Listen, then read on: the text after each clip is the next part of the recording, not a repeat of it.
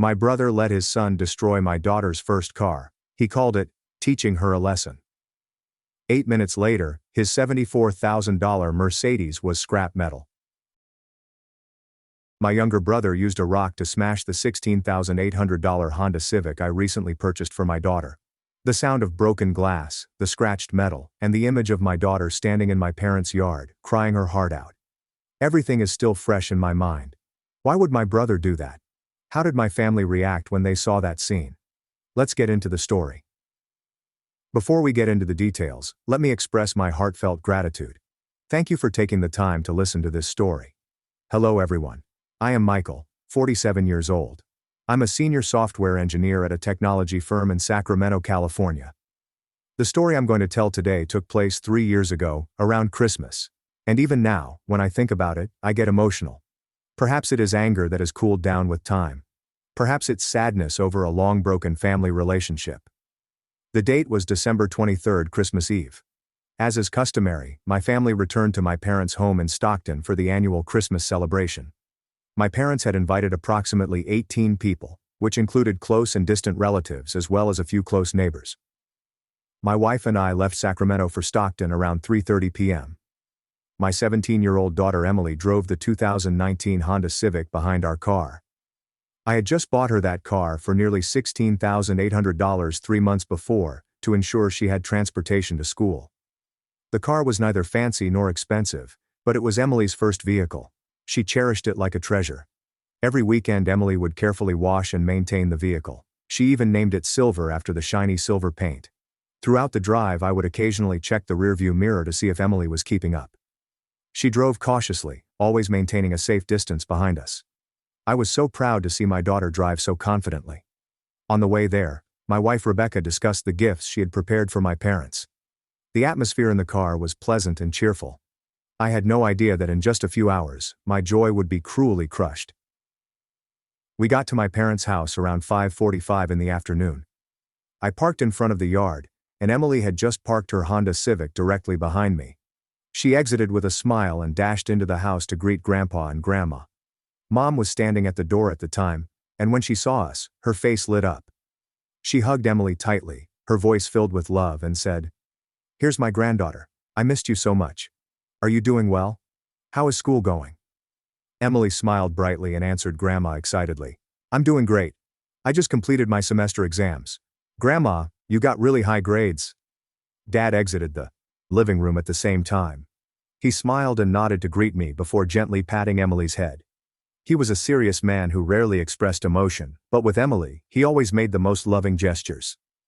Going inside, I noticed that some relatives had already arrived. I noticed Aunt Susan, Mom's younger sister, chatting with Uncle Robert. A few neighbors were also present, sitting around the table as Mom prepared food. And then I saw my younger brother Jason.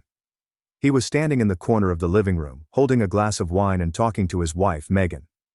Tyler, Jason's 14-year-old son, was standing next to them, with bleached blonde hair and an arrogant expression on his face.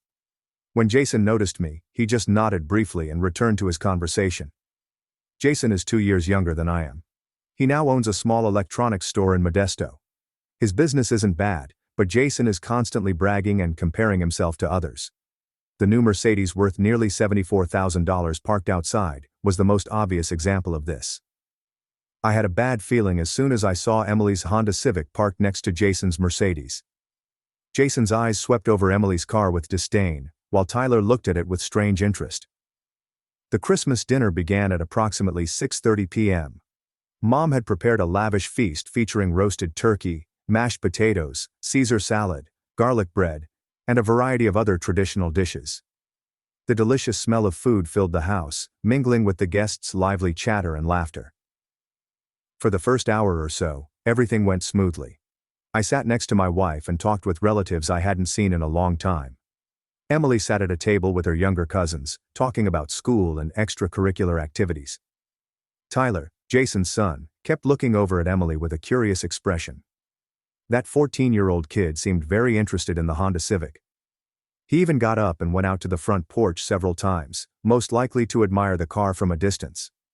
Around 7:20 p.m., I was sitting in the living room with Uncle Robert discussing the real estate market when I heard a blood-curdling scream from the yard outside. Emily screamed. My heart felt like it had stopped beating in that moment. I jumped out of my chair and dashed for the front door. My wife Rebecca followed closely behind me.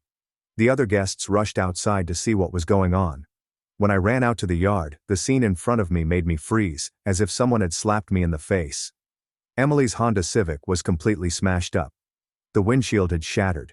The hood was dented with deep gouges. Both headlights were completely broken. The shiny silver paint was now covered in long scratches.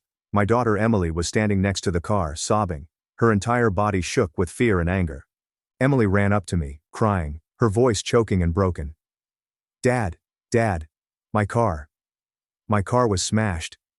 When I saw my daughter crying, I ran over to Emily and hugged her tightly. She sobbed on my shoulder, her entire body shaking. Even though my blood was boiling, I tried to remain calm while asking my daughter, "Who did this? Tell me." Emily looked up at me, her eyes red with tears. She pointed to Jason and Tyler, who were standing a few meters away. Her voice was both angry and distressed. "Uncle Jason and Tyler wrecked my car. They smashed my car right in front of me, Dad." Hearing Emily's words, I let go of her, turned around, and charged at Jason with uncontrollable rage. As soon as I got close to Jason, I grabbed his collar and pulled him towards me. My face was only inches away from his, and I screamed with rage. "Why? Why did you do that? Are you crazy, Jason?" Jason was taken off guard by my actions. He tried to struggle, but I refused to let go. For a brief moment, his eyes were filled with panic, but he quickly regained his composure and pushed my hands away with a fake outrage. He kept yelling, "Let me go! What is wrong with you? Why are you touching me?" Relatives rushed in to break things up. Uncle Robert and a neighbor drew me away, while Aunt Susan helped Jason stand up straight again. The atmosphere was unbearably tense. In the midst of the chaos, my father stood out from the crowd. His expression was stern, and his sharp eyes swept over each person. He stood between Jason and I, his voice deep and authoritative. He inquired loudly, "What's going on here? Can someone explain this to me?" Jason spoke up first.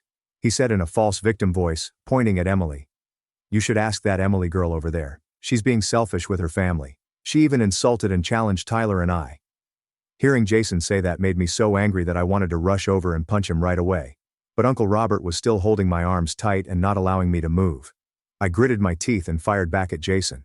"You are lying. My daughter would never insult or challenge others." Emily was standing next to my wife when I noticed her.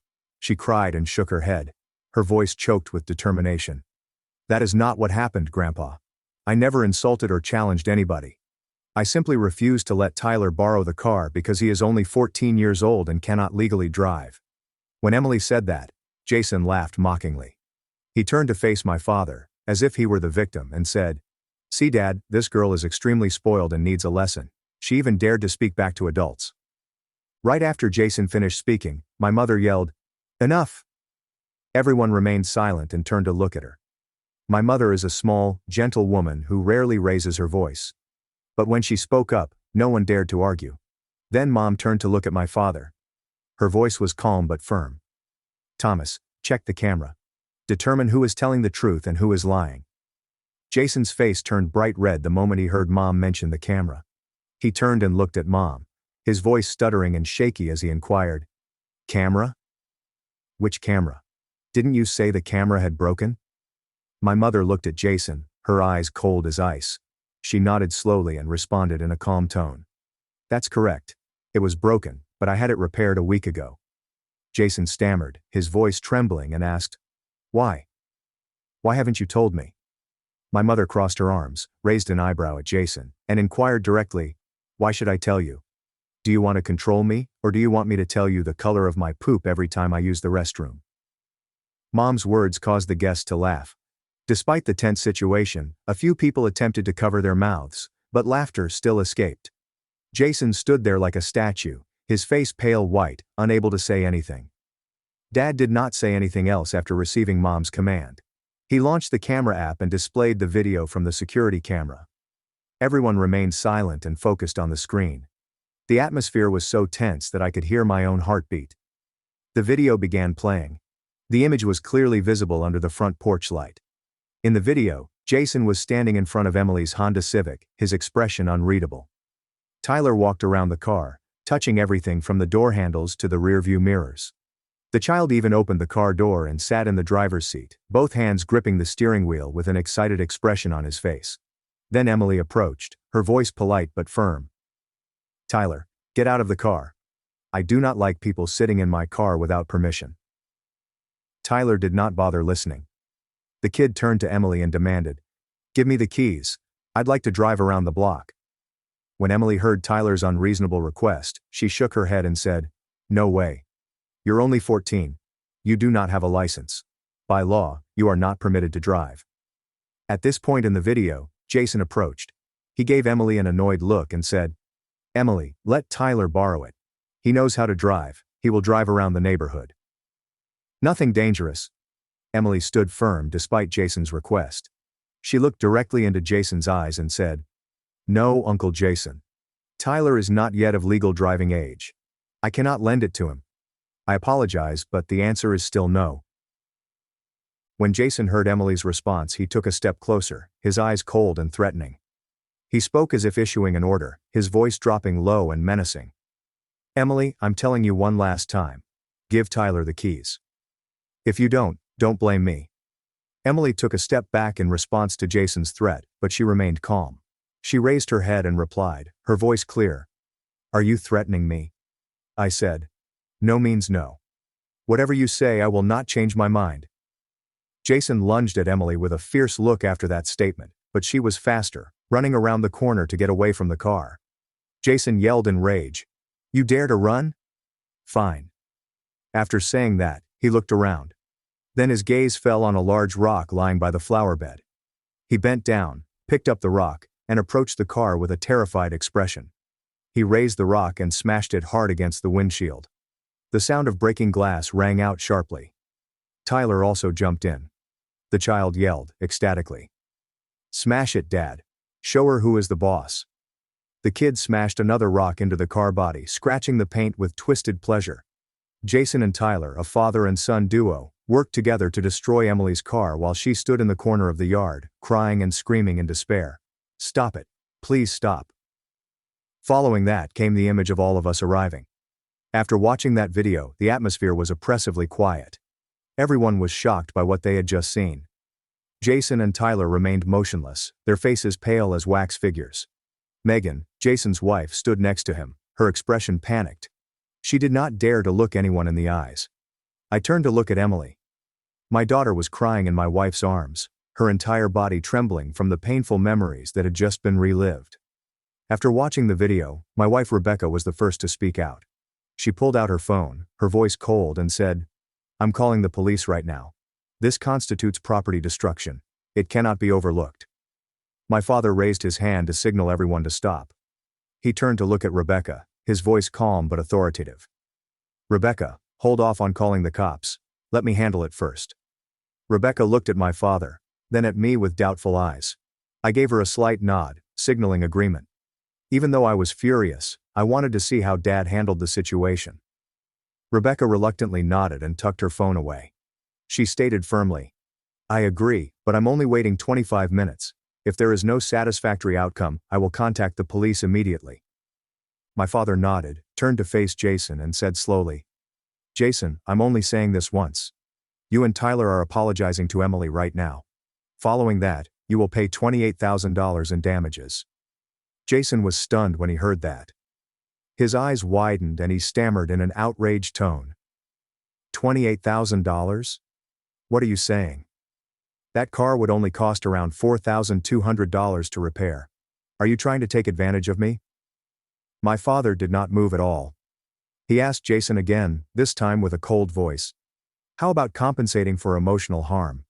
Do you think my granddaughter's psychological state would be unaffected by being threatened and seeing her car smashed in front of her? Do you think the repair money is sufficient?" Jason still refused to give in. He tried to regain his composure before saying, "Families should forgive each other. Why bother calculating every little detail for something so small?" After that statement, my father stared at Jason in silence for quite some time. In the face of Jason's excuses, his gaze remained unwavering. Then he nodded slowly, his voice unusually calm, and replied, "Fine." Nobody understood what Dad was going to do. Jason sighed with relief, thinking Dad had accepted his excuse. He turned to face Megan with a triumphant expression, as if he had just won a battle. But he was completely wrong. After saying that, my father turned and entered the house. Nobody knew what he was planning to do. As I watched his figure disappear behind the door, a strange feeling rose in my chest. Dad stepped out about 3 minutes later, holding a large sledgehammer that required both hands to lift. The hammer hung heavy in his grip, but his steps remained consistent. When they saw my father holding a hammer, all of the guests fell silent. Nobody dared to breathe loudly. Several people took an automatic step back. Dad walked slowly, his steps firm on the yard ground. His eyes were as sharp as knives. There was no trace of emotion on his face. He came to a halt in the middle of the yard and turned to face the relatives who were gathered there. Then he exclaimed, "Hold Jason, his wife, and Tyler for me. Do not let them run." After Dad finished speaking, Uncle Robert and several other men stepped forward to grab Jason, Megan and Tyler tightly. At that point, Jason began to panic. He struggled and yelled, "Dad, what are you going to do? Let me go. Everyone, let me go." But my father didn't bother answering. He walked straight toward Jason's new Mercedes, which he had purchased a few months ago for nearly $74,000, and boasted about it to all of his relatives. Standing in front of the Mercedes, my father raised the sledgehammer high. Then he swung down. The sound of metal clashing rang out loudly, piercing the quiet Christmas night air. The Mercedes hood was dented, leaving a deep crater. After Dad's action, Jason screamed like a wounded animal. "No, this is my car. Stop." "Dad, are you crazy?" Megan also shrieked, her voice shrill and piercing. "Please stop, Dad. The car costs $74,000. What are you doing now?" Tyler yelled, "Grandpa, don't smash the car anymore." But my father did not stop. He continued to swing the hammer with incredible strength. He smashed the car doors, the headlights, and everything else within reach. Each hammer blow was like a judgment on Jason's actions. On Christmas night, the sounds of metal breaking, glass shattering, and Jason screaming combined to create chaotic music. 8 minutes later, the luxurious Mercedes had transformed into an unrecognizable pile of scrap metal. Glass shattered, body dented, and headlights were destroyed. The $6,500 car had become a pile of junk. Jason nearly collapsed in the arms of his relatives. He screamed in a desperate and furious tone, "Dad, why did you do that? Why did you smash my car?" At that point, my father moved closer to Jason, his voice terrifyingly calm, each word like a nail hammered into his heart. "Family members should forgive each other. You said it yourself." Jason stood there trembling. He screamed, his voice filled with hatred. "Do you think you're done after that? I'll call the cops. You destroyed my property. My car cost 4 times more than that girl's. You'll need to pay." My father didn't appear worried at all. He smiled lightly, mockingly, and responded sarcastically, "Oh, why are you being so selfish and calculating with your own father? You just said that families should forgive each other. Why are you changing your tune so quickly?" Jason was speechless after that statement. He opened his mouth to speak but couldn't get anything out. My father continued to speak calmly. "Besides, I did not destroy your car. Who will testify to that?" Jason's eyes widened as he pointed at the guests standing around, his voice almost screaming. "Everyone witnessed it. You smashed my car in front of all 18 people here." After Jason finished speaking, my father turned to look at the relatives with thoughtful eyes. He asked calmly, "Did anyone see me smash the car?" Uncle Robert was the first to speak up, shaking his head in a fake innocent manner. "I did not see anything. I was looking elsewhere." Aunt Susan nodded in agreement, keeping her voice low. "I agree. I only saw Jason smash his own car. He must be experiencing a breakdown." The other guests spoke up one by one. Their voices rang out in succession. "I did not see anything." Mr. Thomas was standing still in one place. Jason was smashing his own car. He must be mentally ill.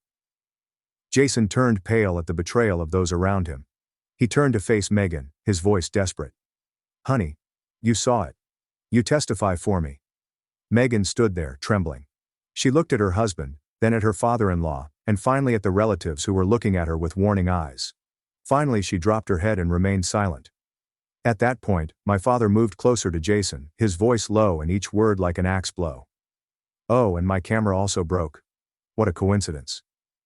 Jason stood motionless, his face as pale as paper.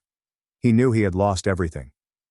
After things had settled down, my father approached Emily. Dad placed his hand on Emily's shoulder and spoke softly. "Emily, I'm sorry. I should have protected you better." Emily looked up at Grandpa.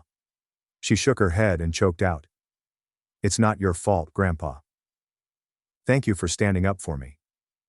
My dad smiled and told Emily, "I'm going to buy you another car. $22,000. You can choose whatever car you want. We'll sell that old car to a used car lot for whatever price we can get. Deal?" Emily's eyes widened with surprise. She looked at Grandpa, then at me as if requesting permission. I nodded at my daughter, indicating agreement. Emily hugged Grandpa tightly, her voice filled with joy and emotion. "Thanks, Grandpa. Thank you very much." My father patted his granddaughter's head, his eyes gentle but filled with sadness. Jason witnessed the scene from a few meters away. He stammered and asked, "Dad, how about my car? You're buying her a car while not compensating me for mine?" My father turned to look at Jason. His voice hurt without sympathy as he replied, "Fix it yourself." Jason couldn't believe what he'd just heard. He stammered, his voice filled with indignation. "Dad, you are playing favorites. You're giving your granddaughter $22,000 while telling me to fix my own car." My father moved closer to Jason, standing face to face with him. He asked, "Playing favorites? How? Emily is my granddaughter, so giving her money is the appropriate thing to do. As for you, you're just an outsider who happens to share my DNA." Jason stepped back, as if someone had punched him in the chest. His face had completely changed color. My father continued to speak in a cold voice. "Emily, the moment you lied and refused to apologize or compensate, you stopped being my son. You ended our father-son relationship with your own hands." The atmosphere was oppressively silent. Everyone stood there. No one dared to say anything. Jason stood there trembling, his eyes red from rage and humiliation. He took a deep breath, regained his composure, and gritted his teeth at my father, his voice filled with threats. "Okay, assuming that's what you want. Okay, I'll sue you for property destruction. My car was worth $74,000, 4 times more than the girl's. You will have to compensate for everything, including emotional distress. Do you think you can bully me?" After Jason's words, my father looked at him and burst out laughing mockingly, his tone sarcastic. "Why are you being so selfish and calculating with your own father? You just said that families should forgive each other. Why would you want to sue me now?" Jason gritted his teeth and exclaimed, "This is different. You destroyed my property. I have the right to be compensated." My father nodded slowly, his voice calm as if he were talking about the weather. "Yes, go ahead and sue.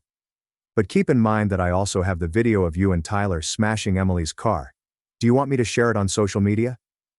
Jason turned pale when he heard this. He stammered, "You wouldn't dare." My dad immediately cut him off. His voice was cold as ice. "Your customers will be pleased to see you threatening a 16-year-old child and smashing her car simply because she refused to let your son borrow it. Your customers will be very impressed." Jason stood there, as if he had been struck by lightning. His face was pale white, and his hands trembled. He knew if the video went viral, his reputation would be ruined. His electronics store would lose customers, and the career he had built over the years would collapse. Megan took a step closer to her husband. She grabbed Jason's arm and, in a panicked voice, whispered, "Let's go, honey. Don't make this any bigger. Let us go home." Jason looked at his wife, then at my father, and finally at the relatives standing around with cold eyes. He realized he'd failed. With a hateful tone, he said, "Fine, I'll never return to this house again. Consider that you do not have me as a son. We will end our relationship from now on." My father looked at Jason, his expression devoid of emotion. He nodded slowly and said in a cold tone, "Good. I've been waiting for you to say that for a long time, but please don't come back here crying and begging later. This door is permanently closed to you." Jason gritted his teeth. He turned to me with hatred in his eyes, growling, "Don't expect me to forgive you either, Michael. You and your daughter will pay for what happened today." I looked straight into Jason's eyes and said, "I don't need your forgiveness, and if you dare to touch my daughter again, I will not just call the police." Jason opened his mouth to speak, but Megan had already pulled him away. She turned to call Tyler with an urgent tone. "Tyler, follow me. We are leaving right now. Tyler hurriedly followed his parents. The kid didn't dare to look at anyone, his head hung low. Jason's family summoned a taxi and departed into the cold Christmas night. His smashed Mercedes lay there as a reminder of what had occurred. After Jason and his family left, the party's atmosphere gradually returned to normal. My mother walked over to Emily, hugged her granddaughter and whispered in her ear with love. "My granddaughter is excellent. You did the correct thing. Do not be sad anymore." Emily nodded, hugged Grandma tightly, and spoke softly. "Thanks, Grandma." A few seconds later, my father signaled to everyone to continue the party. He said calmly, "Okay, it's over now. Everyone continue eating and drinking. Today is the night of Christmas. Don't let unpleasant things spoil the party." Despite the tense atmosphere, people gradually returned to the party. Laughter and conversation resumed, albeit not with the same vigor. At that moment I approached Dad, placed my hand on his shoulder and said, "Thank you, Dad." My father looked at me, his eyes gentle but tinged with sadness. He sighed and admitted to me, "I failed in raising Jason. He became that way because of my mistakes. But I couldn't let him harm my granddaughter." I nodded. An indescribable emotion is rising in my heart. I realized how difficult a decision Dad had to make. Giving up your own child is never easy, no matter how bad the child is. 4 days after the Christmas party, my father drove a dark blue 2023 Honda Civic to my Sacramento home. Emily was sitting in the living room doing her homework when the doorbell rang. She dashed to open the door and froze when she noticed Grandpa standing there with the car keys. My father smiled at Emily and said, "Here's your new car. I promised, didn't I? Go take a look." Emily screamed with joy. She dashed to the yard and gazed at the new car with wide eyes. She turned back to hug Grandpa tightly, her voice choked from emotion. "Thank you, Grandfather. Thank you very much. I'll take very good care of it." My father patted his granddaughter's head, saying, "I know you will. You are a good kid. I am proud of you." After that, Dad came inside to join Rebecca and me for tea. He explained that Jason had sent people to tow away the wrecked Mercedes the day before. Dad sighed and spoke to me, his voice heavy with weariness. He didn't say anything to Mom or me. Just sent people to get the car and then left. "Your mother is depressed, but she realizes this was the right decision." I nodded and asked, "Do you regret it, Dad?" Dad remained silent for a long time. Then he slowly shook his head and said, "No, I do not regret protecting my granddaughter. My only regret is not raising Jason better when he was younger. If I had been stricter, he might not have turned out like this." I didn't know what to say, so I put my hand on Dad's shoulder for comfort. 3 years have passed since the fateful Christmas night. Jason has never returned to my parents' home. He kept his promise, or perhaps it was a threat that he would never return here again. Tyler, Jason's son, also does not visit his grandparents. The child is now 16, but he has never shown up for any family events. In fact, when my mother accidentally ran into Tyler at the supermarket a few months ago, she approached him to say hello.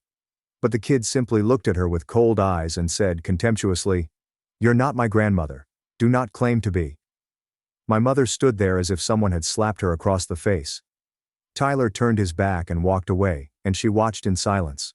Her eyes were red, but she did not shed a single tear. When Mom told me about it, her voice was calm, but I could feel the deep pain in her heart. She sighed and told me, "I don't blame him. He is still a child, being raised in this manner by his parents. What does he know?" I feel bad for him. I didn't know how to comfort Mom. I could only say, "Do not be sad, Mom. You still have Emily and me." Mom nodded and smiled at me, but I could tell she was hiding a pain that couldn't be healed. Looking back over the past 3 years, I've learned 5 important lessons. Lesson 1. Teach children to say no and respect their boundaries. Never allow family or societal pressure to force you or your children to act inappropriately. Lesson 2. Excessive spoiling produces spoiled children. Teach children that they cannot have everything they want, and that being told no is a normal part of life. Lesson 3. Never use the word family as an excuse to bully others. A true family is not one in which people can hurt each other without repercussions. Family love must be founded on mutual respect. Lesson 4. Actions speak louder than words. Sometimes you have to make difficult decisions to protect the people you care about. The final lesson is that the consequences of bad actions will follow you throughout your life. You cannot turn back time, so think carefully before acting. My family's current situation is relatively peaceful. Emily is now 19 and preparing for college. She still drives the Honda Civic that Grandpa gave her, and every time she mentions it, she remembers him with gratitude. My parents still live in the house in Stockton. They're still healthy, though I can see sadness in their eyes when someone accidentally mentions Jason. Jason is still in Modesto, running his electronics store. We no longer communicate and are unlikely to do so in the future. Despite the fact that many people supported us, some continued to criticize my family.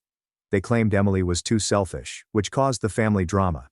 They said my father played favorites with Emily. My parents sold Grandma's 1896 Steinway to buy my sister a Mercedes. From hospice, Grandma dialed one number and said, "Sunday, my house, bring the deed." My name is Natalie Bennett, and I am 29 years old. My parents sold my grandmother's antique piano, which she promised would be mine, for $102,500 and used the proceeds to buy my sister a brand new Mercedes. They assumed Grandma was too ill in hospice to ever find out. They assumed I was too weak to tell her. They were wrong. When I finally told Grandma what they had done, she did not cry. She did not scream. She simply grabbed her phone, dialed one number, and said 7 words that would destroy everything my parents believed they owned. Before I tell you what those 7 words were, and what happened next at my mother's 62nd birthday party, please like and subscribe if you enjoyed the story. Leave a comment and tell me where you're watching from and what time it is. Now let me take you back to the day it all began, the afternoon my grandmother was admitted to hospice. The call came on a Tuesday afternoon, just after my last piano lesson of the day. "Margaret has had another heart attack," my father explained. "No greetings, no warmth. She is stable, but they are transferring her to hospice. Family meeting at the hospital in 90 minutes. I dropped everything. When I arrived, my parents and sister Haley were already huddled in a corner of the waiting room, speaking quietly. My father, Thomas Bennett, stood with arms crossed. My mother, Claire Bennett, clutched her designer purse like a lifeline. Haley, 5 years younger and always the favorite, was scrolling through her phone, barely looking up. "Good, you're here," my father said. "We need to distribute responsibilities, not, how are you holding up? Not, this must be difficult for you. Just logistics. Someone should pay Mother a visit every day." He added, "Claire and I have a business to run. Haley is in a critical situation with Carter Reynolds' family." Carter Reynolds, Haley's boyfriend of 9 months, son of my father's main business partner. "So, Natalie." My father looked at me as if he were assigning me a chore. "You will handle the visits. Your schedule is flexible. Teachers do not typically work overtime." I wanted to mention that I teach music to 42 children every week. I ran after-school programs, that my time had value too, but I did not. "Of course," I replied quietly. "I want to be with her anyway." "Perfect." My father had already turned away. "Keep us updated if anything changes." As I walked toward Grandma's room, I heard my mother's voice drift down the hallway, intended only for Haley's ears. "At least she's useful for something." I continued walking. I did not turn around. Not because I didn't hear, but because I'd grown accustomed to this type of pain and had stopped expecting it to be acknowledged. Grandma Margaret Whitmore's room smelled of lavender and old books. She insisted on both. "They try to make everything smell like antiseptic," she explained during my first visit. "I refuse. If I'm going to die, I want to do so surrounded by the things I care about." She was 78 years old, sharp as a blade, and dying from congestive heart failure. The doctors gave her 6 weeks, possibly 2 or 3 months if she was lucky. I went every day after school. We talked about music, about her years performing in concert halls throughout the Northeast, and about my students who couldn't read notes but could feel rhythm in their bones. One evening, she reached for my hand. Her grip was weaker than I recall, but her eyes were fierce. "Natalie, I need you to know something." "Anything, Grandma." "The Steinway." She paused, allowing the words to settle. "This is my mother's piano. The one from 1896. I was very familiar with it. I first learned scales on those ivory keys when I was 8 years old. That piano had been the soundtrack to my childhood, the only place in the family where I felt truly understood." "It's yours," she stated firmly. "I have already informed Thomas and Claire. I informed them last month in front of everyone. That piano belongs to you." I remembered our conversation. My father's jaws tightening. My mother exchanged looks with Haley. My sister rolled her eyes and said something about sentimental junk. Grandma, you don't have to. I want to. She squeezed my hand. You are the only one who knows what it means. Promise me that you'll take care of it. I promise. She smiled then, a knowing smile that appeared to conceal secrets I couldn't see. There are some things more valuable than money, child, and some people who need to learn that lesson the hard way. 3 weeks later, everything had changed. Grandma had asked me to bring some old photographs from her house, ones from her performing days, that she wanted to see one last time. I still had a key, so I drove over from school on a rainy Thursday afternoon. The house was too quiet. I walked through the foyer, past the dining room, and into the living room, where the Steinway had stood for 3 decades. The space was empty. I stopped breathing. Where the piano should have been, there was only a rectangular indent in the carpet. A ghost of something that had lived there for decades was violently removed. My hands shook as I took out my phone. Mom. My voice cracked. Where is Grandma's piano? A pause. My mother's voice was casual and dismissive. Your father handled it. Nat, it's time to get serious. You shouldn't be concerned about it. I handled it. How? Where is it? I said, don't worry about it, Nat. Click. She hung up on me. I stood in that empty living room for what seemed like hours, staring at the indentation in the carpet. The rain pattered against the windows. Thunder sounded in the distance. I drove to my parents' house that evening. My father answered the door with a glass of scotch in his hand, looking annoyed by the interruption. The piano, I replied. What have you done? He did not even flinch. We sold it. I received $102,500 for it. Good price. The entire world tilted. You sold it? Grandma said it was mine. Grandma's dying, Nat. He took a sip of his drink. She does not need a piano. And neither do you. Behind him, I heard the jingle of car keys. Haley appeared in the corridor, grinning. New keys for a new car. You bought her a car? My voice sounded flat. With grandmother's piano? My father shrugged, as if I had asked about the weather. Mercedes-Benz. Haley needs to make a good impression on Reynolds. Carter's family is very particular about appearances. That piano was supposed to be mine. So what would you do with it? My mother appeared behind my father with arms crossed. You teach children's music classes, Nat. You do not perform, you do not have the space. Haley needed the money for her future. Her future. I repeated the words, tasting the bitterness. Haley entered the foyer swinging her new keys like a trophy. Don't get jealous, Nat, it's not a good look. She smiled with all of her teeth. Maybe if you'd picked a better career, you could afford nice things too. I looked at my parents, my sister, and the life they'd created for themselves, where I was always the afterthought, the one whose needs came last. Does Grandma know? Silence. Is she aware you sold her piano? My mother's expression hardened. She is in hospice, Natalie. She takes morphine half the time. She doesn't need to know anything that will make her upset. Do you mean you don't want her to know? I mean, my mother stepped closer, her voice becoming cold and threatening. That if you tell her and it causes her stress and something bad happens, it will be your fault. Do you want to be held accountable for killing your grandmother? The accusation lingered in the air like poison. I should have backed down. The old Natalie would have, but something had changed within me. Something had finally broken. Grandma deserves to know what happened to her property, I said quietly. And I will not lie to her. I turned and walked away before they could reply. I did not sleep that night. My apartment felt smaller than usual, a modest one-bedroom that my parents had always mocked as evidence of poor lifestyle choices. I sat on my second-hand couch, looking at a framed photograph on the bookshelf. Grandma Margaret performed her final concert 22 years ago. Her fingers were poised above the keys, her face luminous with determination. That same piano, which they had sold as if it were nothing. My mother's words circled in my mind.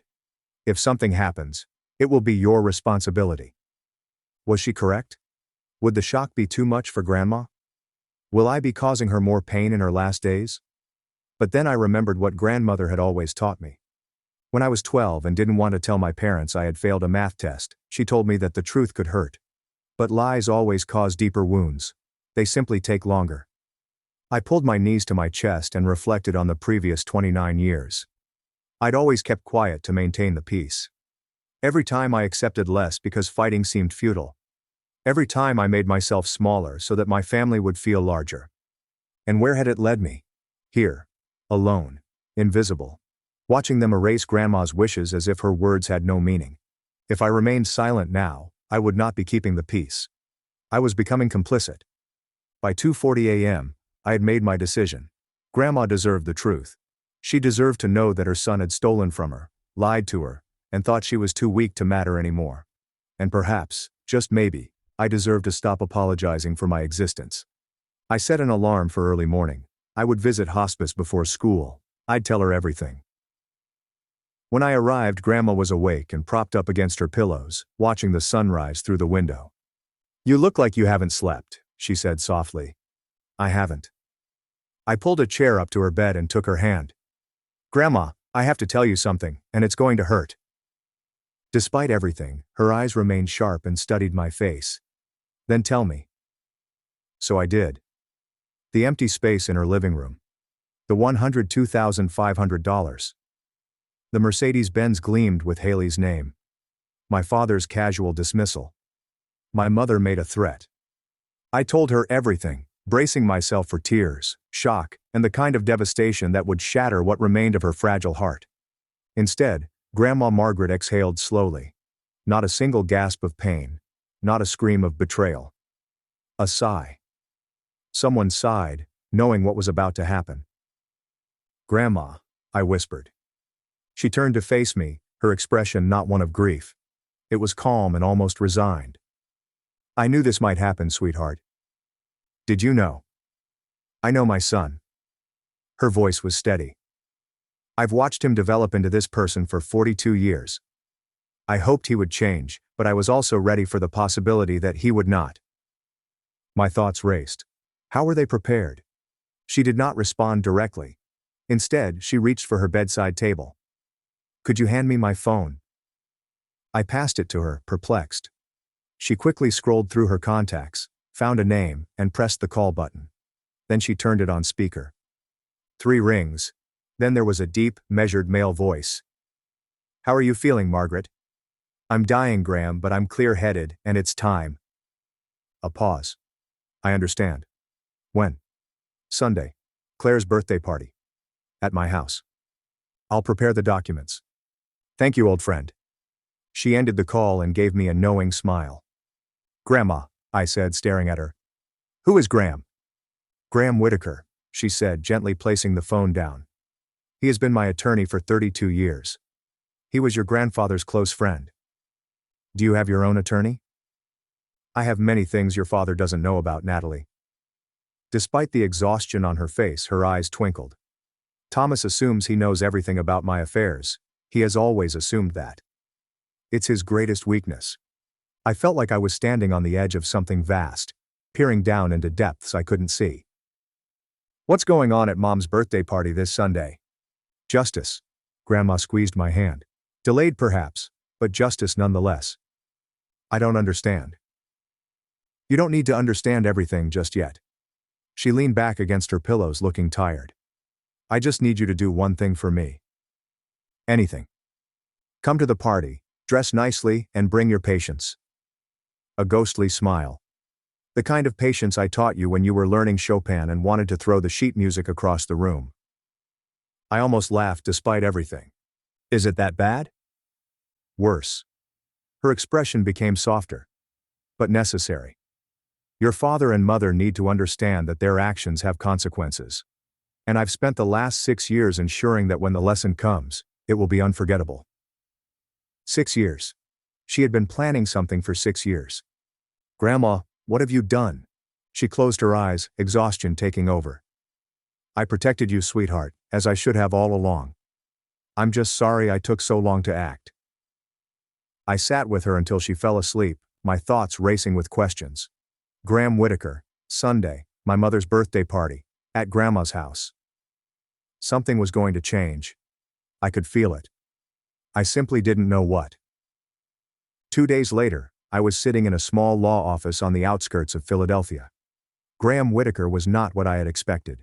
He was in his early 70s, had silver hair, and wore gold-rimmed glasses. His movements were slow and precise. His office smelled of old leather and paper and was lined from floor to ceiling with legal volumes. "Natalie Bennett." He held out his hand. "Your grandmother is constantly talking about you. It's nice to finally meet you." "Mr. Whitaker, Graham, please." He motioned toward a chair across from his desk. "Sit. Your grandmother asked me to explain a few things before Sunday." I sat. My hands trembled slightly. "Your grandmother is a remarkable woman," Graham began. "She's also far more astute than her children realize. She has been observing and planning." "What exactly are you planning?" He folded his hands on the desk. "Tell me, Natalie, do you know who owns the house where your parents live?" "They do. Grandma gave it to them after Grandpa died." Graham's expression did not change. "Is that what you were told?" "It's what everyone says." "Everyone's wrong." He took a folder from his desk drawer and slid it across to me. "Your grandmother let Thomas and Claire live in that house for free, but she never transferred ownership." "Not legally." "Not ever." I focused on the document in front of me. The property deed. Margaret Whitmore's name is clear as day. No transfer. There is no amendment. "They've been living in her house for 11 years, I said slowly, assuming it was theirs. "Precisely." My head was spinning. "Why would Grandma let them believe?" "Because she was watching, Natalie." Graham leaned in. She waited to see if her son would prove her fears wrong. Unfortunately, he did exactly as she expected. That night, I returned to my apartment and began searching. Grandma had given me a box of old belongings years ago, including photographs, letters, and pressed flowers from her garden. I'd never looked through it thoroughly. It felt overly intimate, like reading someone's diary. But I needed answers. I discovered it at the bottom, beneath a stack of faded concert programs. An old, yellowed sealed envelope. My name was written in Grandma's elegant script, with 6 words underneath it. "For Natalie, when you need to understand." My fingers quivered as I opened it. The inside contained a single photograph, a legal document copy. The header was partially obscured, but I could see Grandma's signature at the bottom, which was dated 6 years ago. A note with her handwriting was clipped to the corner. "The house never left my possession, sweetheart. It was only borrowed, and some borrowers do not deserve the benefit." I reread it 3 times. Then I understood. Sunday's party was held at Grandma's house. My parents treated the house as their own. They had previously hosted dinner parties and holiday gatherings there. They sold the piano that sat in the living room as if it belonged to them. But it did not belong to them. It never has. My father's entire sense of status was built on a non-existent foundation. I recalled all the times he'd lectured me on real assets and sound investments. All the times he mocked my small apartment while standing in a house he didn't even own. The irony was nearly too perfect. I tucked the letter back into its envelope and placed it on my nightstand. Sunday was 4 days away. Whatever Grandma had planned would take place in the territory my parents had claimed, and they had no idea what to expect. The night before the party, Grandmother called. Her voice was weaker than before, and I could hear how much effort she put into each word. But her mind remained razor sharp. "Natalie, are you prepared for tomorrow?" "I think so." I paused. "Are you sure about this, Grandma?" "It's Mom's birthday. In front of all those people. That's precisely why it needs to be tomorrow." She took a slow breath. "Your father sold my piano in front of everybody. He announced it at last month's family dinner, as if it was his decision. He did not ask me. He did not think about you. He assumed that I was too weak and you were too quiet to matter." I closed my eyes. "I remember." "Then you understand why the lesson needs witnesses." Her voice softened. "I am not doing this for vengeance, sweetheart. Revenge is meaningless. I'm doing this because it's right, and you deserve to be safe, especially after I leave." Tears streamed behind my eyes. "Grandma, I should have acted sooner. I watched how they treated you for years and hoped Thomas would change. That was my mistake. Love blinded me for far too long. This is not your fault. Perhaps not entirely, but I can still make things right." A pause. "I do not have much time left, Natalie. The doctors say 6 weeks, but I believe it is less. I can feel it, and I need to know. Do you trust me?" "Always." Then come tomorrow. Wear something that will make you feel strong. And no matter what happens, remember that you are not the villain in this story. You never were." We said goodnight. I kept the phone against my chest for a long time after she hung up. Nothing would be the same tomorrow. I just had to be willing to let go. Sunday dawned with pale winter sunlight and the crisp air that makes everything seem sharper. Grandma's house, my parents' borrowed home, appeared almost festive. Someone had hung a banner wishing them a happy 62nd birthday across the porch. Cars lined the driveway, spilling onto the street. I parked at the far end and sat in my car for a moment to gather myself. I wore a navy blue dress with simple but elegant pearl earrings that my grandmother had given me for my 22nd birthday. My hair was neatly pinned back. Armor for a battle I didn't quite understand. The house was buzzing with approximately 34 guests. I only saw aunts and uncles on holidays, old neighbors, and a few of my father's business associates. I recognized Mr. Reynolds near the fireplace with Carter standing beside him and Haley on his arm. The living room immediately caught my eye. The corner where the Steinway had stood for 30 years was now empty. Someone had placed a large potted plant there to fill the void. It appeared ridiculous, a leafy green apology for something that could not be apologized away. My mother stood near the dining table in a red designer gown, accepting compliments like a queen being honored. My father remained nearby, working the room with practiced charm. Graham Whitaker sat in the far corner, almost invisible among the crowd, with his leather briefcase beside his chair. He caught my eye from across the room and gave an almost imperceptible nod. I nodded back. My Aunt Lillian, grandmother's younger sister, appeared beside me. "Natalie, sweetheart, how is Margaret doing?" "Tired," I admitted, but still sharp. She was always the smart one. Aunt Lillian's gaze shifted to the empty corner. "I noticed the piano is gone. Thomas stated that Margaret wanted to sell it." I opened my mouth to respond, but my father's voice broke through the crowd. "Everyone, if I could have your attention, please." My father stood in the center of the living room, crystal glass raised, commanding the space as if he owned it, which I now realized he did not. "Today we celebrate 62 wonderful years of Claire Bennett." Applause. My mother was beaming. "And I also want to take a moment to share some exciting family news." My stomach dropped. As some of you know, our daughter Haley has been seeing Carter Reynolds, the son of my dear friend and partner Victor. He gestured toward Carter, who smiled politely. "And to celebrate her bright future, we have a special surprise." He led the entire party outside where a gleaming silver Mercedes-Benz sat in the driveway with a red bow on its hood. "A gift," my father proudly declared, "made possible by Grandma Margaret's generosity. She sold her antique piano to provide for her granddaughter's future." Haley squealed, wrapped her arms around my father and posed for photos next to the car. I stood frozen on the porch. He was doing it again, rewriting the story, making himself the hero while completely ignoring Grandma's wishes. A woman I didn't recognize leaned towards her husband. "Wasn't the piano supposed to go to the other granddaughter? Who teaches music?" Her husband shrugged. "Guess plans changed." Aunt Lillian appeared beside me, her face paler. "Natalie, did Margaret actually agree to this?" Before I could respond, Haley noticed me and called out, her voice dripping with false sweetness. "Natalie, come take a photo. Don't get jealous. I'm sure Grandma will leave something for you too. Perhaps she has an old collection of sheet music." Scattered laughter echoed throughout the crowd. My hands were shaking. My vision was blurred with tears that I refused to let fall. Then behind me, I heard a briefcase click open. Everyone started filing back inside, but Aunt Lillian obstructed my father's path. "Thomas."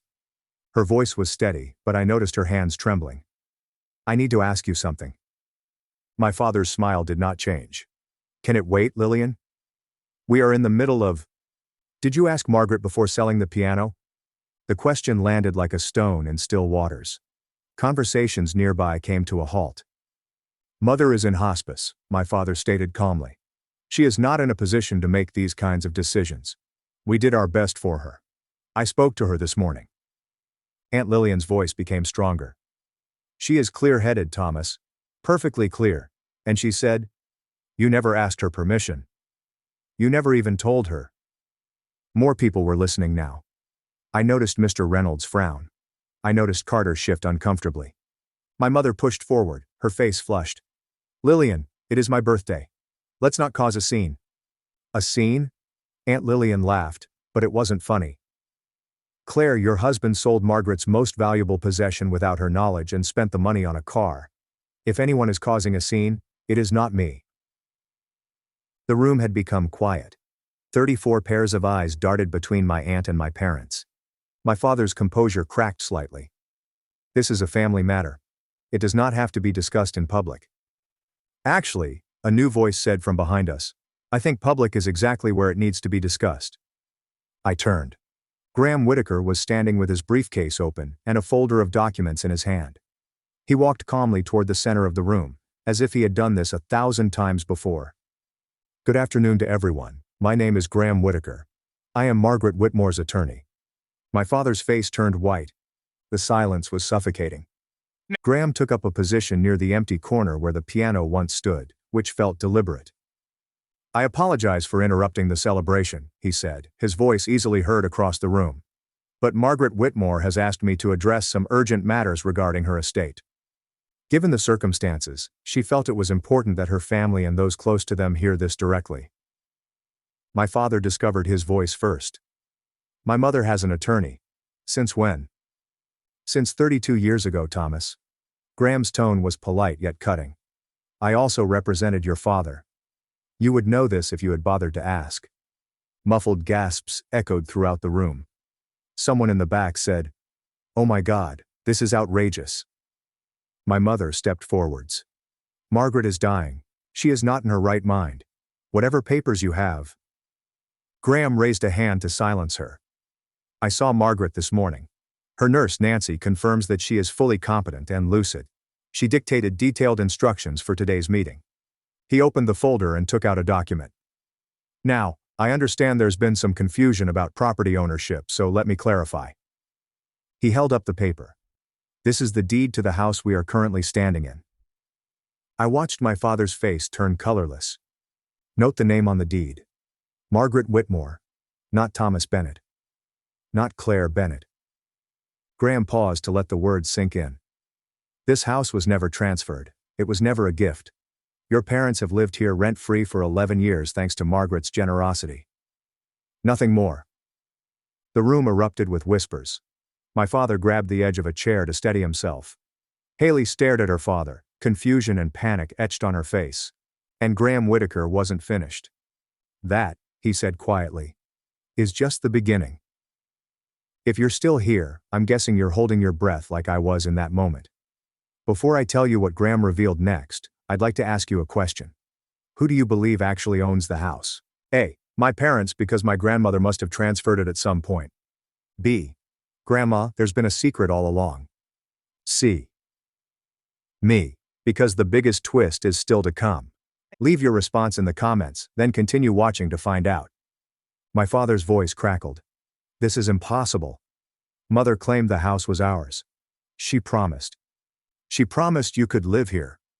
Graham placed the deed on the dining table so that everyone could see it. She never promised ownership. There is a significant legal difference, Mr. Bennett. I watched as the realization spread throughout the room like wildfire. Mr. Reynolds took a small step away from my father. One of the neighbors shared a knowing look with her husband. For 11 years, Graham continued, you've enjoyed this property without having to pay rent, utilities, or property taxes, which are all covered by Margaret's accounts. You've treated it like your own. You've even made changes without permission. He took a glance at the modern light fixtures that my mother had installed last year. Legally, you are tenants at will, and the property owner has the right to terminate that arrangement at any time. You can't be serious, my mother said, her voice shrill. We've lived here for more than a decade. We've made an investment in this house. Invested without authorization. Graham's expression remained unchanged. Any improvements you've made without written consent belong to the property owner, Margaret Whitmore. Haley grabbed Carter's arm. This is insane. Dad, tell them this is a joke. My father could not speak. He looked at the deed as if it were a death warrant. I should also mention, Graham said almost casually, that Pennsylvania law takes property fraud very seriously. Representing someone else's property as your own, especially in business situations, can have serious legal ramifications. Mr. Reynolds' expression changed from confusion to cold calculation. He no longer saw my father as a partner, but rather as a liability. My father's empire, built on borrowed prestige, was crumbling before our eyes, and Graham still had more documents in his folder. Now, Graham said, pulling out a second document, we come to the matter of trust. What trust? My father's voice barely rose above a whisper.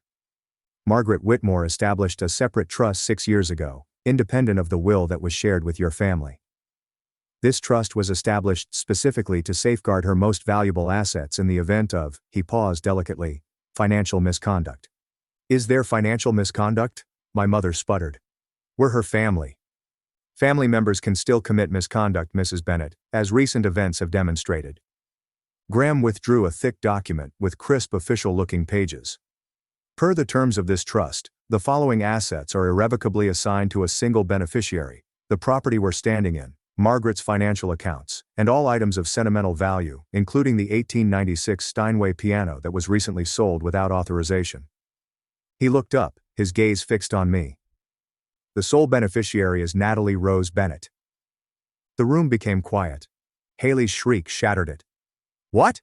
This is fraudulent! My father yelled. She was manipulated. That little... He pointed at me, his face contorted in rage. Thomas. Graham's voice froze. I would advise you to choose your next words carefully. More than 34 people have witnessed everything said here today.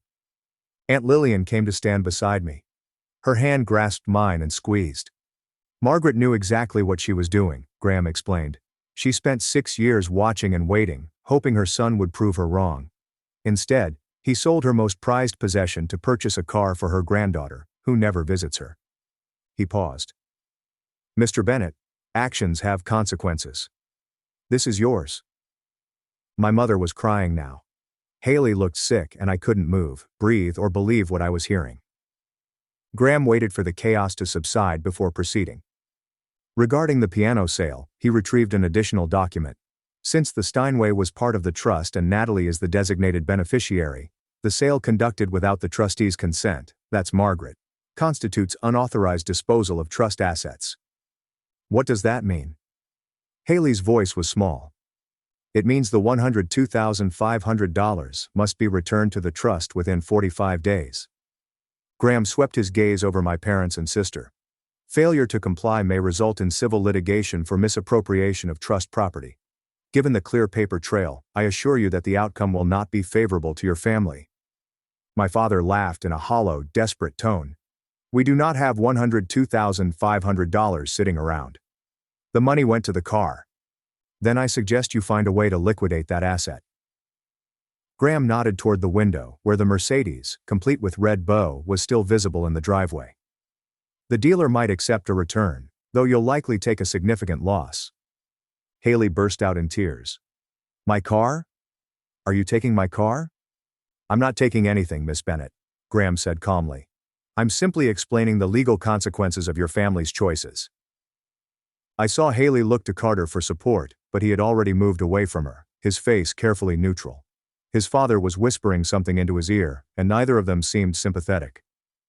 Additionally, Graham continued, Margaret has asked me to inform you that your living arrangements in this house will be formally restructured. You may stay here temporarily, but a valid lease agreement will be required. A lease? My mom's voice was barely audible. In the house where we've lived for 11 years? In the house, Graham gently corrected. That you never owned. The room had become deathly quiet. Every eye was on me. My father turned slowly, his face contorted with betrayal and rage. You did it. You poisoned her against us. I stood my ground. No, father. I didn't do anything. My voice was more stable than I expected. My grandmother made these decisions 6 years ago, before I knew anything about them. I just found out this week. Liar. My mother's voice was venomous. You've always been jealous of Haley and our family's success. This is your vengeance. Revenge? I felt something cold and hard crystallize within me. I didn't sell Grandma's piano without first asking her. I did not spend the money on my own car. I did not lie to everyone about what occurred. I took a step forward and looked directly at my mother. I didn't say, at least she's useful for something, when I agreed to visit Grandma every day. I am not the person who hung up on me when I asked questions. And I am not the one who threatened to kill Grandma if I told her the truth. Gasps echoed throughout the crowd. Aunt Lillian's hand tightened around mine. I spent 29 years being invisible in this family. My voice remained steady. I accepted it because I believed that was what love required. Shrink yourself to make others comfortable. I looked at my father, my mother, and Haley, who was still crying over her doomed Mercedes. But grandmother taught me something different. She taught me that loving yourself entails standing up for what is right, even if it costs you everything. I took a breath. So this is what I want you to understand. I'm not sorry anymore. I refuse to remain silent any longer, and I'm over pretending everything is fine when it isn't. The room was completely still. Graham pulled me aside as the crowd dispersed slowly and awkwardly, whispering goodbyes and avoiding eye contact. Natalie, we need to discuss next steps. I nodded, feeling surreal, as if I were watching myself from outside my body. Legally, you have several options, he said softly, so only I could hear. You could demand an immediate eviction. Given the circumstances, your grandmother would support whatever decision you make. I looked across the room at my parents. My father had fallen into a chair, head in his hands. My mother stood frozen by the window, mascara streaking down her face. Haley had vanished, possibly outside mourning her Mercedes. They appeared broken.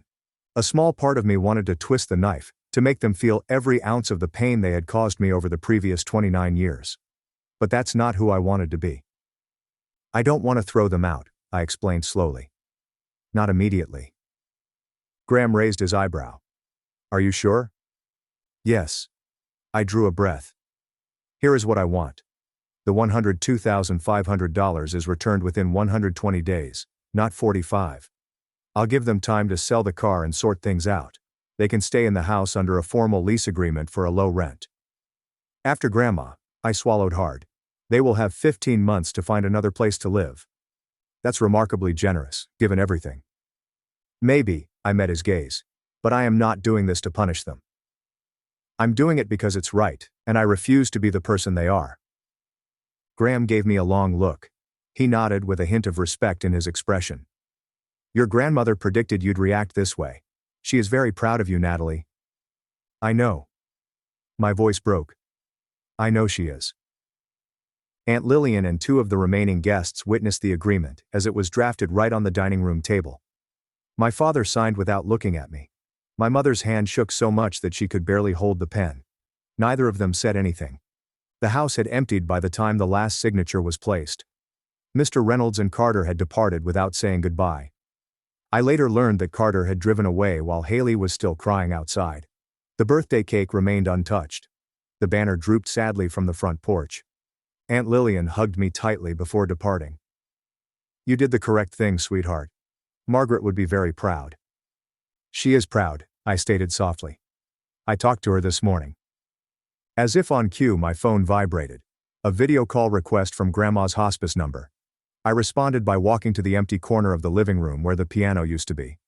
Her face appeared on screen, pale but calm. Nurse Nancy was seen in the background, smiling. Grandma's voice was weak but warm. My brave girl. How are you feeling? Terrified, I admitted, and relieved and sad all at once. That is how courage feels, sweetheart. It is never comfortable. I didn't throw them away. I gave them time. I know. Graham had texted her. Her eyes glistened. Natalie, you are a better person than they deserve. But that is why I chose you. I pressed my hand against the screen, wishing I could hold hers instead. Thank you, Grandma, for everything, for protecting me. Don't thank me. Her smile was tinged with sadness. Just live well. Play music. Be happy. That is how you thank me. I will. I know you will, sweetheart. She closed her eyes. I know you will. I know many of you are probably thinking, so that's it? Did your parents ever change? The honest answer is complicated. Not every story has a perfect ending, but every story has a lesson. Before I tell you what happened in the months that followed, I want to hear from you. Have you ever had to set boundaries with family? How hard was it? Drop your story in the comments. I read every single one. The first week after the party was chaos. News travels fast in small social circles, and the story of what happened at Claire Bennett's 62nd birthday spread like wildfire. My father's business partners suddenly became unavailable for meetings. Old friends stopped returning calls. Mr. Reynolds formally withdrew from the joint venture they'd been planning. When my father demanded an explanation, the response was cold. "I can't do business with someone I can't trust. Thomas, if you'd deceive your own mother, what would you do to a partner?" The deal would have been worth over $240,000. Gone in an instant. Haley had to return the Mercedes. The dealership only offered her $87,500, $15,000 less than my parents had paid. She screamed at the salesman for 20 minutes before finally signing the paperwork. Carter broke up with her 4 days later via text message. "My family thinks it's best if we take some time apart," the message read. Translation: they wanted nothing to do with the Bennett family drama. My sister, who had always been the golden child, found herself suddenly ordinary. No car, no wealthy boyfriend. No special status. She had to borrow my mother's old Honda to get to job interviews. I didn't gloat. I didn't reach out. I simply went about my life, teaching piano to my students, visiting grandma every evening. But I'd be lying if I said there wasn't some quiet satisfaction in watching the facades crumble. My father had spent years measuring success in appearances, the house, the car, the right connections. Now he was learning that none of it had ever been real. The foundation he'd built his identity on was borrowed, and borrowed things always have to be returned. 3 weeks after the birthday party, the hospice called me at 5:30 a.m. "You should come now," the nurse said gently. "She's asking for you." I drove faster than I should have, my heart pounding the entire way. Grandma's room was quiet when I arrived. The morning light filtered through the curtains, casting soft golden shadows across her bed. Her breathing was shallow, her face paper thin, but her eyes were open, and when she saw me, she smiled. "My Natalie." Her voice was barely a whisper. "Come sit with me." I took her hand. It felt so fragile, like holding a bird. "I have something to tell you," she said slowly. "Something I should have said years ago." "What is it, Grandma?" "I'm sorry." I blinked. "Sorry for what?" "For not acting sooner." A tear slipped down her cheek. "I watched how they treated you year after year. I kept hoping Thomas would change, that Claire would see your value. I made excuses because I didn't want to believe my own son could be." She trailed off. "It's not your fault," I said, my own tears streaming down. "Perhaps not entirely, but I could have done more. I could have protected you sooner, instead of waiting until I was dying." She barely squeezed my hand. "I apologize, sweetheart. You deserved better. You gave me everything that mattered," I declared vehemently. "Music, love, the realization that I was worth something. That is more than they ever gave me." She smiled, and for a moment she reminded me of my grandmother from childhood. Strong, radiant, full of life. "I'm so proud of you, Natalie. You have a good heart, but you've finally learned to protect it. You taught me that. Then I did something right." Her eyes fluttered shut. "I am tired now, sweetheart. Stay with me always." Grandma Margaret died peacefully that evening, holding my hand in hers. The funeral took place 6 days later at the small church she had attended for 52 years. It was as simple as she had wished. There were no elaborate flowers or ostentatious displays, just music, memories, and people who genuinely loved her. I played the piano at the service. It wasn't the Steinway that was gone, but a modest upright that the church had owned for decades. I played Chopin's Nocturne in E-flat major, which was the first piece Grandma taught me. The church was halfway full. Aunt Lillian sat in the front row, holding tissues in her hand. Several pews were filled with Grandma's former performing friends, white-haired women who remembered when Margaret Whitmore's name meant something in the world of classical music. My parents sat at the back. They did not approach me before the service, during it, or afterward. My mother wore dark sunglasses that covered her eyes. My father stared straight ahead, as if he were attending his own sentencing. Haley was not there at all. "Too emotionally fragile," my mother replied to someone who inquired. I gave the eulogy. I discussed Grandma's music, her wisdom, and her quiet strength. I mentioned how she taught me that love isn't about grand gestures. It was about showing up every day and deciding to see someone for who they truly were. I did not mention the drama. The funeral wasn't the appropriate setting. Following the service, my father began walking toward me. I saw him pause, take a step, and then stop when my mother grabbed his arm and drew him away. He never managed to cross the room. Perhaps he wanted to apologize. Perhaps not. I will never know. But I'd already accepted the fact that some apologies never come, and others are no longer necessary. 7 months later, I moved into Grandma's home. It felt strange at first, walking through rooms infused with her presence and sleeping in the guest bedroom I'd known since childhood. However, it gradually began to feel like home. I used some of the returned funds to purchase a new piano. Not a Steinway, which costs much more than $102,500, but a lovely Yamaha Grand that filled the space where Grandma's piano once stood. Different, but meaningful in its own right. A new beginning. I began teaching private lessons on weekends. My first student was Aunt Lillian's granddaughter, Olivia, who was 9 years old, bright-eyed, and had the same impatient energy as I did. I cried when she played her first complete scale. My parents moved out 3 months after Grandma died. They did not wait the full 15 months that I had offered. They refused to live somewhere with so many painful memories. I believe they couldn't stand the reminder of what they had lost. They purchased a small condominium across town. My father's business was struggling and had been reduced to half of its former size. My mother joined a different social club where no one knew about our family history. We did not speak. Distance, not anger. Some gaps are too big to bridge. But I was not bitter. Bitterness is exhausting, and I had a life to lead. In the evenings, I would sit at the piano and play until the stars appeared. Chopin, Bach, or simply improvised melodies that went nowhere and everywhere. Grandma's presence remained in those moments. In the scent of lavender from the garden she had planted. In the creak of the old floors. In the way the sunlight fell through the windows at sunset. She was gone, but she was present everywhere. And I was finally free. 9 months after the funeral, my phone rang. Haley. I waited 3 rings before answering the phone. Natalie. Her voice sounded different, smaller, less certain. Haley. Silence spread between us, 29 years of sisterhood reduced to awkward pauses. I'm not calling to ask for anything, she finally said. I wanted to say something. Okay. I've been thinking a lot about everything that happened, especially how I acted. She took a shaky breath. I was extremely angry at first. Look at you. At Grandma. To everyone. I thought you had taken something from me. And now? Another pause. Now I work at an entry-level marketing firm. I take the bus because I cannot afford a car. And I have started going to therapy. I did not respond. I just listened.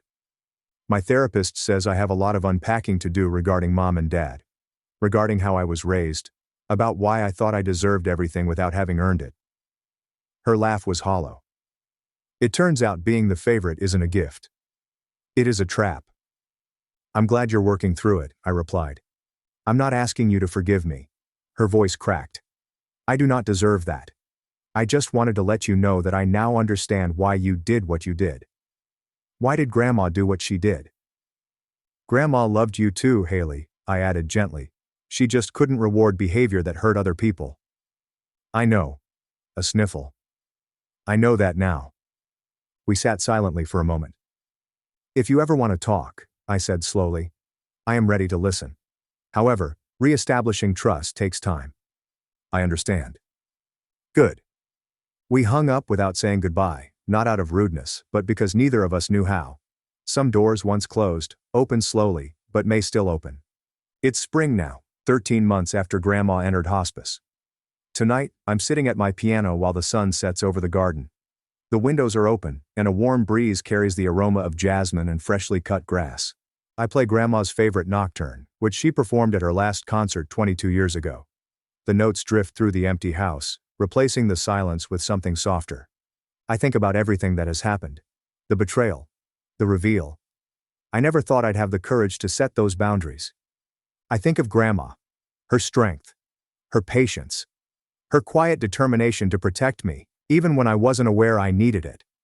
I imagine my parents in their small condo, rebuilding a life that will never be exactly what they envisioned. About Haley riding the bus and discovering for the first time what it means to earn money. I don't hate them. Hate consumes too much energy. But I don't need them anymore. And that is a level of freedom I never expected to find. The nocturne ends. The final notes linger in the air before fading into the evening quiet. I look at Grandma's photo on the piano. At 62, she was radiant, her fingers poised over the Steinway keys. "I'm fine, Grandma," I whisper. "I'm more than okay." I'd like to think she hears me. I close the piano lid, stand, and go to the window. The stars are just starting to appear, pinpricks of light in the darkening sky. I do not have the original piano. I do not have the family I thought I did. But I've got something better. I've got myself. I have boundaries. I live a life based on truth rather than silence. And that is the true inheritance Grandma left me. And that is my story. New keys for a new car. You bought her a car? My voice sounded flat. With Grandmother's piano? My father shrugged, as if I had asked about the weather. Mercedes-Benz. Haley needs to make a good impression on Reynolds. Carter's family is very particular about appearances. That piano was supposed to be mine. So, what would you do with it? My mother appeared behind my father with arms crossed. You teach children's music classes, Nat. You do not perform. You do not have the space. Haley needed the money for her future. Her future. I repeated the words, tasting the bitterness. Haley entered the foyer, swinging her new keys like a trophy. Don't get jealous, Nat, it's not a good look. She smiled with all of her teeth. Maybe if you'd picked a better career, you could afford nice things too. I looked at my parents, my sister, and the life they'd created for themselves, where I was always the afterthought, the one whose needs came last. Does Grandma know? Silence. Is she aware you sold her piano? My mother's expression hardened. She is in hospice, Natalie. She takes morphine half the time. She doesn't need to know anything that will make her upset. Do you mean you don't want her to know? I mean, my mother stepped closer, her voice becoming cold and threatening. That if you tell her and it causes her stress and something bad happens, it will be your fault. Do you want to be held accountable for killing your grandmother? The accusation lingered in the air like poison. I should have backed down. The old Natalie would have, but something had changed within me. Something had finally broken. Grandma deserves to know what happened to her property, I said quietly. And I will not lie to her. I turned and walked away before they could reply. I did not sleep that night. My apartment felt smaller than usual, a modest one-bedroom that my parents had always mocked as evidence of poor lifestyle choices. I sat on my second-hand couch, looking at a framed photograph on the bookshelf. Grandma Margaret performed her final concert 22 years ago. Her fingers were poised above the keys, her face luminous with determination. That same piano, which they had sold as if it were nothing. My mother's words circled in my mind. If something happens, it will be your responsibility. Was she correct? Would the shock be too much for Grandma? Will I be causing her more pain in her last days? But then I remembered what Grandmother had always taught me. When I was 12 and didn't want to tell my parents I had failed a math test, she told me that the truth could hurt. But lies always cause deeper wounds. They simply take longer. I pulled my knees to my chest and reflected on the previous 29 years. I'd always kept quiet to maintain the peace. Every time I accepted less because fighting seemed futile. Every time I made myself smaller so that my family would feel larger. And where had it led me? Here. Alone. Invisible. Watching them erase Grandma's wishes as if her words had no meaning. If I remained silent now, I would not be keeping the peace. I was becoming complicit. By 2:40 a.m., I had made my decision. Grandma deserved the truth. She deserved to know that her son had stolen from her, lied to her, and thought she was too weak to matter anymore. And perhaps, just maybe, I deserved to stop apologizing for my existence. I set an alarm for early morning. I would visit hospice before school. I'd tell her everything. When I arrived, Grandma was awake and propped up against her pillows, watching the sunrise through the window. "You look like you haven't slept," she said softly. "I haven't." I pulled a chair up to her bed and took her hand. "Grandma, I have to tell you something, and it's going to hurt." Despite everything, her eyes remained sharp and studied my face. "Then tell me." So I did. The empty space in her living room. The $102,500. The Mercedes-Benz gleamed with Haley's name. My father's casual dismissal. My mother made a threat. I told her everything, bracing myself for tears, shock, and the kind of devastation that would shatter what remained of her fragile heart. Instead, Grandma Margaret exhaled slowly. Not a single gasp of pain. Not a scream of betrayal. A sigh. Someone sighed, knowing what was about to happen. "Grandma," I whispered. She turned to face me, her expression not one of grief. It was calm and almost resigned. "I knew this might happen, sweetheart." "Did you know?" "I know my son." Her voice was steady. "I've watched him develop into this person for 42 years. I hoped he would change, but I was also ready for the possibility that he would not." My thoughts raced. How were they prepared? She did not respond directly. Instead, she reached for her bedside table. "Could you hand me my phone?" I passed it to her, perplexed. She quickly scrolled through her contacts, found a name, and pressed the call button. Then she turned it on speaker. 3 rings. Then there was a deep, measured male voice. "How are you feeling, Margaret?" "I'm dying, Graham, but I'm clear-headed, and it's time." A pause. "I understand." "When?" "Sunday. Claire's birthday party. At my house. I'll prepare the documents." "Thank you, old friend." She ended the call and gave me a knowing smile. "Grandma," I said, staring at her. "Who is Graham?" "Graham Whitaker," she said, gently placing the phone down. "He has been my attorney for 32 years. He was your grandfather's close friend." "Do you have your own attorney?" "I have many things your father doesn't know about, Natalie." Despite the exhaustion on her face, her eyes twinkled. "Thomas assumes he knows everything about my affairs. He has always assumed that. It's his greatest weakness." I felt like I was standing on the edge of something vast, peering down into depths I couldn't see. "What's going on at Mom's birthday party this Sunday?" "Justice." Grandma squeezed my hand. "Delayed perhaps, but justice nonetheless." "I don't understand." "You don't need to understand everything just yet." She leaned back against her pillows, looking tired. "I just need you to do one thing for me." "Anything." "Come to the party, dress nicely and bring your patience." A ghostly smile.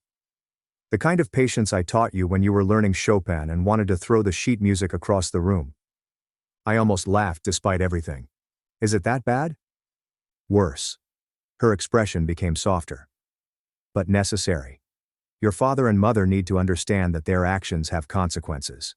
And I've spent the last 6 years ensuring that when the lesson comes, it will be unforgettable." 6 years. She had been planning something for 6 years. "Grandma, what have you done?" She closed her eyes, exhaustion taking over. "I protected you, sweetheart, as I should have all along. I'm just sorry I took so long to act." I sat with her until she fell asleep, my thoughts racing with questions. Graham Whitaker, Sunday, my mother's birthday party, at Grandma's house. Something was going to change. I could feel it. I simply didn't know what.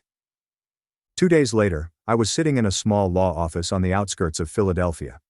Graham Whitaker was not what I had expected. He was in his early 70s, had silver hair, and wore gold-rimmed glasses. His movements were slow and precise. His office smelled of old leather and paper and was lined from floor to ceiling with legal volumes. "Natalie Bennett." He held out his hand. "Your grandmother is constantly talking about you. It's nice to finally meet you." "Mr. Whitaker, Graham, please." He motioned toward a chair across from his desk. "Sit. Your grandmother asked me to explain a few things before Sunday." I sat. My hands trembled slightly. "Your grandmother is a remarkable woman," Graham began. "She's also far more astute than her children realize. She has been observing and planning." "What exactly are you planning?" He folded his hands on the desk. "Tell me, Natalie. Do you know who owns the house where your parents live?" "They do. Grandma gave it to them after Grandpa died." Graham's expression did not change. "Is that what you were told?" "It's what everyone says." "Everyone's wrong." He took a folder from his desk drawer and slid it across to me. Your grandmother let Thomas and Claire live in that house for free, but she never transferred ownership. Not legally. Not ever. I focused on the document in front of me. The property deed. Margaret Whitmore's name is clear as day. No transfer. There is no amendment. They've been living in her house for 11 years, I said slowly, assuming it was theirs. Precisely. My head was spinning. Why would Grandma let them believe? Because she was watching Natalie. Graham leaned in. She waited to see if her son would prove her fears wrong. Unfortunately, he did exactly as she expected. That night I returned to my apartment and began searching. Grandma had given me a box of old belongings years ago, including photographs, letters, and pressed flowers from her garden. I'd never looked through it thoroughly. It felt overly intimate, like reading someone's diary. But I needed answers. I discovered it at the bottom beneath a stack of faded concert programs. An old yellowed sealed envelope. My name was written in Grandma's elegant script, with 6 words underneath it. For Natalie, when you need to understand. My fingers quivered as I opened it. The inside contained a single photograph, a legal document copy. The header was partially obscured, but I could see Grandma's signature at the bottom, which was dated 6 years ago. A note with her handwriting was clipped to the corner. The house never left my possession, sweetheart. It was only borrowed, and some borrowers do not deserve the benefit. I reread it 3 times. Then I understood. Sunday's party was held at Grandma's house. My parents treated the house as their own. They had previously hosted dinner parties and holiday gatherings there. They sold the piano that sat in the living room as if it belonged to them, but it did not belong to them. It never has. My father's entire sense of status was built on a non-existent foundation.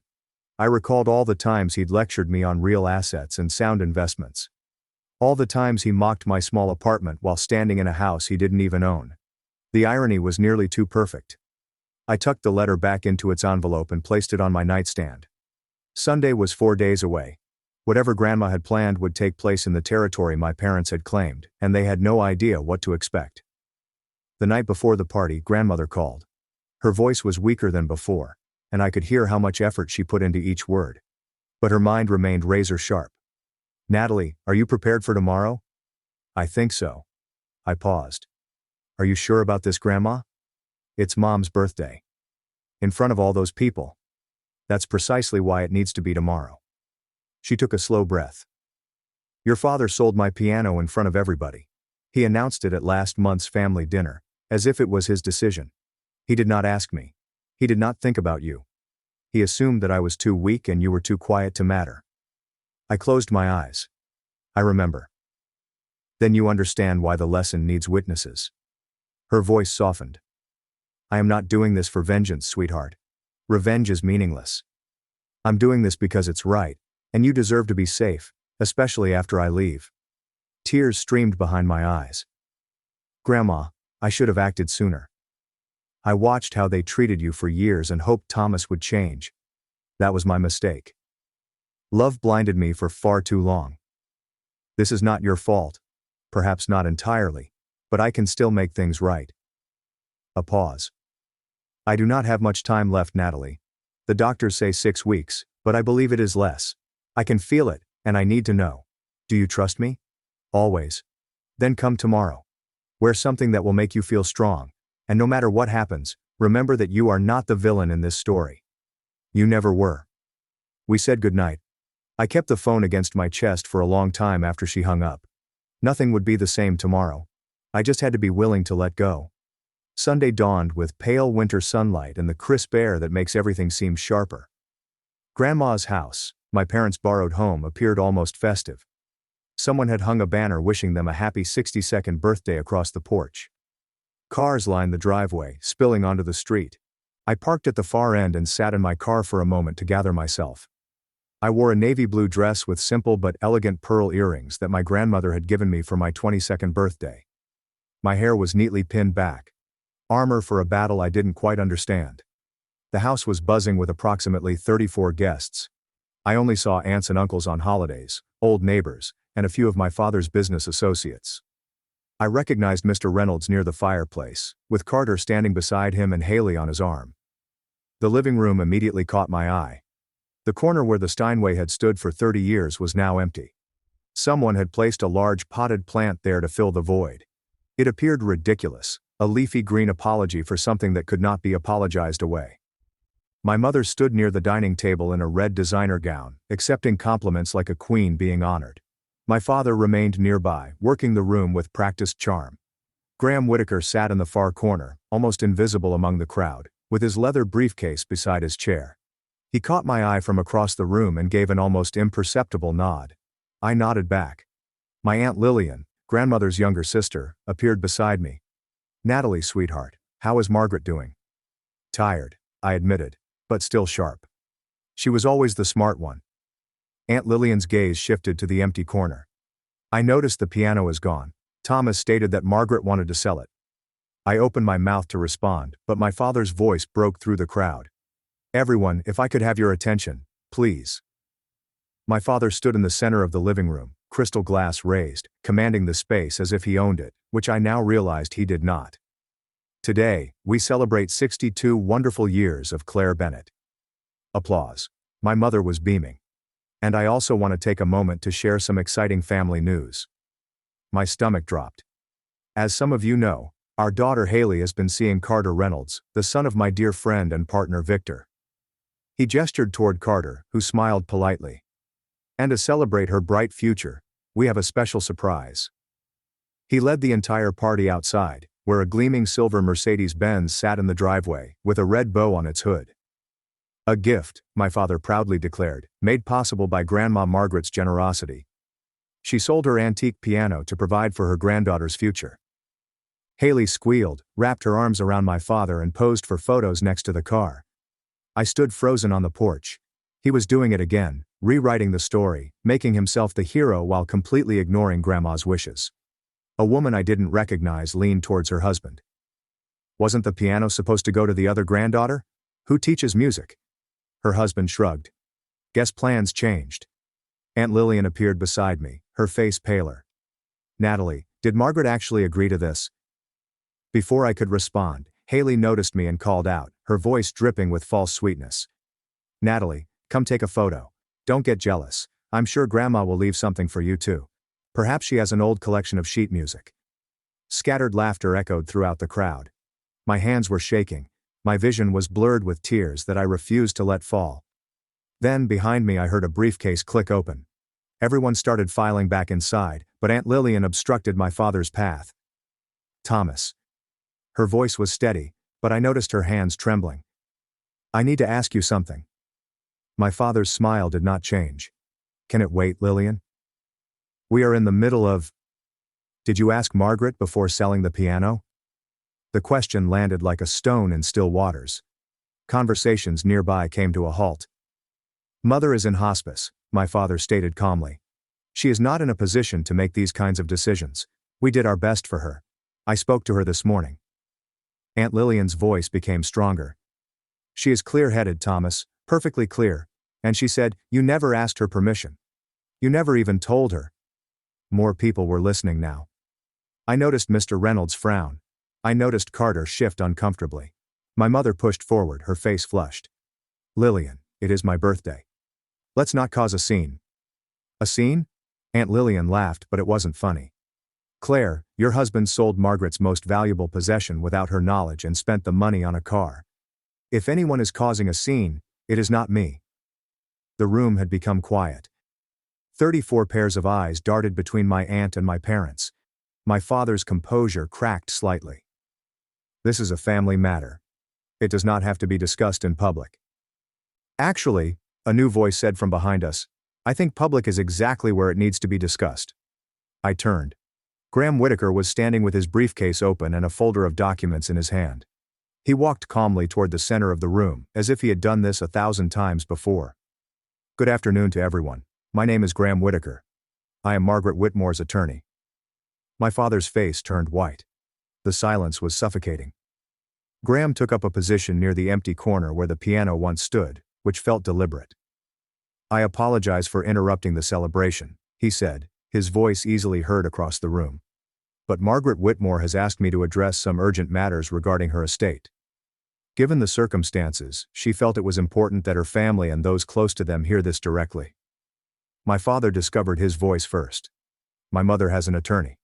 Since when? Since 32 years ago, Thomas. Graham's tone was polite yet cutting. I also represented your father. You would know this if you had bothered to ask. Muffled gasps echoed throughout the room. Someone in the back said, "Oh my God, this is outrageous!" My mother stepped forwards. Margaret is dying, she is not in her right mind. Whatever papers you have. Graham raised a hand to silence her. I saw Margaret this morning. Her nurse Nancy confirms that she is fully competent and lucid. She dictated detailed instructions for today's meeting. He opened the folder and took out a document. Now, I understand there's been some confusion about property ownership, so let me clarify. He held up the paper. This is the deed to the house we are currently standing in.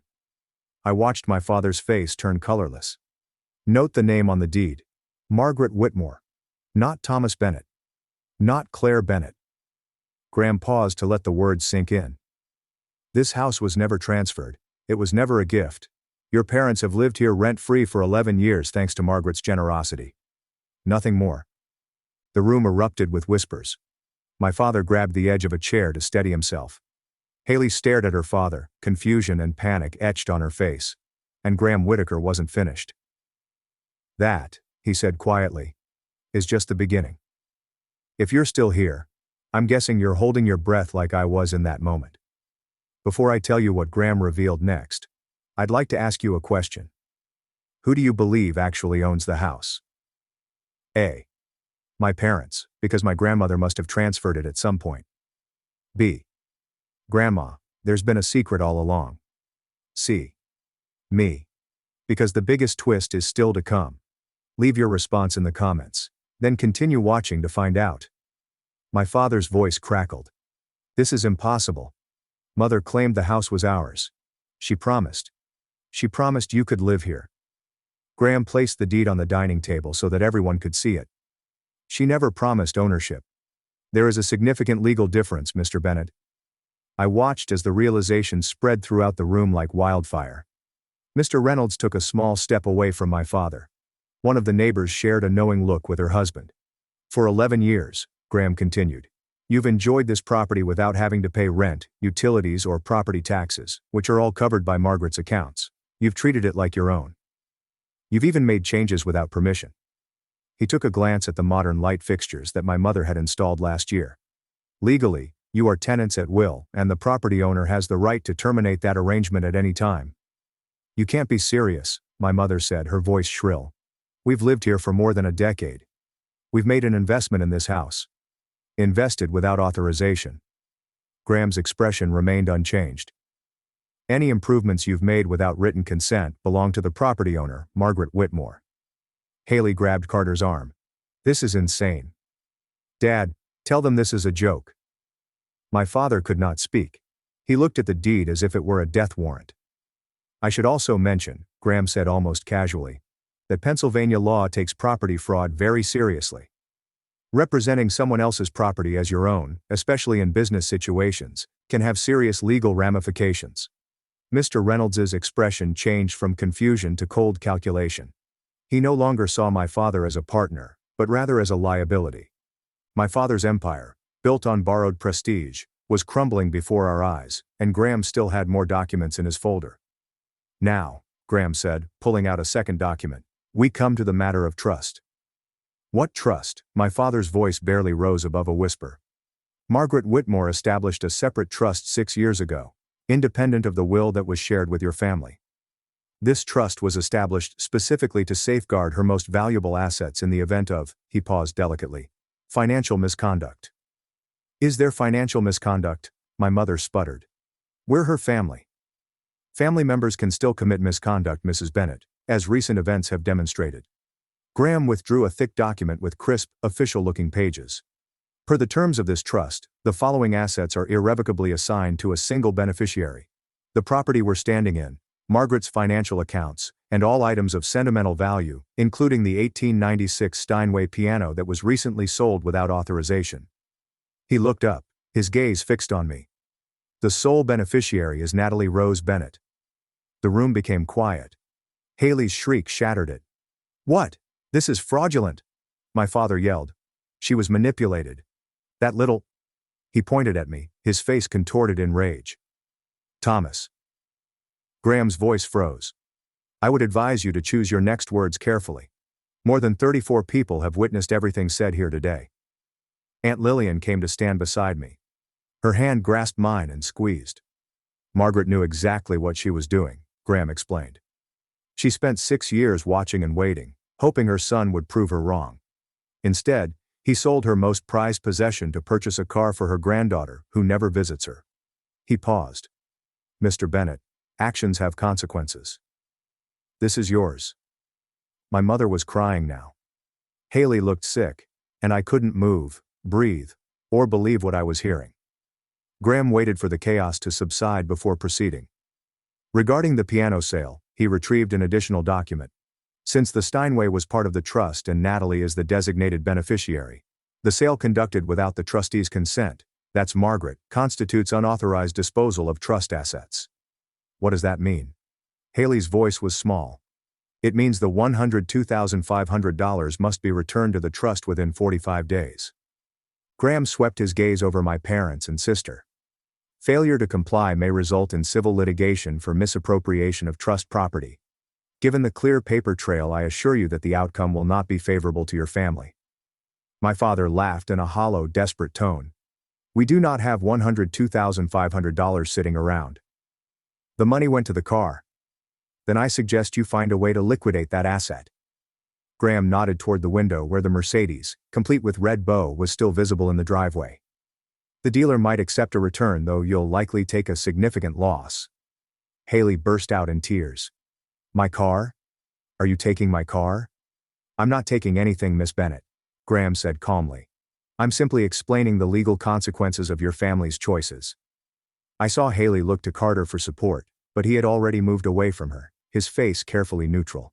His father was whispering something into his ear, and neither of them seemed sympathetic. Additionally, Graham continued, Margaret has asked me to inform you that your living arrangements in this house will be formally restructured. You may stay here temporarily, but a valid lease agreement will be required. A lease? My mom's voice was barely audible. In the house where we've lived for 11 years?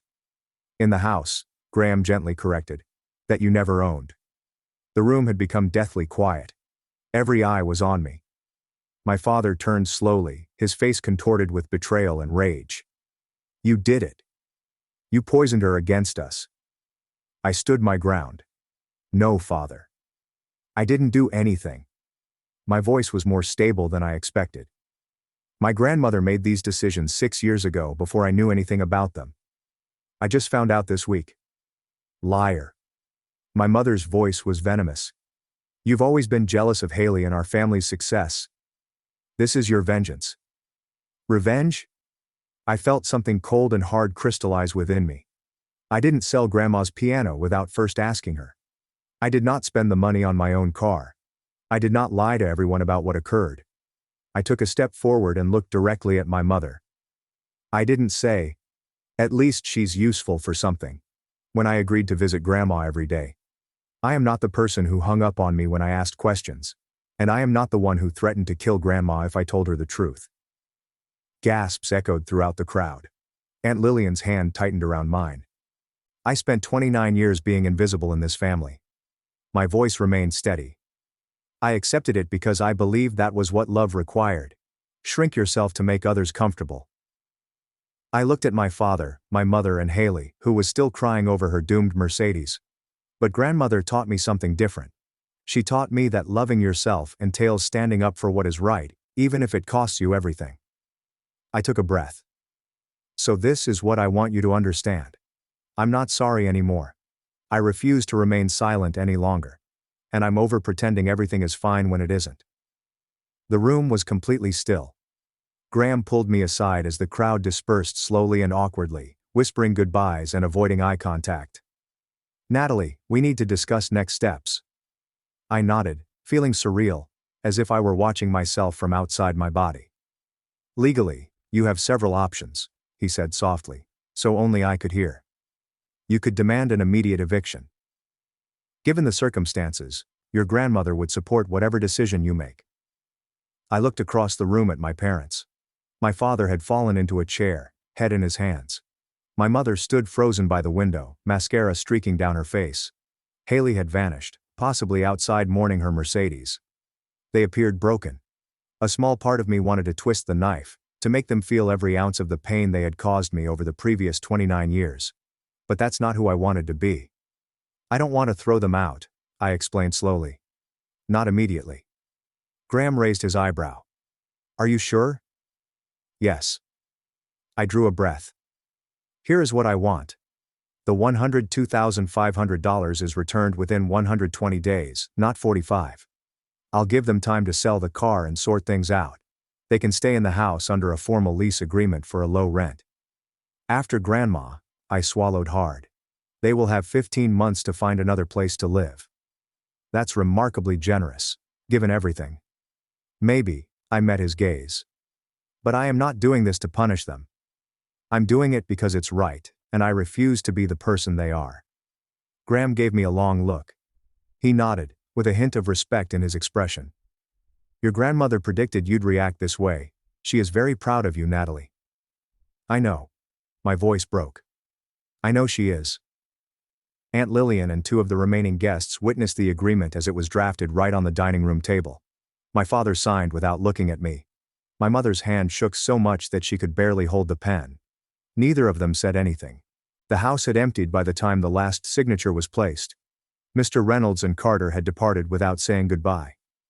I later learned that Carter had driven away while Haley was still crying outside. The birthday cake remained untouched. The banner drooped sadly from the front porch. Aunt Lillian hugged me tightly before departing. You did the correct thing, sweetheart. Margaret would be very proud. She is proud, I stated softly. I talked to her this morning. As if on cue, my phone vibrated. A video call request from Grandma's hospice number. I responded by walking to the empty corner of the living room where the piano used to be. Her face appeared on screen, pale but calm. Nurse Nancy was seen in the background, smiling. Grandma's voice was weak but warm. My brave girl. How are you feeling? Terrified, I admitted, and relieved and sad all at once. That is how courage feels, sweetheart. It is never comfortable. I didn't throw them away. I gave them time. I know. Graham had texted her. Her eyes glistened. Natalie, you are a better person than they deserve. But that is why I chose you.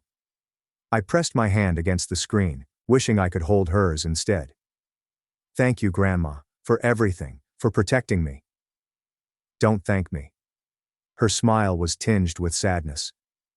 Just live well. Play music. Be happy. That is how you thank me. I will. I know you will, sweetheart. She closed her eyes. I know you will. I know many of you are probably thinking, so that's it? Did your parents ever change? The honest answer is complicated. Not every story has a perfect ending, but every story has a lesson. Before I tell you what happened in the months that followed, I want to hear from you. Have you ever had to set boundaries with family? How hard was it? Drop your story in the comments. I read every single one. The first week after the party was chaos. News travels fast in small social circles, and the story of what happened at Claire Bennett's 62nd birthday spread like wildfire. My father's business partners suddenly became unavailable for meetings. Old friends stopped returning calls. Mr. Reynolds formally withdrew from the joint venture they'd been planning. When my father demanded an explanation, the response was cold. I can't do business with someone I can't trust. Thomas, if you'd deceive your own mother, what would you do to a partner? The deal would have been worth over $240,000. Gone in an instant. Haley had to return the Mercedes. The dealership only offered her $87,500, $15,000 less than my parents had paid. She screamed at the salesman for 20 minutes before finally signing the paperwork. Carter broke up with her 4 days later via text message. My family thinks it's best if we take some time apart, the message read. Translation. They wanted nothing to do with the Bennett family drama. My sister, who had always been the golden child, found herself suddenly ordinary. No car, no wealthy boyfriend, no special status. She had to borrow my mother's old Honda to get to job interviews. I didn't gloat. I didn't reach out. I simply went about my life, teaching piano to my students, visiting grandma every evening. But I'd be lying if I said there wasn't some quiet satisfaction in watching the facades crumble. My father had spent years measuring success in appearances, the house, the car, the right connections. Now he was learning that none of it had ever been real. The foundation he'd built his identity on was borrowed, and borrowed things always have to be returned. 3 weeks after the birthday party, the hospice called me at 5:30 a.m. "You should come now," the nurse said gently. "She's asking for you." I drove faster than I should have, my heart pounding the entire way. Grandma's room was quiet when I arrived. The morning light filtered through the curtains, casting soft golden shadows across her bed. Her breathing was shallow, her face paper thin, but her eyes were open, and when she saw me, she smiled. "My Natalie." Her voice was barely a whisper. "Come sit with me." I took her hand. It felt so fragile, like holding a bird. "I have something to tell you," she said slowly. "Something I should have said years ago." "What is it, Grandma?" "I'm sorry." I blinked. "Sorry for what?"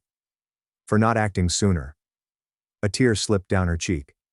"I watched how they treated you year after year. I kept hoping Thomas would change, that Claire would see your value.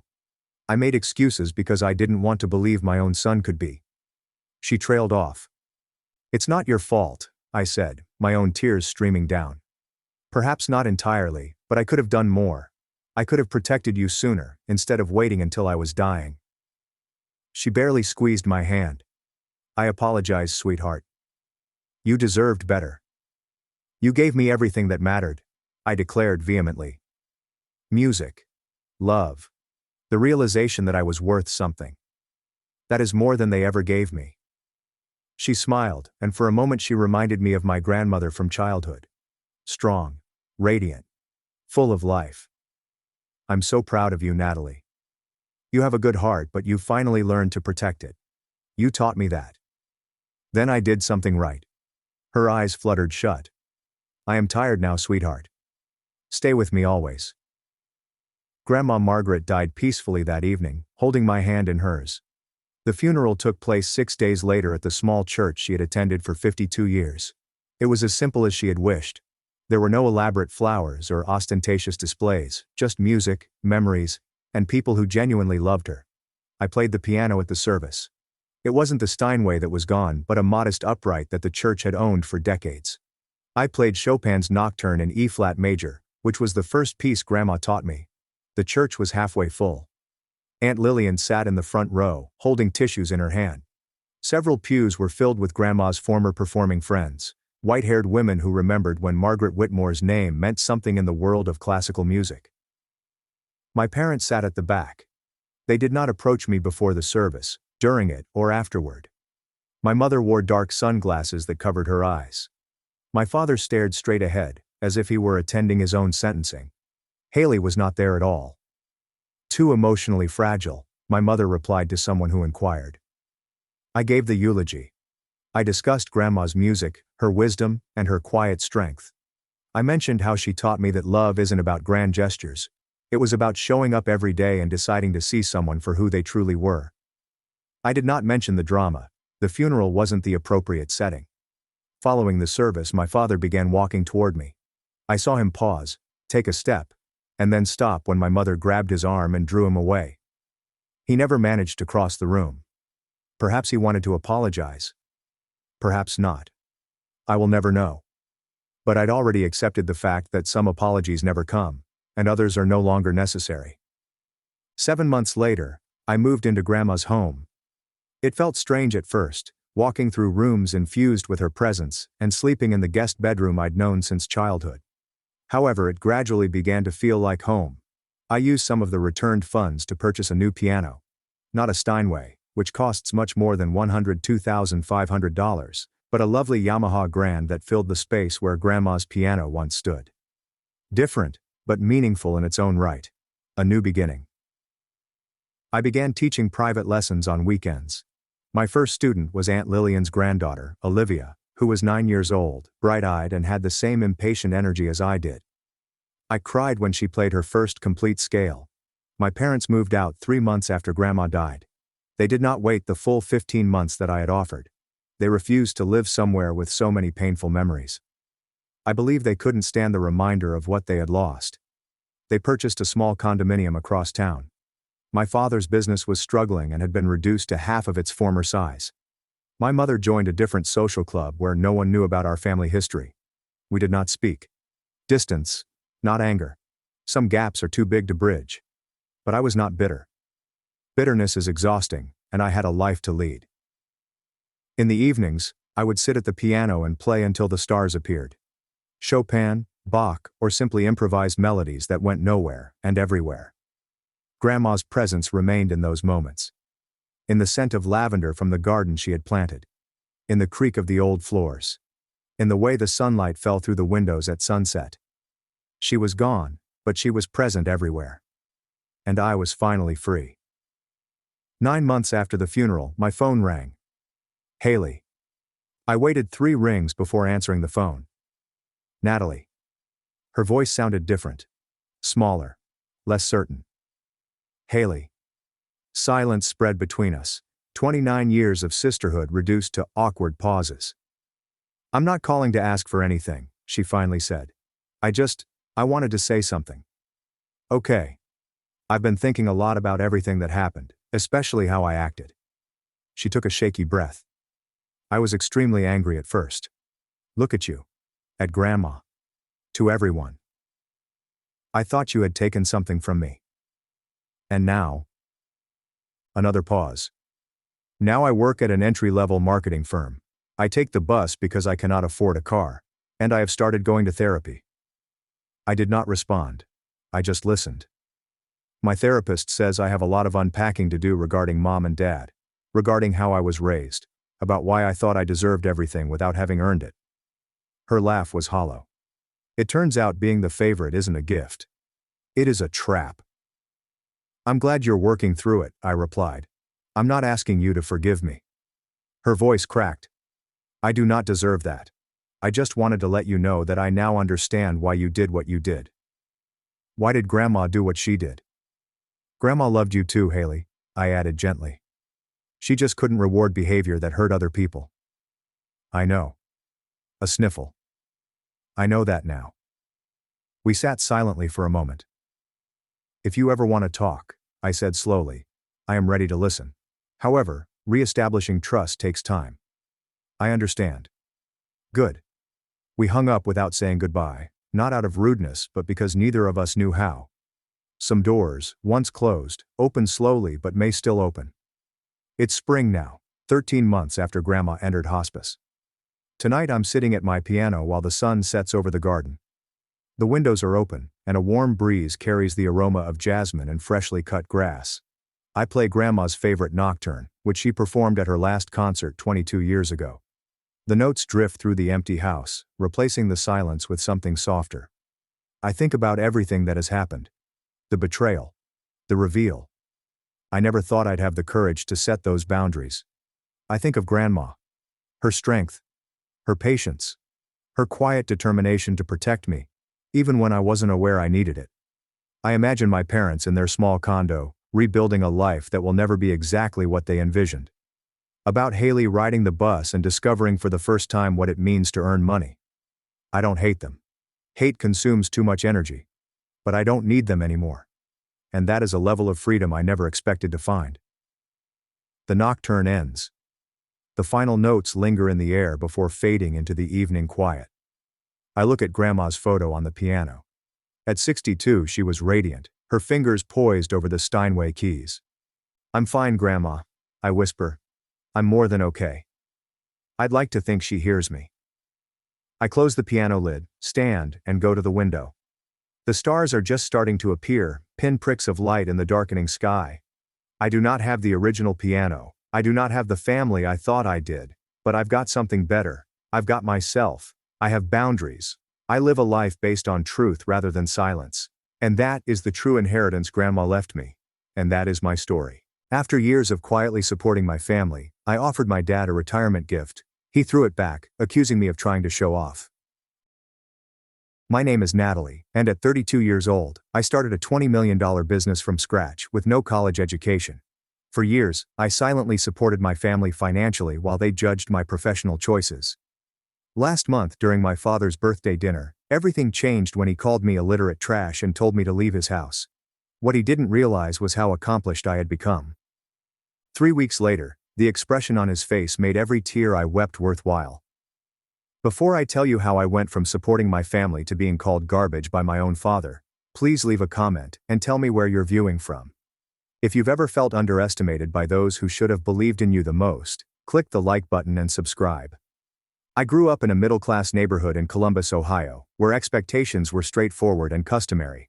My father, Richard, had been an accountant at the same firm for 30 years and was convinced that education was the only genuine path to success.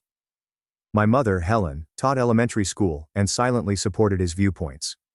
From a young age, I knew I was different from my siblings, David and Claire, who both took the traditional road. Even at the age of 10, I had evidence of a business mentality that perplexed my parents. While the other kids played after school, I ran an elaborate lemonade stand with a variety of flavor selections and loyalty cards for repeat customers. By the age of 13, I was servicing computers for neighbors, charging $20 per hour instead of the local repair shop's $75. My parents saw these activities as cute hobbies, nothing more. Natalie needs to focus on academics instead of these little business projects, my father would say at supper. These games will not pay the bills when she grows up. High school was tough. I maintained good grades while spending my free time reading business books and following entrepreneurs online. While my siblings joined clubs that would seem good on college applications, I started an internet company selling personalized phone cases that I made myself, earning nearly $2,000 before graduating. Despite my reservations, I enrolled in community college to satisfy my parents. It just took one semester to prove what I already knew. The controlled environment felt like a prison, and the business classes were taught by professors who had never ran their own businesses. When I addressed my parents about skipping out to pursue my business ideas, the fight lasted several days. "You will throw your life away," my father yelled, his cheeks flushed. "No child of mine will be a college dropout working minimum wage jobs forever." Despite this, I left school at 19 with barely $2,000 saved from different side hustles. The first few months were terrible. I rented a small studio apartment in a dodgy neighborhood, the type where you never do laundry after dark. I survived on ramen noodles and inexpensive food products while working 18-hour days to establish my e-commerce website. My first 3 business ventures failed totally. I lost money on a dropshipping enterprise because vendors provided substandard products. My social media management service failed because I underpriced my services and burned out attempting to serve too many clients. My endeavor to make handcrafted jewelry did not expand beyond occasional sales at local markets. Each failure offered essential lessons that no college course could offer. I learned supply chain management the hard way, effective client contract structures through unpleasant experience, and production scalability by confronting its constraints personally. The turning point came when I met Catherine at a local business networking event, who was 20 years my senior and had many successful exits. She noticed something in me that my family never did. She became the mentor I urgently needed, imparting practical business wisdom without regard for my lack of academic education. Education comes in many forms, Catherine told me over coffee. Some of the most successful people I know learned by doing, not sitting in classrooms. At 22, I polished my business strategy with her advice. I established an e-commerce platform that united small American producers with customers looking for locally made products. The timing was ideal, riding a wave of enthusiasm for supporting small firms and home production. Those early days demanded tremendous sacrifice. I converted half of my little apartment into a makeshift workplace, sleeping on a sofa that also served as my couch. My desktop computer and printer took up much of my living space. I worked from 5 a.m. until 11 p.m., managing everything from website coding to customer service calls. The breakthrough came 8 months later when a well-known lifestyle blogger featured one of our artisan partners. Orders poured in, exceeding our basic systems. I worked for 72 hours straight, fulfilling orders and updating our website infrastructure. That single feature generated $10,000 in revenue, more than I'd ever seen in my account. I called my folks, eager to share my progress. My father answered with wary skepticism. "That is nice, honey, but it is probably just temporary. You know you can always go back to college when this thing runs its course." His words wounded, but they also fired my determination. I would show him wrong, not with arguments, but with incontrovertible results. The following 5 years were a whirl of constant growth and obstacles. My e-commerce site, Coastal Crafted, grew beyond its original concept. We started with only 27 artisan partners across 3 states. By year 3, we had represented over 400 manufacturers and artisans from all 50 states, connecting them with customers who appreciated American-made items. Each level of development presented unique problems. When our server broke during a large offer, I stayed up for 48 hours straight, working with developers to restore the site and personally responding customer emails to retain goodwill. When a larger competitor attempted to lure our top sellers with promises of better terms, I pushed to meet with each one in person, strengthening relationships and boosting our incentive structure. The most challenging period was in year 2, when cash flow almost choked the business. We were growing too quickly for our capital basis, with inventory requirements exceeding income. I went without a salary for 4 months, moved to a smaller apartment to save money, and negotiated longer payment terms with suppliers. Those months taught me financial discipline, which would help me as the company grew. Major milestones occurred in rapid succession. Our first office was a converted industrial facility downtown, and I employed 3 people to manage customer service and seller relations. Midway through year 3, I reached $1 million in yearly revenue, which I celebrated alone in my office with a single glass of champagne after everyone else had departed. Throughout it all, I kept my burgeoning success relatively private from my family. They knew I had a website firm that was performing well, but I minimized the full scope of our expansion. Their initial discouragement had built a barrier that I was unable to overcome. A part of me hoped they'd ultimately ask thorough questions about my job, demonstrating true curiosity, but those conversations never happened. Despite their lukewarm support, I continued to assist my family financially as needed. When my mother was diagnosed with breast cancer in the 4th year of my business, I secretly paid the $75,000 in medical bills that were not covered by insurance. My father revealed an insurance payout that had spared them from medical bills, without realizing its source. My brother David struggled with the down payment for his first home. His financial account was $40,000 short of what he required. I made a family loan through a second account, making it appear to be from a distant uncle. He gladly accepted the money, but whenever we talked about my profession, he kept mentioning getting a real job with benefits. Claire, my sister, had always dreamed of having the perfect wedding. When her fiancé, Ethan, lost his job 6 months before the wedding, I covered the $50,000 difference between the location and food. Claire knew the money came from me, but she reduced it at family gatherings, alluding to my small online business, which was doing well.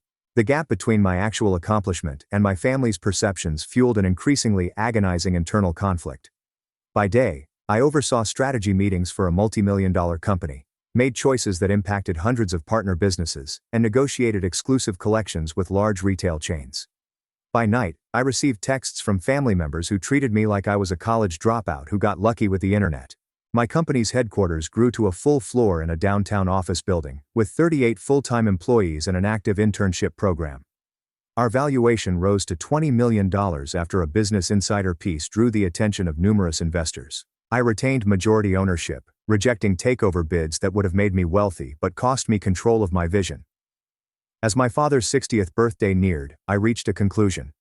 It was time to be open about my accomplishments. Not to brag, but to finally break through the myths and hopefully win the respect I had been pursuing for years. I bought a large gift, a fully funded retirement investment account, and prepared to present it along with the truth about my company during his birthday dinner. The night before the meal, I practiced what I would say. I was no longer the uncertain 19-year-old looking for acceptance. I was a successful entrepreneur who provided possibilities for hundreds of American manufacturers and dozens of employees. Surely, that would finally earn my father's respect and alter how my family perceived my odd route. I couldn't have been more wrong. The evening of my father's 60th birthday began well enough. Their house appeared precisely like it had throughout my childhood, with the same furnishings and family portraits on the walls. The sole new addition was a giant television that my brother had bought for them last Christmas, which was prominently displayed as a symbol of his financial commitment to the family. My mother greeted me with her usual reserved affection, a short hug and a pat on the back. "You look nice, Natalie. Did you cut your hair?" It was the same haircut I'd had for 3 years. David arrived with his wife Melissa, dressed nicely in business casual attire that gently emphasized their upper-middle-class background. Claire and Ethan arrived shortly after, and Claire immediately began telling stories about her recent rise at the accounting firm where she followed in our father's footsteps. The partners are already hinting that I might make junior partner next year, she revealed, while assisting to prepare appetizers. Youngest in firm history. During the pre-dinner discussion, no one inquired about my career. When Ethan briefly mentioned viewing an article regarding e-commerce growth, my brother quickly shifted the conversation to his son's minor league accomplishments. Dinner was my mother's typical pot roast with all the fixings, served on fine china saved for special occasions. My father sat at the head of the table, accepting comments on his youthful appearance with reserved modesty. 65 looks good on you, Dad, David replied, raising his glass. Here's to another 20 years at least. The occasion felt appropriate when dessert was presented. I had patiently waited through conversations about neighborhood gossip, David's children's accomplishments, and Claire's forthcoming vacation plans. No one has asked any questions regarding my life or business. Dad, Mom, everyone, I said, my heart racing despite my outward calmness. I wanted to share some news about my company. My father nodded absently, grabbing for another slice of cake. Coastal Crafted was recently valued at $20 million, I told you. We have received several acquisition offers, and I have been featured in Business Insider and Entrepreneur magazine last month. The hush that followed seemed interminable. My mother froze with her fork halfway into her lips. Claire shared a brief glance with Ethan. David just stared. My father was the first to answer, and his tone was contemptuous. What exactly does that mean, Natalie? These internet businesses use all sorts of funny math to come up with these valuations. I remained calm, explaining in layman's terms how business values work, our income sources, and growth trajectory. I highlighted our office of 38 employees and collaborations with over 400 American manufacturers. David intervened before I could continue. So, you got lucky with this online thing. That is great, but some of us have been building real careers with actual qualifications. He stressed the word qualifications as he looked at his wife, who nodded in agreement. It is not luck, I explained gently. It is 7 years of working 18-hour days, solving complex problems, and building something meaningful. We have helped save dozens of American manufacturing businesses that were on the verge of closing. My mother eventually spoke, her tone uncertain. That sounds impressive, dear, though I still wish you had finished your degree. Even with this business, education is important. I was losing patience, but I persisted. Actually, I brought something for Dad. I handed him an envelope containing paperwork for the retirement account I had established. I wanted to ensure you both have a comfortable retirement. My father opened the letter, his face darkening as he recognized what he was looking at. Instead of appreciation, his cheeks heated with something resembling rage. What is this supposed to be? Some kind of charity? He dropped the papers on the table. We did not raise you to throw money around like you are better than everyone. That is not my intention at all, I explained. I just wanted to help, the same way I helped with Mom's medical bills, David's house down payment, and Claire's wedding. 3 heads snapped up at the same time. My hidden financial help was abruptly revealed. You, my father exclaimed. That was all you. Claire appeared humiliated. David's visage hardened into something unpleasant. My mother simply looked puzzled. You have been secretly paying for things behind our backs, my father's voice increased with each syllable. Playing the big shot with your internet money. I was just trying to help, I said, my voice lower than I intended. I never wanted recognition, I just wanted to support the family. Support, interrupted David, by making us feel like charity cases. Some of us work honest jobs with actual degrees, not getting rich quick with online schemes. It is not a scheme, I said, feeling the topic slide out of my control. I built a legitimate business that helps American manufacturers reach customers. We employ dozens of people with good salaries and benefits. My father stood up, letting his napkin fall to the floor. You drop out of college against our advice, disappear into your little internet world, and now you come back throwing money around like you have all the answers. That is not what I am doing, I insisted, struggling to keep my voice calm. You think your money makes you successful? He asked, his voice rising more. You are still just uneducated trash who got lucky. Anyone can get lucky. The room went silent. My mother gasped gently and offered nothing in my defense. David gazed down at his plate, a little smile forming in the corner of his mouth. Claire looked split between humiliation and agreement. Richard, my mother finally said, too late and gently to matter. No, my father insisted, now completely agitated. I have worked my entire life the right way. I got an education, built a respectable career, raised a family.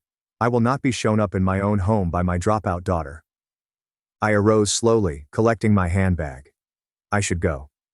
Yes, you should, my father retorted. Get out of my house, you lowlife. Your money does not make you part of this family. We have standards. The words landed like physical blows. I examined each face around the table, looking for any ally or hint of support. There was none. Happy birthday, Dad, I replied quietly, heading to the door with all the dignity I could summon. Nobody followed me out. Nobody called after me. I got into my car, my hands shaking so much that I could scarcely grip the steering wheel. As I drove away from the house where I grew up, I felt something essential had broken and could never be fixed. My trip back to the hotel was a jumble of lamps and tears. I had to pull over twice because emotion overcame my capacity to drive safely. The horrible irony wasn't lost on me. I had a multi-million-dollar firm, yet I was spending the night in a hotel in my hometown because my own family's home was no longer accessible to me. In the sterile silence of my hotel room, I repeated the evening's events, scrutinizing every word and emotion. Had I been too forward and proud? Had I misjudged our family dynamics all these years? The financial assistance I had supplied now felt like a silly attempt to buy acceptance that I could never obtain through my own achievements. I took out my laptop and started documenting every penny I had given my family over the years. The list was extensive. $75,000 for my mother's cancer treatment, paid straight to the hospital and doctors. My brother's house cost $120,000, which included not only the down payment but also additional renovations he wanted months later. $50,000 for my sister's wedding, including the location, catering and honeymoon, which she had no idea I paid for. Countless lesser expenses. My father's auto repair last winter, $22,000. My mother's kitchen makeover, $35,000. Christmas gifts, birthday presents, and emergency bills are all handled discreetly through accounts meant to conceal their origin. Nearly $300,000 in all, not including the retirement account my father had recently rejected. Money I never intended to get back, given freely out of love for a family who had just called me garbage. Around midnight my phone lit up with a text from Claire. Dad is still upset, but he will overcome it. You know how he reacts when his authority is challenged. There was no apology, no acknowledgement of the awful things stated, only the assumption that I would absorb the abuse and return to the family dynamic as if nothing had occurred. I did not reply. The following morning I contacted a therapist in the city where I usually lived. Dr. Mitchell consented to an emergency virtual session that afternoon. Family wounds cut deepest, she said after I told her about the dinner, especially when they target the very things we have worked hardest to overcome. Dr. Mitchell assisted me in understanding the complicated dynamics at play during the next few days. My achievement jeopardized the family structure and the principles that my parents had based their lives on. My financial support, rather than eliciting gratitude, had sparked animosity by emphasizing a shift in power dynamics that they were unable to accept. Your father's identity is built around being the provider and authority, she told me. Your success challenges both roles. I started journaling, documenting not only the previous night, but also patterns throughout my childhood. Subtle ways my entrepreneurial spirit had been discouraged. Times when academic achievements were celebrated while business successes were downplayed, and the constant reminder that, without a degree, I would never really succeed. This method indicated how thoroughly I had assimilated the messages. Despite my apparent success, a part of me still felt like the family failure. The dropout with something to prove. This explained my reluctance to openly reveal my accomplishments and ongoing financial assistance, without recognition. A week after the awful supper, my sister called. I let it go to voicemail. Natalie, please call back.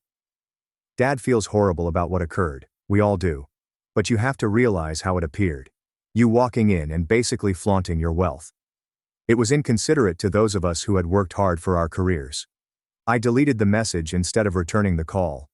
The plot twist was breathtaking. Somehow I had become the villain for just expressing facts about my firm after years of downplaying my success. My brother texted next. Family is family. Let's go past this. There was no apology there either, only an assumption that I would accept my assigned role and the treatment that came with it. 2 weeks after the dinner, I made a choice that felt both terrifying and freeing.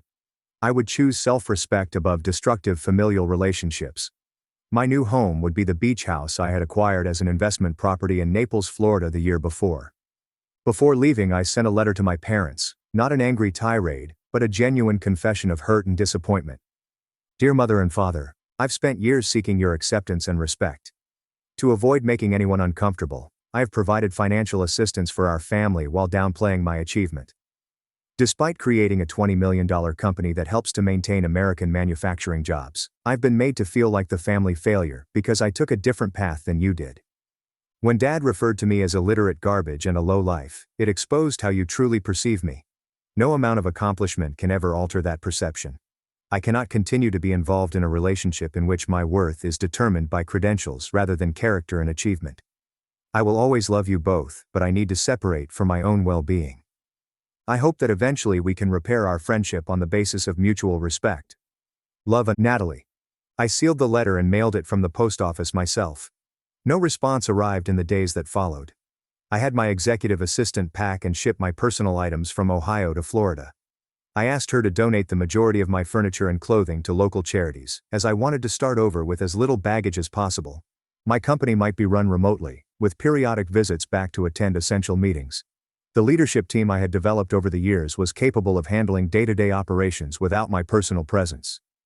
As I boarded the plane to Florida, I had a strange mix of loss and freedom. The family I had worked so hard to please was behind me, but so was the pressure of seeking approval I would never receive. Naples, Florida, welcomed me with warm sunshine and salt-scented air, a sharp contrast to the dismal Ohio winter I had left behind.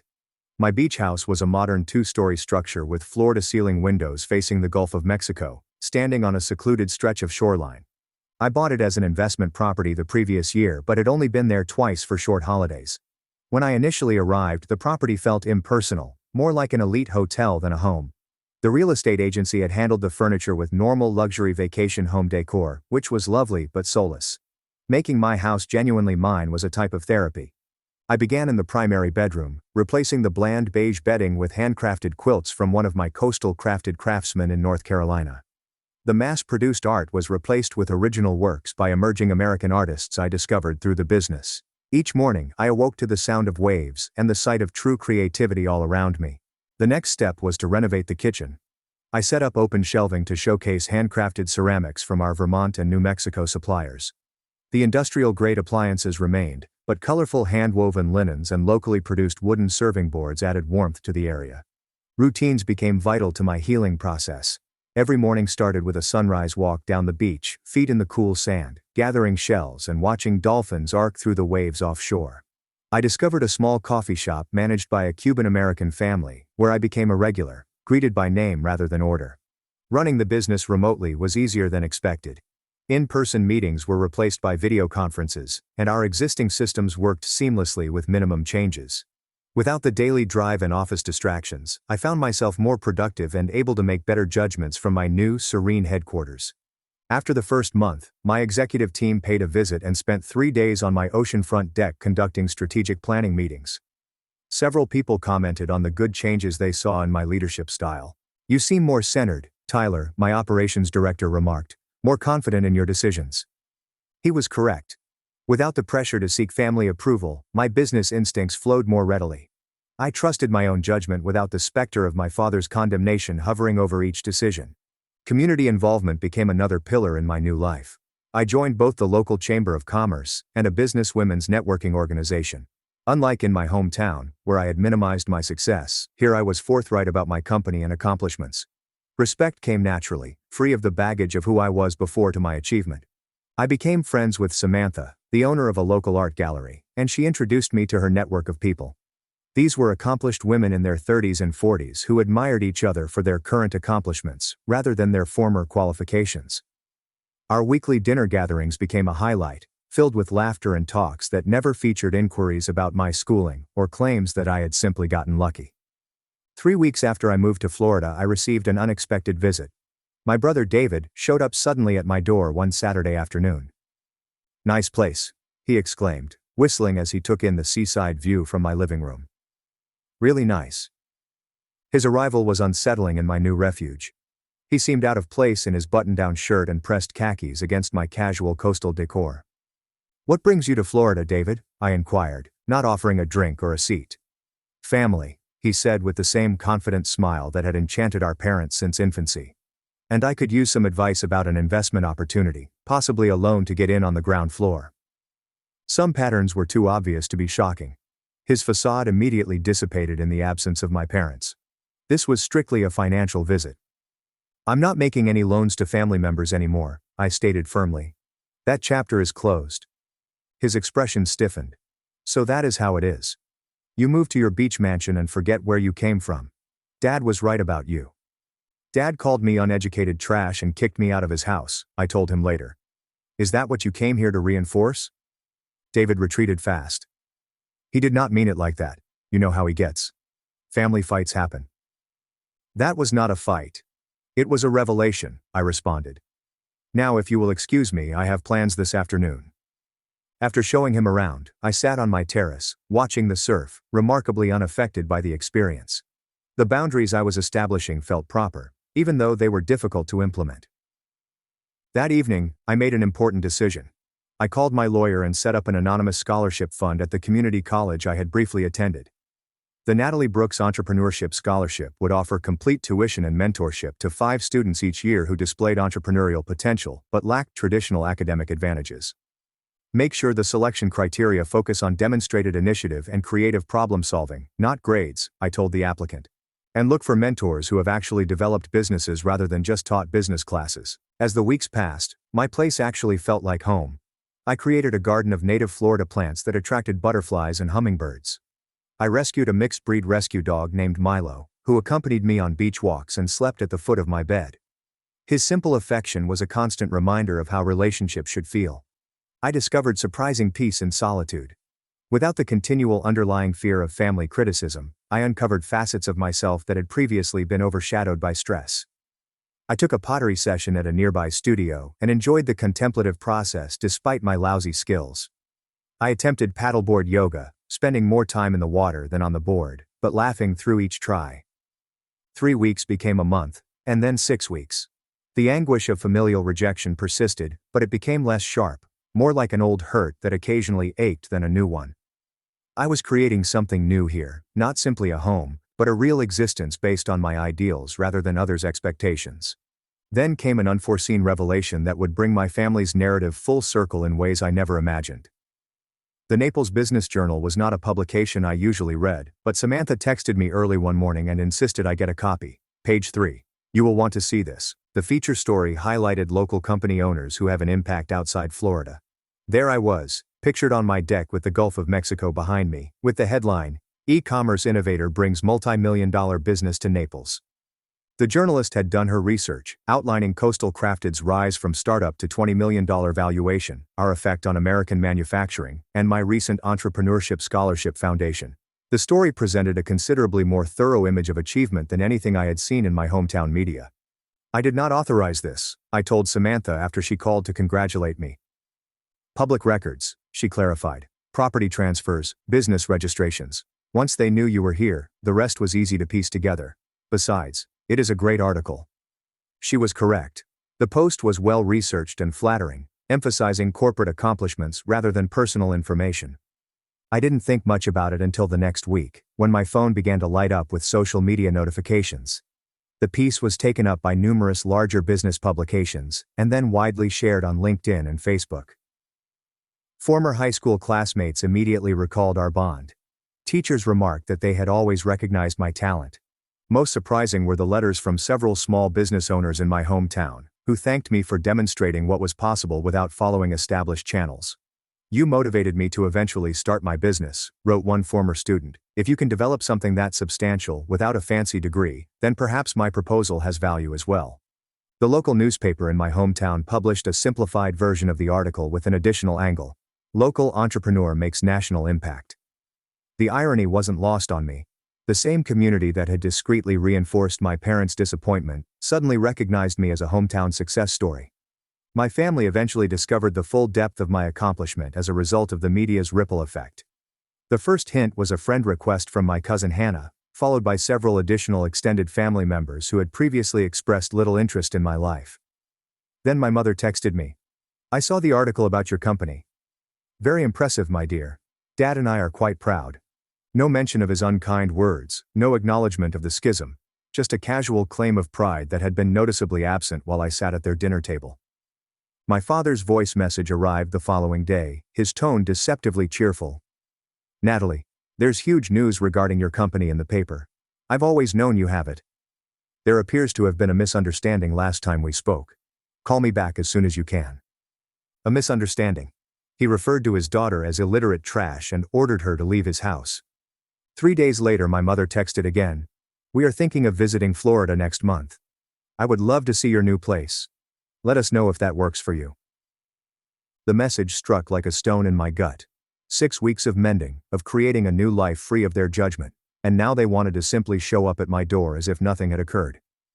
I did not answer right away, instead scheduled an emergency session with Dr.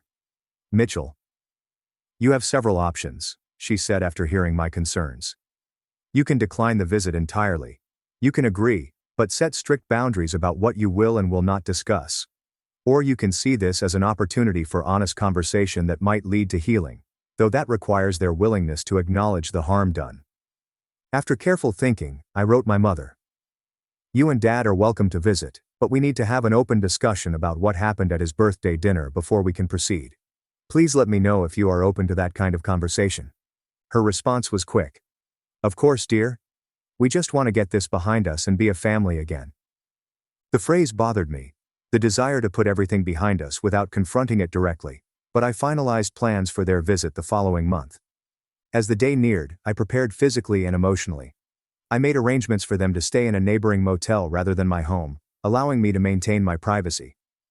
I role-played unpleasant conversations with Dr. Mitchell to practice setting limits without becoming defensive. My folks arrived on a lovely Tuesday afternoon. I met them for lunch at a seaside restaurant, which provided a public atmosphere to help temper the initial meeting. They appeared smaller, less threatening than they did in Ohio. My father appeared to be losing confidence. My mother seemed more nervous than I remembered. Despite the coastal environment, they both dressed formally, my father in a button-down shirt and pants, and my mother in a structured dress more appropriate for church than beach eating. This place is something else, my father observed, pointing to the turquoise lake visible through the restaurant windows. You have done well for yourself, Natalie. The subtle emphasis on for yourself did not escape me, the hint that my success existed independently of family values. Thank you, I said simply, not breaking the tense silence that ensued. My mother joined in with small conversation about their flight, the weather, and how different Florida was from Ohio. I responded pleasantly, but did not contribute to the conversation. Finally, once our meal arrived, my father spoke up about what had happened during my birthday dinner. Things got a bit heated. You called me uneducated trash and a lowlife, I replied quietly. You told me to get out of your house and that my money did not make me part of the family. His cheeks reddened. I was surprised by the news about your business. It caught me off guard. I may have overreacted. Not an apology, but an excuse. I need to understand, I said, keeping eye contact. Was that reaction about me sharing my success, or about learning I had been helping the family financially? Both. Felt like you were showing off, my mother remarked. Like you were saying you are better than us now. I never said or thought that, I explained. I spent years hiding my success to avoid making anyone uncomfortable. I helped financially because I could, and I wanted to support the family I love. My dad shifted uncomfortably. Well, the way you presented it was very forward, and finding out you were behind those other things. It felt like charity we never asked for. The talk remained in this vein throughout lunch. There was no genuine apology, only explanations and attempts to diminish the gravity of the situation. The implication became clearer. They were here because my public achievement made rejecting me socially unpleasant, not because they had revised their opinion of my value. As we finished our lunch, I came to a decision. I would like to show you my home. But first, I need to be very clear about something. I will not pretend the dinner never happened. I will not accept being called names or having my choices denigrated. If you want a relationship moving forward, it has to be based on mutual respect. They exchanged eyes, and my father nodded stiffly. That seems reasonable. When they arrived at my beach property later that afternoon, their looks as they took in the magnificent ocean vista said it all. This tangible evidence of my progress could not be dismissed or minimized. The $20 million valuation was no longer an abstract figure, but rather reflected in beachfront real estate and elegant elegance. This is quite something, my father said, his voice tense. Would you like a tour? I suggested. As I guided them through the house, pointing them the handcrafted artifacts from coastal crafted craftsmen that adorned each room, I realized something significant. Their acceptance, which I had desired for so long, no longer carried the same weight. I was proud of this home and the company that made it possible, regardless of how they reacted. This discovery was possibly the most valuable outcome of their visit, worth more than any apology they could have given. The talk that occurred after my parents' tour of the beach house was painful but important. We sat on the terrace overlooking the ocean, the setting sun painting the sky in hues of orange and pink that seemed too lovely for such a heated debate. "I want to be clear about something," my father said, his tone more conciliatory than I'd ever heard. "I am sorry for what I said at my birthday. It was uncalled for, regardless of how surprised I was." While the apology was appreciated, it was tempered by a qualification that reduced its significance. His attention remained on his amazement, rather than the damage his comments had caused. "What hurt most," I said softly, "was that those words seemed to reveal how you truly see me, despite everything I have accomplished." My mother reached across the table, indicating toward my hand rather than touching it. "We have always been proud of you, Natalie. We just worried about your future without a degree." "My future is here," I declared, pointing to the property and the business that had made it possible. "I built it without a degree, but with 7 years of working harder than most people ever will. That deserves respect, not condescension." My dad shifted uncomfortably. "The business world can be fickle. Companies rise and fall overnight. We just wanted security for you." "I understand that concern comes from love," I told you, "but there is no perfect security in any path. Plenty of people with degrees struggle financially, while others without formal education thrive. What matters is recognizing there are multiple valid paths to success." The chat lasted several hours as the sun sank and stars appeared over the gulf.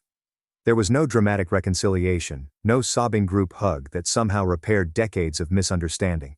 Instead, we achieved a shaky agreement, a beginning point rather than a conclusion.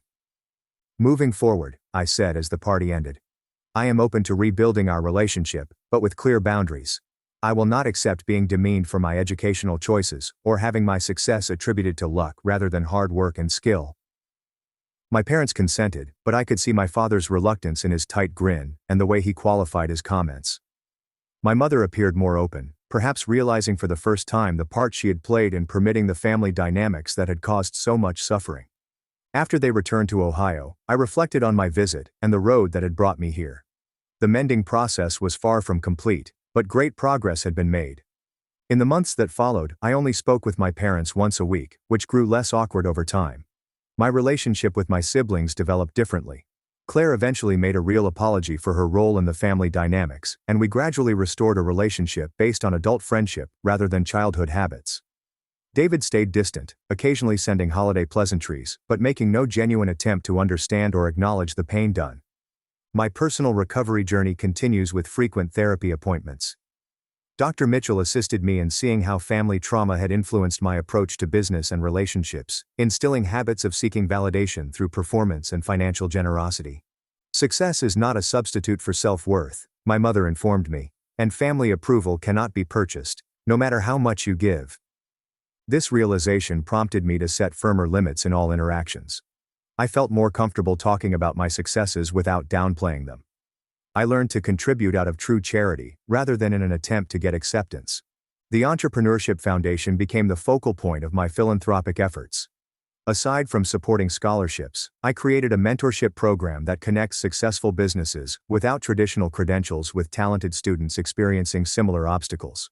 Witnessing their development and achievement provided a deeper sense of happiness than any family approval could. My friend circle in Naples grew, forming a chosen family built on mutual respect and true connection. Our weekly reunions provided a sense of joy and belonging that I had never had in Ohio. These interactions, which I deliberately picked and maintained, showed me what it feels like to have healthy support. The beach house evolved completely over time, with each space representing my unique taste and beliefs rather than generic luxury.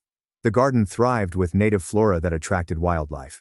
Milo, my rescue dog, found a buddy when I adopted a second dog from the local shelter, a senior retriever named Daisy, whom everyone had overlooked.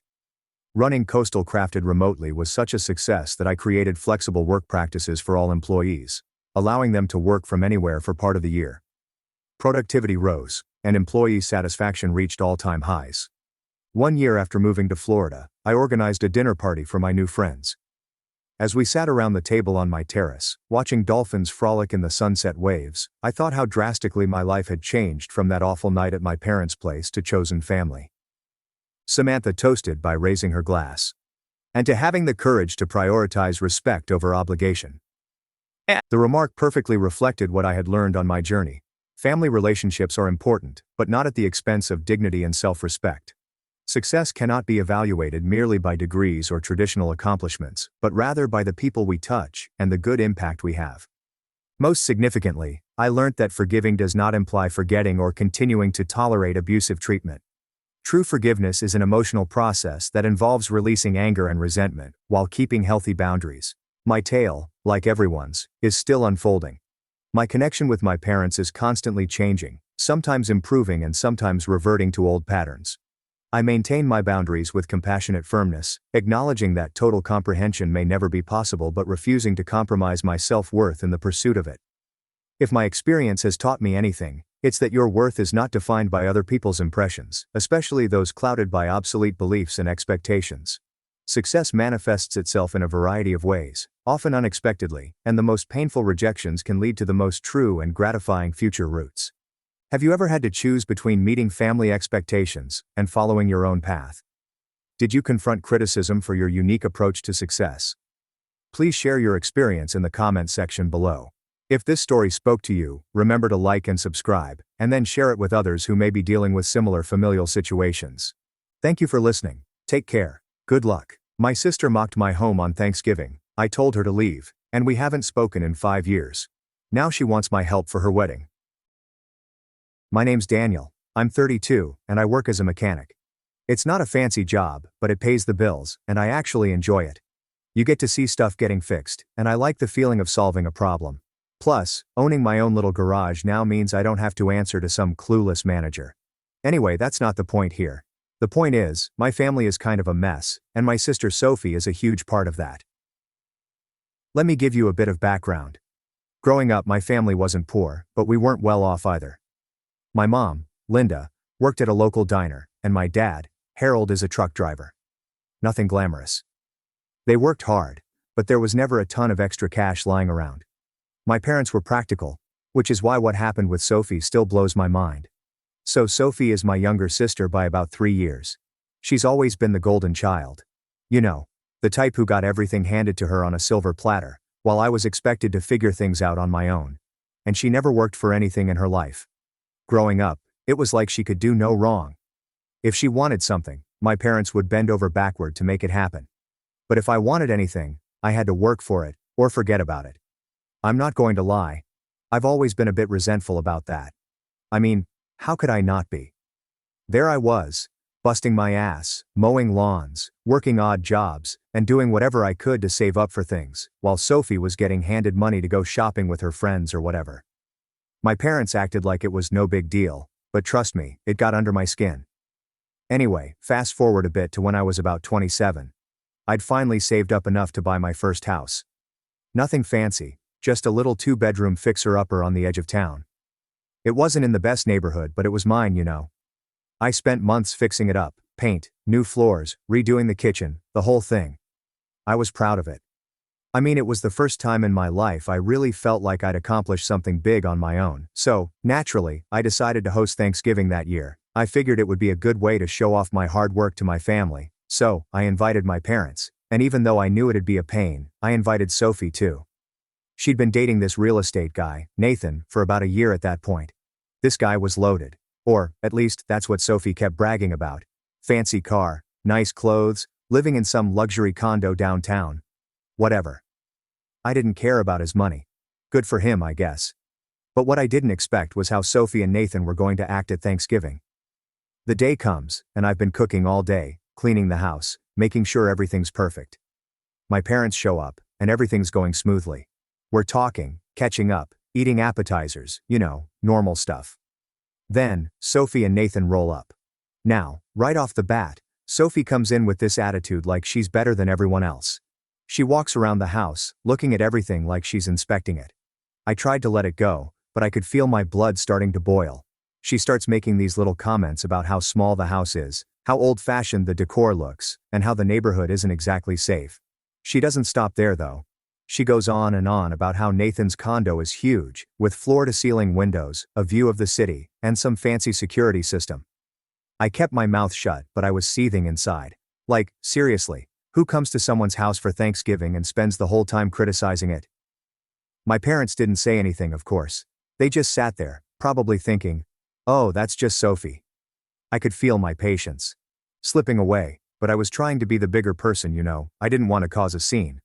But then, she crossed the line.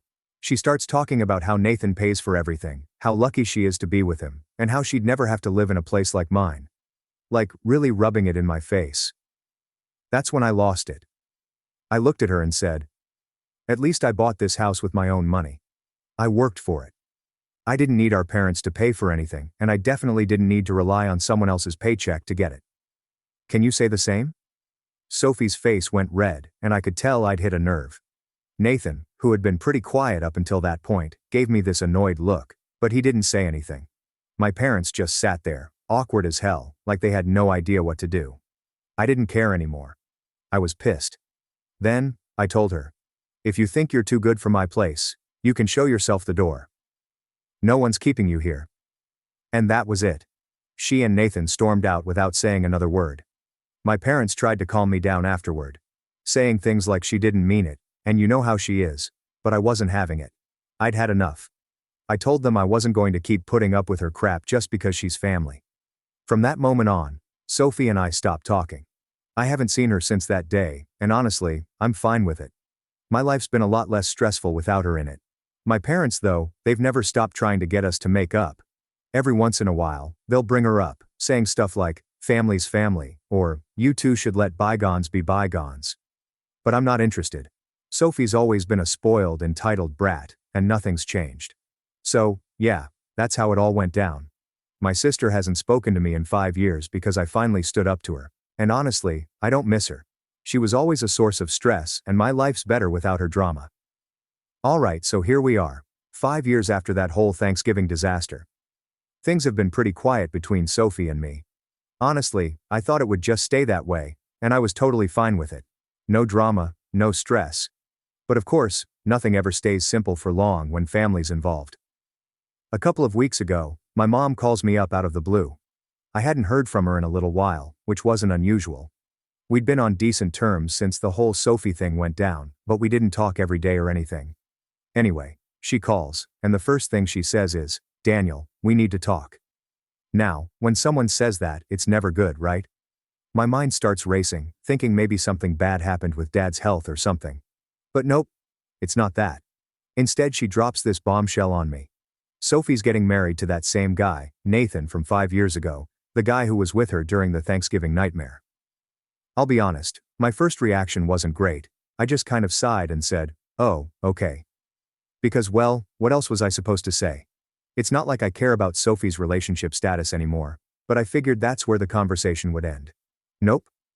Mom starts going on about how Sophie's wedding is this huge deal, and how it's going to be really fancy. She's talking about venues, flowers, the whole 9 yards. And of course she's excited. My parents have always been way more invested in Sophie's life than mine. It's just the way things have always been. But then, she says something that makes me pause. We've promised Sophie that we'll cover the cost of the venue and decorations. Mom says, but Daniel, we're going to need a little help. I had to do a double take at that. Wait, what? You need help with what? I asked, feeling a little confused. We need you to help us cover the costs, she says, as if this is just a normal thing to ask. I'm not going to lie, I was floored. I didn't even know what to say at first. My parents wanted me to give them money for Sophie's wedding. The same Sophie I haven't spoken to in 5 years. The same Sophie who made my life miserable for most of our childhood. The same Sophie who walked out of my house without so much as an apology that Thanksgiving. It felt like I was living in some alternate reality where none of that mattered. I mean, come on. They seriously expected me to help pay for her wedding. I took a deep breath, trying to stay calm. Mom, why would you even think I'd want to do that? I asked, keeping my voice steady, even though I was already starting to get worked up. Mom seemed genuinely surprised. Daniel, it's your sister. Family helps family. That's when I snapped. I told her exactly what I thought. Family helps family. Really? Where was that energy when I needed help paying for trade school? You guys didn't lift a finger back then. But now you want me to hand over money for Sophie's wedding? The same Sophie I don't even speak to. Mom got real quiet after that, probably because she didn't have a good answer. I didn't stop there though. I reminded her about all the times Sophie got whatever she wanted while I had to fend for myself. How they let her walk all over me for years, and now they're asking me for money like none of that ever happened. After a minute, Mom finally said, "It's different, Daniel." I just laughed. Not because it was funny, but because of how ridiculous it sounded. And you think I have money to just throw at Sophie's wedding now? Do you even hear yourself? I'm not giving you a single dime for this. If you can't afford it, you shouldn't have promised it. Mom got defensive after that, saying they didn't want Sophie to feel like they couldn't support her, especially in front of Nathan's wealthy family. Apparently they've been trying to keep up with his parents, who are loaded and throwing money at the wedding left and right. My parents wanted to contribute so they didn't look like they were falling behind. It was all just so shallow. I mean, who cares if Nathan's family has more money? It doesn't change the fact that Sophie's spoiled and entitled, but my parents were so wrapped up in this image they wanted to present, that they were willing to beg me for money just to keep up appearances. I told Mom I wasn't going to help, that it wasn't my responsibility, and I didn't even care about the wedding. She tried to guilt trip me, saying how this was a once-in-a-lifetime event, and how it would mean a lot to the family if I pitched in, but I wasn't budging. I told her straight up that she needed to figure this out without me. She sounded disappointed, but I wasn't backing down. We ended the call on a pretty awkward note, with her telling me she'd talk to Dad and figure out another way. The whole thing just left me feeling drained. I couldn't believe the nerve they had to even ask me for money after all these years, especially for Sophie of all people. It just brought back all the resentment I thought I'd buried after the Thanksgiving fight. The way my parents have always bent over backward for Sophie while I've had to figure everything out on my own. It's like nothing's changed. Over the next few days, I tried to forget about it, but it kept eating at me. Part of me wondered if I'd overreacted.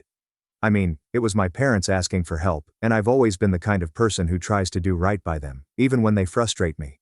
But this felt different. It felt like they were crossing a line.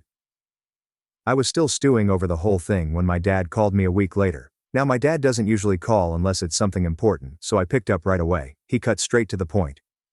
"Your mom told me you won't help with Sophie's wedding," he said. No hello, no small talk, just straight into it. "Yeah, that's right," I said, feeling my stomach tighten. I could already tell this conversation wasn't going to go well. Dad let out a long sigh. "Daniel, we really need you to help us out here. We've already committed to paying for part of it, and now we're stuck. If we don't come through, it's going to look bad." There it was again. This obsession with how things looked. It wasn't even about Sophie anymore. It was about saving face in front of Nathan's family. I could feel the anger bubbling up again. "Look, Dad," I said, trying to stay calm. "I'm not responsible for the promises you made. If you can't afford it, then you shouldn't have offered to pay. I'm not going to bail you out." Dad didn't like that. He started going on about how family should stick together and how they've always done their best for us. But the more he talked, the more I realized something. They weren't asking for my help because they needed it. They were asking because they expected it, like it was my duty to clean up their mess. So, I cut him off. "I'm sorry, Dad, but I'm not doing it. You'll have to figure something else out." And that was it. The conversation ended on a sour note, just like the one with my mom. They weren't happy with me, but for once, I didn't feel guilty. I'd spent my whole life trying to keep the peace, but this time, I wasn't going to let them push me around.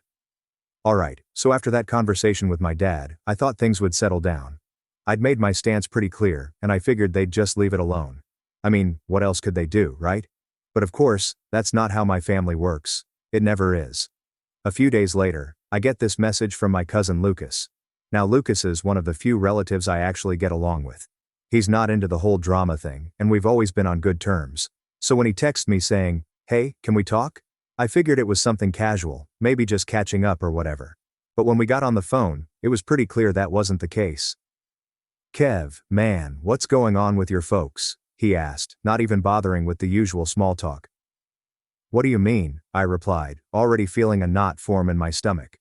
I had a feeling I knew where this was headed, but I wasn't about to jump to conclusions. Lucas sighed. "I just talked to your mom, and she was like, really upset. She said something about how you refused to help with Sophie's wedding, and now the whole family's talking about it."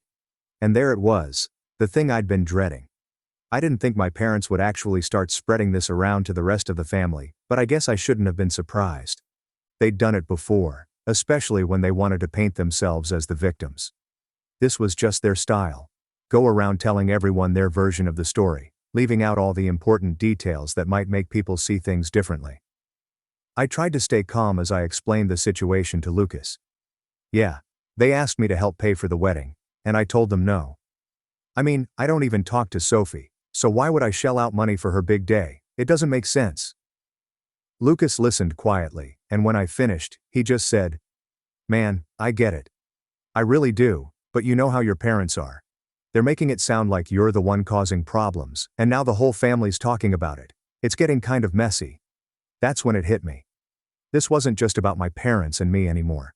They dragged the entire family into this, and now I was being painted as the bad guy. I could feel the frustration bubbling up, but I didn't want to take it out on Lucas. He wasn't the one stirring the pot. He was just giving me a heads up. "Great," I muttered, rubbing my temples. "So now everyone thinks I'm some selfish jerk, huh?" Lucas hesitated for a second before answering. "Well, yeah, kind of. But it's not like people know the whole story, Kev. They're only hearing what your folks are saying, and you know how they like to spin things." I laughed bitterly. Yeah, I know exactly how they like to spin things. After I got off the phone with Lucas, I was pissed. I mean, it's one thing to have a disagreement with your parents, but to have them go around telling everyone in the family, twisting the story to make you look bad, that's a whole new level of low. I wasn't about to sit back and let them trash my name without setting the record straight. So I did something I wasn't sure I'd regret or not. I sent out a group text to the family. You know, the kind of message you think twice about before hitting send, but still do it anyway, because you're just that fed up. Yeah, that kind. It wasn't anything crazy, but I laid out the situation as clearly as I could. "Hey, just wanted to clear some things up since I've heard a lot of talk going around. Yes, Mom and Dad asked me to help pay for Sophie's wedding. No, I'm not helping. I haven't spoken to Sophie in years, and it doesn't make sense for me to pay for something I'm not involved in. I didn't start this drama, but I'm not going to be guilt-tripped into doing something I'm not comfortable with. Thanks." Short, to the point, and hopefully enough to stop people from assuming the worst about me. I didn't expect anyone to respond. Honestly, I just wanted to get my side out there before the gossip got any worse. But of course, things didn't exactly go the way I planned. Within minutes my phone started blowing up. I got a text from my aunt, a call from my grandma, and even a message from some cousin I hadn't spoken to in years. Most of them were polite enough, asking if everything was okay or offering their support, which felt more like thinly veiled nosiness. But then there were the not-so-nice ones. My Uncle Peter, who's always been way too invested in family business, sent me this long-winded text about how family comes first, and how I was being petty by holding on to old grudges. He went on about how Mom and Dad were only trying to do right by Sophie, and how I should help out for the sake of the family. It was infuriating, but I decided not to respond. Engaging with people like Peter would only make things worse. Then my mom called. I could hear it in her voice. She was pissed.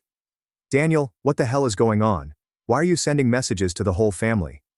"Because Mom, you've been going around telling everyone I'm refusing to help and making me look bad. I'm just clearing the air," I said, trying to keep my cool. "I didn't say anything that wasn't true," she snapped back. "You are refusing to help, and now everyone's upset because they don't understand why you're being so selfish." Selfish? You've got to be kidding me, Mom. I'm not paying for a wedding I'm not even involved in. That's not selfish. That's just common sense, I shot back. Mom huffed into the phone. "You don't understand, Daniel.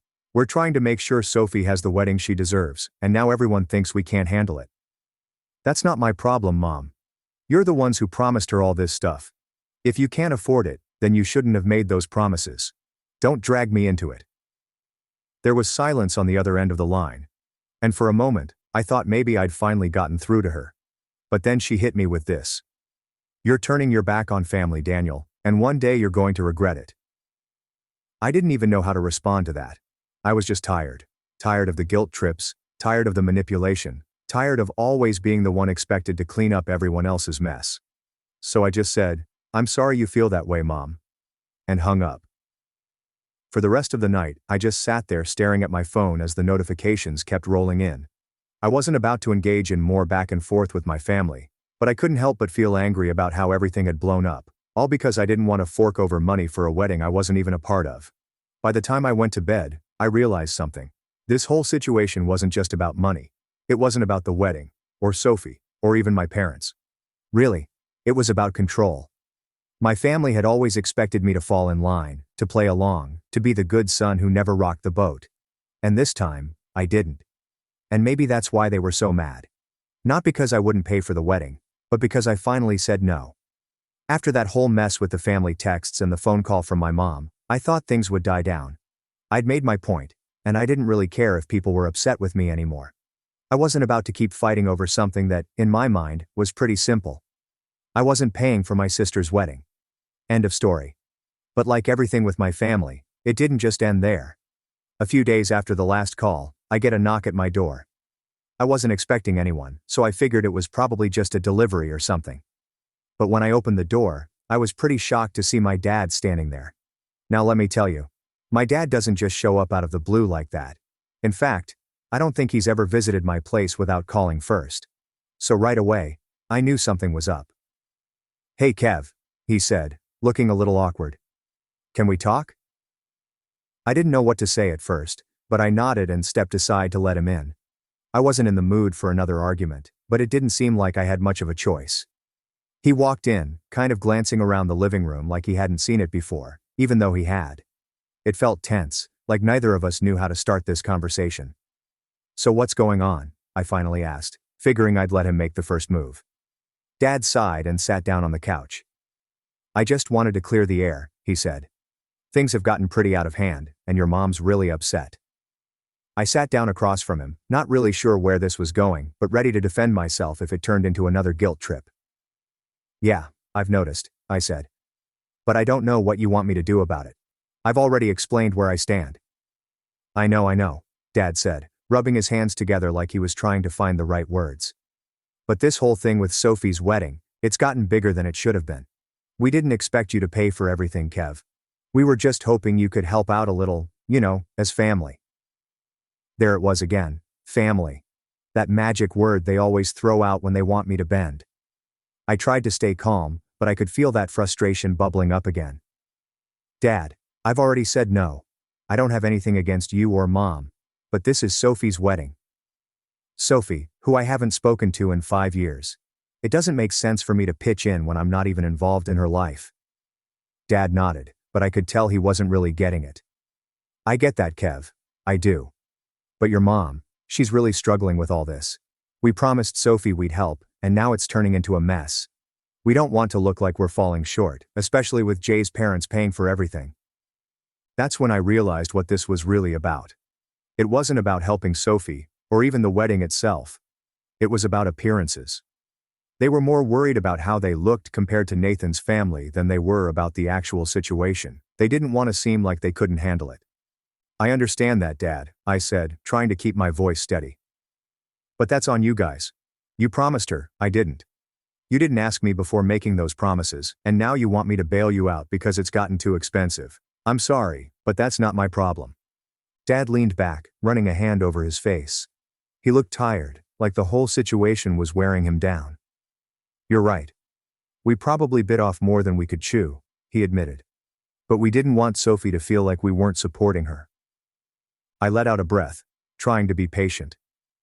"And I get that, I really do. But you guys have always supported Sophie. You've done more for her than you ever did for me. And I'm not saying that to be bitter, but it's the truth. So now, when you come to me expecting me to help with something I'm not even involved in, it just feels wrong." Dad was quiet for a minute, and for the first time, it seemed like he might actually be listening. "I guess we didn't see it that way," he said slowly. "We just thought, well, maybe if you helped it would start to mend things between you and Sophie." I almost laughed at that. Mend things between Sophie and me, as if throwing money at her wedding was going to magically fix 5 years of silence and resentment. "Dad, money's not going to fix that," I said. "Sophie and I have our issues, and they go way deeper than this wedding. You can't just slap a Band-Aid on it with a check." He sighed again, nodding like he understood, but still not really getting it. "I guess you're right," he said, sounding defeated. "I just don't know how to make all this better. Your mom's really upset, and it's making everything harder." That was the thing about my dad. He wasn't a bad guy, but he always tried to fix everything for everyone, even when it wasn't his responsibility. And in doing that, he'd end up dragging himself into more stress than he needed. I leaned forward, resting my elbows on my knees. Dad, I'm not trying to make things harder for you guys, but I'm not going to pay for Sophie's wedding. I'm not. It's just not my responsibility, and you and Mom need to stop acting like it is. He nodded, looking down at the floor. All right, Kev. I hear you. We'll figure something out. For the first time in this whole mess, it seemed like maybe, just maybe, he was starting to accept that I wasn't going to cave, that I wasn't going to swoop in and save the day with my wallet. It felt good to finally stand my ground and have him at least acknowledge it, even if I knew my mom wasn't going to be as easy to convince. Dad stayed for a little while longer, and we talked about other stuff, work, life, anything that wasn't wedding related. It was nice to just have a normal conversation with him, something we didn't do often enough. But eventually, he had to leave. And as he stood up to go, he gave me this look like he wanted to say more, but didn't know how. Take care of yourself, Kev, he said, giving me a pat on the shoulder before heading out the door. You too, Dad, I replied, watching him walk down the steps. As I closed the door behind him, I felt this weird mix of relief and frustration. I was glad we talked, but I knew this wasn't the end of it. My mom was still fuming, Sophie was still getting married, and the family drama wasn't going to disappear overnight. But at least for now, I'd said my piece. I wasn't backing down, and honestly, that felt pretty damn good. All right. So after that talk with my dad, I thought for a second that maybe things would finally settle down. He seemed to understand where I was coming from, or at least he was willing to leave it alone for a bit. But I should have known better. When it comes to my family, things are never that simple. A few days passed, and things were quiet. Too quiet. No calls, no texts, nothing. At first it was kind of a relief. I thought maybe they were finally backing off, giving me some space to breathe. But then the silence started to feel off. You know that feeling when you just know something's brewing, but you don't know what? Yeah, that. And of course, I was right. One evening, I'm sitting at home after work, just relaxing, when my phone buzzes. It's a text from my Aunt Carol. Now, Aunt Carol is one of those relatives who's always involved in everyone's business. She's never really picked sides before, but she loves to stir the pot and act like she's the mediator in the family. So, when I saw her name pop up, I already knew this wasn't going to be good. Her message said something like, "Hey Daniel. I've been hearing a lot about what's going on with the family. I think we should talk." I sighed, debating whether or not to even respond. But then I figured, what the hell, I might as well hear her out. Maybe she had some perspective I hadn't considered. Spoiler alert, she didn't. I called her, and right from the start, it was clear where this conversation was headed. "Daniel, honey, I just want to understand why you're being so stubborn about this whole wedding thing," she said, her voice dripping with that fake sweetness she always uses when she's about to lay into someone. "I mean, it's your sister's wedding.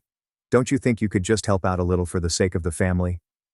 There it was again. That same phrase, for the sake of the family. Like that was supposed to be the magic word that made me open my wallet and forget all the crap I've been through. "I've already explained this to Mom and Dad," I said, trying to stay calm, even though I could feel my patience thinning. "I don't have a relationship with Sophie. We haven't spoken in 5 years, Carol. I'm not going to help pay for a wedding when I'm not even part of her life." And Carol sighed, like she was talking to a toddler who just couldn't understand simple logic. "But Daniel, family is family. You don't have to be best friends with Sophie to do something nice for her. Weddings are a big deal. It's one of those events where everyone comes together. It could be a chance for you two to reconnect." I almost laughed at that. Reconnect after 5 years of nothing, and I was supposed to do that by throwing money at her wedding? It sounded ridiculous. "I'm sorry, but that's not going to happen," I said, keeping my voice steady. "Sophie and I aren't going to magically fix things just because I helped pay for her wedding.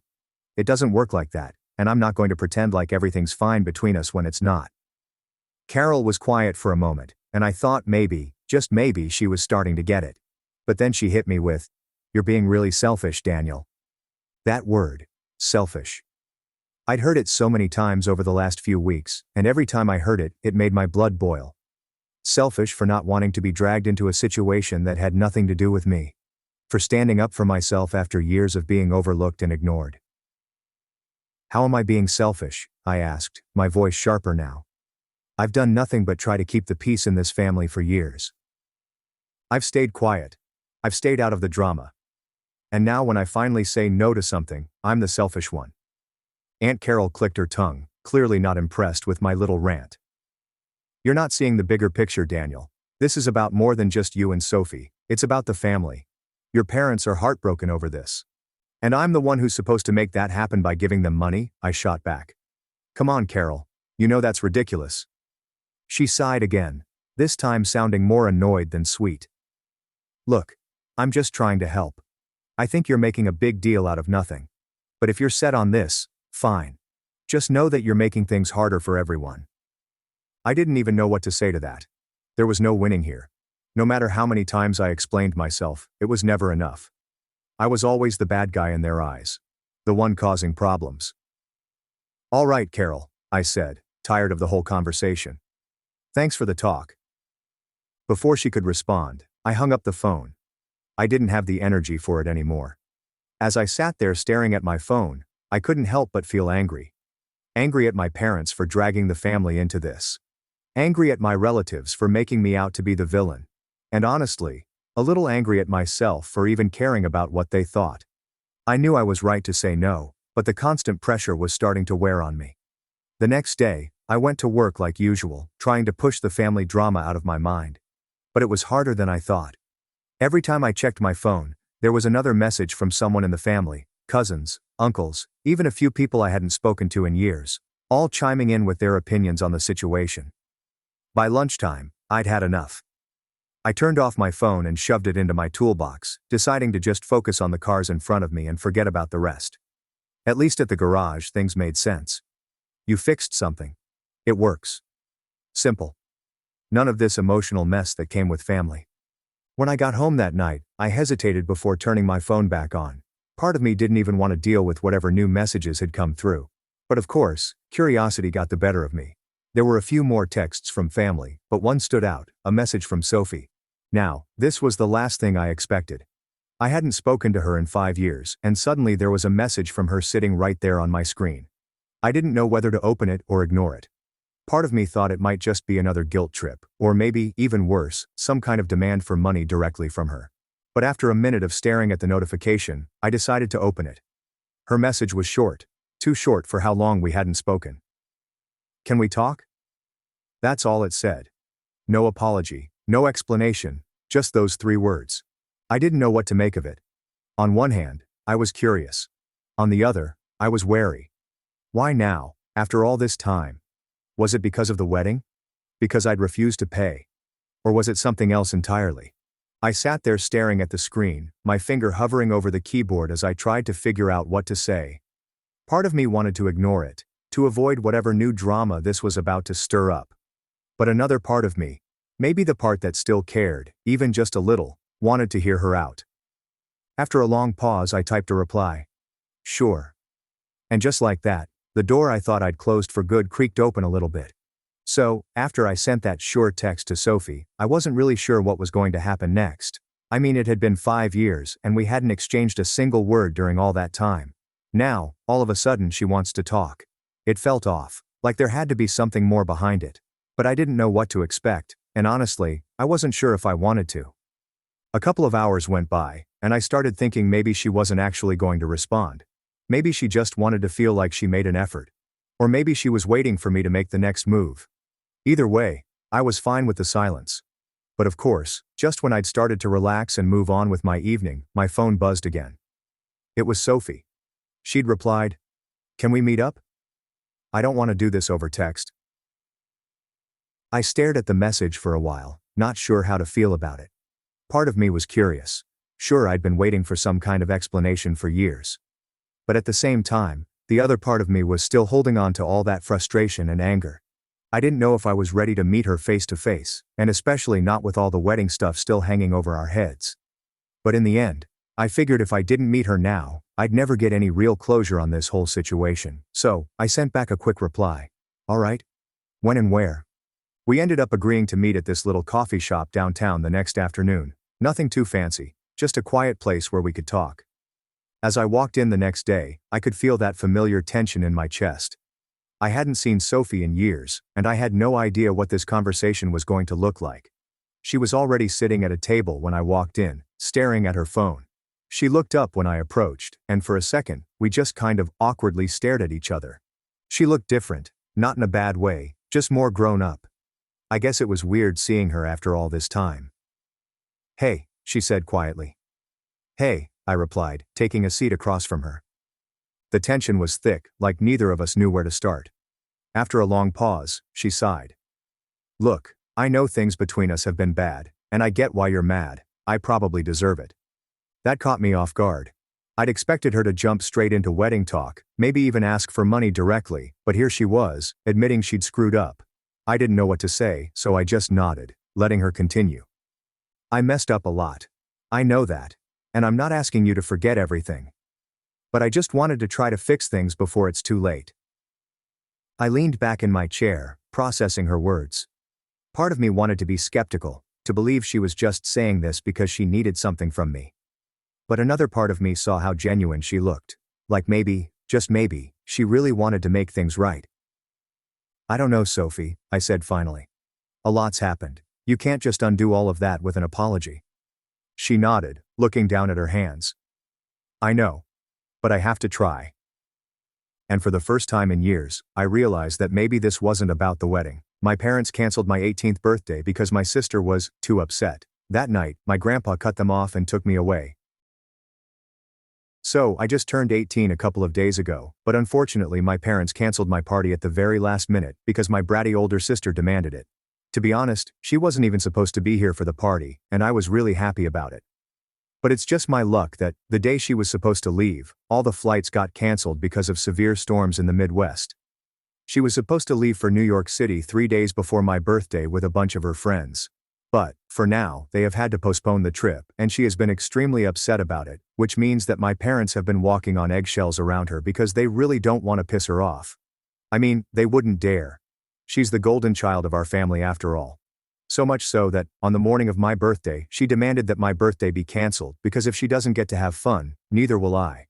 And of course my parents didn't even think twice before sending out the message to every single person who had been invited. And I found out about it much later, around the evening, when I was patiently waiting for all the guests to arrive. But nobody was coming by. When I finally asked my parents why nobody had arrived, even by 7 o'clock in the evening, they finally told me that they had canceled the party without even asking me because my sister was very upset, and they didn't think that it would be right to have a party when she was in such a state. It was then that I completely lost my temper and started screaming at my parents because it was just so unfair. My parents had always acted very differently with my sister, catering to her every need more than mine, and expecting me to compromise and adjust throughout my life. I had always done that, but this was just taking things way too far. It was my parents who had offered to organize my 18th birthday party for me, and had invited all my friends and relatives so we could have a big birthday bash. And now, they had canceled all of it without even telling me, just because my sister was whining about some trip that got canceled for very valid reasons, and it wasn't even in anybody's control. My parents had also been sly enough to tell all the guests that the reason they were canceling the party was because I had fallen sick all of a sudden, and they had requested everyone specifically not to text me about it until the next day, because then I would end up being on my phone, and that was the last thing that I needed with my migraine. So nobody had even texted me, and I wasn't able to figure out what was going on until the last minute. As soon as my parents told me what was happening, I started fighting with them and screaming at them. I was extremely upset because who wouldn't be in my place? Even then, the only thing they were concerned about was me being too loud because they were worried that my sister would wake up from her nap. I couldn't care less about that, and I just went on screaming until my sister came downstairs and started defending our parents, saying that they had done nothing wrong. She claimed that she was the one who had said that she didn't want anybody partying or having any sort of celebration at a time when she was so upset because it would just be heartless. And if I couldn't see that, then I was really the most spoiled and entitled person. The sheer audacity to even say that to me, after what she had done, pissed me off to such a level that I just started blindly cursing at her. And I grabbed her hair and tried to shake her. So things ended up getting physical. Our parents had to break us apart, and I guess we didn't hear the doorbell ringing until we finally stopped fighting. My parents were very sure that they had uninvited everyone. But, when they opened the door, my grandpa was standing outside. My paternal grandfather is really a force to be reckoned with, and everyone in the family fears and respects him a lot, including my parents. So having him at the door was not good news for them. As soon as the door was opened, he stepped inside and started inquiring about why there was so much yelling and cursing. And he looked at me for answers because, well, I was the one who was cursing the most. Usually I wouldn't tell anyone about the kind of treatment that I received from my parents because it was very petty. But this time, I hid absolutely nothing and told my grandpa everything. I was very upset with my parents and my sister, and I didn't think there was any point in trying to hide the truth anymore, because that would just encourage them to treat me even worse. It was time to speak up, and so I did. I also told him that my sister being treated like the favorite was not even just a one-off incident. It was something that I've had to put up with every single day for the past 18 years of my life. But this incident was the limit, and I couldn't put up with this anymore. As soon as I was done talking about it, I could see that my grandpa was absolutely appalled. The shock was visible on his face, and within a few seconds, he snapped at my father and started scolding him. I got to find out a lot of things that, so far, I had no idea about. My grandpa started scolding my father because, apparently, he had been sending money to my parents every month for the past couple of years because my parents had been struggling to keep their business going and also support our family. So, it was really my grandfather who had been supporting us all along, and even this party that my parents were about to take credit for, it had all been paid for by my grandfather. My grandpa told my parents that they had really let him down by treating me this way because, from the way I was acting, it was very obvious that I had been traumatized because of their favoritism towards my sister. My parents quietly let him talk. But my sister, being the absolute fool that she is, tried to argue with him and told him that the only reason she had asked for this to be cancelled was because she was absolutely shattered that her trip to New York, that she had been looking forward to for the past couple of months, had been cancelled for the foreseeable future. And it was really heartless to have a party when she was suffering. But my grandpa had no time for her, and the BS she was spewing, and told her to her face that she was the epitome of entitlement to even demand that I cancel my 18th birthday party just to accommodate her feelings about a trip that she could take later. He told her that the world didn't revolve around her. And I think that must have actually been news to her. Anyway, my sister arguing with my grandpa pissed him off even more, and eventually he just told my parents that he would no longer be supporting them, and that they were on their own now. Then, he told me to pack my bags and come along with him if I wanted to move out, because clearly, my parents were up to no good, and they only cared about my sister. Even when my grandpa said that, the only thing my parents seemed to be outraged about was the fact that my grandpa had said they would not receive any financial support from him anymore. They didn't even seem to care about the fact that he had offered to let me move in with him, and I was about to take him up on that offer, which just goes to show that my grandpa was completely right about them not giving a crap about me. So, I wasted no time. I went upstairs while my parents tried to bargain and argue with my grandpa so he would not withdraw his support, and I quickly packed my things. Then, I went downstairs and left with my grandpa, who didn't even look back at his son one last time. While we were driving to his place, he even apologized to me for everything that I had gone through, and said that he should have taken this step a really long time ago. I don't know what that means, but I'm just really glad that I'm staying with him right now. The only people who are unhappy about this arrangement are obviously my parents, and they have been relentlessly trying to get through to me. I haven't blocked them yet, but I haven't been responding to them either. I haven't picked up any of their calls, and neither have I answered any of their messages. But I have been reading all of them. My mom and dad kept texting me to apologize to me, and kept saying that they really didn't think things through, that they always put my sister first, because she was more delicate, and her feelings were more fragile. And in doing so, they didn't even realize that they were neglecting me. They were really sorry about it. They really tried very hard to make it seem like they were only neglecting me because they thought I was tough and strong enough to deal with it. But let's be real, my sister is almost 5 years older than me. And if anything, she should have been the one who was strong enough to deal with the fact that she had to share her parents with me. So, I didn't buy a single word of what my parents were trying to tell me. And I knew that they were only acting this way because they wanted me to come back, so my grandpa would continue to support them. All I wanted from them was just one genuine apology, but that never came. And it started really pissing me off. So this morning I told my father to stop texting me, and said that I knew they were only doing this because they wanted my grandpa to continue supporting them, and I did not need their fake apologies. I was done with them, and they had shown me exactly where their priorities were by canceling my birthday party, without even asking me. That really was the straw that broke the camel's back, and now I was never coming back to them.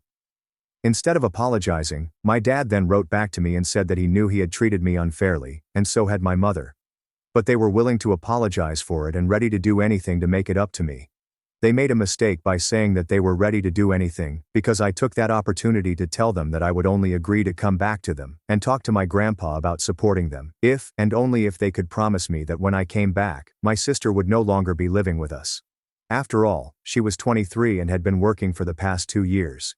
She should have saved up enough money to have been able to move out by now. So, I don't even think I was being that unfair. But my parents think that I'm being ridiculous and heartless. So now, Ida for telling my parents that I will only move back in with them if my sister moves out.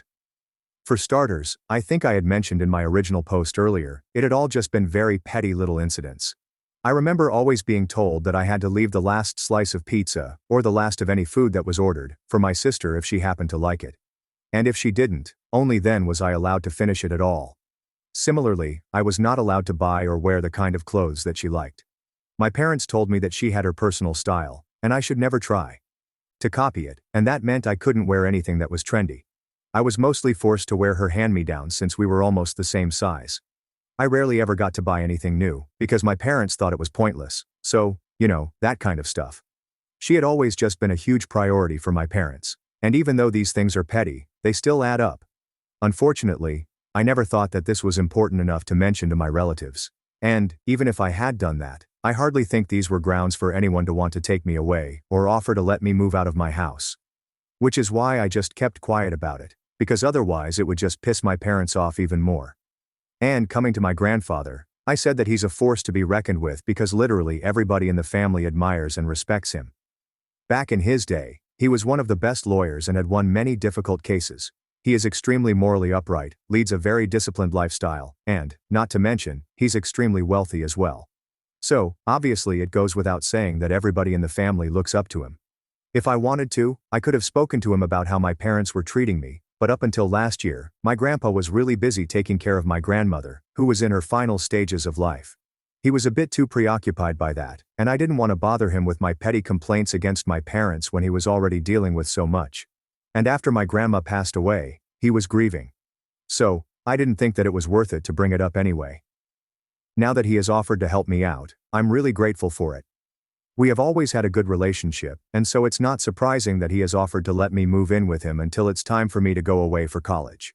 He even told me that he's going to bear all the expenses of that until I am working. I'm going to stick to the condition that I put forward to my parents. Obviously, I have no intention of going back to living with my parents, even if they kick my sister out.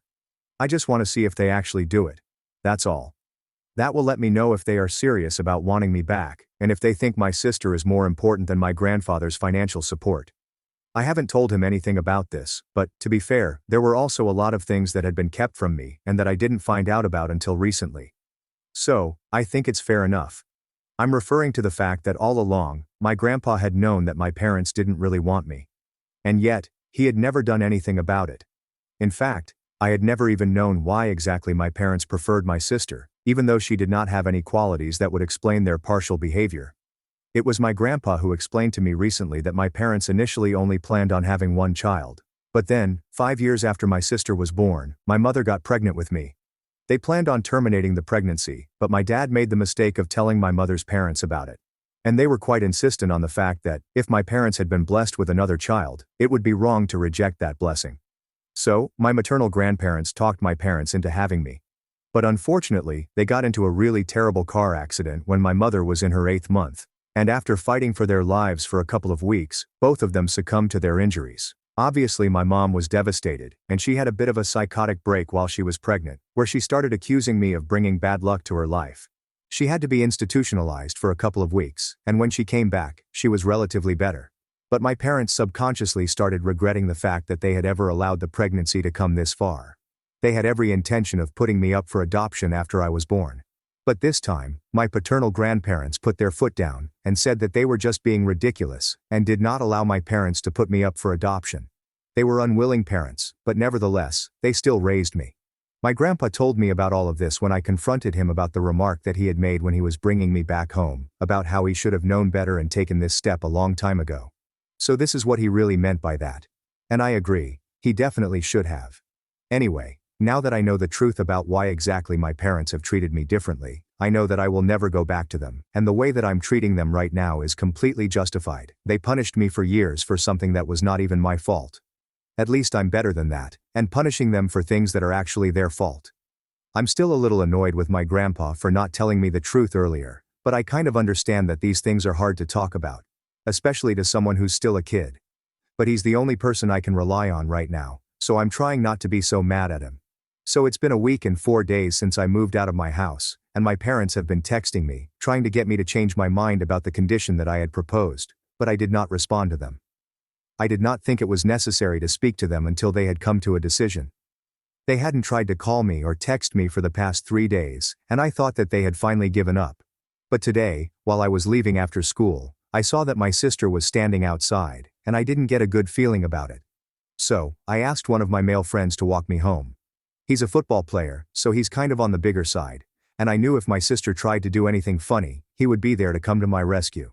Him and I have been friends for a really long time, so I trust him implicitly, and he knows literally everything, including whatever I have mentioned about my family. So he agreed to walk me back home, and my sister kept following us silently, and it was really creeping me out. Halfway back home I decided to turn around and confront her about what exactly she was trying to do. She told me that she was not willing to talk to me about these things in front of a stranger, but I told her that I was not even willing to speak to her at all. She then started telling me that our parents have been really stressed out and upset, and it's all because of me, and how I've been behaving. Then, she mentioned that yesterday our parents had finally told her that I would not come back home or even speak to my grandpa about supporting them again until they were back on their feet, unless she was kicked out of the house. She was here to confront me about it because she thought that I was being extremely unfair. I thought it was ridiculous of her to think that I would dignify this with a discussion, so I just told her that if I can't be happy, then neither can she. That's exactly the logic that she had used to get my party cancelled, and I think it should apply to her as well. Then, I turned around to walk back home, but she started screaming at me and said that I was a horrible human being. I didn't even bother to respond or even turn around. I just kept walking with my friend and flipped her off.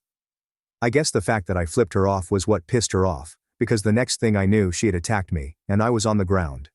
I was wearing a backpack so I could feel the weight of that as well as her on my back. Thankfully though, my friend had my back, literally, because within seconds, I felt my sister being lifted off. And when I finally managed to get back on my feet and dust myself off, I saw that my friend was literally holding her one arm away, and he had barely even broken a sweat. So I guess I was right to have him walk me back home, since my sister always had a violent streak, and I knew about it. I was extremely annoyed that she had even thought that she could attack me and get away with it. So I walked up to her, slapped her really hard, and told her that if she tried to do anything funny again, I would report her to the cops, and with all the trouble that she had already caused for her dear parents, I'm pretty sure they wouldn't appreciate it more. She still had the audacity to try and continue arguing with me, but after that, my friend and I continued to walk away, and after that slap, she did not pursue me further. When I got back home I told my grandpa all about it, and he was about to call the cops, but I told him that it was not even worth it. She was just a loser. And I'm pretty sure that she had learned her lesson. Besides, I'm sure that she was already in a risky position with regards to our parents. I finally told my grandpa about what I had said to my parents, the condition that I had set for them. I thought my grandpa would be upset, but he literally laughed along with me because he thought it was really clever, and he agreed that my parents definitely deserved to get messed around with. So, that was that. And even though I'm feeling a bit sore from being pushed to the ground, I felt good that I could finally slap the daylights out of my sister because she totally deserved that, and it had been a long time coming. Now, I'm just hoping that my parents and my sister take this as a lesson and leave me alone. In September I'm supposed to start college, so I'm only going to be living with my grandpa for the next couple of months, since school is officially over now. I had my high school graduation a couple of days ago, and my date to the prom was my boyfriend, the football player friend that I've been talking about in my last update. Yep, some of you guys called it. And I just wanted to get this happy little tidbit out of the way before I get into what happened with my parents and my sister. So, after my altercation with my sister, I received a message from my parents 2 days later saying that they had come to a conclusion about what they wanted to do, and they were going to let my sister continue living with them because I was clearly not the kind of person they wanted around her, since I had always been jealous and petty. They told me that the only reason they had wanted me to come back was because they needed the financial support from my grandpa. But my mother's older brother had decided to step in as a partner and an investor in the business, so they did not require that any longer, and neither did they want me around anymore. I'm pretty sure that they thought this was going to hurt my feelings, but I had already known about their true intentions from the beginning. So, this revelation made absolutely no difference to me, and I didn't even reply to that message. I guess the fact that I did not reply got under their skin, because they sent me another message a couple of hours later saying that they were going to block me now because I was a horrible human being, just like my sister had said. Not only was I horrible and heartless, but I was also violent and ungrateful. Violent because obviously, I had slapped my sister the other day, and it was no big surprise that they had chosen to ignore the fact that my sister was the one who had provoked me and attacked me by pushing me to the ground. Or better yet, I don't even think they knew about it, because my sister must have not told them. And ungrateful because, after everything that my parents had done for me, I still had the audacity to act like they were bad parents. They brought up how they had raised me and spent so much money on feeding me, sending me to school, and clothing me. I really don't understand why parents bring up stuff like that when they are in a tough spot, because I think it's pretty much the bare minimum that they can do for their kids. It doesn't make them special, but I guess, in my parents' opinions, they think that the bare minimum is more than enough, and I should treat them like my saviors for all of that. Anyway, I really wanted to respond to that, but I decided against it because it would just be a waste of my time. So, before they could block me, I blocked them first, and now I'm done.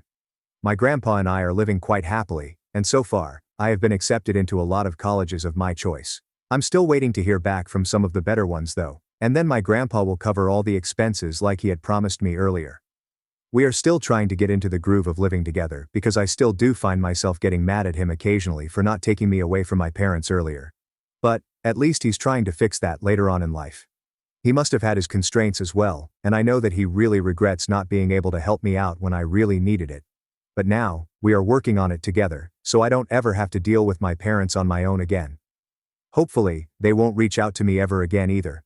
I'm doing great right now, and from what I know, my entire family has cut off my parents and my sister. My mom's side of the family is still in touch with them. But, thanks to my grandpa, nobody from my dad's side speaks to them anymore. Most people were not aware of the way I was being treated because, well, I never spoke about it. But after my grandpa started telling people that he was not in touch with my parents anymore, they started finding out exactly why we had that fallout. And my parents ended up getting ostracized. I don't think they have anybody to blame for this situation apart from themselves. So, it's karma, I guess. I have absolutely no idea what my sister has been up to, but I heard from a couple of people that she finally moved out and is living independently as of last week. To be honest, that's the news that reminded me to update you guys here. My boyfriend and I are still going strong, and we meet each other on the weekend since I go back home every weekend, because my college is pretty close. I've made a lot of friends here, and I really feel like a brand new person, to be honest. My grandpa and I have also been able to work on our relationship, and are as close as ever now. He's my favorite person in the whole world, and I don't think anything can ever change that. He has made his mistakes in the past, but well, who hasn't? I have forgiven him, and we have moved on from everything. So yeah, I'm really happy now. My jealous sister yelled, "This is my day," at her baby shower after I revealed my twin pregnancy. Then my mom slapped me in front of 20 guests. I was heading across Buffalo University's stage, ready to receive my degree, when I heard my sister scream at the top of her lungs. Sabrina had collapsed on the floor and was hyperventilating. The entire ceremony was cancelled. Paramedics raced in. She had always been an attention-seeking hoe. She fainted in the front row of my first piano recital at the age of 12. Prom night, when I was proclaimed queen, a phony heart attack scare, every big event. It wasn't until 3 years later when I received an invitation to her baby shower that I saw an opportunity to bite back. My spouse was alongside me when I opened it, and I instantly began rubbing against him. "We're trying for a baby," I whispered in his ear. "Really? I thought we were waiting." "Now. We're trying now." The math was precise. I had about 3 cycles to get pregnant for the timing to work. Her party was in 3 months. I had to act quickly. The first test was negative. I stared at that one line. The second month was negative again. I was resting in the dark room with gel on my belly when the ultrasound technician became quiet and pushed the wand around. "Congratulations, it's twins." I really laughed. Over the next few months, I became Sabrina's biggest supporter. Anything to get her excited for what that hoe imagined would be her big moment. "Oh my gosh, girl, you need a countdown on Instagram, I'll design it." I posted daily. 5 months until my sister becomes a mom. I insisted on inviting everyone I knew, promising them all gifts and attention. When she posted her baby name online, I knew I had done the right thing. Isla Aurora, a name I wrote in my diary when I was 15 and had never told anyone about. That bitch had passed through my room. So on the morning of her party, I curled her hair and smiled extra sweetly, and it took everything I had not to laugh when she became overly emotional. If only one of us got to be pregnant, I'm glad it's me. Even mom said it's better this way since I'm the prettier sister. The photos will actually be worth framing, you know what I mean? I delicately painted her lips. You deserve this. No interruptions this time, she said. This is my day. Absolutely. If there's one thing my bitch sister can do, it's throw a great party. There were gorgeous balloons and a 3-tiered cake. Even though everyone knew from her post that it was a girl, she insisted on performing the entire reveal performance again. I was wearing a flowy dress, but you could see my bump if you looked closely enough. Nobody was looking at me, however. Not yet. Or so I thought, until Sabrina took our mother aside. God, look at Claire. She's gotten huge. If I didn't know better, I'd think she was the pregnant one. She giggled. Well, you've always been the thin one, honey. Good thing too, for the photos. When they were finished giggling, the countdown began. 3, 2, 1, pop. Pink confetti everywhere. It's a girl, Sabrina said. Everyone cheered. Cameras flashed. To be honest, I was prepared to stand up and spoil everyone's mood with my announcement. But that's when my morning sickness became severe. I dashed to the restroom, hand over mouth. When I came back out, everyone looked at me with concern. The words tumbled forth. Sorry, I exclaimed, startled. It's just the twins. They've been making me so sick. 6 weeks with twins, and I can't keep anything down. The quiet was deafening. Then there was an explosion. Twins? Aunt Martha screamed. Oh my gosh, Claire! The crowd shifted like a tidal away from Sabrina and towards me. Hands reached for my stomach. Questions came at me from all directions. When did you find out? Do twins run in your family? Are they identical? Sabrina's cheeks turned pink, then scarlet, and finally purple. I saw her chest start heaving. I prepared myself for the performance. I can't breathe, she whispered, holding her chest. Someone help. But everyone was around me. Even her husband was asking me about twin strollers. Hello? Sabrina yelled. I'm having a panic attack. This is my party. Mom looked over displeased. Sabrina, honey, not now. Claire's having twins. At her first pregnancy. Sabrina lost it. I actually lost it. She grabbed the cake knife and for a few seconds, I thought I was going to die at the baby shower. This is my day, she exclaimed, mascara running. Mine! I've been trying for 3 years. Liam grabbed Sabrina's wrist and yanked the knife out of her grasp while she stood still, her entire body shivering as if she were suffering a seizure. Sabrina's legs gave out completely, and the knife clattered to the floor and kicked beneath the dessert table. She dropped to her knees and began weeping so loudly that the neighbors 3 houses down were likely to hear it. Her mascara poured down her face in thick black streaks as she banged her fists on the floor, yelling that I ruined everything, that I always ruin everything, and that today was meant to be her special day. Mom raced over and put her arms around Sabrina, rocking her back and forth, utterly ignoring me as I stood there in disbelief, palm on my belly. At least 20 phones were pointed at us, with everyone recording the entire meltdown as if it were a reality show. Liam managed to push Sabrina into a chair, where she sat hyperventilating, her chest heaving up and down so quickly that I feared she'd pass out. He muttered something in her ear repeatedly, perhaps to calm her down, while the rest of the visitors milled around awkwardly, unsure where to look or what to do. Ethan grabbed my arm and dragged me to the door, his face totally white. He asked if I was okay and that we needed to leave right now before things worsened. That's when Mom charged in and smacked me hard across the face, the sound ringing around the room like a gunshot. She screamed that I was a selfish bitch who couldn't let Sabrina have a single day without making it all about me.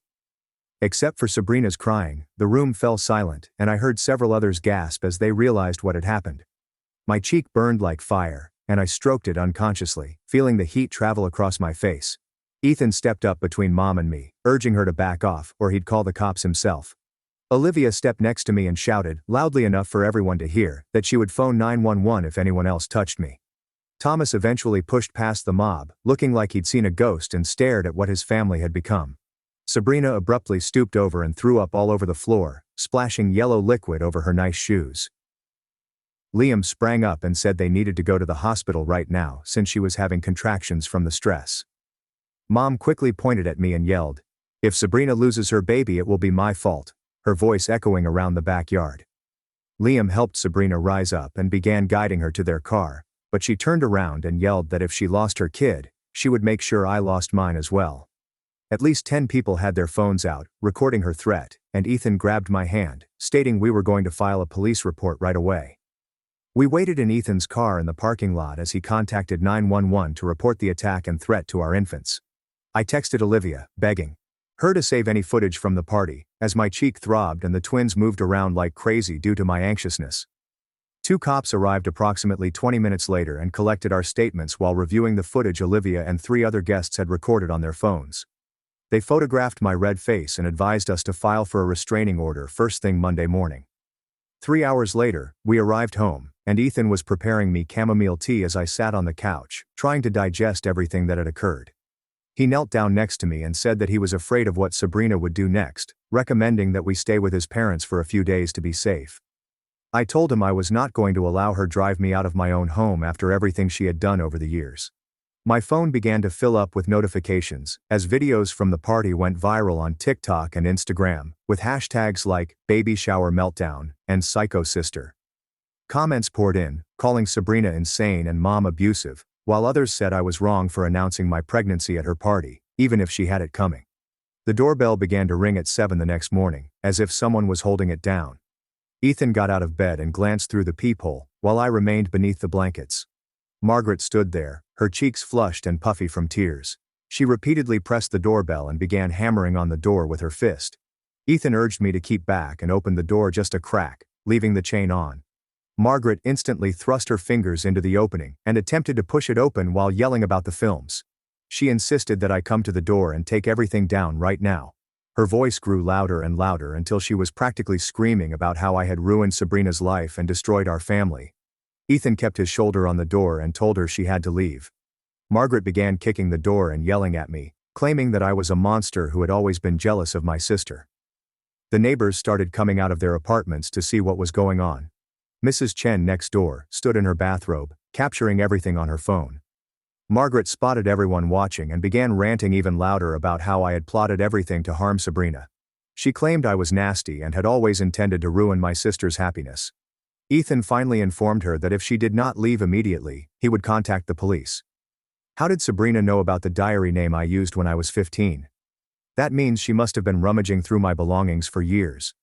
I'm curious if the twins moving around with all that stress is normal, or if infants can actually feel. Margaret stepped away from the door, but continued to shout from the hallway about how I'd regret this. She left after another 20 minutes of shrieking threats at our door. My phone rang an hour later, and Thomas's name appeared on the screen. When I picked up, his voice sounded weary. He stated that Sabrina was still in the hospital under observation, and that the doctors were concerned about her blood pressure. He begged me to attend a family meeting to resolve this before things grew worse. I could hear the desperation in his voice as he requested me to simply talk to them. I told him I'd only meet if it was somewhere public, and Ethan accompanied me. Thomas agreed and suggested we meet at the Italian restaurant downtown in 2 days. Those 2 days passed slowly, and my anxiousness worsened by the hour. I couldn't stop wondering that all of this stress was affecting the twins. My hands shook as I scheduled an emergency appointment with my OB/GYN. When we arrived, the waiting area was busy, and I noticed a few women glancing at me. One of them whispered to her companion and pointed at me while holding her phone out. They'd obviously seen the viral videos that were still circulating online. Dr. Patel phoned me back and performed a thorough examination using the ultrasound machine. She swept the wand around my belly for what felt like an eternity while checking both babies. The twins were fine, but she told me that the level of stress was risky for all of us. She recommended a modest anxiety medication and advised me to avoid future conflicts. 2 days later, we entered the restaurant for the family gathering. Margaret, Thomas, Sabrina, and Liam were already seated at a large table at the rear. Sabrina was pale and had big circles under her eyes, but she had obviously applied her makeup properly. Margaret demanded that I apologize for everything as soon as we sat down. She told me I have to admit I arranged the entire thing to hurt Sabrina. Sabrina sat there, pretending to be a victim and wiping away phony tears, stating I'd always been jealous of her. She stated I couldn't stand that she was prettier and more popular with everyone. Liam sat there silently, but I noticed him quiver when Sabrina said that. Thomas tried to calm everyone down and urged that we all move on in peace. Margaret started interrupting him and raised her voice about how I had harmed her pregnant daughter. Others in the restaurant began to look over at our table. Sabrina suddenly reached into her purse and took out a hefty envelope. She slipped it over the table, a cruel sneer on her face. "I'm suing you for intentional infliction of emotional distress and endangering my baby." Her attorney believed she had a good case and might recover significant damages. Ethan instantly grabbed out his phone and dialed his cousin Vanessa, a family lawyer. Sabrina's face plummeted when she heard him explain the scenario to a real lawyer. We left the restaurant, Margaret still yelling threats after us. That evening, Olivia arrived at our door bearing champagne for Ethan and chocolate ice cream for me. She had seen everything online and wanted to make sure we were okay. She sat on our couch, brought out her phone, and showed us something. Olivia had preserved a folder of screenshots dating back years that documented Sabrina's attention-seeking habits. There were pictures from my high school graduation where Sabrina feigned to faint. Screenshots from my college acceptance party, during which she claimed to have chest symptoms. Posts from my engagement meal, where she had an unexpected allergic reaction to nothing. Sabrina had taken the attention with faux emergencies at events that I had entirely forgotten about. Olivia had been discreetly gathering proof of this trend for years, without informing me. A week after the baby shower, Ethan's cousin Vanessa arrived to review Sabrina's case. She went through the documents and began giggling at how ludicrous it was. Vanessa claimed it was utterly frivolous and would be thrown out immediately. She advised we file a countersuit for assault because Margaret had smacked me at the party. We could also sue Sabrina for the threats she made to our babies, which were captured on tape. Vanessa assisted us in preparing all of the necessary papers for court. Having true legal support allowed me to sleep through the night for the first time since the party. We went to the county courthouse the following week to file for a restraining order. Vanessa joined us and brought printed screenshots of the threatening texts and footage from the party. The judge went over everything, including witness testimony from neighbors regarding Margaret's screaming fit. He issued a temporary restraining order barring Margaret and Sabrina from coming within 500 feet of us. The order expressly included our home, Ethan's business, and my doctor's office. Margaret violated the restraining order within 48 hours by arriving at Ethan's office building. She walked straight past security and began yelling at the receptionist to allow her see Ethan. Security apprehended her and summoned the police, as she battled and shouted about me harming her family. The cops detained her and brought her away in handcuffs, while Ethan's co-workers watched from the windows. His employer invited him into a meeting and advised he work from home until the matter was fixed. Ethan set up an office in our spare bedroom and began working remotely the next day. I awoke at 3 a.m., a few nights later, to strange noises outside our bedroom window. My pulse began racing as I crept over to peep through the slats. Sabrina's automobile was parked across the street, just past the 500-foot restriction. She was sitting in the driver's seat, staring straight at our apartment building. I watched her for 20 minutes and she did not move or look away from our windows. She remained there for 3 more hours, simply observing our house in the dark. The next morning, Ethan installed security cameras that covered every facet of our building. Sabrina spent 2 weeks parked just outside the camera range every night. Thomas arrived at our door on a Tuesday afternoon, appearing as if he hadn't slept in days. His eyes were bloodshot, and his shirt was wrinkled as if he had been wearing it for 3 days straight. He sat down on our couch and massaged his face with both hands. Margaret had been living at their house since the baby shower, and was driving Liam insane with her incessant complaints about me.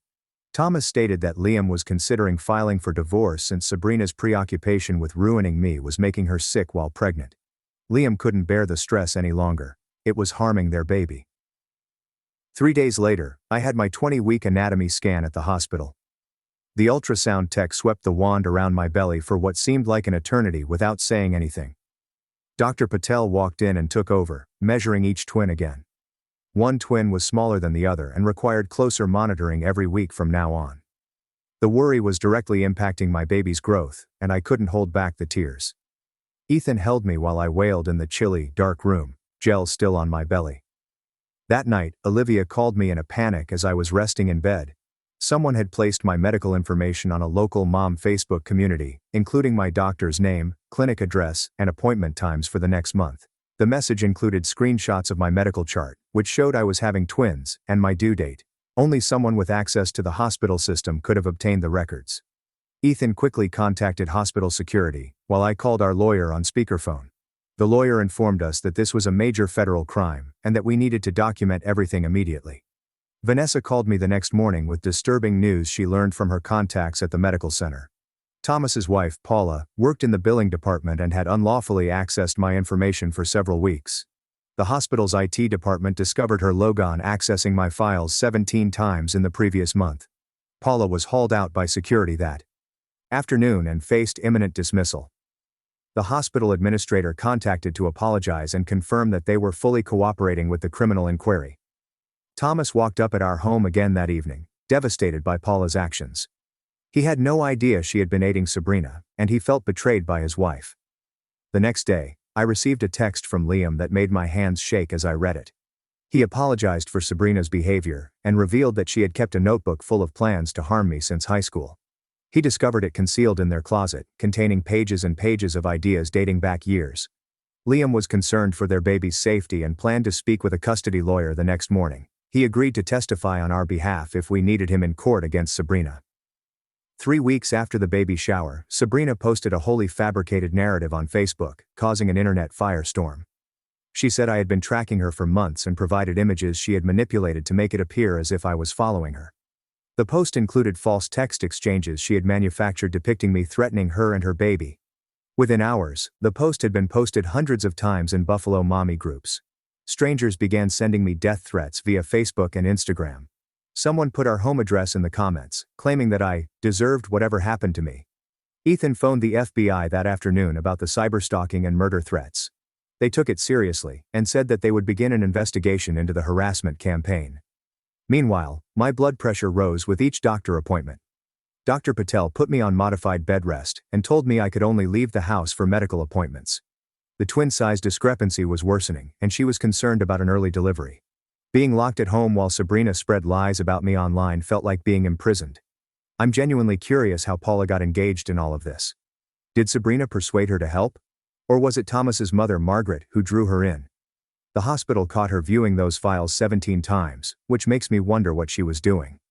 I watched from my bed as hateful comments flooded in on all social media platforms. Olivia started taking screenshots of everything for a slander lawsuit she was assisting us with. She documented every falsehood, threat, and act of harassment for our legal team. Ethan took time off work to stay home and care for me full-time. He brought me food in bed every morning and sat next to me while reading to the twins. He'd place his hands on my belly and express how much we already loved them. His voice was the only thing keeping me sane as our world crumbled around us. 2 days later, the cops arrived at our house with information concerning Paula. She was arrested for violating HIPAA and faced up to 10 years in federal prison. The investigation revealed that she had been feeding Sabrina information about my pregnancy for several months. She had sent Sabrina copies of my ultrasounds, blood test results, and even my weight after each session. Thomas filed for divorce on the same day, outraged by what Paula had done to our family. The family was utterly split up, with everyone taking sides and pointing fingers. A month after the baby shower, I was sitting by my bedroom window when I noticed a process server go up to our door. My heart fell when Ethan responded and accepted the hefty envelope of documents. Sabrina was suing both of us for alienation of affection and conspiracy to harm her reputation. She also sued for mental harm, claiming that we intentionally turned her family against her. The lawsuit sought $500,000 in damages, plus legal fees. We had previously spent thousands of dollars on a lawyer for the restraining order and criminal cases. We now needed a civil attorney, and the bills were piling up quicker than we could pay them. Vanessa called that night and instructed me to come into her office first thing in the morning. I sat across from her desk as she spread out papers and began creating lists.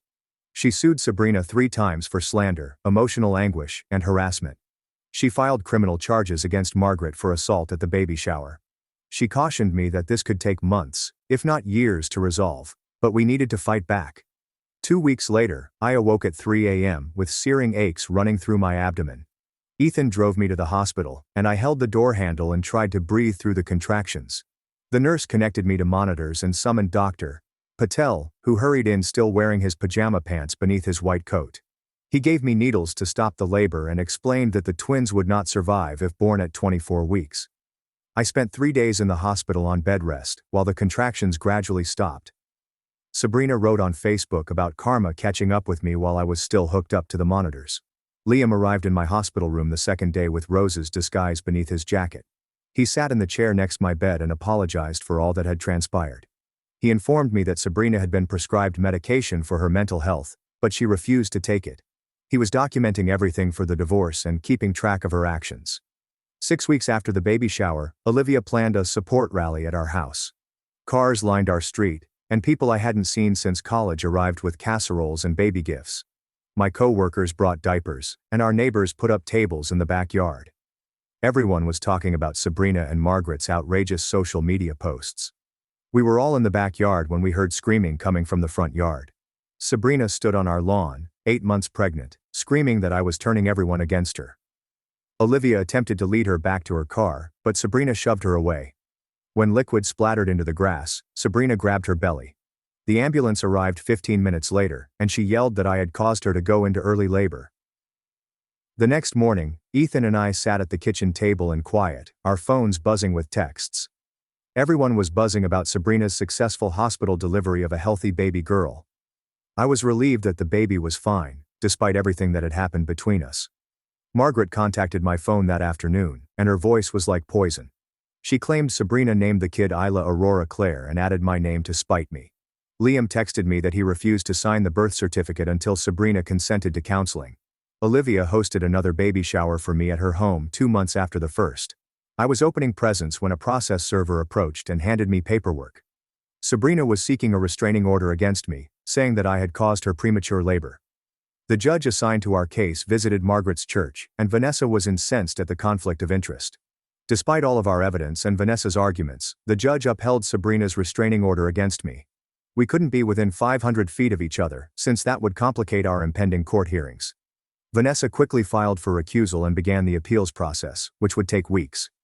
That night, I laid in bed, feeling the twins kicking and rolling inside of me. Ethan embraced me as I grieved about the world we were bringing our babies into. We were both weary by the ongoing legal fights and emotional conflict with my family. 10 weeks passed, with lawyers submitting paperwork back and forth while I got bigger by the day. Olivia arrived at my home one morning, lugging a dusty cardboard box from her garage. She had saved all of our childhood photos after Margaret threw them away years ago. I sat on the couch, spreading them across the coffee table, while she prepared tea in my kitchen. Sabrina and I were 5 and 6 years old, with our arms around each other on the beach, both missing front teeth and smiling. Another showed us matching Halloween outfits, which she had requested me to wear with her. Photo after photo of 2 young ladies who previously adored each other. My hands shook as I picked up one from my 9th birthday, when Sabrina helped me blow out the candles. Her face brightened up with genuine joy for me. Olivia sat down and caressed my back as I cried. It wasn't about a baby shower or partiality anymore. This was mental disease eroding what was once a real connection. Liam called that afternoon with news that made my blood run cold. He had filed for emergency custody of baby Isla after discovering a notepad in which Sabrina had repeatedly written, "Destroy Claire," for 20 pages. She had also refused to take her prescribed medicine and missed 3 psychiatrist appointments. The judge granted his petition promptly based on the evidence presented. When the custody officer arrived at Margaret's house to serve the papers, Sabrina completely lost it. She grabbed Isla and dashed to her car, as Margaret blocked the officer's way. They vanished before anyone could stop them. Liam arrived at the police station within an hour and filed a missing person report for his daughter. Isla's photo and descriptions of Sabrina and Margaret were used to issue the Amber Alert that evening. I sat hooked to my phone, waiting for updates as Ethan paced our living room on the phone with Vanessa. Every news alert sent my heart racing. Around midnight, the cops discovered them in a motel 2 towns away after someone identified them from the notice. Both women were detained on the scene for custodial interference. Sabrina screamed and fought the officers, while Margaret raged about persecution. Baby Isla was safely returned to Liam, who clutched her as if he would never let go again. 3 days later, Vanessa invited us into her office to discuss the growing charges. She put files on her desk, documenting assault, threats, harassment, and now kidnapping charges between them. Given the history of escalation, the prosecutor pushed for severe jail time. Vanessa stared at me squarely and asked if I was willing to testify, perhaps sending my mother and sister to prison. The room swirled as the weight of that struck me. Ethan took my hand as I nodded yes. Thomas arrived at our place the following week, looking like he'd aged 10 years. His divorce from Paula was finalized, and he began visiting a therapist twice a week. He sat at our kitchen table and apologized for 30 years of allowing Margaret's behavior and favoritism for Sabrina. He stated that he had always knew it was bad, but preferred the easy route of avoiding controversy. He cried when he admitted he should have protected me better. 3 months after the baby shower, I was sitting in a deposition room answering questions about every occurrence when I felt a sharp pain in my abdomen. The lawyer continued to ask questions as I grabbed the table edge. Another contraction struck stronger. Ethan leaped up as I doubled over. The stenographer contacted 911 while I tried to breathe through the rapid contractions. At the hospital, Dr. Patel used IV medication to swiftly stop the labor. She continuously checked the monitors, stating that the stress was causing actual labor at just 30 weeks. The twins need extra time. She was able to halt the contractions, but warned that they could start again at any time. Meanwhile, Vanessa's appeal succeeded, and the recusal was granted. A new judge reviewed everything and instantly overturned Sabrina's restraining order against me. He issued bench warrants against Sabrina and Margaret for violating the initial protective order. After months of games, justice appeared to be within reach, but Dr. Patel insisted on strict hospital bed rest for the remainder of my pregnancy. I spent my days in that sterile room, observing the twins' heartbeats on monitors. Sabrina posted on a false Instagram account about being a victim of persecution and how the system was against her. She appeared to be utterly divorced from reality, as if she were living in a fantasy world in which she had done nothing wrong. Did Sabrina actually write, "Destroy Claire" for 20 pages? That is such an unusual thing to do. I'm curious if she was attempting to work out her emotions, or if something deeper was going on in her head when she wrote everything. Ethan delivered news that complicated things even more. His firm was moving him to Seattle with a large promotion and full relocation support. After everything had happened, they wanted him to be in a different office. He held my hand as we discussed leaving Buffalo behind and starting over 3,000 miles from my family. Half of me felt relieved at the prospect of fleeing, but another half felt sorry about leaving. Sabrina returned to the hospital 2 days later, claiming to want to apologize. Security stopped her at the elevator, but she managed to shout loud enough for the entire floor to hear that she wished my babies would die in the same way that our love did. 3 nurses observed the incident, and security had to forcibly remove her. Vanessa added witness intimidation to the expanding number of charges when she learned about it. Liam arrived at my hospital window 14 weeks after that chaotic pregnancy shower, holding his daughter wrapped in a pink blanket. Baby Isla was so little and lovely, with little fingers that gripped the air as she slept. He put her up to the glass so I could see her face better and said he had filed for divorce. The papers had already been completed, and he was heading to his mother's house in Rochester to raise her away from all of this chaos. I pushed my fingers on the window and watched as they left. This innocent baby had no idea what her mother had done. Vanessa called the next morning to inform me that the district attorney was taking over our case totally. They were putting everything into a single criminal case against Sabrina and my mother for the kidnapping alone. We weren't just dealing with a lawsuit anymore, but with actual felony charges that may result in real prison time. Vanessa stated that we would now have to testify as witnesses in a criminal trial, rather than a civil matter. The arraignment was scheduled for Tuesday morning, and I watched the news broadcast from my hospital bed. Mom stood in an orange jumpsuit next to Sabrina as the judge read the charges. Mom then gripped her chest and fell right there in court. The bailiffs raced in and began CPR, as Sabrina yelled at the cameras that I was murdering our mother. They brought Mom out on a stretcher, and the news reported that she had suffered a catastrophic heart attack. Despite everything she'd done to me, I felt a strange pain in my chest as they worked on her. Thomas arrived in my room an hour later, looking fatigued from running between floors. Mom was stable but critical in the cardiac unit, 2 floors below me. He said she kept asking for me and claiming she had an epiphany about everything. Ethan shook his head and told Thomas that there was no way he was going near her after what she'd done. But I kept thinking about her lying there 2 floors down, possibly dying, and something inside me shattered. I informed the nurse that I wanted to visit her, but only with security guards present. They wheeled me down in a wheelchair, with 2 guards walking alongside me. Mom seemed so little in that hospital bed, with all the tubes and monitors blaring around her. Her face was gray, and she had aged 10 years in the previous few weeks. She reached for my hand with trembling fingers and began crying. She claimed she had been living through Sabrina because she was envious that I had achieved success without her assistance. The words didn't make things better, but seeing her admit it was something I never expected. 2 weeks later, I was back in my bed, 32 weeks pregnant, watching the local news for the 10th time about our family. The headline, "Buffalo Family Feud Turns Criminal," scrolled across the bottom, along with photographs from Sabrina's Instagram. I caressed my large tummy and realized my twins will eventually Google their family and find all of this stuff online forever. The concept made me want to vomit more than my morning sickness ever did. That's when the news anchor disclosed some leaked records from Sabrina's psychiatric evaluation. The report revealed that she had been diagnosed with narcissistic personality disorder and postpartum psychosis. Her lawyer had already changed their entire defense to suggest she was insane when everything happened. Liam texted me that he was exploiting the diagnosis to seek permanent custody of Isla. Olivia arrived the next day with balloons and a small cake, claiming she'd prepared a do-over baby shower right in my hospital bed. We had only a few close friends come, maybe 10 in total, and we sat about eating cake and opening presents without any drama. Everyone mentioned the nursery Ethan had put up in our new Seattle apartment, and how ideal it would be for beginning over. The twins' room was painted a soothing yellow, with 2 cribs all erected and ready for us. Ethan never left my side through it all, sleeping in that uncomfortable chair next to my bed each night.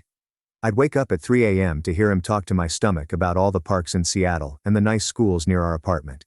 He had already researched everything from specialists to infant music courses and had a detailed plan for our future existence. His voice was the only thing keeping me sane as we waited for the legal proceedings to conclude. Then, 2 weeks later, Sabrina escaped from her mental confinement, causing chaos once more. According to the press, she convinced an orderly that she had a medical emergency and sneaked away during the shift change. Security cameras captured her snatching a kitchen knife from the hospital cafeteria before heading to the elevators. She made it to the maternity unit gate, screaming my name and swinging her knife. 3 security guards apprehended her before she could pass through the locked doors, but not before frightening a group of new mothers and visitors. The entire floor was placed on lockdown for 2 hours. While police detained her, and this time, the judge ordered her detained without bail. 2 days later, the prosecutor contacted to inform me that the trial would be expedited due to the knife incident and my high-risk pregnancy. Vanessa, the assistant prosecutor, arrived at my hospital room with boxes of files and a laptop to prepare me for testimony. She showed me photos of the proof they had, such as recordings from the baby shower, witness testimonies from everyone at the party, and screenshots of Sabrina's social media posts threatening me. The entire preparation took 3 hours, with Vanessa asking me about every single time Sabrina wrecked my major moments since we were kids. Liam arrived the next afternoon, carrying Isla, who was wearing a small pink dress with ducks on it. He sat in the chair next to my bed, switched the baby to one arm, and pulled out his phone to show me photos of her nursery. After approximately 10 minutes of light talk, he requested Ethan and me to be Deli's godparents if anything happened to him. He admitted that things were chaotic, but he wanted his daughter to meet her cousins when they were born and have family who cared about her. Ethan clasped my hand and we both agreed, even though my chest tightened from thinking about how damaged everything had become.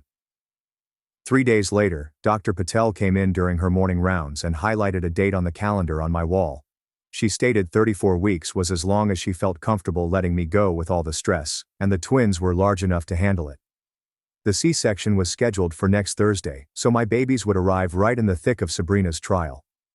I spent the entire night staring at that red circle on the calendar, feeling as if the cosmos had some strange sense of timing. On the morning of my testimony, Vanessa set up the camera equipment in my hospital room as a nurse checked my blood pressure every 10 minutes. The judge's face showed first on the laptop screen, followed by the jury box and lastly, the defense table, where Sabrina sat in an orange jumpsuit, facing directly ahead. Vanessa had advised me not to look at her, but I couldn't help myself and noticed her lips moving as if she was speaking to herself. The prosecution asked me to recount the baby shower incident, and I told them everything, from the cake knife to the puking to her yelling about how it was her day. Then he inquired about our youth, and I recounted every performance, graduation, birthday and milestone mother had undermined with staged medical situations or dramatic events. The jury members kept looking at each other and taking notes, while one woman in the front row held her palm over her mouth. When they inquired about the pregnancy announcement, Sabrina looked up briefly, and our gazes locked through the screen before she resumed muttering. Thomas arrived that evening with a crate of old VHS tapes that he had converted to digital using his laptop. We watched films of Sabrina and me as children, before everything went wrong, playing dress-up and having tea parties in our backyard. There was one time when she was teaching me how to ride a bike, jogging alongside me and cheering when I got my balance. Ethan held me while I grieved, seeing the sister I'd lost due to envy and mental instability. Mom took the stand 2 days later, and Vanessa emailed me updates while I was unable to watch. She admitted to beating me in the shower and told the court that she had always preferred Sabrina because she was more attractive and extroverted. The prosecution inquired if she'd noticed Sabrina's habit of disrupting my events, and Mom answered she felt I was being theatrical. However, when they showed her the timing of each incident on a board, she had to concede it appeared planned. Mom asked the judge to send Sabrina to treatment instead of prison, claiming she was unwell, not evil. However, the prosecutor argued that recognizing right and wrong entailed accepting responsibility for her actions. The next morning, they showed the baby shower recordings to the jury, and Vanessa reported that numerous people looked sick while watching them. What drives someone to swing a knife about in a hospital maternity ward? Sabrina's deception of that orderly demonstrates that she was thinking well enough to plan her escape before losing control when she approached my floor. The knife threat was terrible enough, but Sabrina's smirk while holding it made matters worse. When they got to the portion where she screamed that it was her day, she stood up in court and yelled that I had doctored the video. The judge ordered her to sit down, but she continued to shout that I had paid someone to edit the recordings until the bailiffs physically removed her from the courtroom.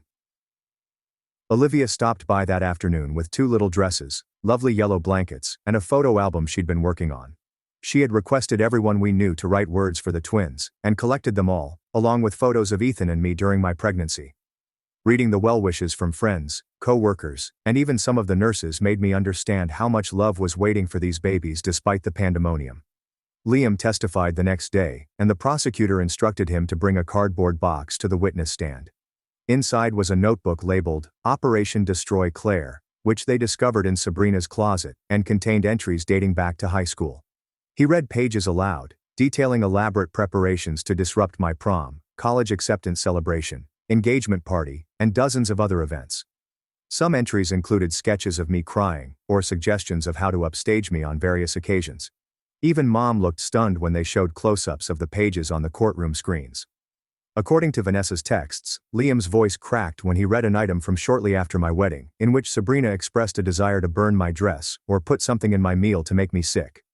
When the prosecutor inquired how he found the notebook, Liam explained that he discovered it while packing up their flat following her imprisonment.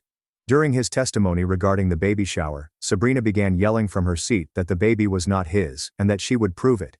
She shrieked that she would kill anyone who betrayed her, including me, the babies, Liam, and everybody who supported me. The judge ordered her removal, but she continued to scream threats until 4 bailiffs carried her out while she attempted to bite one of them. The judge promptly ordered a psychiatric evaluation and stated that she would be confined at the State Mental Institute until further notice. 2 weeks later, the judge confirmed Sabrina's inability to stand trial due to mental illness. The court committed her to a state facility for therapy that might last years. Margaret's case proceeded on its own, as she was mentally fine. Just cruel. Ethan clutched my hand tightly when we heard the news in our apartment. We both understood this was only the beginning of a long journey ahead. My doctor scheduled my C-section for exactly 35 weeks the next morning, citing that the twins were no longer growing sufficiently within me. Ethan and I spent the last night before surgery, lying in the hospital bed together, discussing how we'd raise our children away from all of this crazy family crap.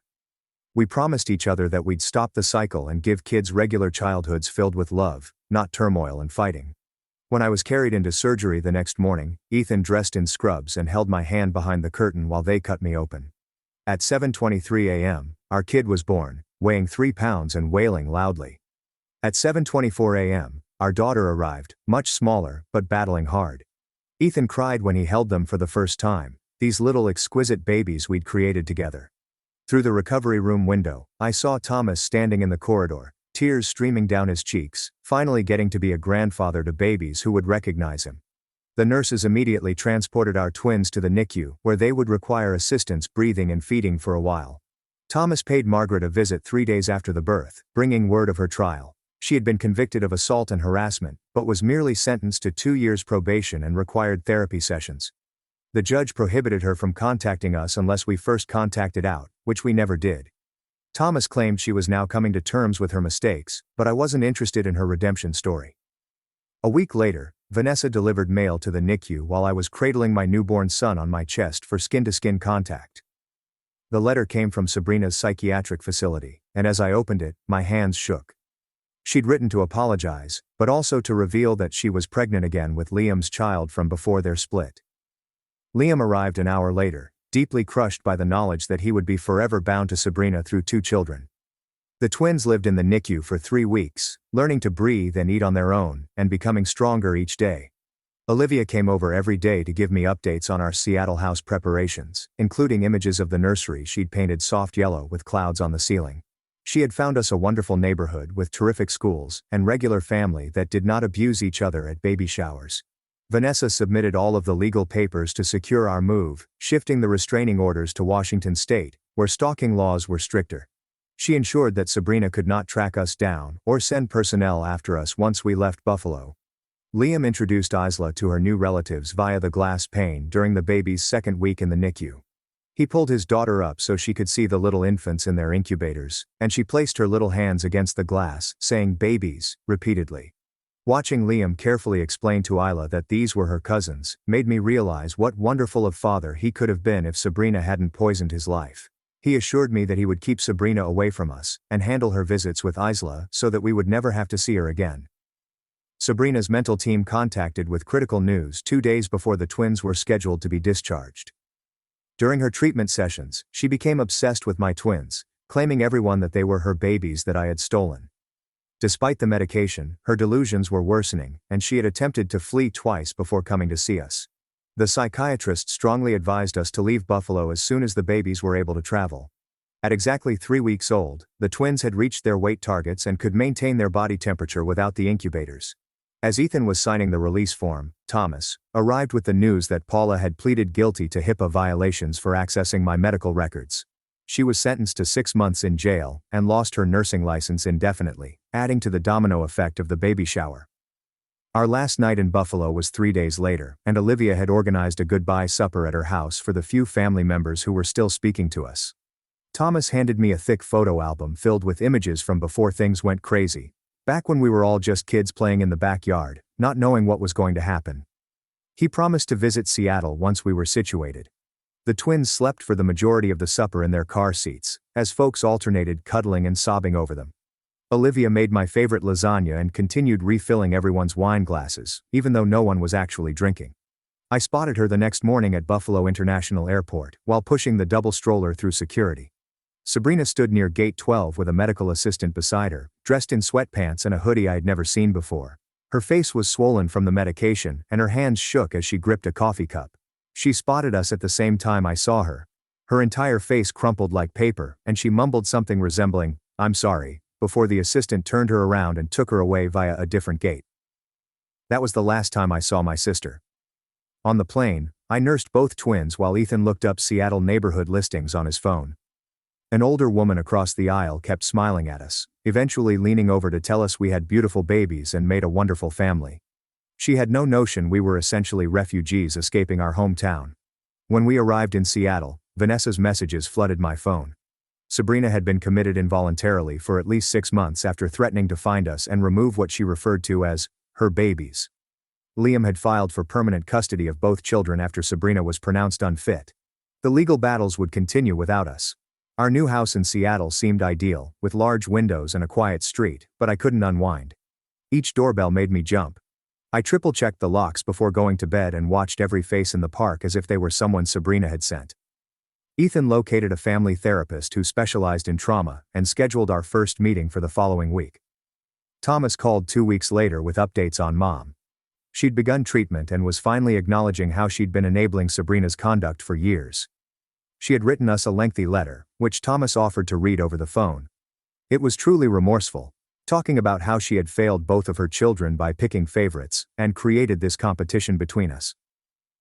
After a month in Seattle, the twins smiled for the first time during a video call with Olivia. Real grins, not gas. Olivia burst into tears immediately. Then I started crying. Then Ethan began to cry. We were all bawling as we saw these two small babies smile at a phone screen. These exquisite moments reminded me why we'd battled so hard to keep them safe. Vanessa called with news that made my stomach drop. Sabrina had lost the pregnancy during what they called a psychotic episode, in which she attempted to take out the baby herself because she believed aliens had placed it there. They had transferred her to a long-term psychiatric hospital upstate. Even after everything she'd done, I felt terrible thinking about her missing baby and her broken mind.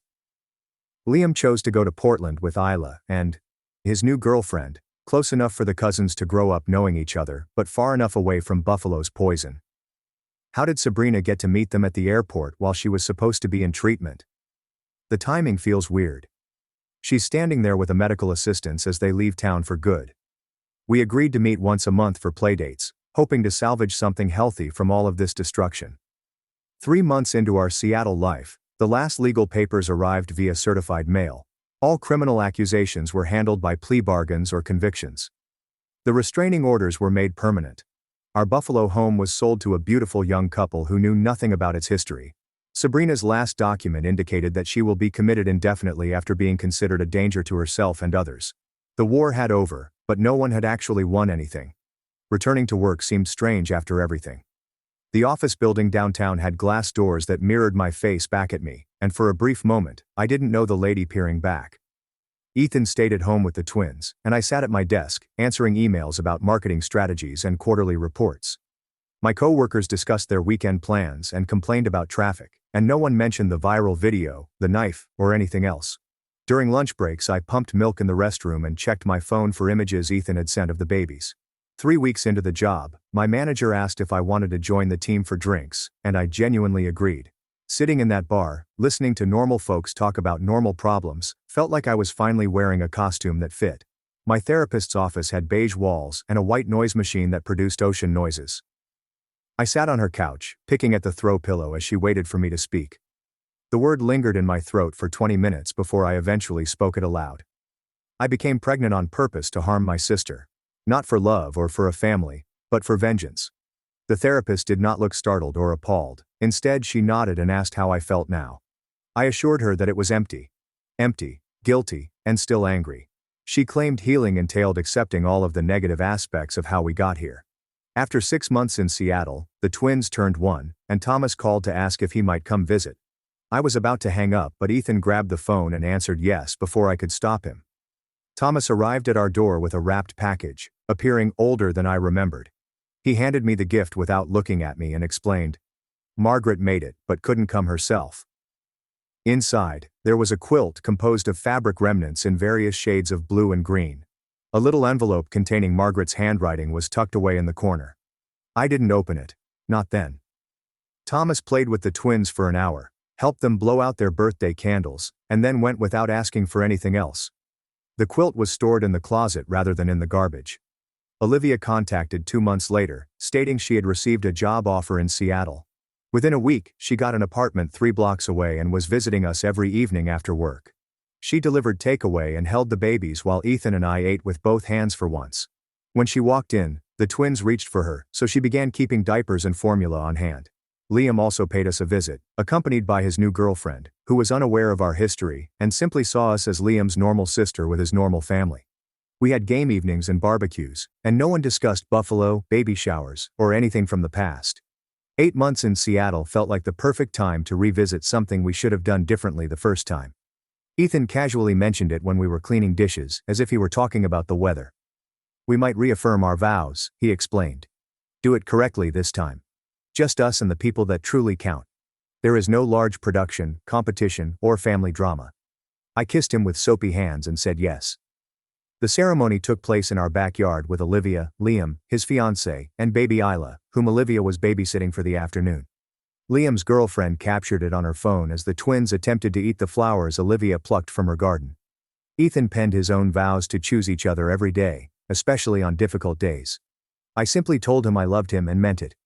After everyone had departed, we put the twins to bed and slow danced in the kitchen with no music. 9 months after leaving Buffalo, we received a letter from Sabrina's treatment facility. The doctor's handwriting indicated that she had been making improvement with therapy and medicines. She had sent letters of apologies to everyone as part of her treatment. "Will we explore supervised video contact in the future?" The letter was filed in the important papers folder, along with the twins' birth certificates and our automobile insurance. Maybe eventually I'll answer it. Today was not that day. The twins took their first steps on the same wet Tuesday as I was folding laundry. First, one twin stood up and used the coffee table. Then the other person observed and had to duplicate. They wobbled toward one another and collapsed in a fit of laughs. Ethan mentioned that they were already competing, and we both froze. Then he chuckled and remarked, "Competition could be good, like who could give the best hugs or be the kindest." We were making new family rules. Some nights I dreamed of Sabrina, but not the woman with the knife. I dreamed about my sister, who taught me how to ride my bike in the driveway. The one who shared her Halloween sweets with me despite the fact that mine ended up in a puddle. The girl who lived before things went wrong. I awoke crying from those dreams, mourning someone who may only have lived in my memory. Ethan hugged me without asking questions, because some pain does not require words. 1 year in Seattle signified 1 year since the baby shower. I shared a single photo on Instagram of the twins giggling at the park. I turned off comments before anyone could respond to the caption. The best revenge is a life well lived. Some stories didn't require audiences anymore. The park near our house offered baby swings and a sandbox where the twins could play for hours. Ethan pushed them while I sat on the seat with my coffee, admiring our small family that we had created from turmoil. A woman sat next to me and commented on how peaceful and joyful we all looked together. For the first time I believed her. The twins would learn their story someday, when they were old enough to comprehend how families can break and mend again. They'd know about their aunt and grandparents, as well as why we lived so far away from Mommy and Daddy's childhood home.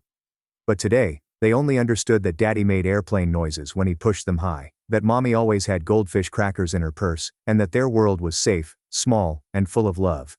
That was sufficient. That was everything. That's all for today. Thank you for discussing all of these questions with me. What a journey. Just thinking about things together. My parents threatened to raise my rent unless I was my sister's free nanny. They didn't know I'd vanish overnight, leaving them drowning in the mess. I'm just a regular 25-year-old who worked hard to graduate college and land my first job as an elementary school teacher. It's not a high-paying gig, but I love working with kids, so it's worth it. Still, money's tight, especially when you're starting out. That's why I've been living with my parents, in the same suburban house I grew up in. It's not the most exciting setup, but it's practical. They charge me rent, a reasonable amount, as my dad likes to say. And I buy my own groceries. Plus, I chip in with chores like mowing the lawn, fixing stuff around the house, and even cleaning out the garage last summer when Dad hurt his back. It's not glamorous, but it's temporary. My plan was to stay for a couple of years, save some money, and then find a place of my own. Simple, right? Well, it was simple until my older sister Martha re-entered the picture. Martha is 32 and, how do I put this nicely, she's never exactly been the responsible type. Growing up she was the golden child. I don't know if it was because she was the firstborn, or if our parents just have a soft spot for her, but she could do no wrong in their eyes. She dropped out of college not once, but twice. The first time, it was because she didn't feel inspired. The second time, she said the professors were too demanding. She's never held down a job for more than a few months. Every time something didn't go her way, she'd quit and come up with some excuse about how it wasn't her fault. Our parents always bailed her out. Late on rent? They'd pay it. Car broke down? They'd cover the repair. Got a speeding ticket? Mom would write the check while muttering about how the police target young women. Meanwhile, I was scrubbing toilets at a diner to save up for college and taking out loans to cover tuition. Martha had been living on her own for the past couple of years, or so I thought. Turns out, she'd been bouncing between different apartments, constantly behind on rent, and leaning on our parents to keep her afloat. I didn't know any of this until she showed up one day and casually mentioned she was pregnant. Now I'm not here to judge anyone for their life choices, but let's just say Martha wasn't exactly in a stable situation. The father of the baby was some guy she'd been seeing for a couple of months, and from what I could gather, he wasn't thrilled about the whole surprise baby thing. He pretty much vanished as soon as she told him. You'd think this would be Martha's wake-up call, right? Like maybe this was the moment she'd realize she needed to get her life together. But no. Instead, she ran straight to Mom and Dad, who immediately went into fix-it mode. Within a week they'd started renovating the basement to turn it into a little apartment for her. They even put in a kitchenette. I didn't ask where the money was coming from, but I overheard Mom mention dipping into their retirement savings. I tried to stay out of it, because honestly, it wasn't my business. If they wanted to throw money at Martha, that was their choice. But the thing is, I could already see the writing on the wall. My parents have this way of dragging everyone else into Martha's problems. It's like they think we all have to band together to help her out, no matter how much of a mess she's made. At first, I told myself it wouldn't affect me. The basement was being turned into Martha's little apartment, so she'd have her own space. I figured she'd move in, do her thing, and I'd go on with my life. Sure, it was a little frustrating to watch them bend over backward for her again, but I tried not to dwell on it. That mindset worked for about 2 months. Then, little things started piling up.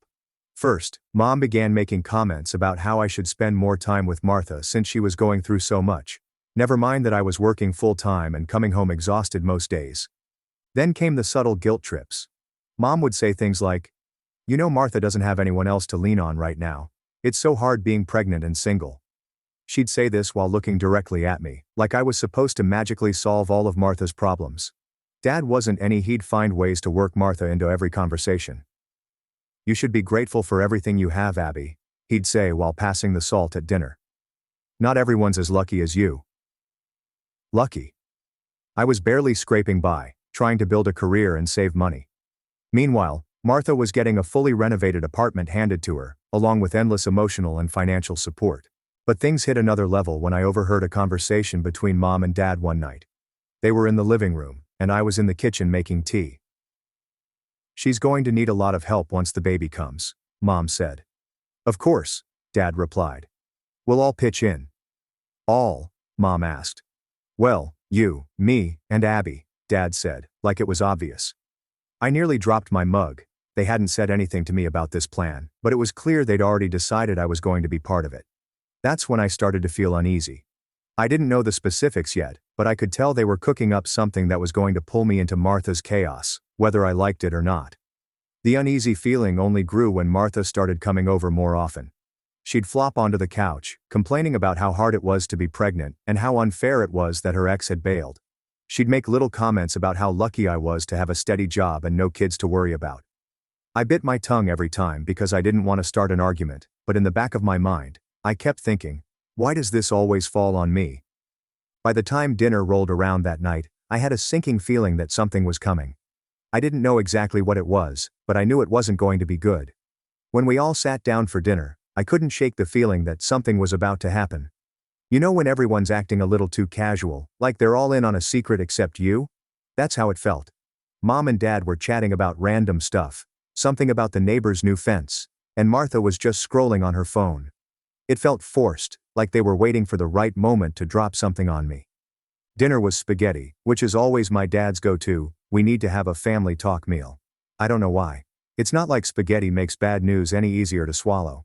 I tried to just focus on my plate and not read into things too much, but then, about halfway through the meal, Mom cleared her throat. "So, we've been thinking," she started, glancing at Dad. I froze. Nothing good ever came from those words. "With Martha moving back home, she's going to need some help," Mom continued, her tone overly sweet. "Help with what exactly?" I asked, trying to keep my voice neutral. Dad jumped in before she could answer. "With the baby, of course. Martha's got a lot on her plate right now, and it's going to be hard for her to manage everything on her own." I glanced over at Martha, who was still scrolling on her phone like this conversation had nothing to do with her. She didn't even look up. "Okay, but what does that have to do with me?" I asked, setting my fork down. My parents exchanged one of those looks, like they were trying to figure out how to phrase whatever they were about to say. "Well," Mom began, "you're already living here, and you're so good with kids, being a teacher and all. We thought it made sense for you to help with babysitting." "Help?" I repeated, raising an eyebrow. Dad nodded enthusiastically. "Yeah, just keep an eye on the baby while Martha gets back on her feet. It wouldn't be full-time or anything, just when you're home." I couldn't believe what I was hearing. "You want me to babysit a newborn on top of working full-time?" "Well, you're home by 3 most days," moaned out. "And you're not paying market rent," Dad added, as if that was somehow relevant. I stared at them, trying to process what they were asking. They weren't just asking for a little help, they were expecting me to take on a whole second job for free. "Wait, let me get this straight," I said, leaning back in my chair. "You want me to come home from teaching all day and then take care of Martha's baby?" Mom sighed, like I was being difficult on purpose. "It's not like that, Abby. We're all going to pitch in." "All," I repeated. "Yes," Dad said. "We're all family, and family helps each other." At that point, Martha finally looked up from her phone. "Wow, Abby," she said, smirking. "I didn't realize helping your sister was such a big deal for you." I felt my hands tighten into fists under the table. I didn't want to snap, but the entitlement in her voice was unbearable. "It's not about that," I said. "I have my own life, my own job. I can't just drop everything to babysit." "You're being selfish," Mom said, her tone sharp. "Martha's going through a really hard time right now. The least you can do is help her out." "Why is it my responsibility to fix her choices?" I shot back, my voice rising despite my efforts to stay calm. "She's 32 years old. She's not a kid anymore." Martha gave me the, "Are you kidding me?" Look, that's enough," Dad said, his tone firm. "We're all in this together, whether you like it or not. You're living under our roof, and we expect you to contribute." "Family?" I said. "I pay rent, I buy my own groceries, I help with chores. How is that not enough?" The room went silent for a moment, and I could feel the tension hanging in the air. Martha just sat there, looking smug, like she'd already won. Well, Mom finally said. If you're not willing to help, maybe we need to rethink your living arrangement. My stomach dropped. Are you threatening to kick me out? Of course not, Mom said quickly. But if you're not willing to contribute more, maybe we need to discuss raising your rent. I couldn't believe what I was hearing. I'd been doing everything I could to be a good tenant, if you could even call it that. And now they were trying to guilt me into taking on responsibilities that weren't mine. You're seriously going to do this? I asked, my voice shaking. You're going to punish me for not wanting to be Martha's free nanny. It's not punishment, Dad said. It's about being part of the family, I said, standing up from the table. It's about you two enabling Martha, like you always have, and now you're trying to drag me into it. Don't talk about your sister like that, Mom snapped. I'm done, I said, turning toward the stairs. You want to help Martha, fine, but leave me out of it. I stormed upstairs and slammed the door to my room, my heart pounding in my chest. I couldn't believe what had just happened. I'd always known my parents favored Martha, but this was on a whole new level. It felt like it was about control. They wanted to keep me under their roof so they could manipulate me into doing whatever they needed. The thing that really stuck with me was how smug Martha looked through the whole conversation. She barely said a word, just sat there scrolling on her phone, like none of it was her problem. And I guess in her mind, it wasn't. Mom and Dad were already bending over backward to accommodate her, and now they were trying to drag me into it too. I don't think I slept more than a couple of hours that night. Every time I closed my eyes, I kept replaying the conversation in my head, thinking of all the things I should have said, but didn't. By the time my alarm went off the next morning, I was still angry, but mostly I felt stuck. I couldn't just up and leave. I mean, I'd thought about it, packing up my stuff and finding my own place. But it wasn't that simple. I was only a few months into my teaching job and still trying to save up. Rent in the area was insane, and I couldn't afford to live alone on my salary. For the next few days things were tense around the house. Mom and Dad were clearly mad at me, but instead of talking about it, they started with the passive-aggressive comments. Must be nice to have so much free time after work, Mom said one evening as I walked through the door. Yeah, some people don't have that luxury, Dad added, not even looking up from his newspaper. I ignored them and went straight to my room. At this point, I wasn't interested in arguing. I knew anything I said would just escalate things, and I didn't have the energy for it. Martha, meanwhile, was living her best life. She wasn't even officially moved in yet, but she was at the house almost every day, taking over the living room with her stuff and acting like she already owned the place. She'd leave her shoes by the couch, her purse on the dining table, and random shopping bags scattered around like it was no big deal. One night, I came home to find her lounging on the couch with a bowl of ice cream, watching some reality show. She didn't even acknowledge me when I walked in. She glanced up, gave me a half-hearted hey, and went back to her show. I stood there for a second, waiting for her to say something else, an apology maybe, or even just a thanks for not flipping out about the situation. But nothing. I went to the kitchen, opened the fridge, and noticed that half of my groceries were gone. The bread I bought, gone. The yogurt, gone. Even my leftovers from the night before were missing. Did you eat my food? I asked, walking back into the living room. Martha didn't even look up. Mom said I could. She mumbled between bites of ice cream. She's not the one who paid for it, I snapped. Martha finally turned to face me, rolling her eyes. Chill out, Abby. It's just food. It's my food, I said, my voice rising. If you want groceries, go buy your own. Geez, you don't have to be such a drama queen, Martha said, setting her bowl down on the coffee table. You're acting like I stole your car or something. I didn't even know what to say. I just stood there, fuming, while Martha grabbed her phone and started texting someone, completely ignoring me again. I wanted to yell, to tell her how entitled and selfish she was being, but I knew it wouldn't make a difference.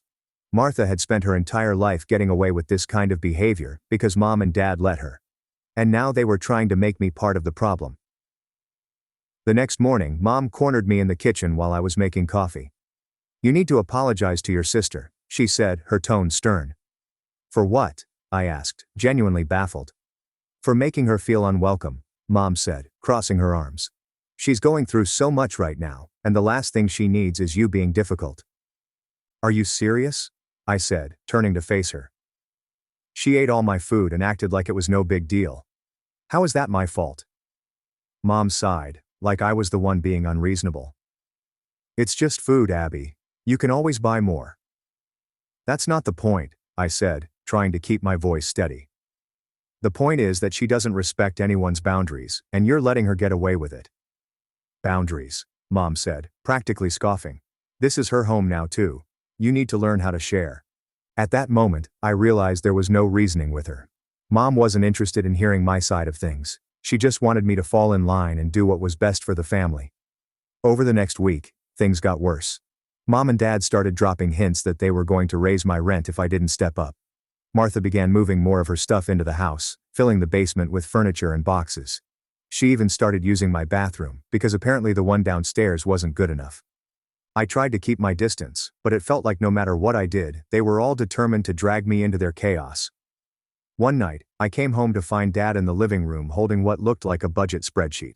"We need to talk," he said, gesturing for me to sit down. I hesitated, but eventually sat on the edge of the couch, bracing myself for whatever was coming next. "We've been looking at the numbers," Dad said, tapping the paper with his pen. "And with Martha moving in, expenses are going up. We think it's only fair for you to contribute more." "You're already charging me rent," I said. "How much more do you want?" Dad shrugged. "We're still figuring that out, but if you're not willing to help with the baby, this seems like the best solution."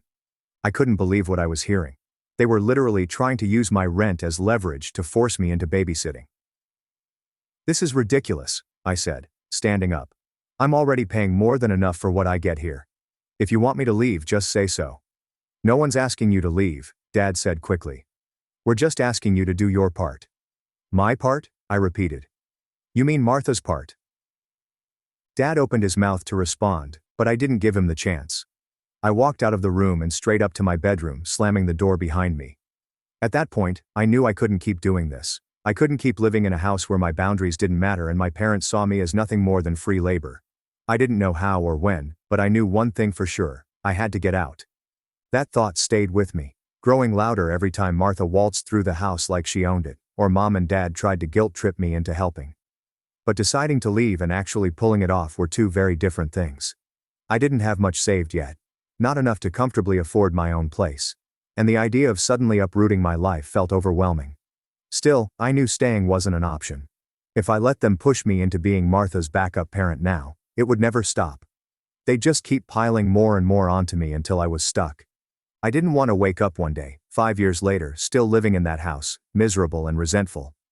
The next morning, I made myself a cup of coffee and sat down with my laptop. I opened a spreadsheet where I kept track of my budget: rent, groceries, gas, student loans. I wasn't great at saving, but I'd been putting aside a little every month. I added everything up and realized I could manage a move if I found somewhere affordable and cut back on extras for a while. The timing couldn't have been better. My coworker Alicia had mentioned a few weeks ago that she was looking for a roommate. I hadn't thought much about it at the time, but now it felt like a lifeline.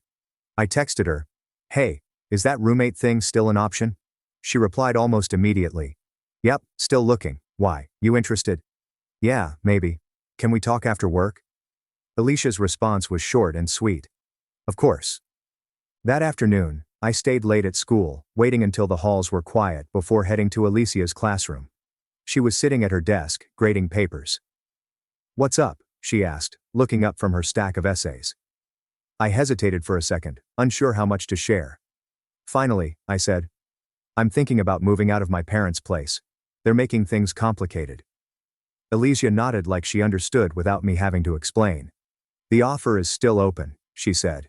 "It's not a big place, but it's clean, and we'd split everything down the middle. Rent's $800 a month, utilities included." That was a little higher than I'd been hoping for, but it was doable. "When would you need someone to move in?" I asked. "Yesterday," she joked, then added, "But seriously, anytime. If you're in, the room's yours."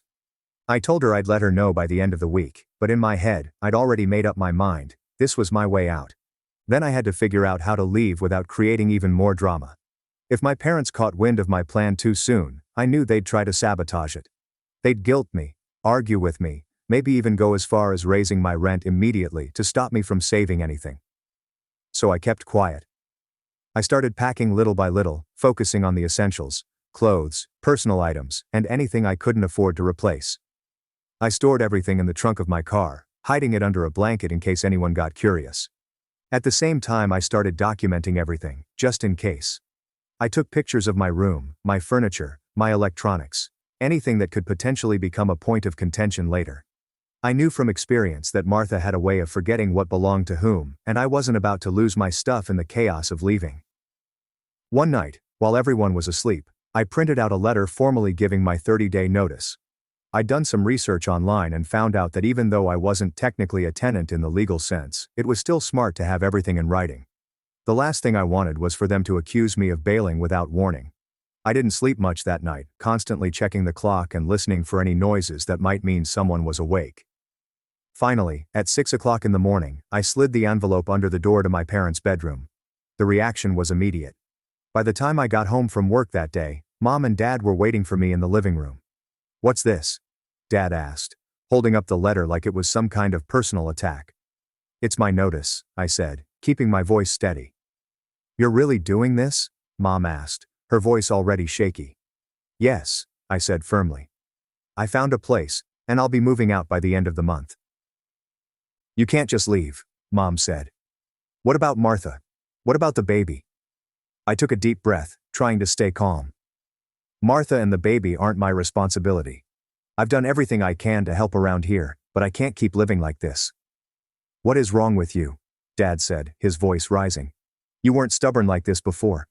We've given you so much, letting you live here, helping you get on your feet. And this is how you repay us." I clenched my fists, biting back the urge to yell. "I pay rent," I said through gritted teeth. "I buy my own food.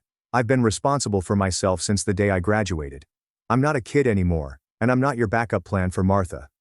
Mom started crying, which didn't surprise me. She always cried when things didn't go her way.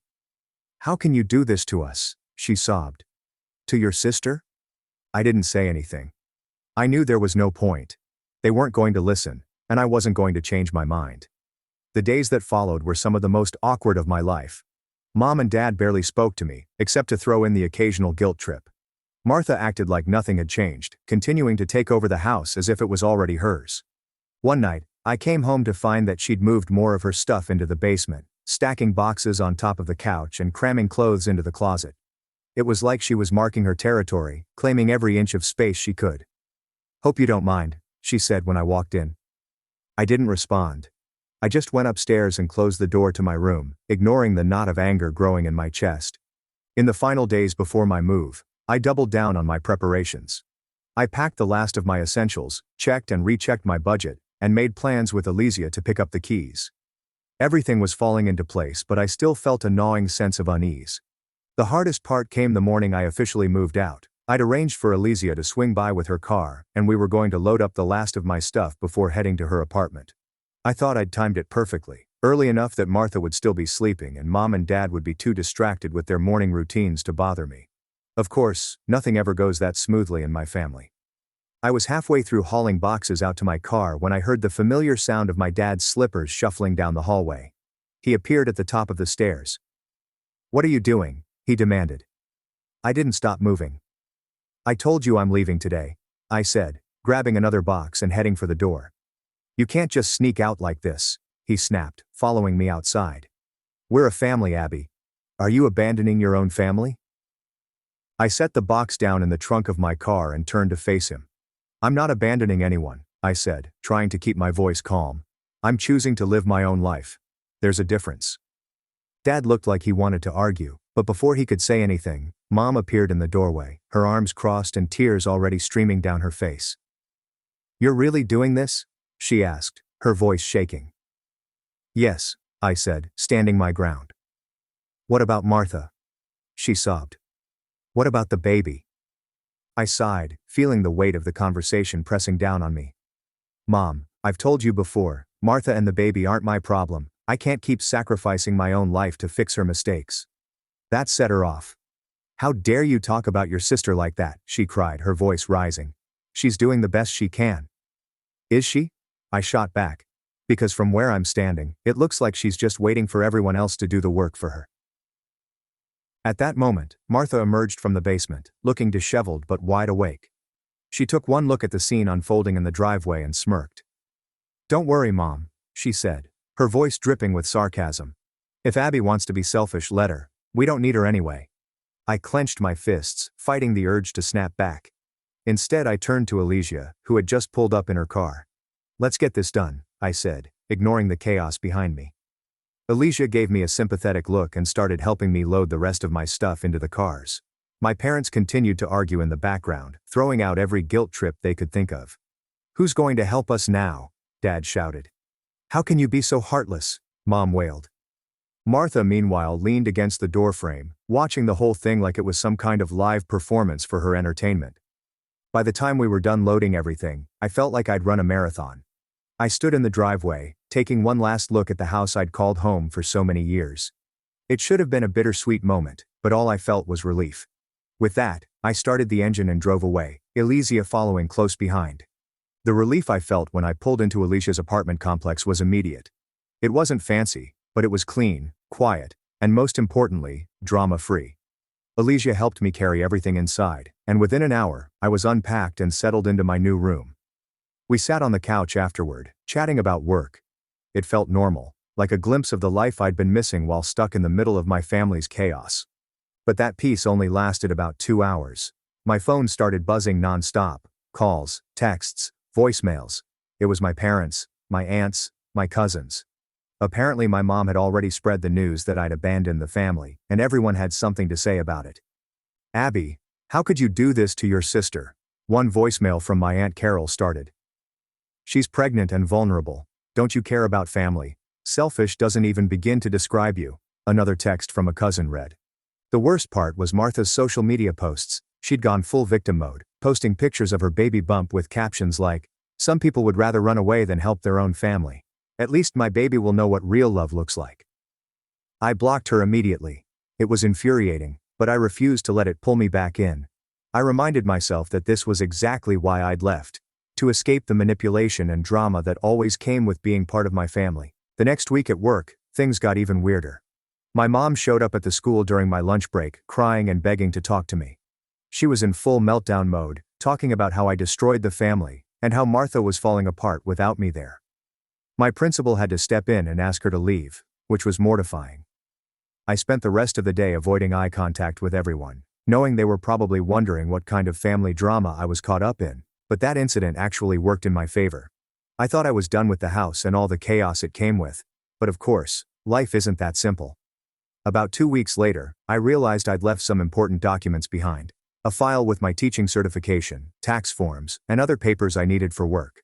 I'd been so focused on getting out of the house that I hadn't double-checked the small drawer where I usually kept those things. So, with my mom showing up at my school, I told a couple of my coworkers about everything that had been going on. They didn't hesitate to step up and offer their help. "Let us know when you're ready to grab the rest of your stuff," Alicia said, handing me her spare car keys. "We'll make it quick." So, a few days later, Alicia and another coworker, Maria, came with me to my parents' house to collect the rest of my things. I thought I was ready for whatever nonsense they might try to pull, but I underestimated just how low they were willing to go. When we got to my room, it was unrecognizable. Martha had moved more of her stuff in, mixing it with mine like some kind of territorial takeover. Clothes that weren't mine were shoved into my dresser, random baby items were piled on my desk, and my nightstand had been completely emptied and filled with her things. "What's going on here?" I muttered. More to myself than anyone else. Martha appeared in the doorway, holding a cup of coffee and looking entirely unbothered. "Oh hey," she said casually, like nothing had happened.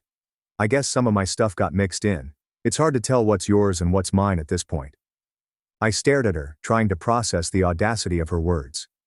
"You mean the stuff that was in my room, where I've been living for years?" She shrugged, taking a sip of her coffee.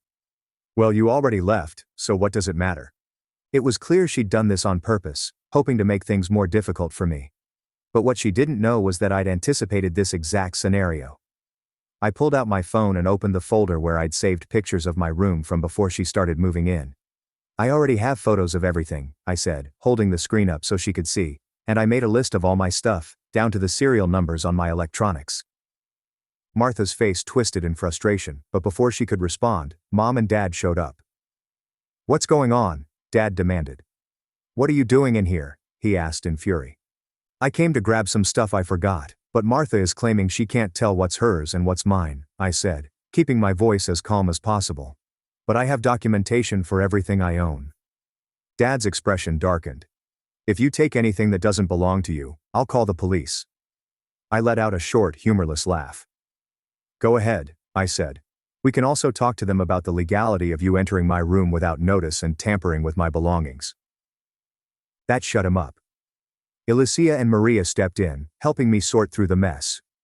Martha tried to argue when I picked up my laptop, claiming it was hers, but all I had to do was pull up the purchase receipt and a photo of the serial number. The more she realized her plan wasn't going to work, the angrier she got. This is so unfair, she shouted, throwing her hands in the air. You're stealing from a pregnant woman. I turned to her, finally fed up. The only person trying to steal anything here is you, I said firmly.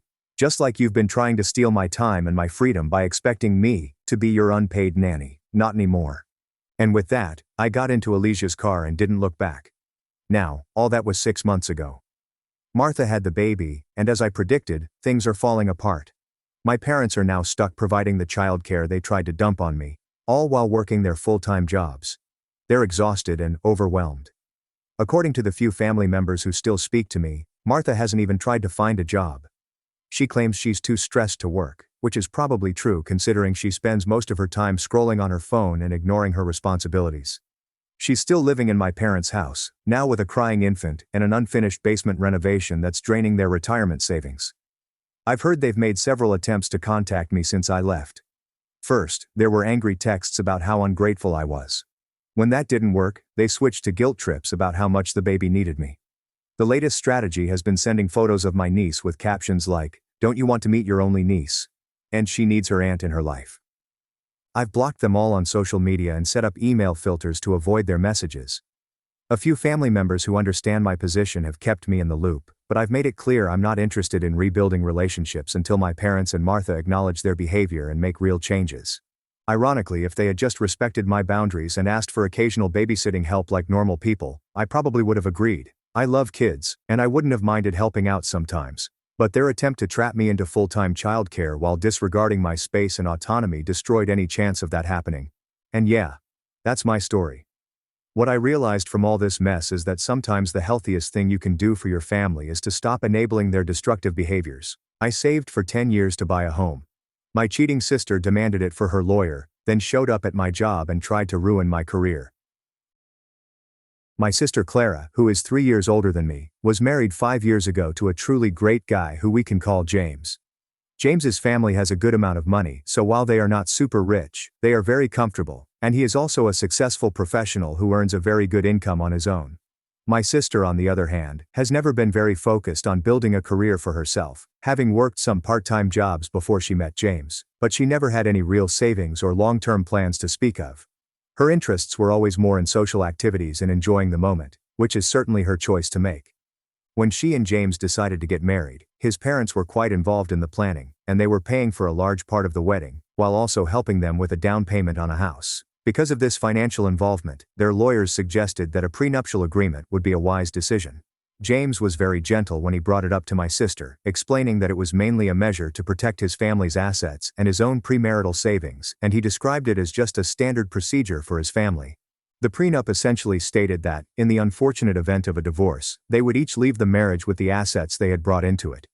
Any wealth they built together during the marriage would be split between them, but his inheritance and pre-existing family wealth were to remain off limits.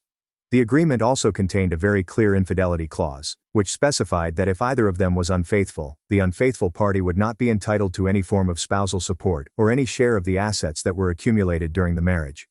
My sister was not at all happy about the prenup at the time, and their discussions about it led to a lot of arguments. My mom even got involved in the dispute, telling my sister that she found the whole idea to be insulting. Throughout this entire process, I chose to stay out of it completely, as I believed it was their relationship and therefore their decision to make together. In the end, my sister did sign the agreement because she wanted the big wedding and the comfortable lifestyle that came with being married to James, so she agreed to his family's condition. For 5 years, their life together seemed to be perfect from every angle. They lived in a beautiful house and were able to travel quite a lot, and my sister never had to work because James was very good to her and paid for everything. He bought her a nice car and made sure she had a generous allowance for whatever she wanted, making it look like a very happy marriage to anyone who saw them. He always seemed to love her very much, and he was consistently kind and respectful to our family, including me. I have always been more of a quiet and reserved person, and I have a stable job in a technical field that I have worked very hard for. While I do not make a huge amount of money, I am very careful and responsible with it, so I have been saving aggressively for years with the goal of buying my own small apartment. This has been my single biggest focus in life, and my family knows this well, so they are fully aware that I have a substantial amount of money saved up. About a month ago, this entire situation completely blew up in a terrible way. My sister went out with some old friends from her hometown, and during the evening she ended up meeting her high school ex-boyfriend at a bar. One thing apparently led to another, and she ended up spending the night with him. She was not discreet about her actions at all, and someone who knows both her and James saw them together, who then told James's friend, who then proceeded to tell James. There was simply no way for her to deny what had happened, and when he confronted her, she admitted it to him. James was, by all accounts, completely devastated by the news, and he asked her to pack a bag and leave their house that very same day. He told her in no uncertain terms that he would be filing for divorce immediately, remaining completely firm on his decision because he said he could never trust her again. My sister then came to my mom's house in a complete state of distress, crying and saying that her life was over. For the past month, my mom's house has become the center of all this drama, while my sister has been staying there, spending her days calling lawyers and desperately trying to find a way to challenge the prenup she willingly signed. This all leads to what happened last night, when my mom and sister sat me down for a very serious talk. They explained to me that the lawyers my sister has spoken to have all told her the same thing, which is that the prenup is very strong and ironclad, especially with the clear infidelity clause. They said that fighting it in court would be incredibly expensive, and the chances of actually winning were extremely low. My sister has no money of her own to fund such a fight, as she has no savings at all, despite the generous allowance James had given her for years, because she spent it all on clothes, salon visits and lunches with her friends. My sister then explained that her only remaining option was to hire a very aggressive and very expensive lawyer who claims to specialize in challenging these kinds of agreements. She told me this lawyer believes there might be a small, slim chance to argue for some kind of settlement, but it would require a long and messy court battle to even attempt. Then they finally got to the main point of the conversation, when my sister told me that she needed $50,000 for the legal retainer and the upcoming fees for this lawyer. She looked directly at me, with my mom sitting right next to her and nodding in support, and she asked me to give her the money from my personal savings. I sat there for a moment, just to make sure I had heard them correctly, as I could hardly believe they wanted me to give them the money I had saved for my apartment. The same money I had worked for every single day for the last 10 years. They wanted me to hand it over to my sister so she could try to get money from her husband, the man whom she had cheated on. I told them no. I remained very calm and collected when I just said, "No, I am not going to do that." The reaction to my refusal was immediate and incredibly explosive. My sister started screaming at me and calling me selfish, yelling that I had always been jealous of her and that I was happy to see her suffer now. She insisted that she was my sister, and that family was supposed to help each other no matter what the circumstances were. My mom quickly joined in, telling me that I had a duty to my sister and that I had plenty of money saved, while my sister had nothing. She said I was being heartless and that I was letting her down in her greatest time of need, even going so far as to say that this was all James's fault for having such a horrible prenup in the first place, framing my sister as the victim. I did not argue back with them, and instead, I just repeated that my answer was no. I told them that my savings were for my own future, and that I would not be spending them on her legal fees. I also said that her situation was a direct result of her own actions, because she signed the prenup and she was the one who was unfaithful. These were her choices, and I would not be the one paying for the consequences of those choices. I then stood up from my chair and left my mom's house, and since that moment, my phone has been blowing up with an endless stream of calls and texts from both of them.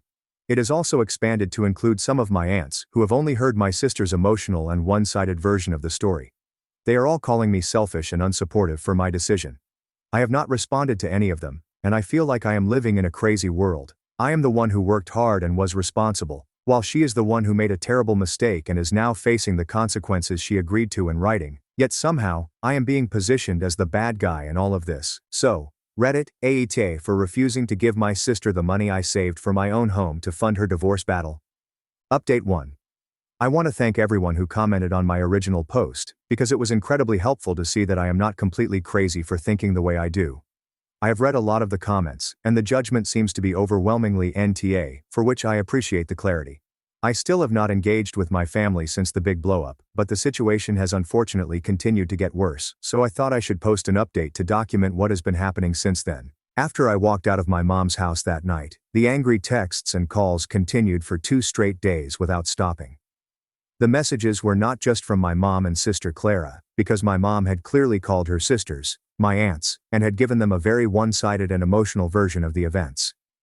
As a result, I received long messages from 2 of my aunts telling me how deeply disappointed they were in me.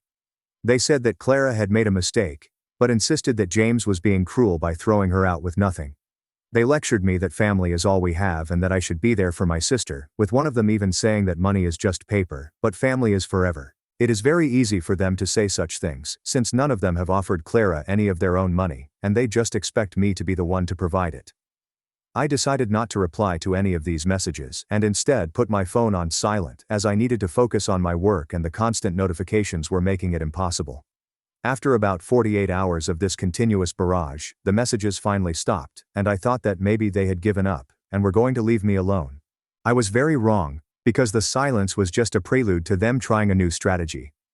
A few days ago, my sister Clara made a long and emotional post on her social media account. She did not use my name directly, but it was very obvious to anyone who knows us who she was talking about. She wrote a long, sad story about how she was going through the worst time of her life, writing about being heartbroken and abandoned by those closest to her. Then she added a specific part about how some family members, who you would think would be your biggest supporters, can turn out to be the most selfish people of all. She continued by writing about how some people hoard their money and would rather watch their own family drown than offer a helping hand, and she ended it with a vague sentence about how you really learn who your real family is during hard times. Many of her friends, who do not know the full story, left comments full of support for her, writing things about how she was so strong and how terrible it was that she was being treated this way. Some of our shared acquaintances, who follow both of us, have been looking at me strangely lately, and I know it is because they saw the post. My sister has always been very good at playing the victim, which is a skill she has been honing our whole lives. When we were kids, if she broke something, she would cry so convincingly that my parents would end up blaming me for upsetting her, and this feels like the adult version of that same behavior. The social media post was annoying, but I knew I could ignore it. What happened next, however, was much harder to ignore. Last night my mother showed up at my apartment building unannounced. I live in a secure building, so you need to be buzzed in to enter, and around 8 p.m., my intercom rang, revealing it was her. She had not called me beforehand to say she was coming, she just showed up on my doorstep.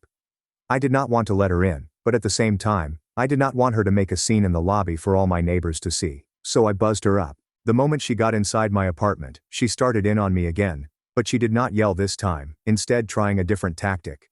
She was crying as she told me that Clara was not eating and was crying all day long, and she claimed she was worried about Clara's mental health. She said that I was being cold, and that my refusal to help was pushing Clara over the edge. She informed me that James had officially served Clara with divorce papers and had already canceled all of her credit cards, leaving her completely dependent on my mom, who is retired and lives on a fixed income. She then went on to talk about my savings again, saying things like, "You have all this money just sitting in a bank account where it is not doing anything, while your sister is suffering right now. You can always make more money, but you only have one sister." I tried to explain to her that the money was not just sitting there, but that it was the result of years of personal sacrifice. I reminded her that I did not go on vacations, I do not buy expensive things, and I have worked overtime whenever possible, all to build that fund for my future security. Her demeanor changed instantly when I said that, and the tears stopped as her face became hard. She told me that our father, who passed away 10 years ago, would be ashamed of me for my selfishness, saying he always valued family above everything else. She then accused me of thinking I was better than them, simply because I had a better job and had saved my money, and she said that I was looking down on my sister. The conversation just went in circles from there, but I stood my ground and told her my decision was final. Eventually, she got very angry again and started pointing at things in my small apartment, like my television and my laptop, suggesting that I could sell those things if I really wanted to help. The entitlement she displayed was truly shocking, as she genuinely believes that my personal assets are a family resource pool that she and my sister should have free access to. I finally had enough of the circular argument and told her that I was done with the conversation and that she needed to leave my home. She flatly refused, sitting on my couch and stating she would not leave until I agreed to help my sister. I then told her that if she did not leave, I would have no choice but to call building security. That was when she finally stood up. She walked over to me, and for a moment, I honestly thought she might get physical. Instead, she just got very close to my face and told me that I would regret this, whispering that when I am old and alone with my money, I would remember this moment and realize what I had thrown away. Then she turned around and left, slamming the door hard behind her. I have now blocked my mom's and my sister's phone numbers, and I also blocked my aunts who were messaging me. I know this is a big step to take, but I feel like I have no other choice, because they will not respect my boundaries, and the pressure is not going to stop. I am worried about what they will try next, as the social media post and my mom showing up at my apartment feel like a significant escalation. I feel like this is just the beginning of a longer fight, and while I am not changing my mind about the money, I am starting to realize that my relationship with my mom and sister might be permanently broken because of this. Update. It has now been a few weeks since my last update, and I thought that blocking their numbers and having that final confrontation with my mother would be the end of the harassment. I was very naive to think that, because the situation has since escalated in ways I did not expect, and it has now directly impacted my professional life. After I blocked their numbers, I had about a week of wonderful peace, a quiet time where I could go to work, come home, and focus on my own life. I started to feel like I could finally move on from this whole mess. But then the emails started. They must have realized their phone numbers were blocked, so they simply moved to a different form of communication to get to me. The first email was from my sister Clara, and it was a long and rambling message that was a strange mix of accusations and begging. She wrote that James's lawyer had sent her own lawyer a letter, which officially stated their intention to enforce the prenup to its fullest extent, meaning she would be getting absolutely nothing. The letter also made it clear that they had definitive proof of her infidelity, so there was no point in even trying to fight that fact. Her email went on to say that her lawyer was now dropping her as a client because she could not pay the initial retainer fee, and she was clearly panicking. She accused me again of abandoning her and said that I was siding with James against her. She wrote that I had no idea what it was like to have your whole life pulled out from under you, conveniently forgetting to mention that she was the one who pulled the pin on the grenade. The email ended with another forceful demand for the $50,000, which she called her last chance to get any kind of justice. I did not reply to the email, and instead I created a filter to send any future emails from her, my mom, or my aunts directly to a separate folder that I do not check. A few days after that email, I was at work around 11 a.m. I was in the middle of a meeting with my team when one of the receptionists came over and quietly told me that I had a visitor waiting in the lobby. I was not expecting anyone, so I was confused. And when I got to the lobby, I was completely shocked to see my mother sitting there. I had never told my mother the exact name of my current company, but I suppose she figured it out somehow. I walked over and asked her what she was doing here, making sure to keep my voice low because the receptionist was right there at the desk. My mom stood up and began talking in a loud, dramatic voice for everyone to hear, saying that she was here because her daughter was in a terrible crisis and her other daughter was refusing to help. She claimed that she did not know what else to do, and that she was feeling desperate.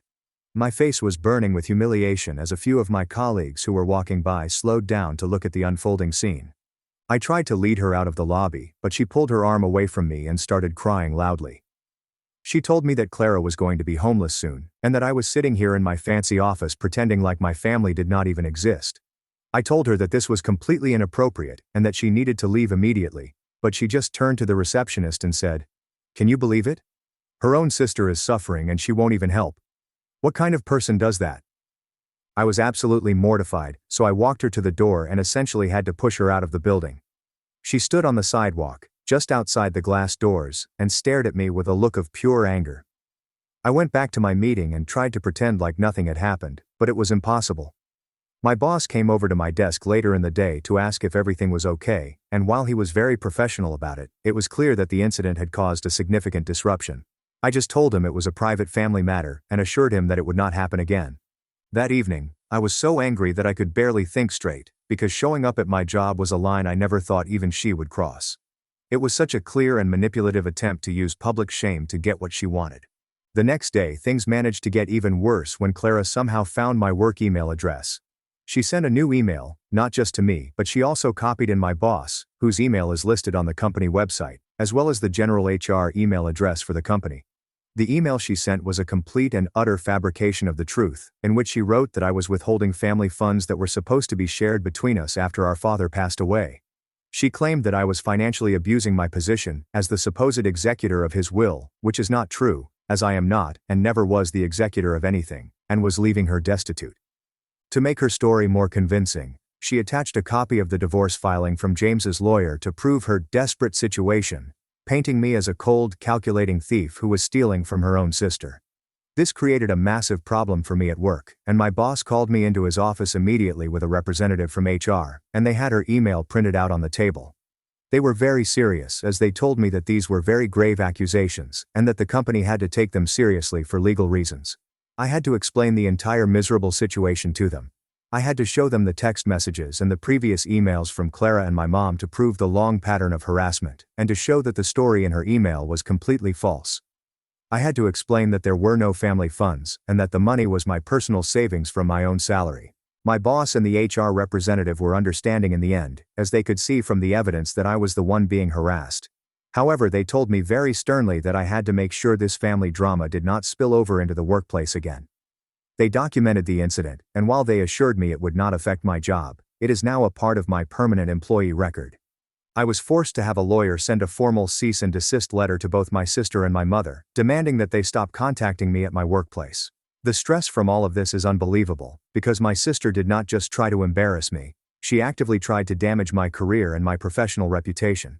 This was no longer about getting help from me, this was clearly about getting revenge, because she could not get my money. She decided to try to hurt my ability to make money for myself.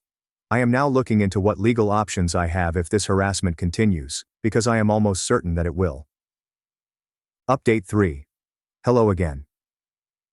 A lot has happened since my last update, where I described the terrible incident of my mother showing up at my work and my sister emailing my boss. The legal letter that I sent seemed to work for a short while, as the emails and direct contact stopped for a time. However, the conflict has now escalated into something physical, and frankly, quite frightening. After the incident at my job, I made a conscious effort to completely wall myself off from them, and I went so far as to change my personal email address. I also tightened my social media privacy settings to the maximum level possible, and while it felt like I was living in a fortress, it seemed necessary for my own peace of mind. I focused on my work and on my plan to buy an apartment, and I actually put in an offer on a small place, which was accepted. For the first time in months, I felt a real sense of forward momentum in my own life. That sense of peace was completely shattered last weekend when we had a cousin who was getting married. I was very hesitant to go to the wedding because I knew my mother and sister would be there, but the cousin getting married is someone I have always been close to, and I did not want to miss her wedding because of their drama. I thought that we could, as adults, at least be civil in a public setting for a few hours for the sake of our cousin, but this turned out to be a significant miscalculation on my part. I arrived at the reception hall and did my best to keep a low profile, finding a table with some of my friends where I tried to just blend in. I saw my mother and Clara across the room, and I could feel them watching me. For about an hour, nothing happened, and they stayed on their side of the room while I stayed on mine, so I started to relax a little bit. Then, during a quieter moment when the band was on a break, Clara started walking deliberately towards my table. She was holding a glass of red wine, and her face was set in a hard, angry expression. As she approached, my friends at the table all tensed up, as they know parts of the story of what has been happening. Clara stopped right in front of me and did not say anything at first. She just stared at me with an intense look. Then she started talking. She said that she had seen on social media that I was buying an apartment, which a mutual friend must have mentioned. She then said that it must be nice to be buying a home while she was about to be kicked out of my mom's house because my mom can no longer afford to support her. I did not engage with her provocations, and just looked at her, telling her that this was not the time or the place for this conversation. Her eyes narrowed at my response, and she said, "You have no heart. You are just like our father. Cold and selfish." The mention of our father, especially in that context, was a very low blow, and it was the same line my mother had used on me before, which seems to be their go-to weapon. At that point, I stood up from my chair and told her I was leaving, as I did not want to cause a scene at my cousin's wedding. As I turned to walk away, she did something I never would have imagined in my wildest dreams. She threw her entire glass of red wine all over me. The dark liquid covered the front of my dress, which was a light color and was instantly and completely ruined.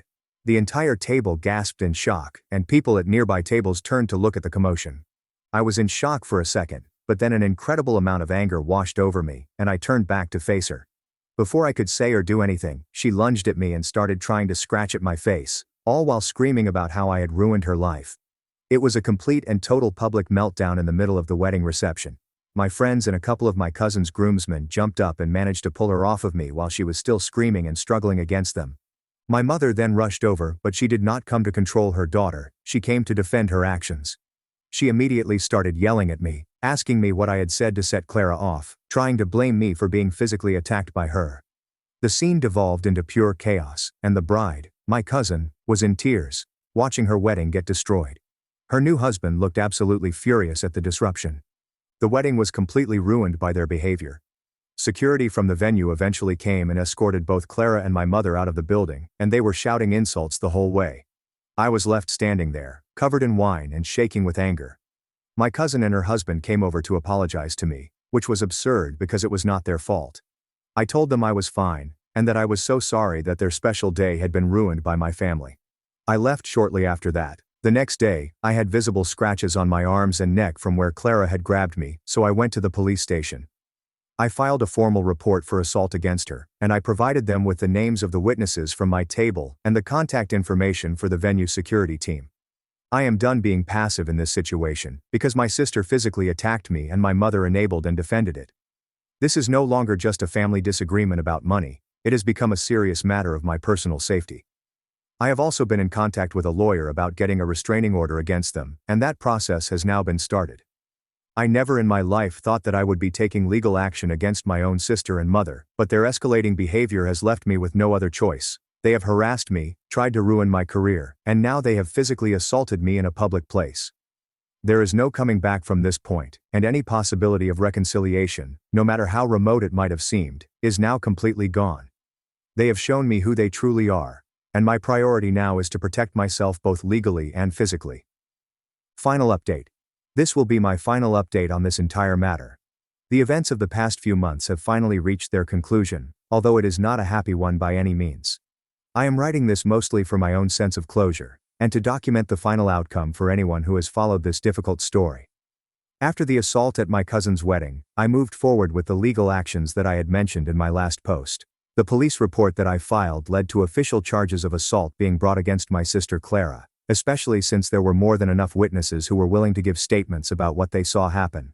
The legal process is quite slow, but it is moving forward as it should. I was also successful in obtaining a restraining order against both Clara and my mother, which a judge granted after hearing my testimony and reviewing all the evidence I provided. This evidence included the emails they sent to my work, the documentation of my mother's visit to my office, and the official police report from the wedding assault.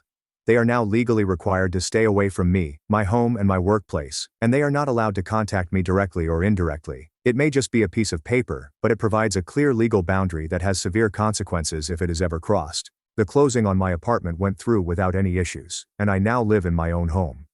It is a small place, but it is mine, and, more importantly, it is a quiet place of safety, where no one can show up unannounced to harass me. The process of moving and setting everything up has been a welcome distraction from everything else, and it feels like the one positive thing that has come out of this entire miserable year. The aftermath in our wider family has been grim and sad to watch. My mother and Clara have become completely isolated from everyone, because after the spectacle they made at the wedding, no one is taking their side anymore. My aunts, who were so quick to message me with their disappointment at the beginning, have been completely silent.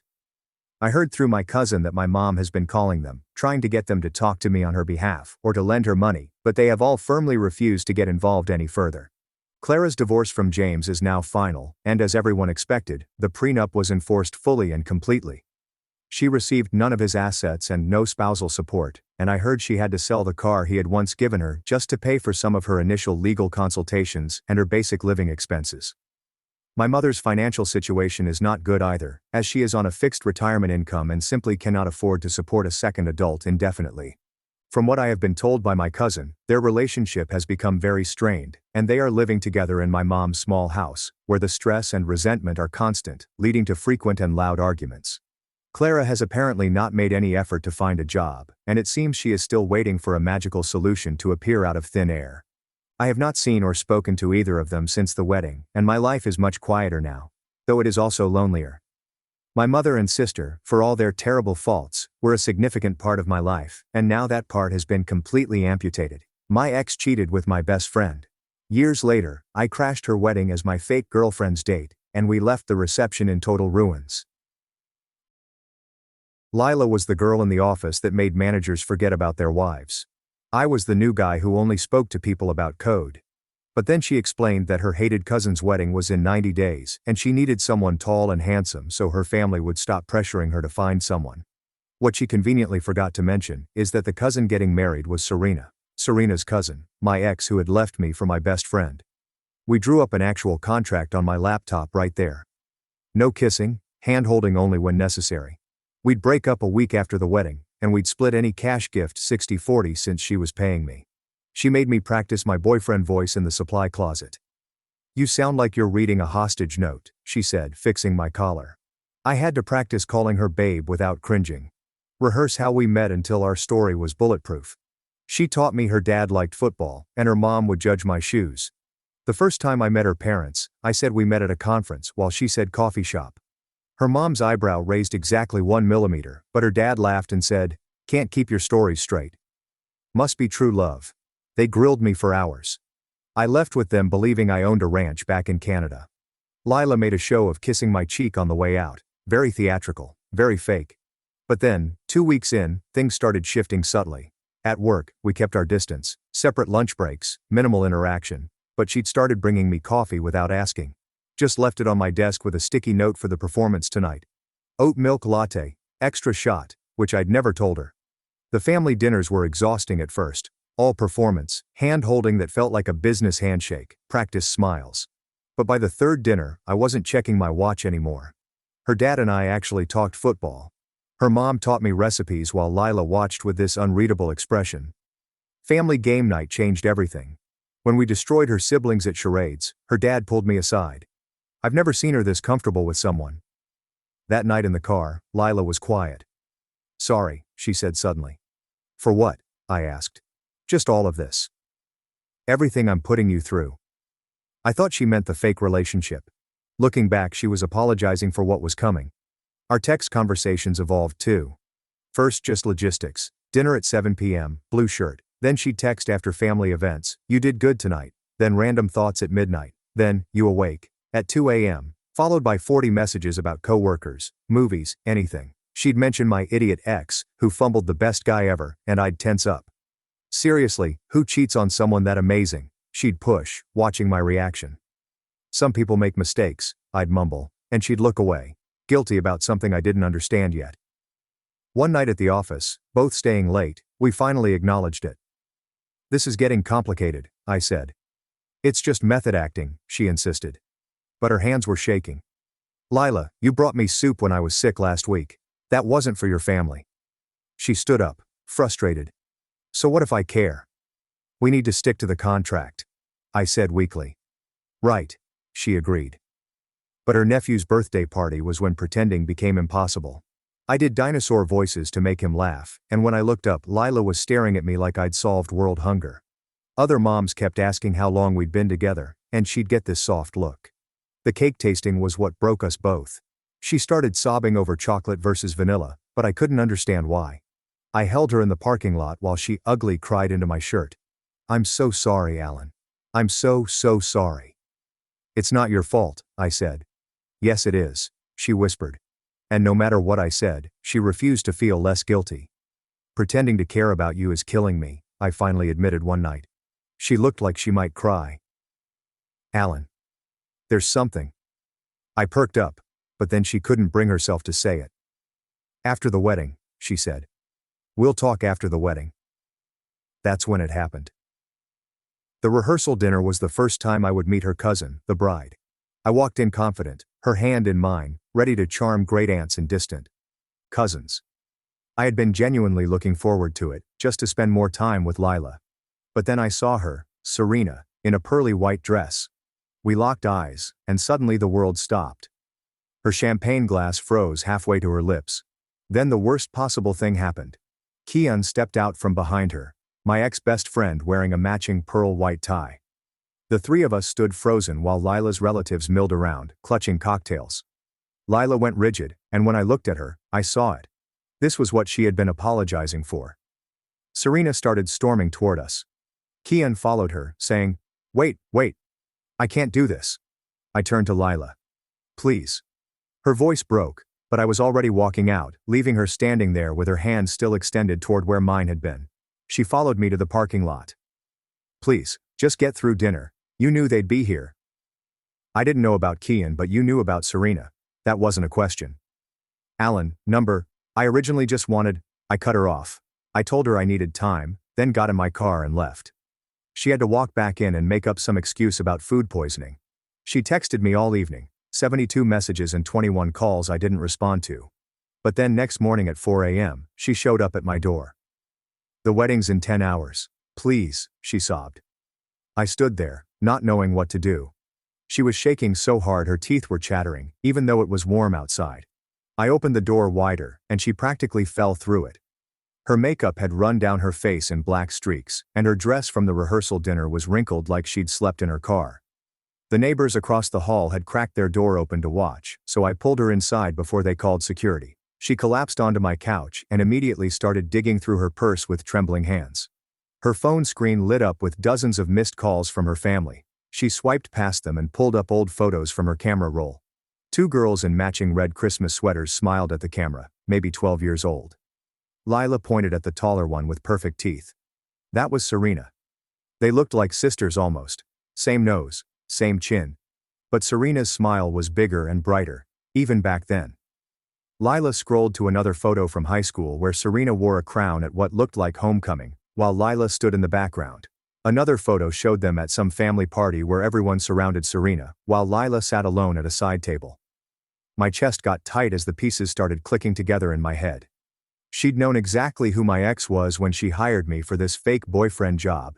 She'd known I'd walk into that rehearsal dinner and see the woman who destroyed me. My hands started shaking too, but from anger, not sadness.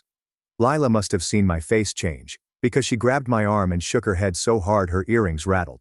She tried to explain that, yes, at first she just wanted to show up with someone impressive to make Serena jealous for once in her life. But then everything changed when she actually got to know me.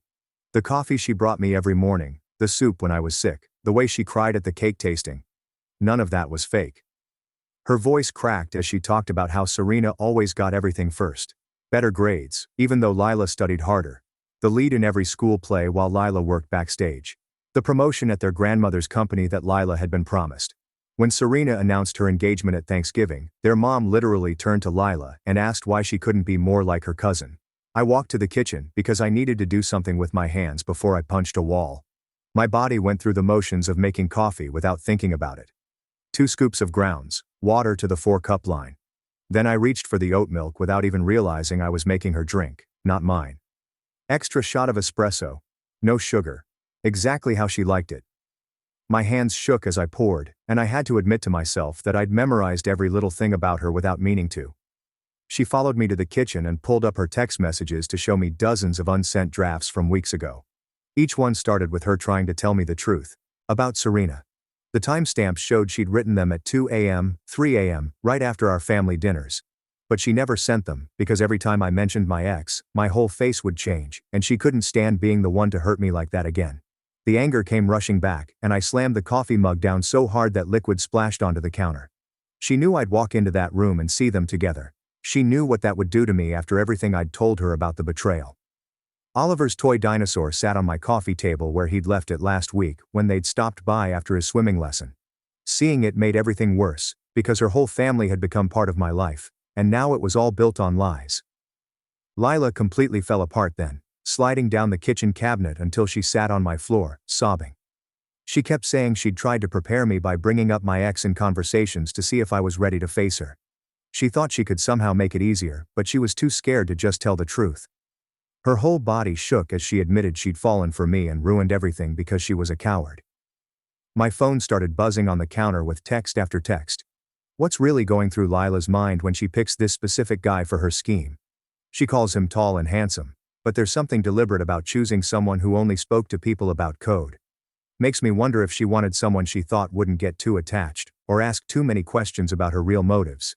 Grant asking if I was okay and saying they were worried about me. Claire saying Lila had left the dinner crying, and nobody knew where either of us went. Even little Oliver had sent a voice message that his mom helped him record, asking where Uncle Alan was and why Aunt Lila was so sad. Each message made my chest hurt more, because these people had become real family to me over the past 2 months. I sat down on the kitchen floor across from her because my legs felt too heavy to keep standing. The wedding would start in 9 hours, and I had no idea what to do about any of this. She looked up at me with red, swollen eyes, and said I should choose what happens next, and she'd accept whatever I decided. The clock on my microwave showed 4:47 a.m., and we sat there on my kitchen floor in silence while the coffee maker gurgled and dripped behind us. She finally pushed herself up from my kitchen floor and started laying out options while pacing around my tiny apartment. Option 1 was, I could come to the wedding and we'd stick to the contract like nothing changed. Pure business. She'd even pay me extra on top of the $1,000 we agreed on, and after today, she'd never bother me again if that's what I wanted. Option 2 was, I could stay home, and she'd tell everyone we broke up, make up some story about how I wasn't ready for commitment, or whatever would make her family stop asking questions. I watched her hands shake as I gripped the counter and asked what option 3 was, even though I wasn't sure why I was asking. Her whole body went still, and she turned to look at me with this expression I'd never seen before.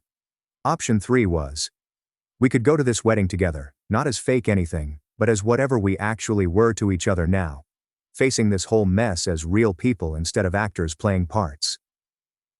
The words hung there between us while the sun started coming up through my kitchen window. She waited for maybe 30 seconds before grabbing her keys and saying she needed to go get ready, but I should text her whatever I decided.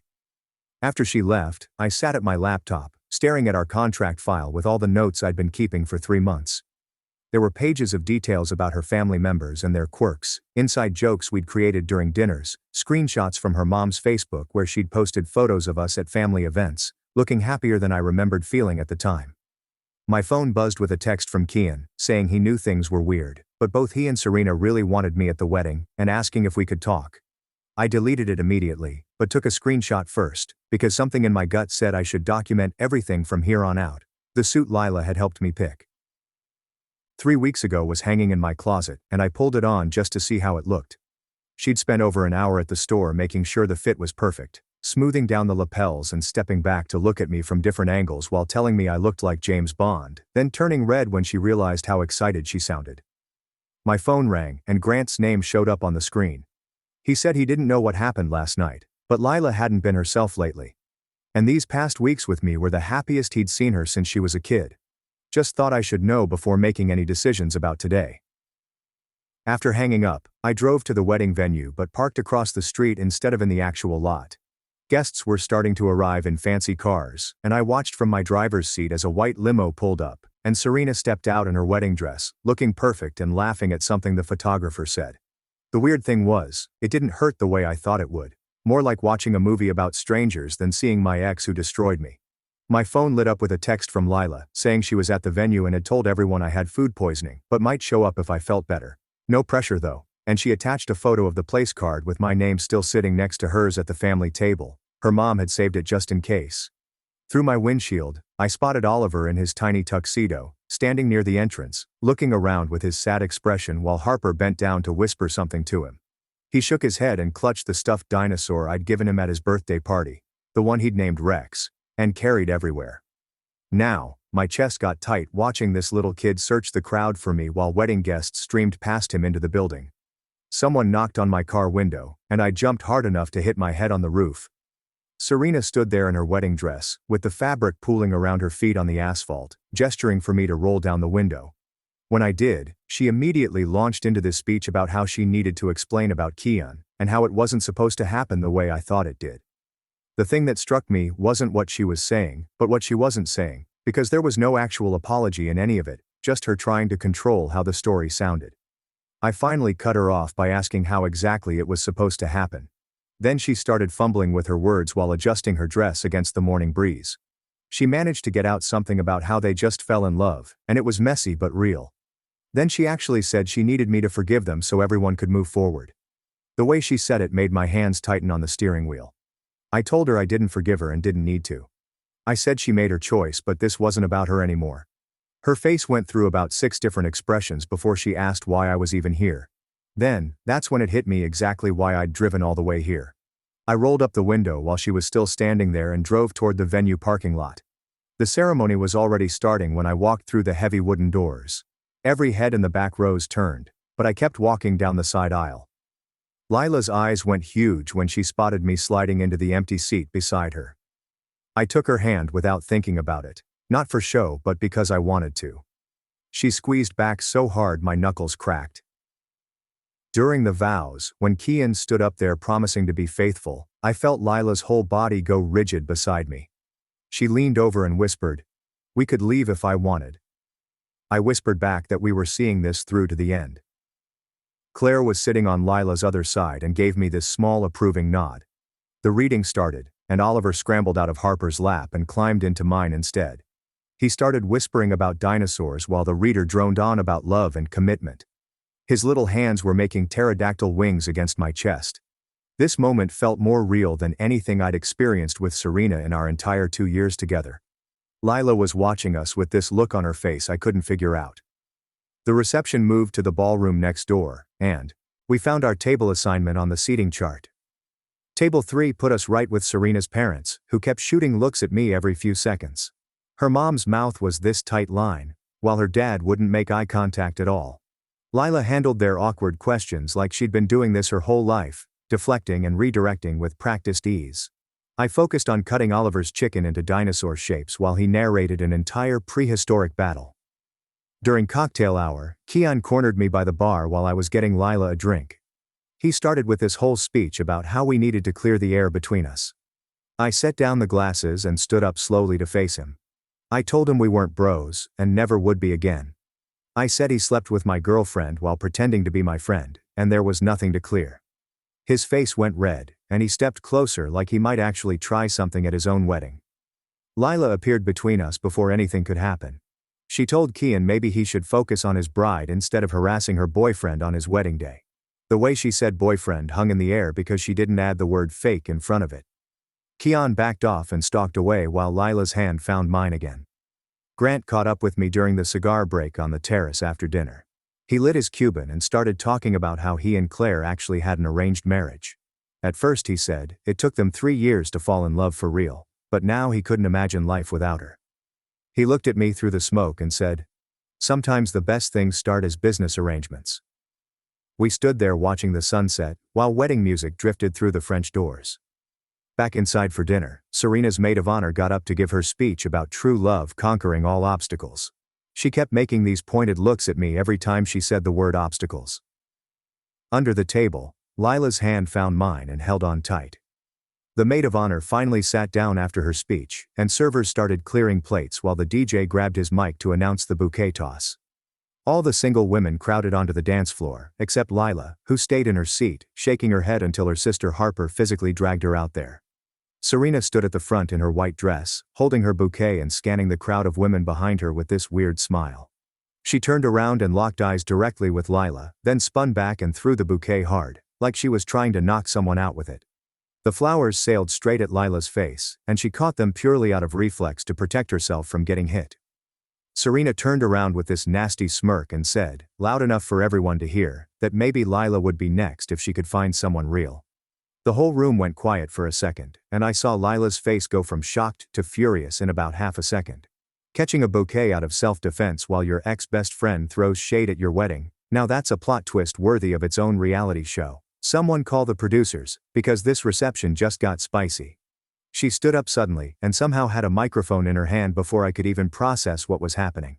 I reached for her arm to pull her back down, but she was already talking into the mic, saying she wanted to make a toast to her cousin, Serena. The room went dead silent, and even the servers stopped moving as Lila raised her champagne glass and said, Serena always got what she wanted. She kept going, saying whether it was the promotion at their grandma's company, or the bigger wedding budget, or even other people's boyfriends. Gasps went through the crowd, and I saw Grant sit up straighter while Claire's mouth fell open in shock. Lila wasn't done though, and thanked Serena because her choices had led Lila to me, to Alan. Serena's face went completely white, and she tried to tell Lila to stop, but Lila kept talking into the mic. She said, I had spent 3 months pretending to love her for money, only to discover what we had was more real than anything Serena and Kian built on lies. The room exploded into chaos, with people talking over each other, and Claire trying to stand up to restore order while Grant actually started laughing at the worst possible moment. Serena's parents were demanding to know what was going on and pointing at Lila, while other relatives were pulling out their phones to record everything. I stood up and took the microphone from Lila's hand before she could say anything else that would make this worse. I told everyone she was right about it starting fake, but that watching Lila with her family and seeing her kindness and strength had made me fall for real. Then I turned to look directly at Serena and Kian, who were both frozen in place, looking like they wanted to disappear. I thanked Serena for cheating on me and thanked Kian for being exactly who he was, because they both led me to find someone who actually fought for me. I turned back to Lila and said she fought for me even when she was scared of losing me, and even when I didn't deserve it. Serena grabbed her bouquet from where Lila had dropped it and threw it hard at Lila's head, screaming that she had ruined the wedding. Lila caught it and threw it right back, yelling that Serena had ruined my life first, so they were even. The two cousins started moving toward each other, and their parents had to physically hold them back while security guards in black suits rushed in from the lobby. Two guards grabbed me and Lila by the arms and started walking us toward the exit, while the wedding guests were all standing and shouting. Claire followed us out, surprising me by how calm she seemed compared to the chaos behind us. She told us what we did was inappropriate, but then smiled just a little bit and said it wasn't undeserved since Serena had always been a bully. She said she was glad someone finally said what everyone had been thinking for years before going back inside to deal with the mess. The security guards walked us all the way to the parking lot and stood there watching to make sure we actually left. Lila and I climbed onto the hood of my car, still wearing our formal clothes, and watched through the big windows as people inside tried to calm down. We could see Serena crying while Kian tried to comfort her, and the DJ awkwardly trying to get people to dance again. Lila looked at me and asked if we were still breaking up a week after the wedding like our contract said. I didn't answer right away, because honestly, I had no idea what to say, or what I even wanted anymore. We sat there for another hour, watching the disaster we had caused, until security came out and told us to leave the property completely. The next morning, my phone was going crazy with notifications, and I had 47 messages from numbers I didn't recognize. Someone had posted the whole thing on TikTok, and it already had 2 million views with the caption about the bride's cousin exposing a fake relationship and affair at the wedding. Lila texted me that we were apparently famous now, and also she was definitely getting fired when she went to work on Monday. Her boss had already seen the video and wanted to talk to her about representing the company poorly or something like that. I watched the video myself and saw how crazy we both looked, standing there with microphones, calling out the bride at her own wedding. The comments were split between people saying we were heroes for exposing cheaters, and others saying we were awful for ruining someone's special day. Lila's mom called me 3 times, but I didn't answer because I had no idea what to say to her after everything. Grant left me a voicemail just laughing and saying that was the most entertaining wedding he had ever been to in 60 years. My own parents started texting, asking if the video going around was really me and what the hell I was thinking causing a scene like that. The video kept spreading, and by noon it had 5 million views, and someone had already made a remix with dramatic music added. Lila came over to my apartment that afternoon, looking exhausted and carrying a box of her stuff from the office because they had already let her go. She sat on my couch, and we just stared at each other, not knowing what to say about the complete disaster we had created together. The next morning, we decided to meet at the coffee shop on 3rd Street, where we used to practice our fake couple stories before family dinners. I got there first and ordered my usual while watching the morning crowd rush past the windows. Lila walked in 10 minutes later, looking tired but determined. And when the barista saw us together, he practically jumped over the counter. He kept saying we were legends and showed us his phone, where the wedding video had another 1 million views overnight, then refused to let us pay for our drinks. We found a corner table away from everyone and sat there stirring our coffees without talking for a while. I finally asked when it stopped being fake for her. She stared at her latte and told me it was the night I made dinosaur voices for Oliver at his birthday party, when I didn't know she was watching and there was no one to perform for. Her phone started buzzing on the table, and she almost ignored it, but then saw it was her boss calling. She put it on speaker, and instead of yelling like we expected, he was laughing and talking about how the wedding video was the best thing to ever happen to their company's social media presence. Marketing wanted to meet with her about doing a whole campaign around it, and he offered her a promotion on the spot. We were both processing this when the coffee shop door chimed, and Serena walked in, still wearing her honeymoon sundress with sand on her sandals. She marched straight to our table and started going off about how we destroyed her life, and the video was everywhere, and Kian's parents wanted an annulment now. She wasn't wrong about the mess, but she also wasn't taking any responsibility for what she did to me first. Lila stayed quiet for a moment, then told her calmly that she destroyed my life first, but the difference was, I rebuilt it into something better. Serena turned to me and asked if I really loved Lila, or if this whole thing was just revenge. The answer came out simple and clear. I told her I loved Lila. Not because of revenge or the contract, but because she brought me soup when I was sick, and memorized how I took my coffee, and fought for me even when I walked away. Serena stood there for a second, looking deflated, then turned and left without another word. Lila was staring at me with this expression I couldn't read and said I just told her I loved her. I nodded, and she asked if that was part of the performance. I reminded her the contract ended when we left the wedding yesterday. She took a deep breath and said she needed to tell me something. There was no $1,000, because she spent all her savings on the suit she bought me and all those family dinners we went to. She was completely broke and couldn't have paid me even if she wanted to. I started laughing, maybe a little too hard, and asked if she really hired me as a fake boyfriend with money she didn't have. She nodded, looking miserable, and said she was desperate and stupid and figured she would find the money somehow before the 3 months were up. We sat there in silence for a minute while I processed this information. Then I pulled out my phone and deleted the contract document we had made that first day in the office. I told her it was a good thing I wasn't in it for the money. Then she looked up at me hopefully and asked if I really wasn't doing it for the money. I told her about practicing my boyfriend voice alone in my apartment for hours until my throat hurt. About the notebook I kept hidden in my desk drawer with all her favorite things written down. The oat milk lattes she liked. The way she hated cilantro but loved basil. How she always touched her ear when she was nervous. I pulled out my phone and showed her the Amazon order history full of dinosaur toys I'd been buying for Oliver with my own money. Her eyes got wide when she saw the total. Before she could respond, the coffee shop door banged open and Grant and Claire walked in looking serious. Claire said they figured we'd be here and that the family was having an emergency meeting. Grant looked right at me and said I was still family no matter what happened. We followed them to their house, where the living room was packed with people I recognized from all those family dinners. Serena's parents were standing near the window, demanding apologies, while everyone else sat wherever they could find space. In the center sat an older woman I'd never met before, watching everything with sharp eyes. This had to be Grandma Johnson that everyone always talked about. The room went quiet when we walked in.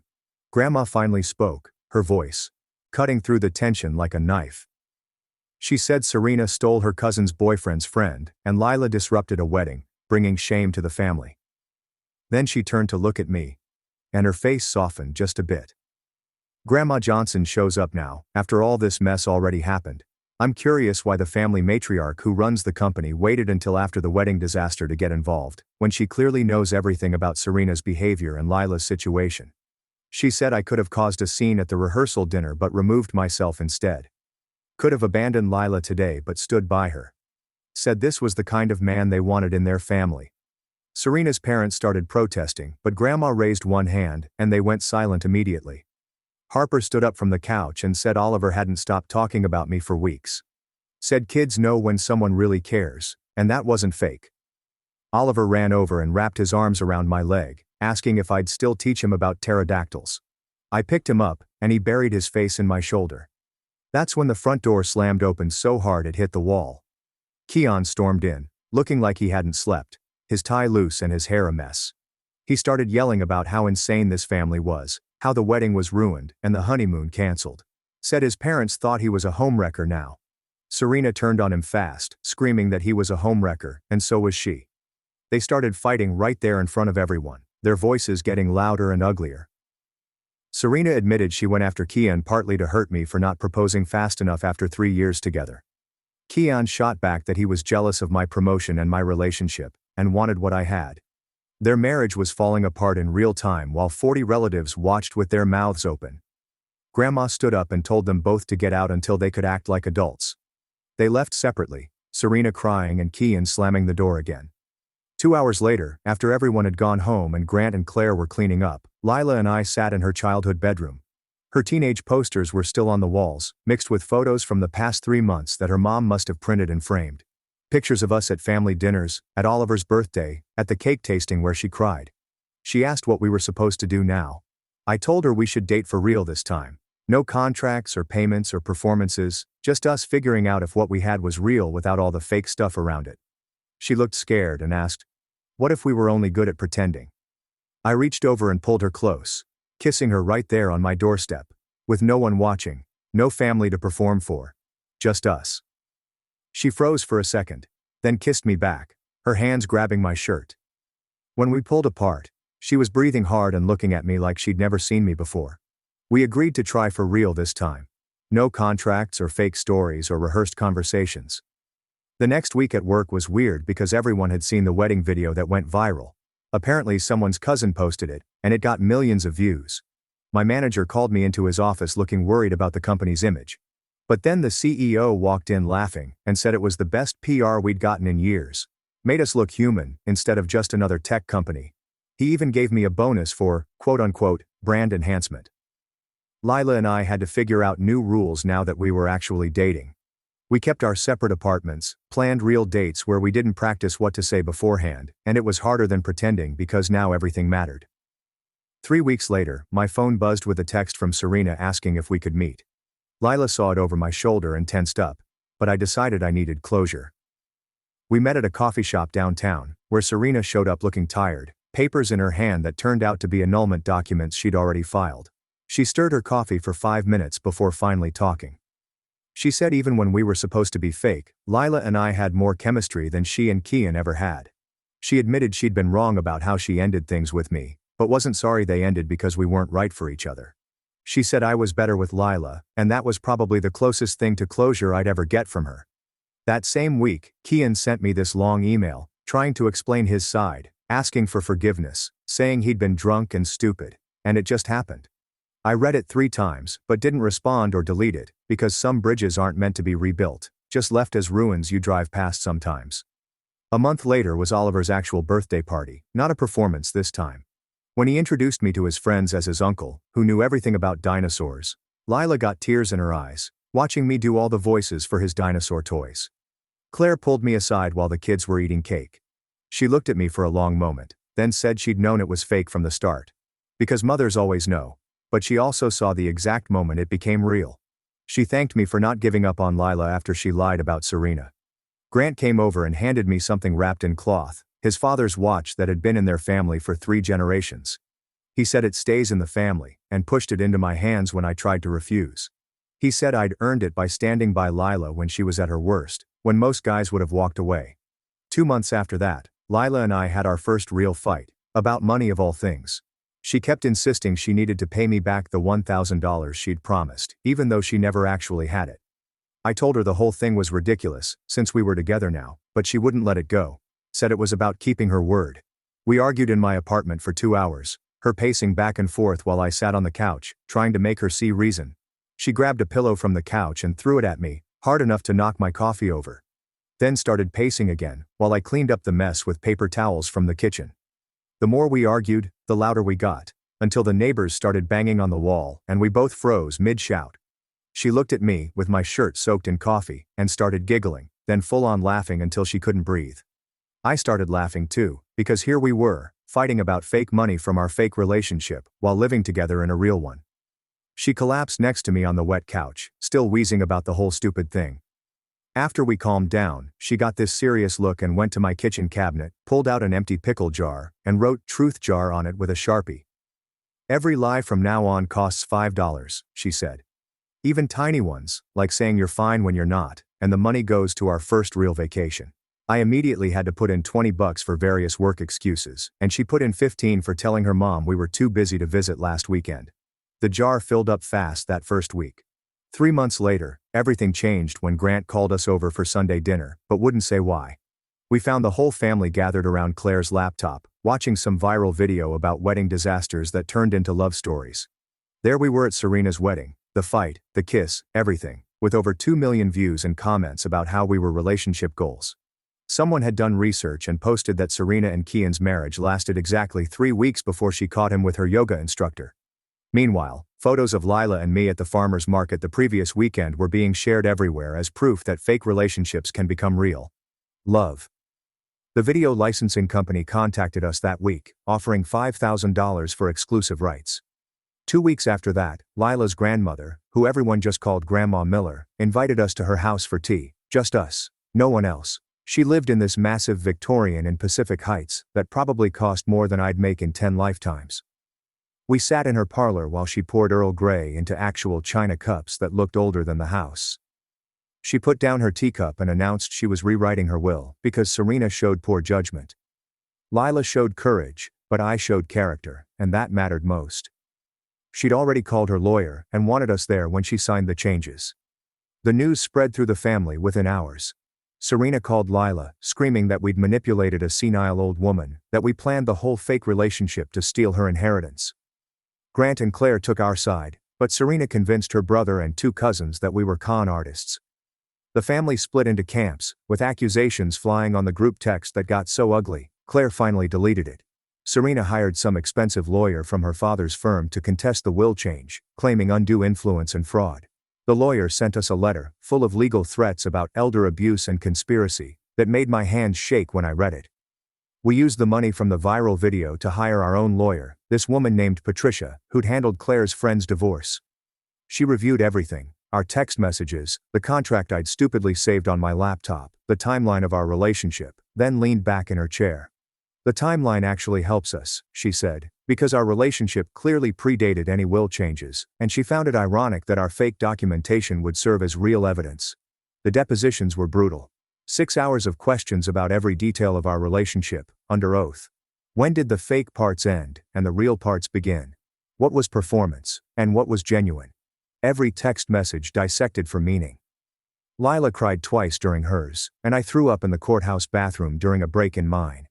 But it felt weirdly good too, finally telling the complete truth about everything, even the embarrassing parts, like practicing boyfriend voice in the supply closet. Serena's lawyer presented our original contract in court like he'd found the smoking gun, reading it out loud with dramatic pauses. But then, Patricia presented the marketing company's whole campaign as counter-evidence, showing we'd been publicly together for months since the wedding, with no contract needed. She had receipts from dinners, tagged photos from friends, even security footage from my apartment building showing Lila basically living there. Serena's lawyer reading their fake dating contract out loud in court, like he's performing Shakespeare, while Patricia just casually pulls out security footage, is peak legal drama comedy. Nothing says true love like documented evidence and time-stamped receipts. The judge asked pointed questions about the contract terms versus our actual relationship timeline. The night before the ruling, Lila couldn't sleep, kept tossing and turning, until I finally turned on the light at 3 a.m. She sat up, panicking about losing everything, her family, the money, maybe even me if this went badly. I reminded her we started with nothing real, and built something anyway. That we were good at making fake things true. She kissed me then, really kissed me. Not like the wedding performance but like she needed to make sure I was real. 2 weeks later, we sat in the courtroom, holding hands so tight my fingers went numb while the judge read her decision. She ruled completely in our favor, stating the will changes were made by a competent adult, with no evidence of coercion. But then she added something that made Serena storm out of the courtroom.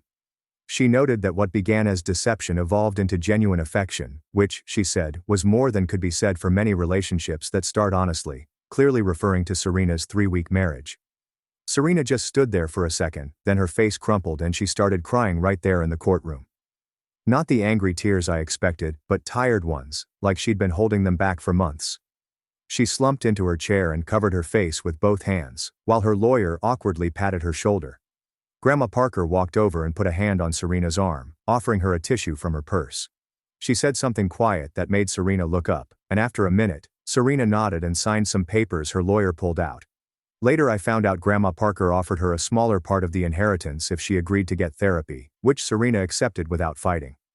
2 days later, my phone buzzed with a text from Milo, suggesting we all grab a beer and move forward. I stared at it for maybe 10 seconds before deleting it and blocking his number. Lila watched me do it and squeezed my hand, but didn't say anything. Some things you forgive, and some you just leave behind. 3 weeks passed before Lila suggested we go back to the coffee shop where we'd written our fake boyfriend contract. The same barista was working and recognized us, making a joke about framing our original contract since we'd become regulars. Instead of laughing, Lila pulled out a notebook and started writing something new. Not a contract this time, but a list of promises, real ones without payment terms or breakup clauses. She wrote that she promised to tell me when she was scared. I wrote that I promised to stay, even when things got complicated. We both signed it, but this time it wasn't legally binding, just emotionally. The paper went into her purse, where she kept it for the next 6 months. 6 months after the wedding disaster, Lila came home from work looking nervous and excited at the same time. Her company had offered her a promotion to run their Seattle office, nearly double her salary, but it meant leaving San Francisco.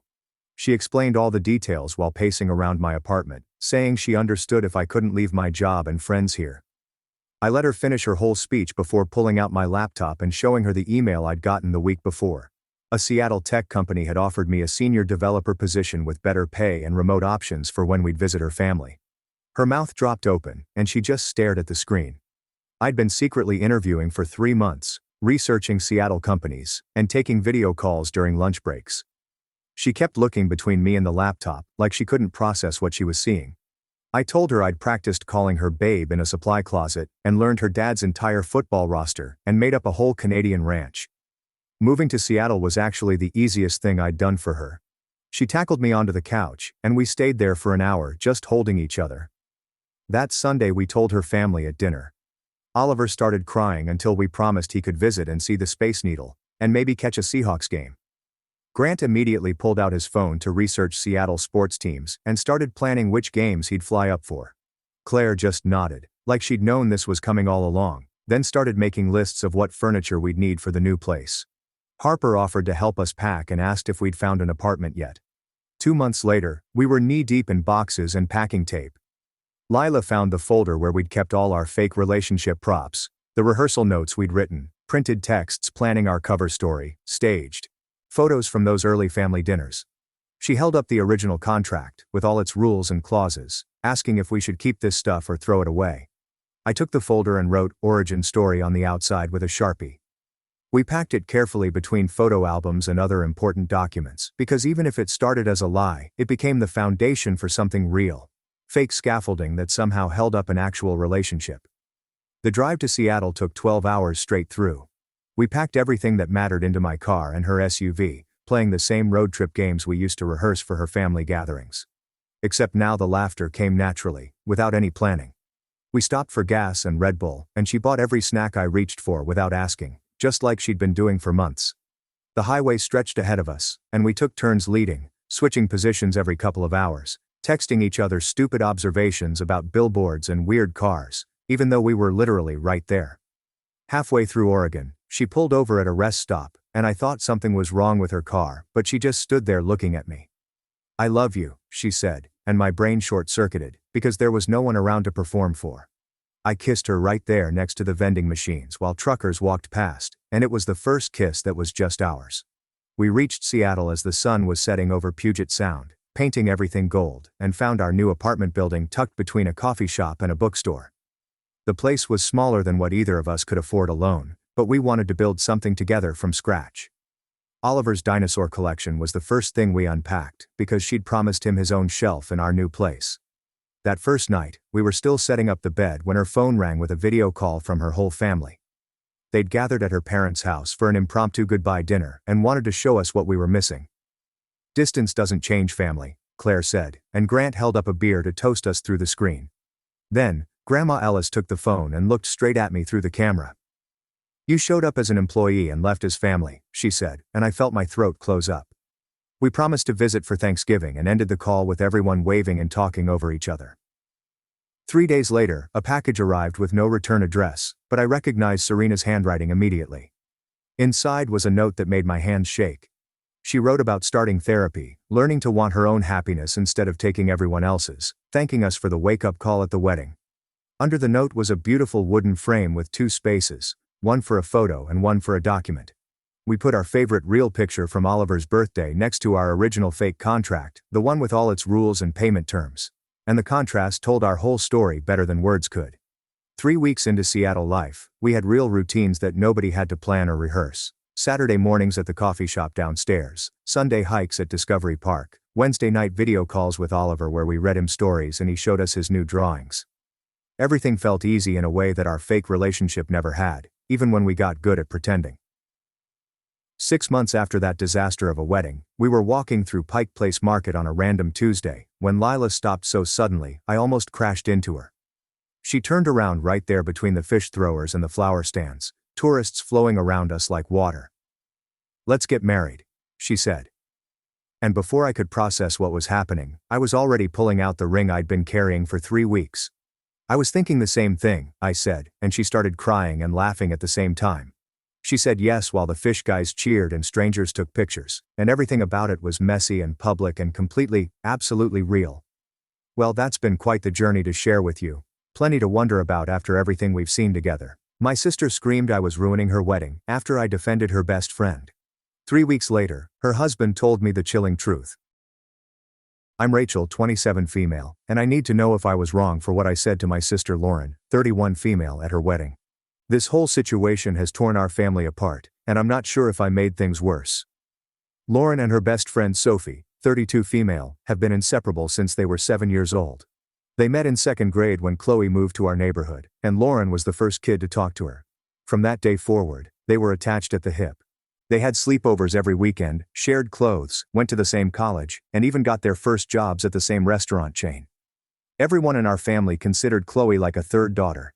She came to every family vacation, every birthday party, and every holiday gathering. Growing up, Lauren and Chloe made this pact that they would be each other's maid of honor when they got married. They talked about it constantly throughout high school and college.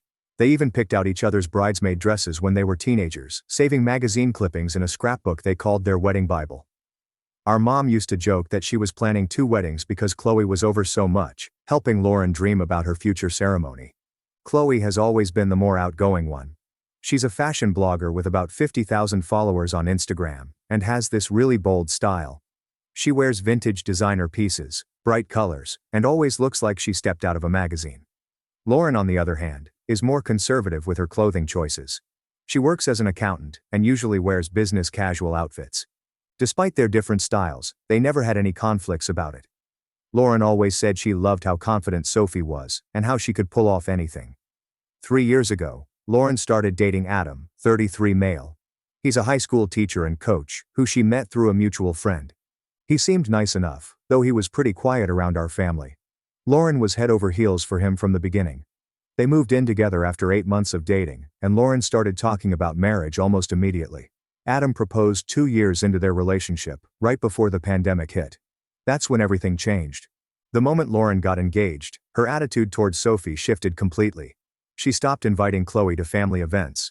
She would make excuses when Sophie suggested hanging out. She started declining invitations to parties where Sophie would be present. At first, our mom and I thought maybe Lauren was just stressed about wedding planning and needed some space. But weeks turned into months, and Lauren continued to distance herself from her best friend. The breaking point came when Lauren announced her wedding party. She asked me to be her maid of honor instead of Chloe. I was surprised, but tried to be supportive. I figured maybe she wanted to honor our sisterly bond. But then I found out through a group text that Chloe wasn't even invited to be a bridesmaid.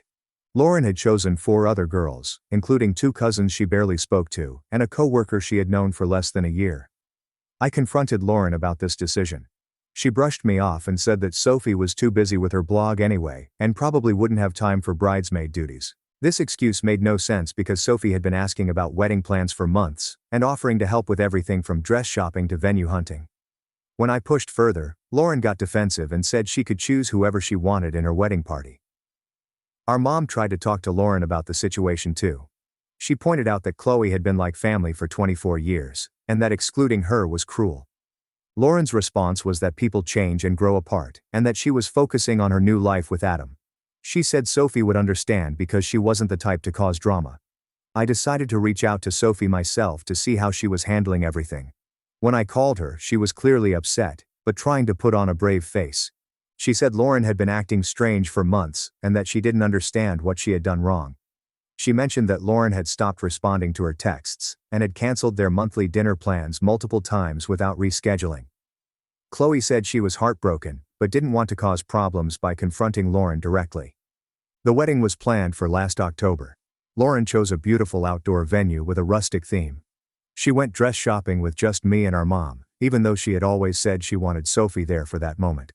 Lauren picked a simple, elegant dress with lace sleeves and a flowing skirt. It was beautiful, but very traditional and conservative, which suited her personality. As the wedding day approached, the tension in our family was obvious. Our dad kept asking why Sophie wasn't in the wedding party, and Lauren would change the subject. Our mom was clearly upset, but trying to keep the peace. I was caught in the middle, trying to be supportive of Lauren while also maintaining my friendship with Chloe. The week before the wedding, Lauren seemed increasingly anxious. She snapped at me during the rehearsal dinner preparations and seemed on edge during the ceremony walkthrough. I assumed it was normal pre-wedding nerves, but looking back, there was something more intense about her behavior. On the wedding day, everything seemed to go smoothly at first. The venue looked beautiful, the weather was perfect, and Lauren looked stunning in her dress. The ceremony was lovely, and Adam seemed genuinely happy. But I noticed that Lauren kept scanning the crowd during the reception, and she had this tense expression that didn't match the joyful occasion. Chloe arrived at the reception wearing a navy blue wrap dress that hit just below her knees. It was form-fitting, but completely appropriate for a wedding. She had paired it with nude heels and simple jewelry. Honestly, compared to some of her usual outfits, this was quite conservative. Several other guests were wearing similar styles, and the bridesmaids were in tight-fitting dresses as well. But the moment Lauren saw Sophie, her entire demeanor changed. She went rigid and started whispering angrily to Adam. Throughout the entire reception, Lauren kept glaring at Sophie from across the room. She was clearly seething, and it was making everyone uncomfortable. Our mom kept trying to distract Lauren and get her to focus on her guests, but Lauren was fixated on Sophie. During the dinner portion of the reception, Lauren made several passive-aggressive comments about inappropriate wedding attire, within earshot of Chloe. She mentioned how some people don't know how to dress respectfully for sacred occasions. It was mortifying to watch, especially since Sophie's outfit was perfectly fine. After the cake cutting, Lauren finally exploded. She marched over to Chloe and started yelling about how she had no respect for the sanctity of marriage, and how she was trying to steal attention from the bride. She accused Chloe of being selfish and attention-seeking. Chloe was completely shocked, and tried to apologize even though she had done nothing wrong. That's when I stepped in. I told Lauren that she was being ridiculous, and that Sophie's dress was perfectly appropriate. I pointed out that Lauren had known Chloe for 24 years, and knew exactly how she dressed. If Lauren had such strong opinions about her outfit, she should have included her in the wedding party so she could choose her dress, or at least communicated her concerns beforehand. I said that Lauren was looking for an excuse to be angry, and that her behavior was embarrassing. Lauren completely lost it. She started screaming at me in front of all the wedding guests, calling me a terrible sister, and accusing me of ruining her wedding day. She said I was supposed to support her no matter what, and that I had chosen Chloe over my own family. The argument got so heated that Adam had to physically step between us. After the confrontation, Lauren stormed off to the bridal suite. Several guests started leaving early because the atmosphere had become so uncomfortable. Our dad was furious with me for causing a scene, saying that I should have kept my mouth shut and supported Lauren no matter what. Our mom was upset with everyone, and just wanted the day to end. Adam came to find me about an hour later.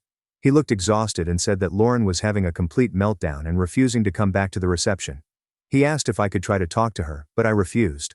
I told him that Lauren owed Sophie an apology, and that I wasn't going to enable her behavior anymore. The reception ended awkwardly, with the bride nowhere to be found.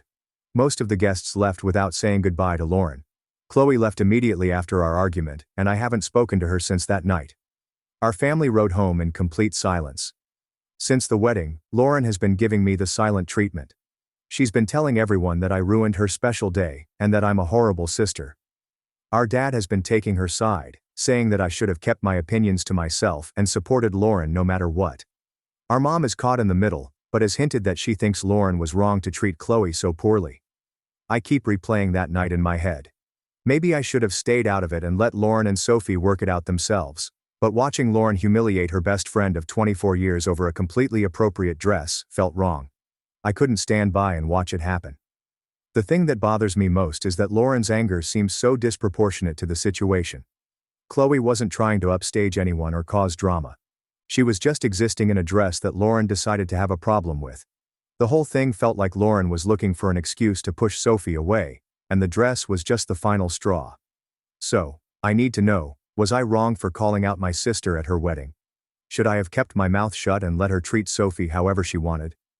I'm starting to question whether I made the right choice, especially since it's caused such a rift in our family. Update 1. It's been 3 weeks since Lauren's wedding, and I thought I should update everyone on what's been happening. The situation has gotten much more complicated than I initially thought. The day after the wedding, I received several text messages from Lauren, calling me selfish and saying that I had destroyed the most important day of her life. She said she never wanted to speak to me again, and that I was dead to her. Our dad sent me a long message about how disappointed he was in my behavior, and how I needed to apologize immediately. Our mom texted me separately, saying that while she didn't agree with how I handled things, she understood why I was upset. I decided to give everyone some space to cool down. I figured Lauren would eventually realize that her reaction was over the top, and we could work things out. I was wrong. Instead of reaching out to me, Lauren doubled down on her anger. She started posting passive-aggressive messages on social media about fake family members and people who pretend to care about you. She unfriended me on Facebook and blocked me on Instagram. When I tried to call her, she had blocked my number. Our dad kept pressuring me to be the bigger person and apologize. He said that Lauren was still processing the stress of the wedding, and that I should understand she was emotional. He insisted that as the older sister, I should have been more mature and supportive. I refused to apologize because I genuinely believed I had done the right thing. Our mom was trying to stay neutral, but was clearly frustrated with both of us. She kept saying that this whole situation was ridiculous, and that we needed to find a way to move past it. She had been trying to get Lauren to talk to her about what really happened with Chloe, but Lauren kept shutting down the conversation. About a week after the wedding, I ran into Chloe at the grocery store. She looked terrible, like she hadn't been sleeping well. She thanked me for standing up for her, but said she wished the whole thing had never happened. She told me that she had been trying to figure out what she did wrong to make Lauren hate her so much. She said she had been going through their old text messages and social media posts, trying to pinpoint when things changed between them. Chloe mentioned that Lauren had been acting strange since she got engaged, but she couldn't understand why. She said she had been nothing but supportive of Lauren's relationship with Adam, and had even helped her plan some of the engagement party details. She was completely baffled by Lauren's behavior, and kept asking if I knew what was really going on. I didn't have any answers for her. The whole situation was as confusing to me as it was to everyone else. Then, last Tuesday, I got a phone call that changed everything. It was Adam, and he sounded upset. He said he needed to talk to me about something important, and asked if we could meet for coffee. I was hesitant because I wasn't sure if Lauren would be okay with him talking to me, but he insisted it was important. We met at a cafe near my apartment, and Adam looked exhausted. He said that he and Lauren had been fighting constantly since the wedding, and that he was starting to question everything about their relationship. He told me that Lauren had been acting paranoid and defensive, and that she had been making accusations that didn't make sense. Then he said something that completely shocked me. He told me that Lauren had been lying to him about Chloe for months. According to Adam, Lauren had told him that Chloe had been inappropriate with him at their engagement party, and had been trying to seduce him ever since. She claimed that Chloe had been sending him flirty messages, and showing up at places where she knew he would be. Adam said he was confused because none of this had actually happened. He barely knew Chloe, and had only met her a handful of times. He had never received any inappropriate messages from her, and she had never acted flirty or inappropriate around him. He said he had tried to tell Lauren that her accusations were false, but she insisted that he was being naive, and that Chloe was manipulating him. This explains so much about Lauren's behavior. She had been systematically pushing Chloe away because she believed her best friend was trying to steal her fiancé. But the problem was that these incidents had never actually happened. Lauren had either misinterpreted innocent interactions, or had completely fabricated them in her mind. Adam said that the dress incident at the wedding was just the final excuse Lauren needed to cut Chloe out of her life permanently. She had been building up to this confrontation for months, and she saw Sophie's outfit as proof that she was trying to get attention from men, specifically Adam. But there was more. Adam told me that he had been doing some investigating on his own after the wedding. He had gone through his phone records and social media accounts to see if there was any evidence of inappropriate contact from Chloe. He found nothing. He had also asked his friends who were at the engagement party if they had noticed anything inappropriate between him and Chloe. They all said no. Adam said that when he presented this evidence to Lauren, she had a complete meltdown. She accused him of taking Sophie's side, and said that everyone was against her. She claimed that Chloe had somehow deleted the evidence of her inappropriate behavior and had convinced everyone to lie for her. The final straw for Adam came when Lauren demanded that he cut contact with several of his friends who had defended Chloe. She said that anyone who didn't believe her version of events was obviously under Sophie's spell and couldn't be trusted. Adam realized that Lauren was asking him to isolate himself from his support system based on accusations that had no basis in reality. Adam said he had been trying to get Lauren to see reason, but she was completely convinced that Sophie was out to destroy their marriage. She had started monitoring his phone and social media accounts, looking for evidence of contact with Chloe. She had also been interrogating him about his whereabouts, and demanding to know who he had been talking to. The situation had gotten so bad that Adam said he was considering marriage counseling, but Lauren refused to go. She said that the problem wasn't with their marriage, but with everyone else who was trying to sabotage them. She believed that I had been recruited by Sophie to help break up her marriage, which was why I had defended her at the wedding. Adam apologized for not speaking up sooner. He said he had been trying to be supportive of Lauren and had hoped that she would eventually realize her mistakes. But after 3 weeks of constant fighting and paranoid accusations, he was starting to wonder if he had married someone he didn't really know. He asked me what I thought he should do. I told him that I couldn't give him marriage advice, but that I was concerned about Lauren's mental state.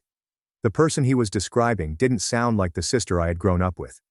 The Lauren I knew was sometimes stubborn and jealous, but she wasn't paranoid or delusional. Adam said he was going to try one more time to get Lauren to see reason.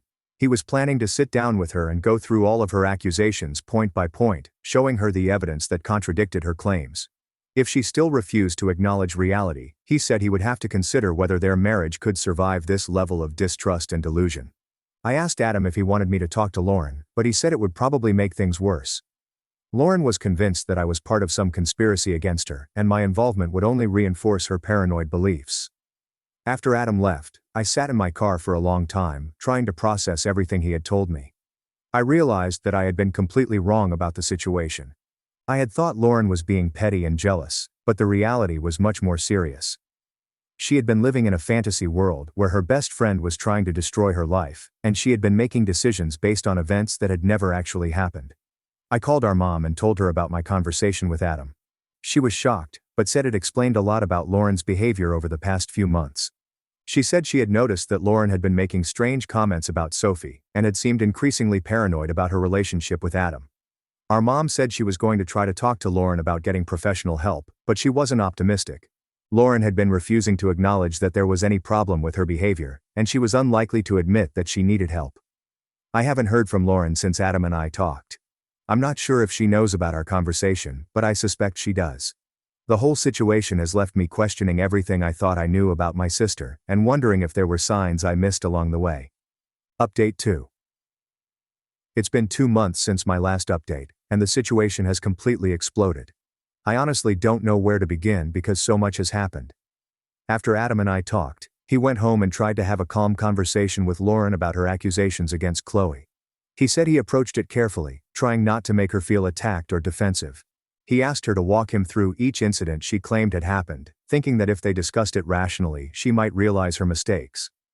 Instead, Lauren doubled down on everything. She insisted that Sophie had been flirting with Adam at their engagement party by complimenting his tie and asking about his job. She said that Sophie had been driving by their house frequently, which Adam knew was impossible since Chloe lived across town and had no reason to be in their neighborhood. She claimed that Sophie had been liking Adam's social media posts in a suggestive way, but when Adam showed her the actual posts, there were no likes from Chloe at all. Adam said that Lauren had an explanation for everything. When he showed her proof that contradicted her claims, she said that Sophie had deleted the evidence or that Adam was being manipulated. She accused him of being too trusting and said that he didn't understand how devious women could be. She insisted that she was protecting their marriage from a threat that he was too naive to see. The conversation escalated into a huge fight. Lauren accused Adam of choosing Sophie over his wife, and said that his refusal to believe her was proof that Sophie's seduction was working. She demanded that he admit she was right, and promised to cut all contact with anyone who defended Chloe, including me. Adam said he couldn't promise that because he knew Lauren's accusations were false. He told her that he was worried about her and suggested that they talk to a counselor together. Lauren took this as another betrayal, and said that Adam was trying to gaslight her into thinking she was crazy. The fight went on for hours. Lauren eventually stormed out of the house and went to stay with her parents. She told them that Adam was being manipulated by Chloe, and that their marriage was falling apart because of outside interference. She painted herself as the victim of a conspiracy, and said that no one was supporting her. Our dad immediately took Lauren's side, and called Adam to yell at him about how he was treating his daughter. Our mom was more skeptical, but tried to stay neutral. She called me to ask what I knew about the situation, and I told her about my conversation with Adam. Our mom decided to do her own investigation. She called Sophie and asked her directly about Lauren's accusations. Chloe was horrified and completely denied everything. She said she had barely interacted with Adam and had never been anything but friendly and appropriate. She was devastated to learn that Lauren had been accusing her of trying to steal her husband. Our mom also talked to several people who had been at the engagement party. They all confirmed that Sophie had behaved normally and appropriately.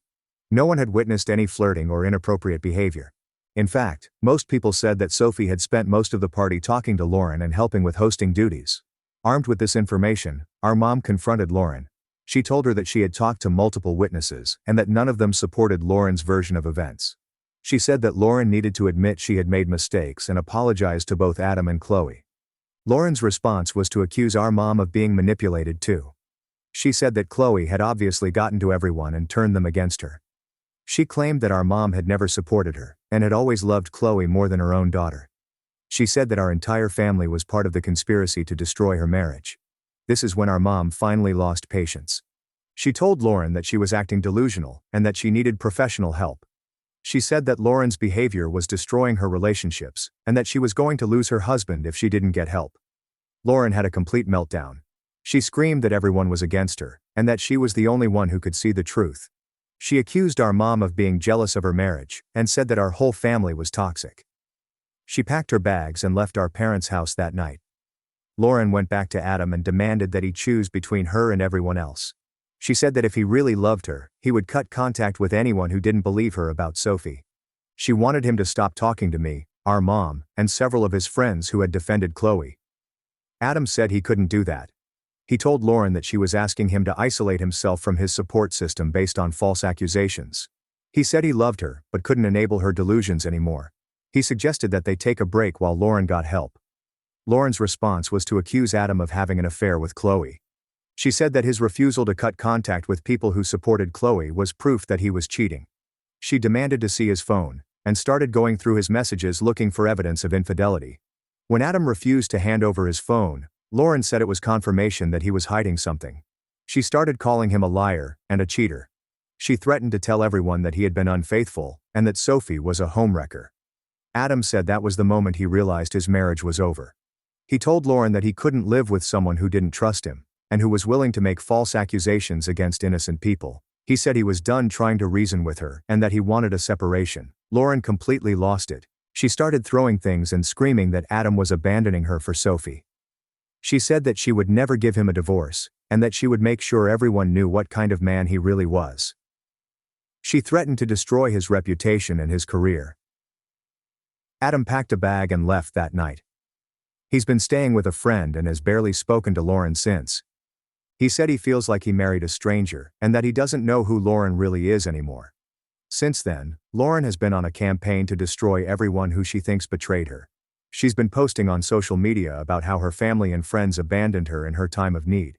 She's been sending nasty messages to Chloe, blaming her for the destruction of her marriage. She's been telling anyone who will listen that Adam is a cheater and that Chloe is a homewrecker. She's also been trying to get me and our mom to take her side. She keeps calling and texting, demanding that we support her and cut contact with Adam and Chloe. When we refuse, she accuses us of being terrible family members who care more about outsiders than our own blood. Our dad is the only one who still believes Lauren's version of events. He's been trying to convince Adam to come back and work things out. He says that Lauren is just scared, and that she'll calm down once she feels secure in her marriage again. He doesn't understand that Lauren's behavior is what's destroying her marriage, not some imaginary threat from Chloe. Last week Adam called me to say that he had filed for divorce. He said he couldn't live with someone who was willing to destroy innocent people to protect her delusions. He said he had tried everything to save their marriage, but Lauren refused to get help or admit that she was wrong. Lauren found out about the divorce papers when Adam's lawyer contacted her. She called me in hysterics, saying that Adam was abandoning her and that it was all Sophie's fault. She begged me to talk to Adam and convince him to change his mind. I told Lauren that Adam was making the right decision. I said that her behavior had been unacceptable, and that she had destroyed her own marriage with her paranoia and false accusations. I told her that she needed to take responsibility for her actions and get help. Lauren's response was to cut contact with me completely. She said that I was a terrible sister who had chosen strangers over family. She said that she never wanted to see me again, and that I was dead to her. Our mom has been trying to get Lauren to see reason, but Lauren won't listen. She's convinced that everyone is against her, and that she's the victim of a massive conspiracy. She's been living alone in the house that she and Adam bought together, and she's been spiraling further into paranoia and delusion. I talked to Chloe last week. She's been devastated by this whole situation. She said she never imagined that her best friend of 25 years would turn against her so completely. She's been considering moving to another city because she's tired of dealing with Lauren's harassment and false accusations. The worst part is that Lauren doesn't seem to understand that her behavior is what caused all of this. She genuinely believes that she's the victim and that everyone else is wrong. She's destroyed her marriage, her relationship with her family, and her friendship with Chloe, all because she couldn't accept that her accusations were false. I don't know what's going to happen next. Adam is moving forward with the divorce, and Lauren is threatening to fight it. Our family is completely fractured, and I don't see how we can ever go back to the way things were. Lauren has shown a side of herself that I never knew existed, and I'm not sure I can forgive her for what she's done to the people who loved her. Update 3. It's been 6 months since Adam filed for divorce, and I'm writing this final update because the situation has reached its conclusion. Lauren's behavior has gotten progressively worse, and she's now facing the consequences of her actions. After Lauren cut contact with me, she spent several months trying to rally support for her version of events. She created a detailed social media campaign about how her family had betrayed her and how Chloe had destroyed her marriage. She posted long rants about loyalty and betrayal, sharing screenshots of text conversations taken out of context to make it look like we were all conspiring against her. She also started contacting Adam's friends and co-workers, trying to convince them that he was having an affair with Chloe. She would show up at his workplace and cause scenes, accusing him of being a cheater and a liar. She started following him around town, claiming she was gathering evidence of his infidelity. Adam had to get a restraining order against Lauren after she broke into his apartment and went through his personal belongings. She claimed she was looking for proof of his affair, but of course there was no evidence to find because nothing had happened between him and Chloe. The restraining order was the wake-up call that our dad needed. He finally realized that Lauren's behavior was completely unacceptable, and that she wasn't the victim she claimed to be. He stopped supporting her financially and emotionally, which sent Lauren into an even deeper spiral. Lauren's harassment of Chloe also escalated. She started driving by Sophie's apartment at all hours, leaving nasty notes on her car, and sending threatening messages. She created fake social media accounts to harass Sophie online, and started spreading rumors about her in their professional circles. Chloe eventually had to get her own restraining order, and seriously considered moving to another state. The turning point came when Lauren showed up at Sophie's workplace and caused a huge scene. She accused Sophie of being a homewrecker in front of Sophie's boss and co-workers, screaming that she had destroyed her marriage. Security had to escort Lauren out of the building, and Sophie's employer was so concerned that they offered to help her with legal fees. That incident was the final straw for our mom. She had been trying to maintain some relationship with Lauren, hoping that she would eventually come to her senses. But watching Lauren destroy innocent people's lives while refusing to take any responsibility for her actions was too much. Our mom called Lauren and told her that she was cutting off all contact until Lauren got professional help. She said that Lauren's behavior was unacceptable, and that she wouldn't enable it anymore. She told Lauren that she had lost her husband, her family, and her friends because of her own choices, and that she needed to take responsibility for her actions. Lauren's response was to accuse our mom of abandoning her and choosing Chloe over her own daughter. She said that our mom had never loved her and had always been jealous of her success. She claimed that our mom was part of the conspiracy against her and that she never wanted to see her again. Around this time, the divorce proceedings were heating up. Lauren was fighting the divorce and trying to get alimony and half of Adam's assets. She was also trying to use her false accusations against Sophie as grounds for claiming that Adam had been unfaithful. Her lawyer eventually dropped her case because she couldn't provide any evidence for her claims, and because her behavior was making it impossible to represent her effectively. Lauren had to represent herself in the divorce proceedings, which went about as well as you'd expect. She used the court as a platform to air her grievances against Adam and Chloe, making wild accusations that she couldn't prove. The judge was clearly frustrated with her behavior and warned her multiple times about making false statements. The final divorce hearing was a disaster. Lauren had prepared a presentation about how Adam and Chloe had conspired to destroy her marriage, complete with printed social media posts and text messages that she claimed were evidence of their affair. When the judge asked her to explain how these posts proved infidelity, Lauren couldn't provide a coherent answer. Adam's lawyer systematically debunked each of Lauren's accusations. He presented evidence showing that Lauren had been harassing both Adam and Chloe, including the restraining orders and police reports. He showed that Lauren's accusations were not only false, but that she had been using them to justify increasingly dangerous behavior. The judge granted Adam the divorce and awarded him the majority of their shared assets. He cited Lauren's harassment and false accusations as factors in his decision. Lauren was ordered to pay Adam legal fees, and was warned that any further harassment would result in criminal charges. Lauren completely lost it in the courtroom. She started screaming that the judge was corrupt and that everyone was against her. She accused Adam of bribing the judge and claimed that the legal system was part of the conspiracy to destroy her. Security had to escort her out of the courthouse. After the divorce was finalized, Lauren seemed to disappear for a while. She stopped posting on social media and stopped trying to contact any of us. We later found out that she had been evicted from the house she and Adam had shared because she couldn't afford the mortgage on her own. She's apparently been living in a small apartment across town and working at a retail job. She's had to start over completely because she destroyed all of her relationships and burned all of her bridges.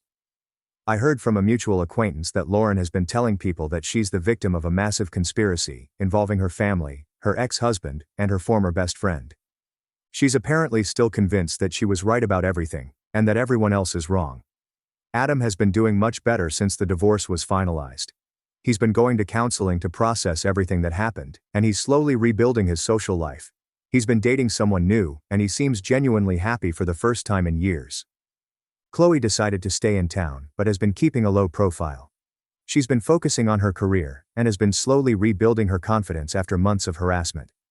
She's been dating someone new as well, and she seems to be doing better. As for me, I've been processing everything that happened with my own counselor. Watching my sister transform into someone I didn't recognize was traumatic, and I've had to accept that the Lauren I grew up with might not exist anymore. I've been trying to focus on my own life and relationships instead of dwelling on what happened. Our mom has been struggling with guilt and sadness about losing her daughter. She's been wondering if there were signs she missed, or if she could have done something differently. She's been going to grief counseling because she says it feels like Lauren died even though she's still alive. Our dad has been the most affected by everything. He feels terrible for enabling Lauren's behavior for so long, and for not seeing how destructive she had become. He's been trying to reach out to Adam and Chloe to apologize, but he understands that they might not be ready to forgive him. I don't know if Lauren will ever get the help she needs, or if she'll ever realize what she's done. Part of me hopes that she'll eventually come to her senses and try to make amends. But another part of me knows that some damage can't be undone. She destroyed so many relationships and hurt so many people that even if she apologized, it might not be enough. The whole situation has taught me that you can't really know someone until you see how they handle adversity. Lauren's reaction to perceived threats revealed a side of her that none of us knew existed. She chose to destroy the people who loved her rather than face the possibility that she might be wrong. I still think about that night at the wedding sometimes. I wonder if things would have turned out differently if I had handled the situation another way. But I also know that Lauren's problems went much deeper than one argument at a reception. Her willingness to fabricate an entire narrative about Sophie trying to steal her husband shows that she was struggling with issues that none of us understood. The hardest part is accepting that Lauren made her choices. She chose to believe false accusations over evidence. She chose to push away everyone who tried to help her. She chose to harass innocent people rather than get professional help. She chose to destroy her marriage rather than admit she was wrong. I've had to accept that the sister I grew up with is gone. The Lauren who laughed with Sophie over silly inside jokes and included her in every family event wouldn't recognize the person who spent months harassing her best friend based on imaginary slights.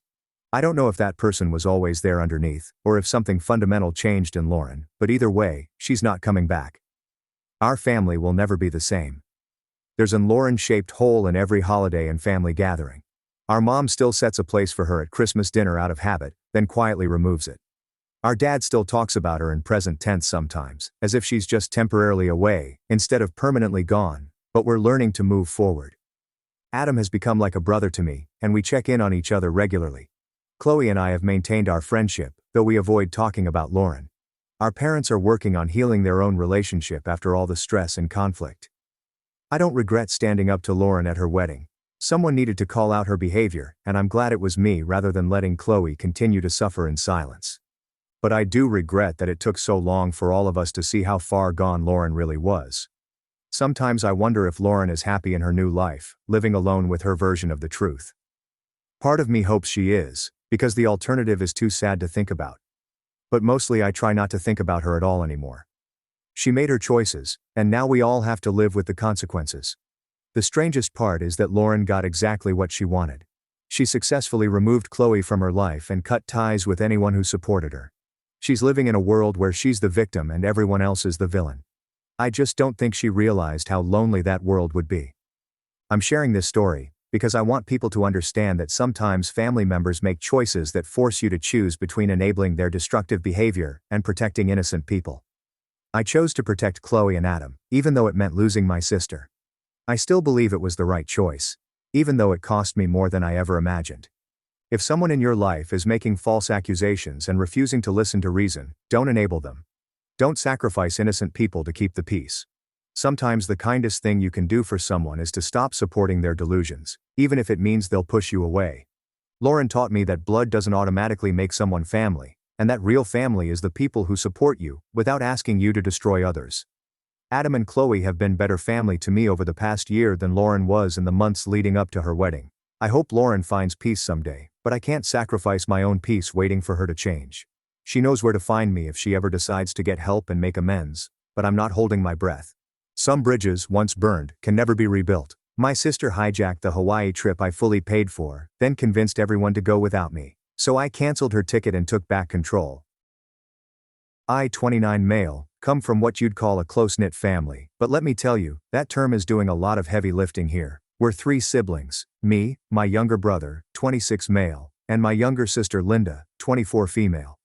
Now my brother and I, we're tight. We've got that typical brotherly bond. We can go from wrestling each other 1 minute to having each other's backs the next. But Linda, that's where things get complicated. Growing up, Linda was always the golden child, you know the type. The baby of the family who could do no wrong in our parents' eyes. While my brother and I were expected to be responsible and mature, Linda got away with murder. Forgot to do her chores? Oh, she's just tired from all her activities. Got a C in math? Well, she's more of a creative type anyway. Meanwhile, if I so much as left a sock on the floor, you'd think I'd committed a capital offense. This dynamic created a rift between us that only grew wider as we got older. It's not that I don't love my sister, I do, she's family after all, but her sense of entitlement has always grated on me. And it's not just me, my brother's patience with her antics is even thinner than mine. Put them in a room together for more than 5 minutes, and you can bet your bottom dollar there will be fireworks. Let me give you an example of the kind of stuff we're dealing with here. Last Christmas, Linda showed up empty-handed at our family gift exchange. Her excuse? I'm a broke college student, you guys understand, right? Fair enough, except she'd posted pictures of her brand new iPhone and designer boots on Instagram just days before. When my brother called her out on it, she burst into tears and accused him of being materialistic. Guess who our parents comforted? Yep, you guessed it, Linda. But despite all this, I've always tried to be the bigger person.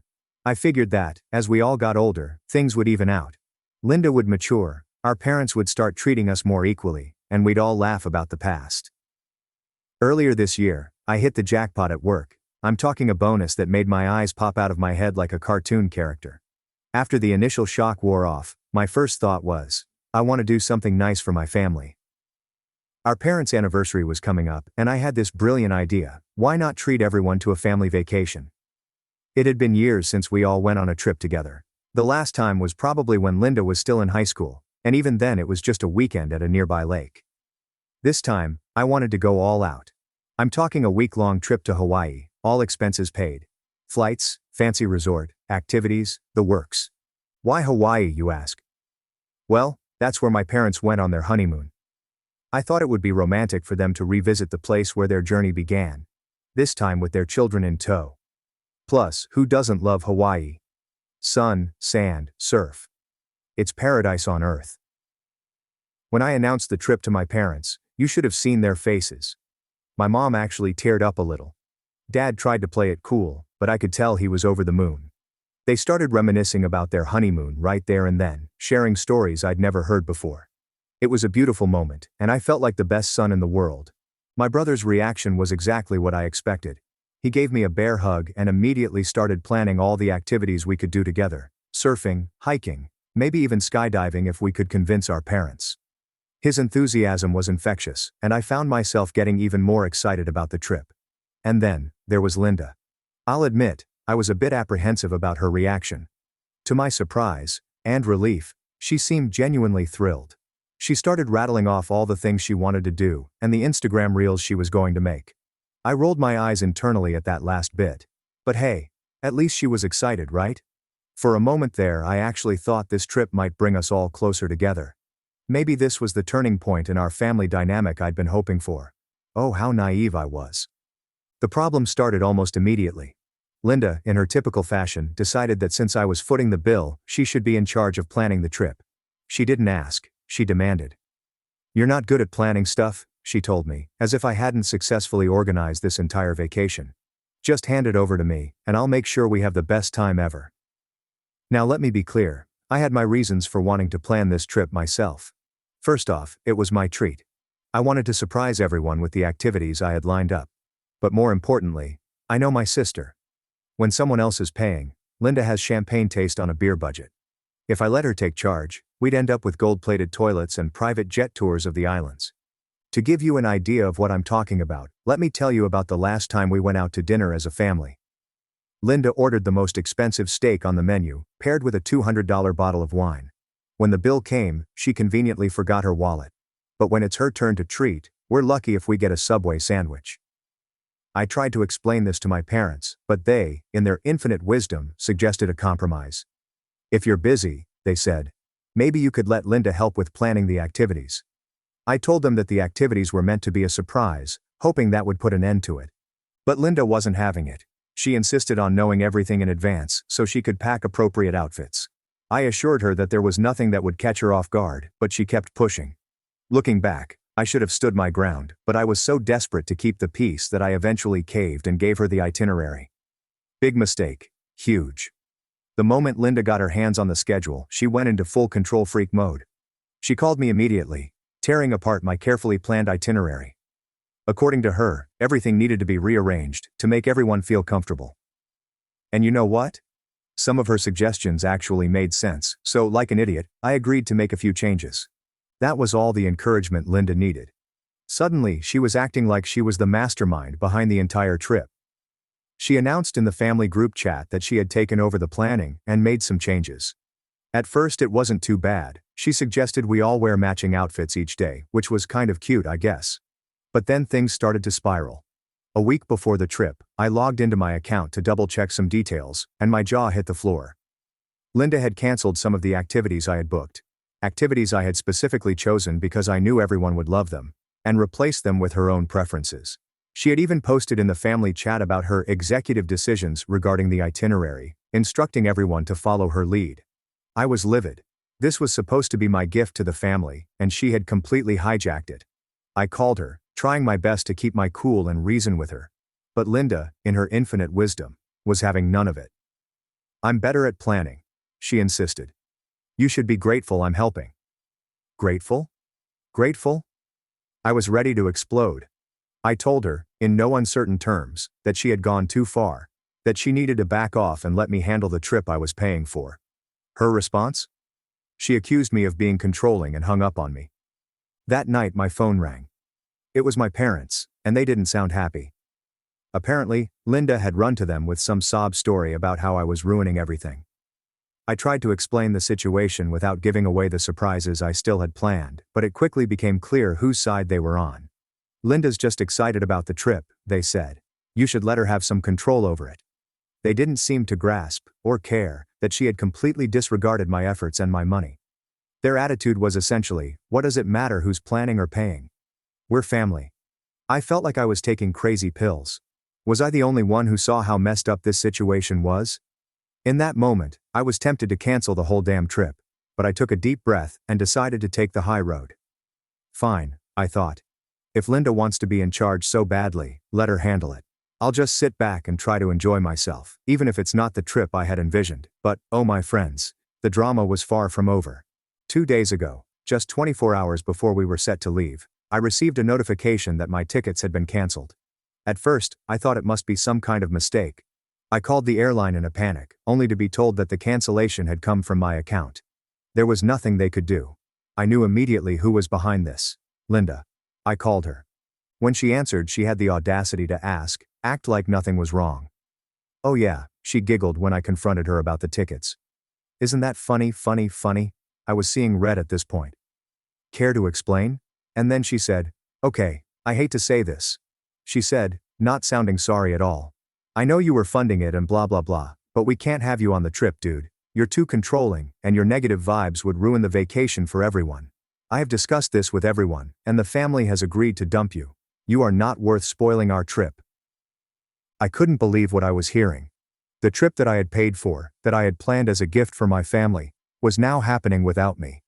Somehow Linda had convinced everyone that I was the problem, and they had all agreed to go along with it. In that moment, something in me snapped. I wasn't going to let her walk all over me anymore. Without saying another word to Linda, I hung up and logged into my account. With a few clicks, I canceled her ticket and rebooked it in my name. Then, just to be safe, I changed the password on the account so she couldn't access it anymore, or make any more changes to the travel itinerary. I typed out a message to the family group chat. "Since Linda has decided I'm not welcome on the trip I paid for, I've canceled her ticket. If any of you wants to stay with her, I'll be happy to cancel your tickets too." The fallout was immediate. My phone started blowing up with notifications. The first call came from my brother. To my relief, he seemed just as shocked as I was about the whole situation. He swore up and down that he had no idea about Linda's plan to kick me off the trip. According to him, she had made the whole thing up. Neither he nor our parents had ever agreed to dump me. While I was still on the phone with my brother, trying to process this new information, my parents called. They were furious that I had canceled Linda's ticket, accusing me of being petty and vindictive. I stood my ground, explaining again that I had planned and paid for this trip as a gift to the family. If they didn't want me there, fine. I'd take a solo trip, but I wasn't about to hand over my hard-earned money and sacrifice myself for their comfort. To their credit, my parents seemed genuinely shocked when I told them about Linda canceling my ticket. They swore they had never asked her to do that, but they also weren't thrilled that I had retaliated by canceling hers. They kept insisting that we all needed to go on this trip together as a family. I told them, point blank, that I wasn't going to let Linda dictate the terms of my generosity. If she wanted to plan her own trip, she was welcome to do so with her own money. But this was my gift, and I wasn't going to be pushed out of it. Meanwhile, Linda was blowing up my phone with angry texts. She called me every name in the book, accusing me of ruining everything and being a terrible brother. I simply forwarded all her messages to our parents, letting them see for themselves what their precious baby girl was really like. My dad called me back a little while later, offering to mediate the situation. He suggested a conference call with Linda, where she would apologize to me, and then I could rebook her ticket. Part of me wanted to refuse outright. Why should I be the one to extend an olive branch when she had tried to kick me off my own trip? But another part of me was curious to see how this would play out. I knew Linda well enough to know that a genuine apology from her was about as likely as snow in Hawaii, so I agreed to the call. My dad added Linda to the line, but she was too angry to realize it was a conference call. Dad started off by telling her that she had acted meanly by canceling my tickets, and that she should apologize. Before he could even finish his sentence, Linda exploded.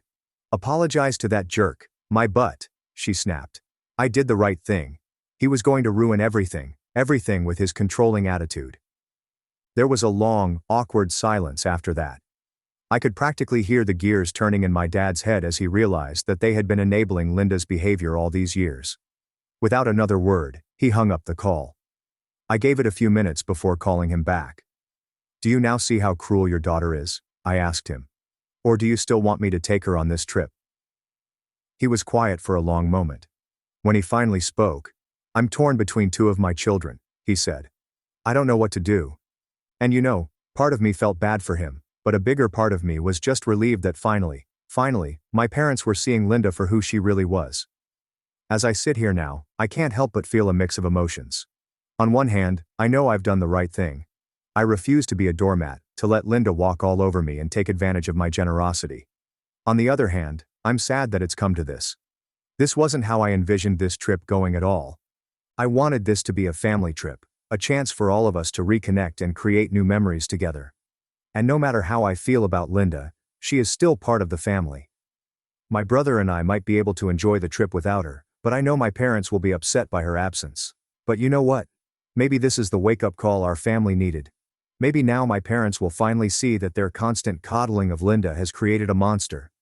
Maybe this will be the push we all needed to address the issues that have been simmering under the surface for years. So that's where things stand right now. I'm packed and ready to go on a trip I planned and paid for, but the joy and excitement I once felt have been replaced by a knot of anxiety in my stomach. My brother is still coming, my parents are on the fence, and Linda is probably plotting her revenge as we speak. Whatever happens next, at least I can say I finally stood up for myself. And hey, if all else fails, I hear Hawaii is beautiful this time of year, even if you're there alone. So guys, AATIA for canceling my sister's trip that I bought with my own money. Update 1. Hey Reddit. Up here with an update on the whole trip fiasco because things got even messier, if you can believe it. So remember how I canceled Linda's ticket after she tried to kick me off my own trip? Well, apparently, that was just the beginning of her master plan to ruin everything. After I told everyone in the family group chat, Linda went into full meltdown mode. We're talking nuclear level tantrum here. But instead of just accepting that she'd screwed up and maybe, I don't know, apologizing like a normal person, she decided to double down on the crazy. She tried to rope my brother into her schemes. One night, out of the blue, she calls him up with this brilliant idea. She pitches him on co-sponsoring the trip with her so they could all go without me. Yeah, you read that right. She wanted to team up with our brother to essentially steal the trip I'd planned and paid for. Now, my brother may not be perfect, but he's not an idiot. His first question was, naturally, do you even have that kind of money? Linda's response, no, I don't have it right now, but I'll pay you as soon as I can. I wish I could have seen my brother's face when she said that. I imagine it was a mix of disbelief and, are you freaking kidding me right now? For context, Linda's idea of a job is working part-time at a local coffee shop. And when I say part-time, I mean she shows up when she feels like it, which isn't often. She's been fired from more jobs than I can count, because she thinks showing up on time and actually working is beneath her. So yeah, her promise to pay as soon as she can is about as reliable as a chocolate teapot. My brother decided to see how far down this rabbit hole Linda was willing to go. He asked her if she was serious about this plan. Her response, hell yeah, but if the Hawaii trip is too much to bear, we can go to Mexico. I swear, sometimes I wonder if Linda and I are actually related. Mexico. Mexico. She wanted to downgrade a fully paid trip to Hawaii to a budget trip to Mexico that my brother would have to fund. The audacity of my sister is truly breathtaking. My brother, who apparently has a much better poker face than I do, managed to keep it together long enough to point out the obvious. Why would he trade a free trip to Hawaii for a trip he'd have to pay for? And to add insult to injury, he knew he'd end up being Linda's personal Instagram photographer the whole time. Linda, true to form, didn't take this rejection well. She hung up on him and proceeded to blow up his phone with a barrage of insults that would make a sailor blush. Apparently, he's a selfish jerk, and a mommy's boy for not wanting to bankroll her vacation. The irony is completely lost on her, I'm sure. But Linda wasn't done yet. Oh no, she still had one more card to play, the guilt trip. For the next few days, she was constantly at our parents' house, crying and carrying on about how we were abandoning her and tearing the family apart. She painted herself as this poor, innocent victim, who was being cruelly excluded from a family vacation. To their credit, my parents stood their ground this time. They told her that if she wanted to come on the trip, she needed to apologize to me and make things right. Of course, in Linda's world, apologizing is something other people do. She refused, insisting that she had done nothing wrong and that I was the one who needed to apologize to her. For what, you ask? For always trying to make her look bad, and buying everyone's love with money. Yeah. Because apparently, planning a nice family vacation is now a sinister plot to undermine her. My parents did try to play peacemaker. They called me, asking if I would consider being the bigger person and letting Linda come along. But I stood my ground. I told them that I wasn't going to reward Linda's behavior by giving in to her demands. If she wanted to come, she needed to own up to her actions and apologize, simple as that. The day of the trip arrived, and it was tense to say the least. My brother was excited, bouncing around like a kid on Christmas morning. My parents, though, they looked like they were heading to a funeral rather than a tropical paradise. As we boarded the plane, I could feel the weight of their disappointment. It was written all over their faces. We should all be here, the whole family. But you know what? That's on Linda, not me. I refused to let her actions ruin this trip for everyone else. Once we landed in Hawaii though, things started to turn around. It's hard to stay mad when you're surrounded by pristine beaches, crystal clear water, and breathtaking sunsets. I threw myself into making sure everyone had an amazing time. We went on a private luau, tried snorkeling, and even took a helicopter tour over the islands.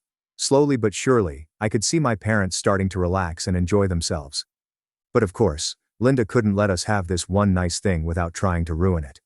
Throughout the week, my phone was constantly buzzing with angry messages from her. She'd swing wildly between rage. I hope you all get sunburned and eaten by sharks, and self-pity. I can't believe my own family would abandon me like this. My parents checked in with her occasionally, but even they were starting to see through her act. It's amazing how much clearer things become when you're not in the midst of one of Linda's drama storms. By the end of the trip, we had a suitcase full of incredible memories, and maybe a few too many souvenir t-shirts. My parents, while still sad that Linda wasn't there, admitted that they had a wonderful time.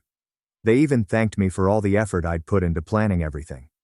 When we got back home, I discovered that Linda had blocked me on all social media platforms. Apparently, seeing pictures of our trip was too much for her to handle. She was furious with our parents for choosing me over her and threatened to cut them off too.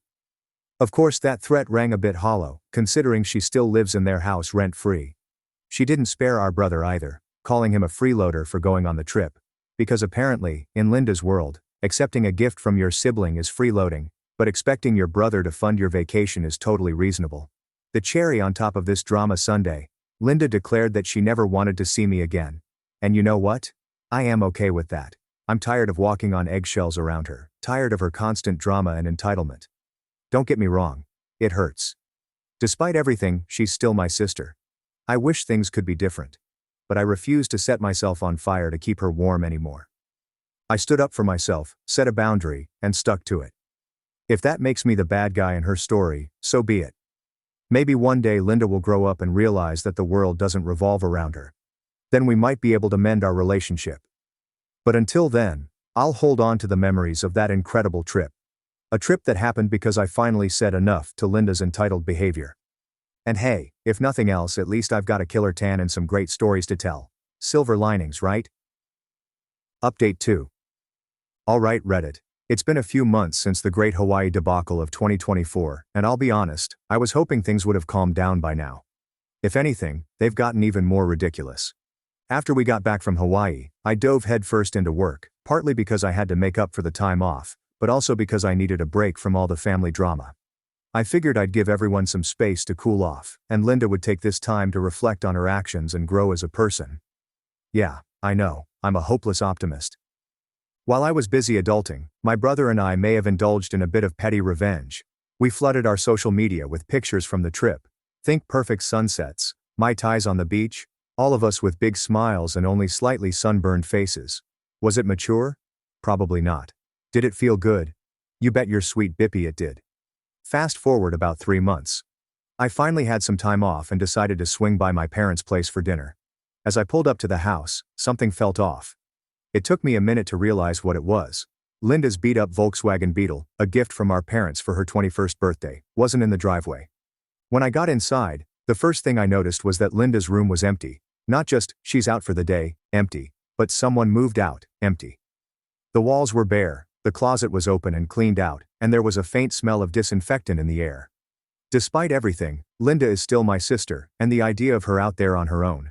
Well, let's just say I've seen how she adulted before, and it's not pretty. I found my parents in the kitchen looking lighter, like a weight had been lifted off their shoulders. When I asked about Linda, they exchanged a look that spoke volumes. I swear sometimes I wonder if Linda and I are actually related. Mexico. She wanted to downgrade a fully paid trip to Hawaii to a budget trip to Mexico that my brother would have to fund. The audacity of my sister is truly breathtaking. My brother, who apparently has a much better poker face than I do, managed to keep it together long enough to point out the obvious: why would he trade a free trip to Hawaii for a trip he'd have to pay for? And to add insult to injury, he knew he'd end up being Linda's personal Instagram photographer the whole time. Linda, true to form, didn't take this rejection well. She hung up on him and proceeded to blow up his phone with a barrage of insults that would make a sailor blush. Apparently he's a selfish jerk and a mommy's boy for not wanting to bankroll her vacation. The irony is completely lost on her, I'm sure. But Linda wasn't done yet. Oh no, she still had one more card to play the guilt trip. For the next few days she was constantly at our parents' house crying and carrying on about how we were abandoning her and tearing the family apart. She painted herself as this poor innocent victim who was being cruelly excluded from a family vacation. To their credit, my parents stood their ground this time. They told her that if she wanted to come on the trip, she needed to apologize to me and make things right. Of course, in Linda's world, apologizing is something other people do. She refused, in insisting that she had done nothing wrong and that I was the one who needed to apologize to her. For what you ask for, always trying to make her look bad and buying everyone's love with money, yeah, because apparently planning a nice family vacation is now a sinister plot to undermine her. My parents did try to play peacemaker. They called me asking if I would consider being the bigger person and letting Linda come along, but I stood my ground. I told them that I wasn't going to reward Linda's behavior by giving in to her demands. If she wanted to come, she needed to own up to her actions and apologize, simple as that. The day of the trip arrived and it was tense to say the least. My brother was excited, bouncing around like a kid on Christmas morning. My parents, though, they looked like they were heading to a funeral rather than a tropical paradise. As we boarded the plane, I could feel the weight of their disappointment. It was written all over their faces. We should all be here, the whole family. But you know what? That's on Linda, not me. I refused to let her actions ruin this trip for everyone else. Once we landed in Hawaii, though, things started to turn around. It's hard to stay mad when you're surrounded by pristine beaches, crystal clear water, and breathtaking sunsets. I threw myself into making sure everyone had an amazing time.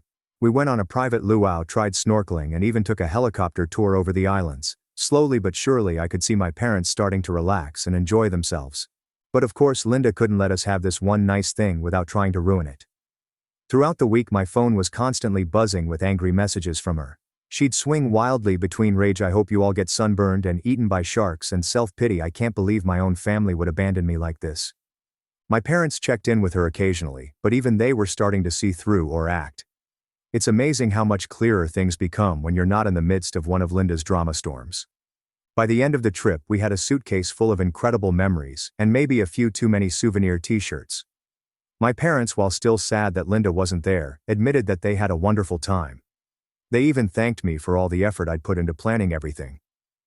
When we got back home, I discovered that Linda had blocked me on all social media platforms.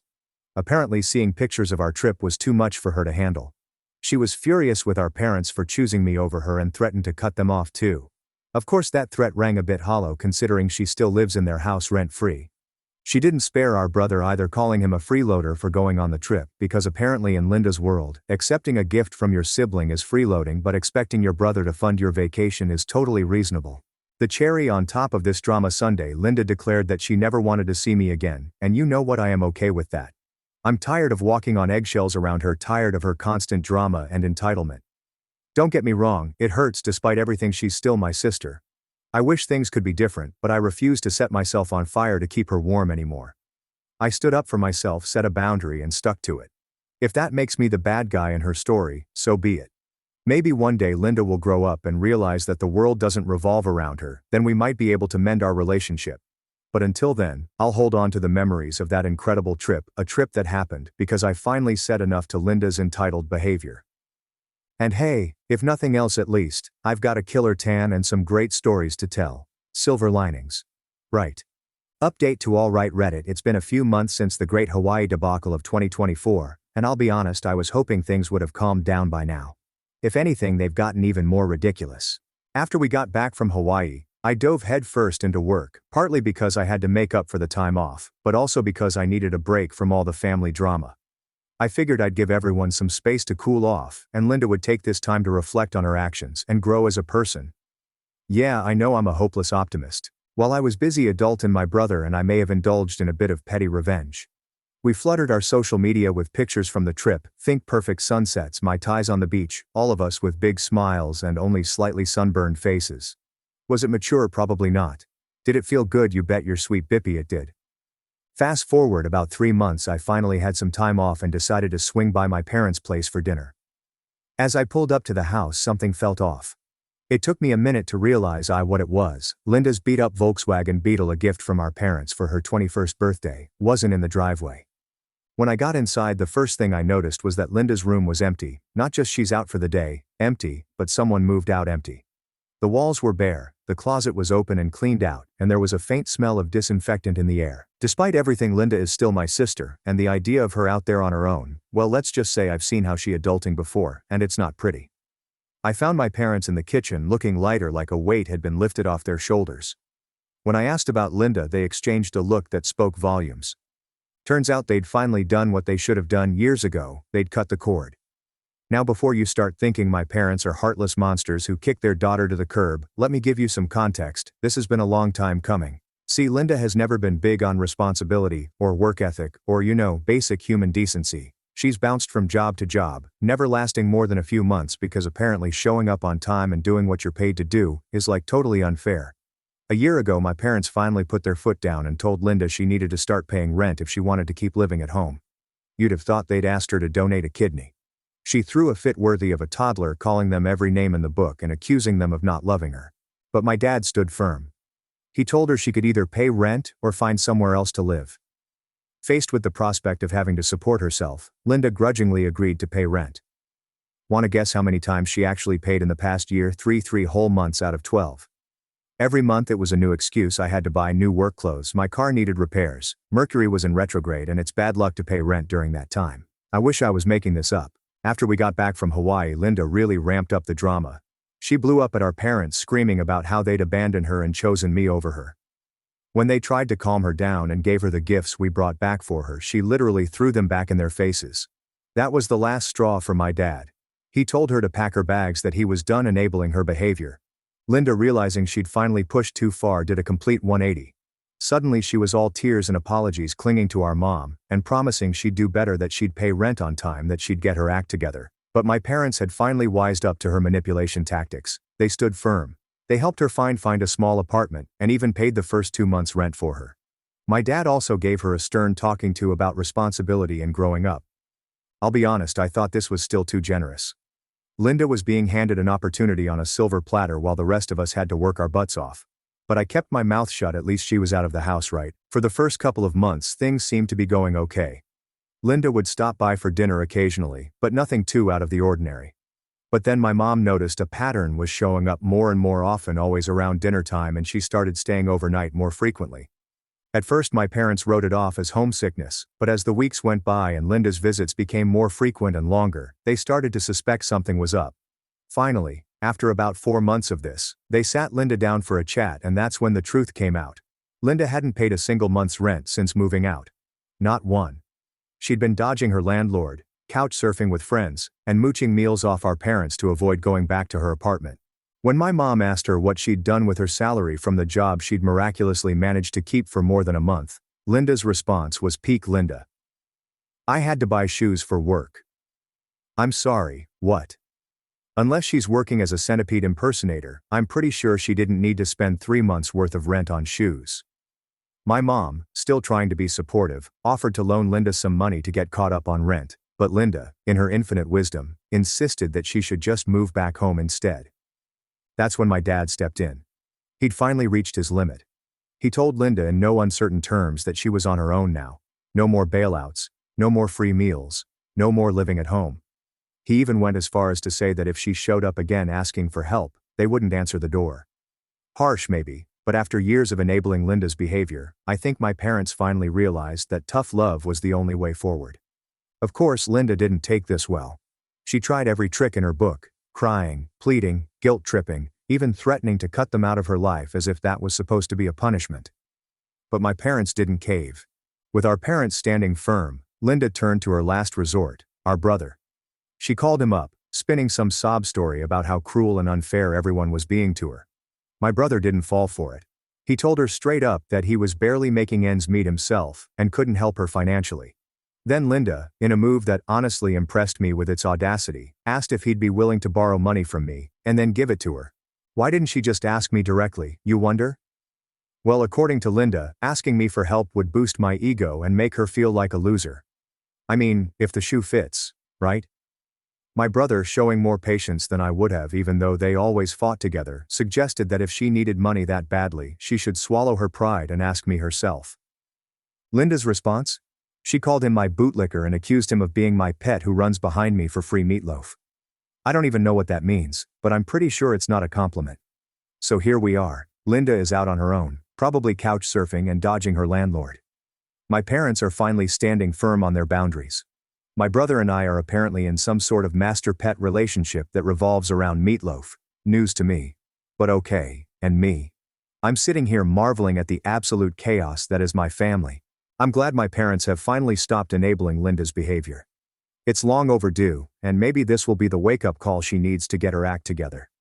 I know some people might think I'm being too harsh. But she's family, they'll say. You can't just cut her off.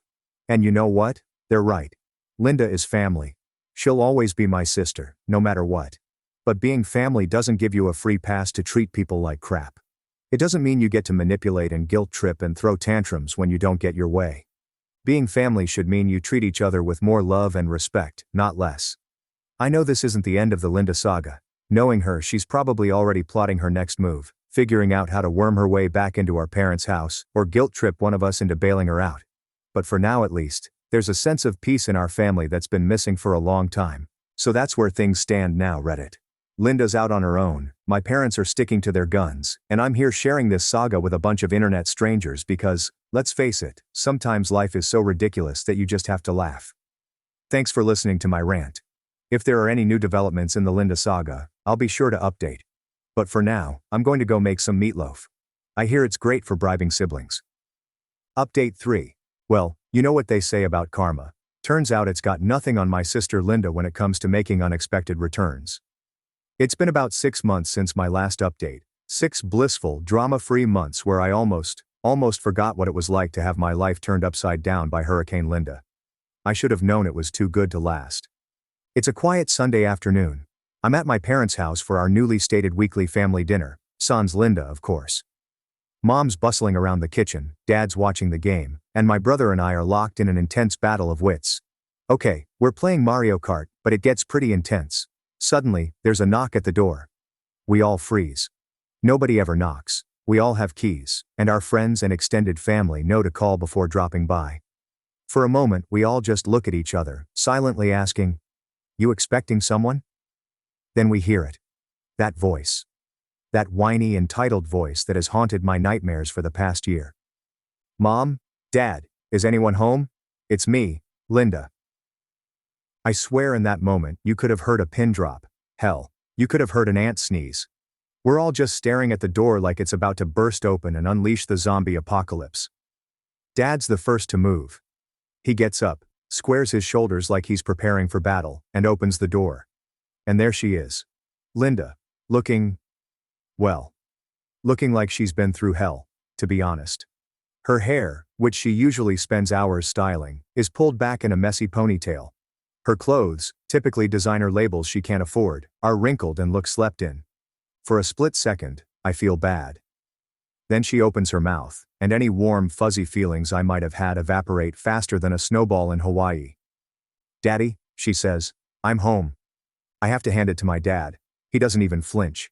He just stands there, blocking the doorway, and says in the calmest voice I've ever heard, "No, Linda, you're not." Linda's face crumples like she's been slapped. She tries to push past him, but Dad stands firm. "We talked about this, Linda," he says. "You're not welcome here anymore, not until you get your act together." And then the waterworks start, full-on, Oscar-worthy sobs. "But Daddy," she wails, "I have nowhere else to go.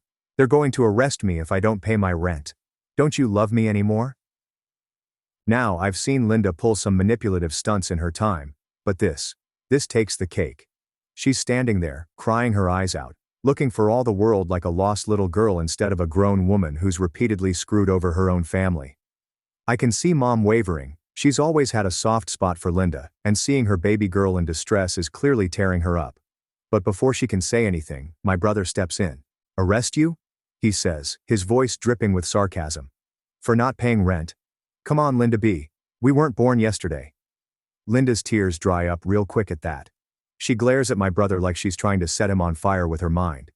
"Stay out of this," she snaps. "This is between me and my parents." "Oh hell no, I've had enough." I stand up, walk over to the door, and look Linda straight in the eye. "No," I say. "This is between you and all of us. You don't get to waltz back in here and pretend the last year didn't happen. You don't get to manipulate Mom and Dad anymore. You made your choices, Linda, now you have to live with them." "Oh, look who it is, the golden child, always so perfect, aren't you?" Well, guess what? Nobody likes a goody two-shoes. You think you're so much better than me, but you're not. You're just a stuck-up jerk who doesn't know how to have fun. I'm about to retort when Dad cuts in, his voice like steel. "That's enough, Linda, you need to leave now." Linda looks at him, then at Mom, clearly hoping for some support. But Mom stays quiet. She looks torn, but she doesn't contradict Dad. "Fine," Linda spits. "Fine, I see how it is. You've all turned against me. Well, I don't need any of you. I'll figure this out on my own. Don't come crying to me when you realize what a mistake you've made." And with that, she turns on her heel and storms off.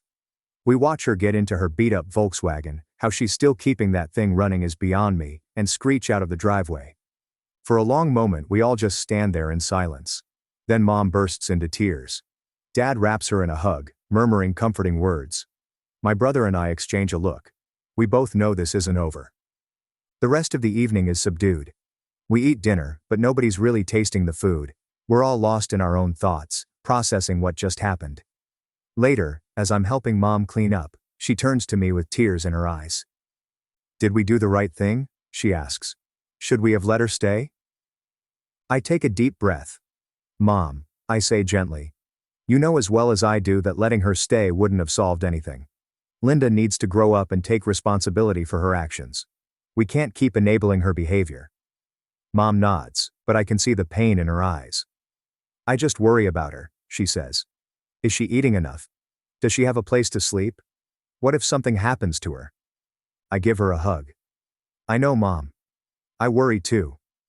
But Linda's an adult. We have to trust that she'll figure things out. And if she really wants to change, she knows what she needs to do." As I drove home that night, I couldn't help but chuckle.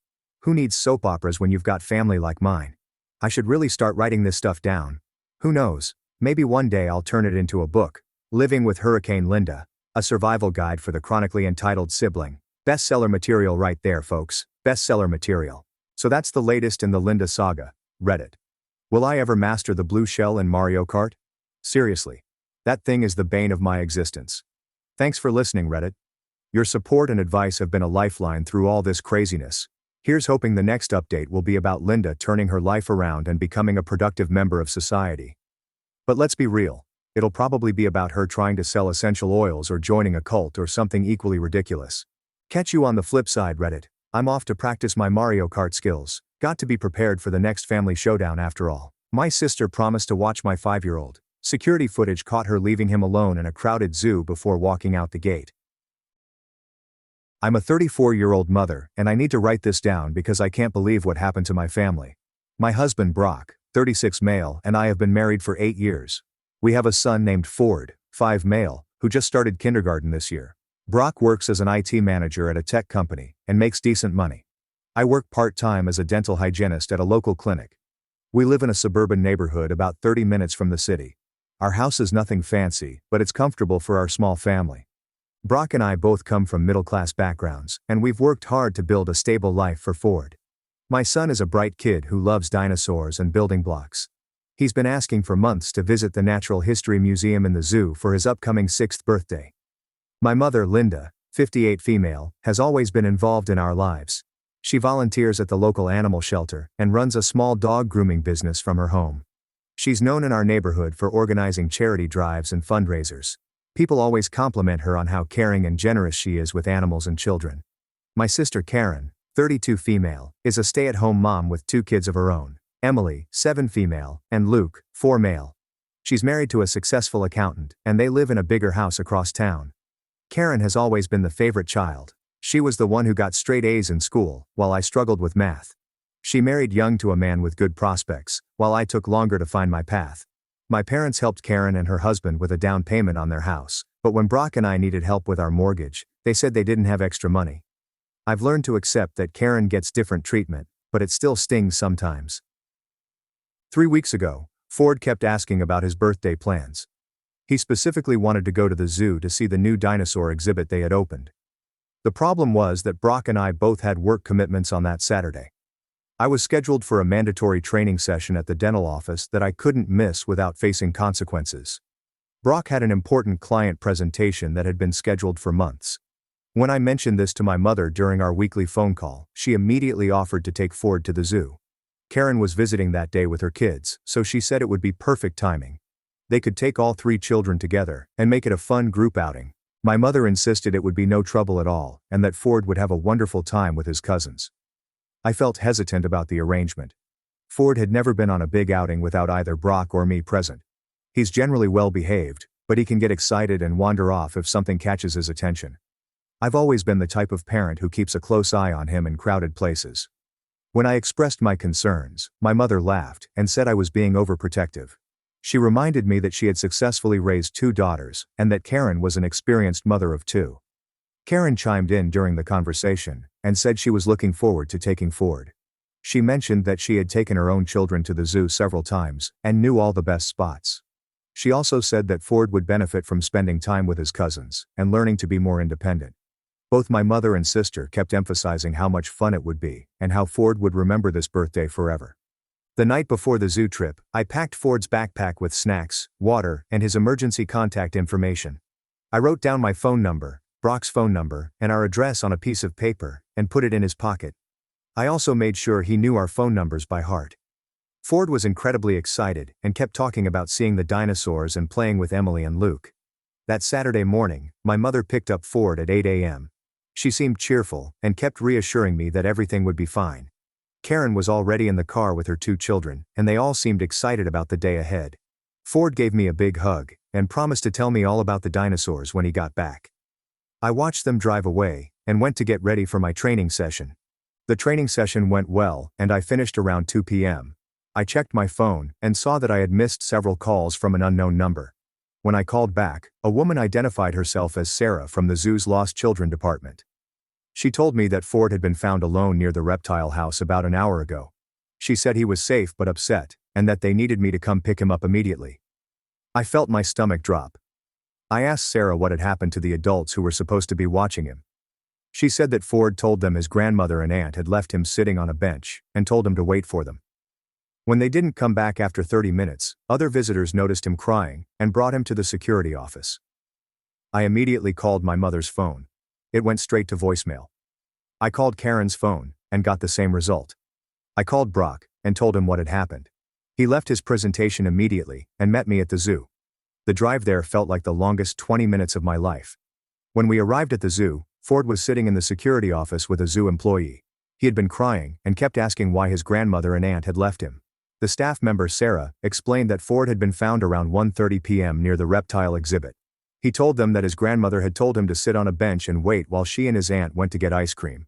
When they didn't return, he started walking around looking for them and got lost. Sarah also mentioned that they had made several announcements over the zoo's public address system, calling for Linda and Karen to come to the lost children area. No one had responded to these announcements. The zoo had security cameras throughout the facility, and Sarah said they could review the footage if needed to understand what had happened.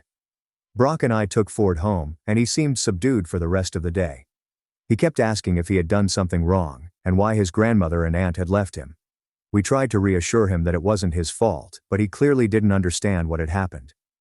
Later that evening, I finally got a call back from my mother. She sounded casual and unconcerned when she asked how Ford was doing. I asked her directly what had happened at the zoo. She said there must have been some kind of misunderstanding, and that she and Karen had been looking for Ford everywhere. She claimed they had checked with security and been told that he had already been picked up by his parents. This didn't make sense because the zoo staff had told us that Ford was found at 1:30 p.m., and no one had responded to the announcements they made. I pointed this out to my mother, and she became defensive.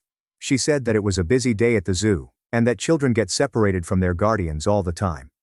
She insisted that it was just an unfortunate accident, and that everyone was making too big a deal about it. When I asked to speak to Karen, my mother said she had already gone home and was busy with her own children. She suggested that we all just move on from the incident and focus on making sure Ford had enjoyed his birthday outing. This response made me more upset, because it showed no acknowledgement of how serious the situation had been. The next day I called Karen directly. She gave me a similar story about looking everywhere for Ford and being told by zoo staff that he had been picked up. However, her details didn't match what my mother had told me. Karen said they had been near the gift shop when they realized Ford was missing, while my mother had said they were at the food court. I decided to call the zoo back and speak with Sarah again. I asked her if she could provide more details about what had happened.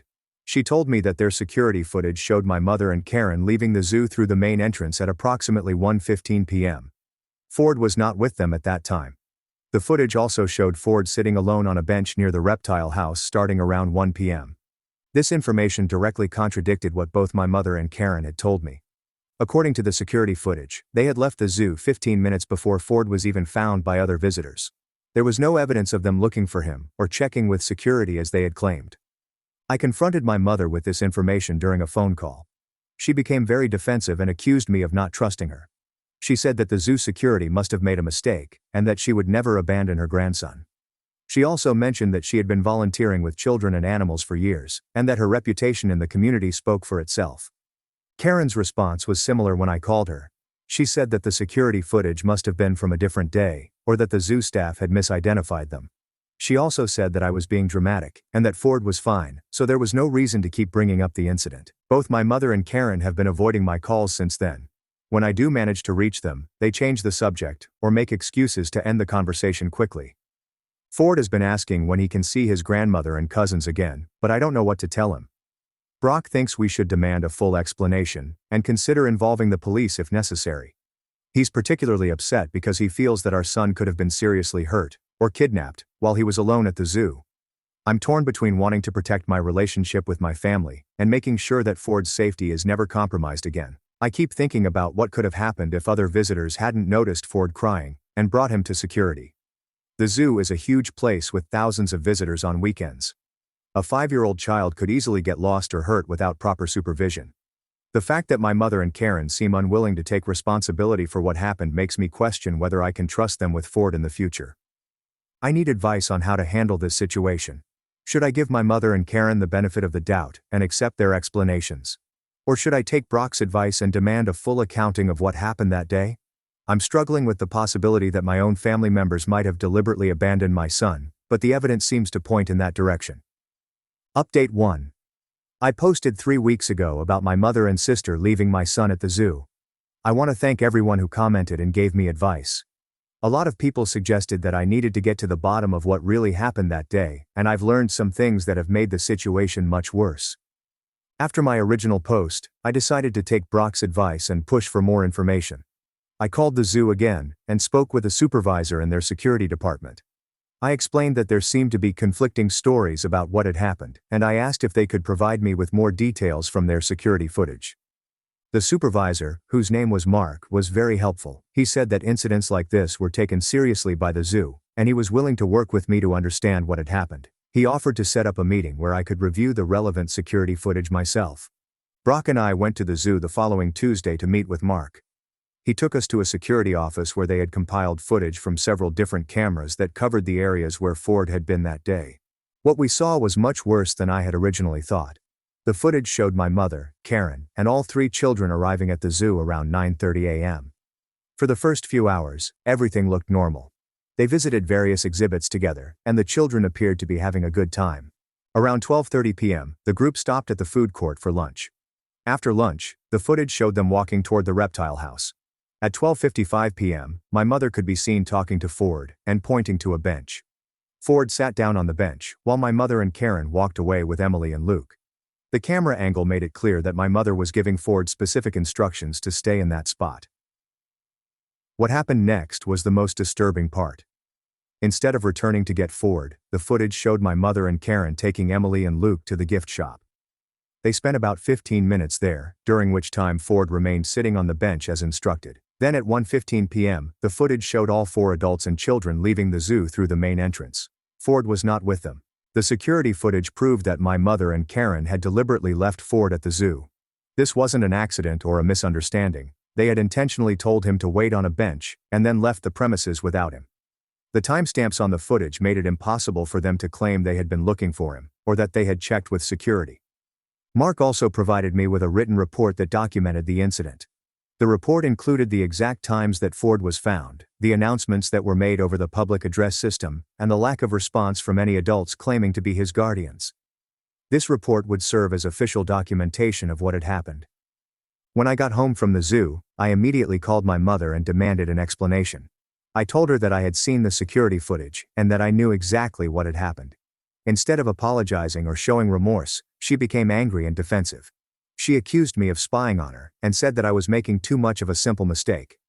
I asked her to explain how leaving a 5-year-old alone at the zoo could be considered a simple mistake. She said that Ford was old enough to sit still for a few minutes, and that she had planned to come back for him after taking Emily and Luke to the gift shop. She claimed that she had lost track of time, and that it was an oversight, not intentional abandonment. This explanation didn't make sense, because the footage clearly showed her leaving the zoo with everyone else. I pointed this out, and she became more defensive. She said that Karen had insisted they leave, and that she had assumed Karen would go back for Ford. She also said that she thought I was being overdramatic, and that Ford was fine, so there was no real harm done. When I called Karen to get her side of the story, she gave me a completely different explanation. She said that my mother had told her that Ford was meeting us at the zoo entrance, and that she had believed him to be with his parents already. She claimed that she had no idea Ford was still inside the zoo when they left. The fact that Karen and my mother were giving me contradictory stories made it clear that they were both lying. Neither of them was willing to take responsibility for what had happened, and both seemed more concerned with protecting themselves than with acknowledging the harm they had caused. I decided to share the security footage and the zoo's official report with other family members. I sent copies to my father and to Karen's husband Tom. I wanted them to understand the full extent of what had happened and to see the evidence for themselves. My father's response surprised me. He called me within an hour of receiving the footage and said that he was horrified by what he had seen. He said that he had been married to my mother for 35 years and had never seen her do anything like this before. He promised to talk to her and demand an explanation. Tom's response was different. He called me 2 days later and said that he had watched the footage and spoken with Karen about it. He said that Karen had admitted to him that she had known Ford was still at the zoo when they left. She had told Tom that she thought it would be a good lesson for Ford to learn independence, and that she believed zoo staff would take care of him until we arrived. This revelation made me realize that both my mother and Karen had planned to leave Ford at the zoo. This wasn't an accident or an oversight. They had made a deliberate decision to abandon a 5-year-old child in a crowded public place. The fact that they had lied to me about it afterward made their actions even worse. Tom also told me that he was reconsidering his marriage to Karen. He said that he had always known she could be selfish and manipulative, but he had never thought she would endanger a child. He said that if she was willing to abandon her own nephew, he worried about what she might do to their own children in the future. The following week, my father called me again with more information. He said that he had confronted my mother about the incident, and that she had finally admitted the truth. According to him, she had been annoyed by Ford's behavior at the zoo, and had decided to teach him a lesson by leaving him alone for a while. She had intended to come back for him after an hour or two, but Karen had convinced her to leave entirely. My father said that he was deeply disappointed in my mother's actions, and that he was considering leaving her. He said that he couldn't understand how she could have put her own grandson in danger, and then lied about it for weeks. He also said that he was worried about her judgment, and whether she could be trusted with children in the future. This information confirmed what I had suspected based on the security footage. My mother and Karen had deliberately abandoned Ford at the zoo, and they had planned to leave him there for an extended period. The fact that they had lied about it afterward showed that they knew their actions were wrong. I decided that I needed to protect Ford from any future contact with my mother and Karen. I called both of them and told them that they were no longer welcome in our home, and that they would not be allowed to spend time with Ford unsupervised. I also told them that I would be sharing the security footage and the zoo's report with other family members and friends, so that everyone would know what had happened. Both my mother and Karen became very angry when I told them this. They accused me of being vindictive and of trying to destroy their reputations in the community. They said that I was overreacting, and that Ford had not been seriously harmed by their actions. I told them that the potential for harm was what mattered, not the fact that Ford had been lucky enough to be found by caring strangers. I also pointed out that their willingness to lie about the incident showed that they understood it was wrong, even if they weren't willing to admit it. Since that conversation, neither my mother nor Karen has attempted to contact me or Ford. Brock has been very supportive throughout this process, and he agrees that we need to protect our son from people who would deliberately put him in danger. Ford has been asking about his grandmother and aunt, but we've told him that they're busy with other things and won't be visiting for a while. I've also been in contact with the animal shelter where my mother volunteers. I felt that they needed to know about the incident, since she works with children there as well. The shelter's director was very concerned when I shared the security footage and the zoo's report. She said that they would be reviewing my mother's volunteer status and considering whether she should continue working with children.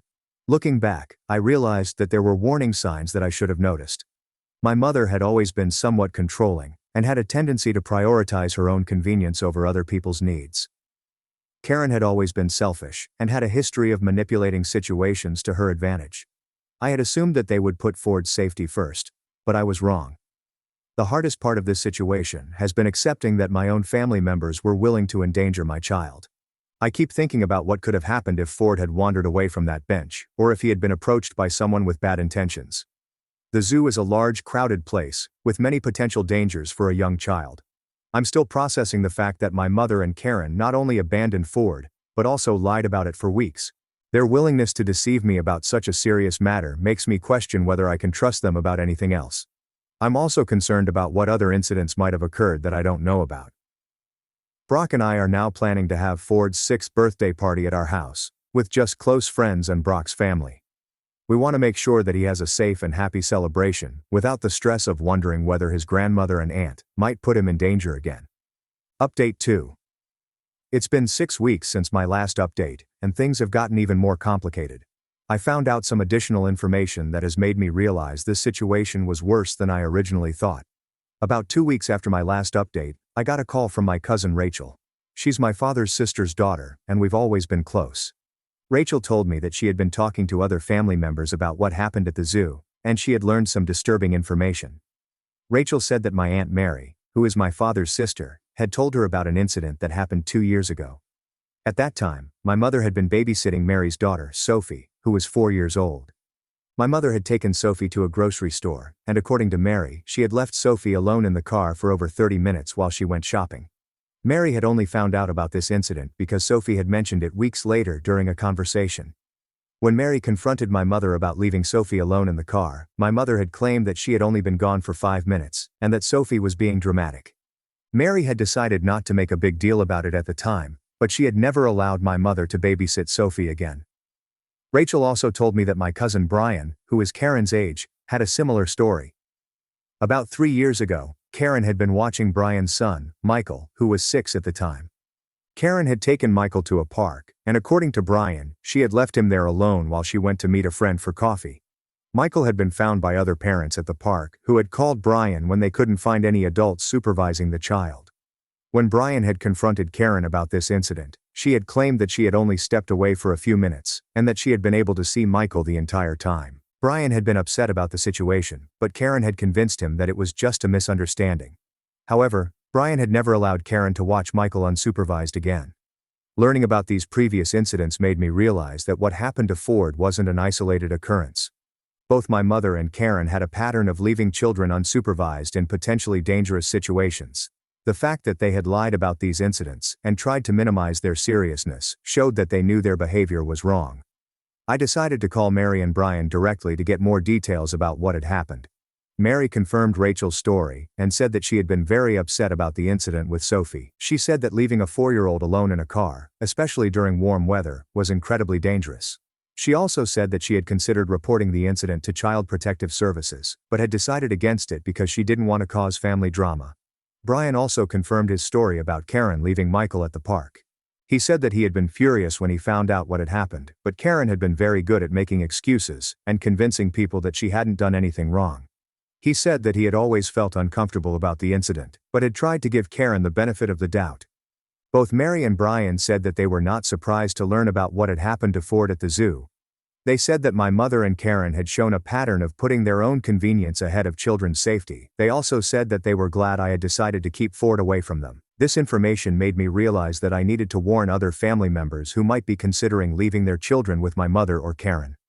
I decided to send an email to my extended family explaining what had happened at the zoo and sharing the information about the previous incidents.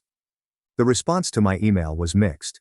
Some family members were supportive and said that they were glad I had shared the information. Others accused me of trying to destroy my mother's and Karen's reputations and said that I was being vindictive.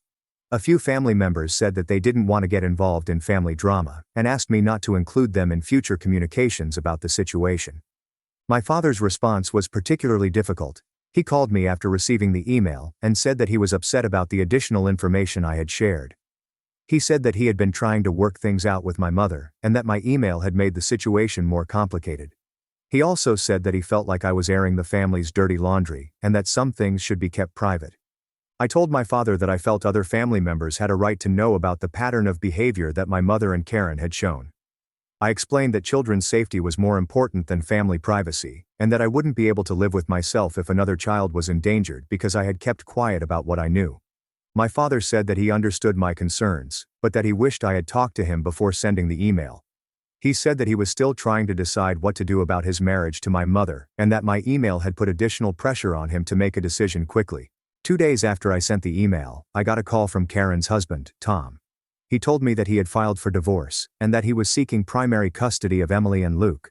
He said that the information about Karen's previous behavior with other children had been the final straw for him. He was worried about what Karen might do to their own children if she was willing to abandon other people's children.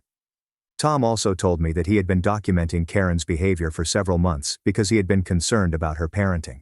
He said that she had been increasingly neglectful of Emily and Luke, often leaving them alone while she went out with friends. He said that the zoo incident had convinced him that Karen was not a safe person to have around children. I felt bad that Tom's marriage was ending, but I also felt like he was making the right decision to protect his children. I told him that I would be willing to provide him with copies of the security footage and the zoo's report if he needed them for his custody case. A week later, my father called me again with more news. He said that he had decided to separate from my mother and that he was moving out of their house.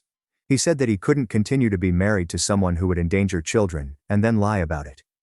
He also said that he was worried about my mother's judgment and whether she was mentally competent to make decisions about other people's safety. My father told me that my mother had been having difficulty accepting that people knew about what she had done. She had been calling family members and trying to convince them that I had made up the story about the zoo incident. She had also been claiming that the security footage had been doctored and that the zoo's report was inaccurate. This behavior concerned me because it showed that my mother was still not taking responsibility for her actions. Instead of apologizing and trying to make amends, she was continuing to lie and trying to make me look like the problem. This made me feel more confident that I had made the right decision to keep Ford away from her. My father also told me that he had spoken with the director of the animal shelter where my mother volunteers. The director had decided to terminate my mother's volunteer position because she felt that someone who would abandon a child could not be trusted to work with children at the shelter. My mother had been very upset about losing her volunteer position, especially since it had been a big part of her identity in the community.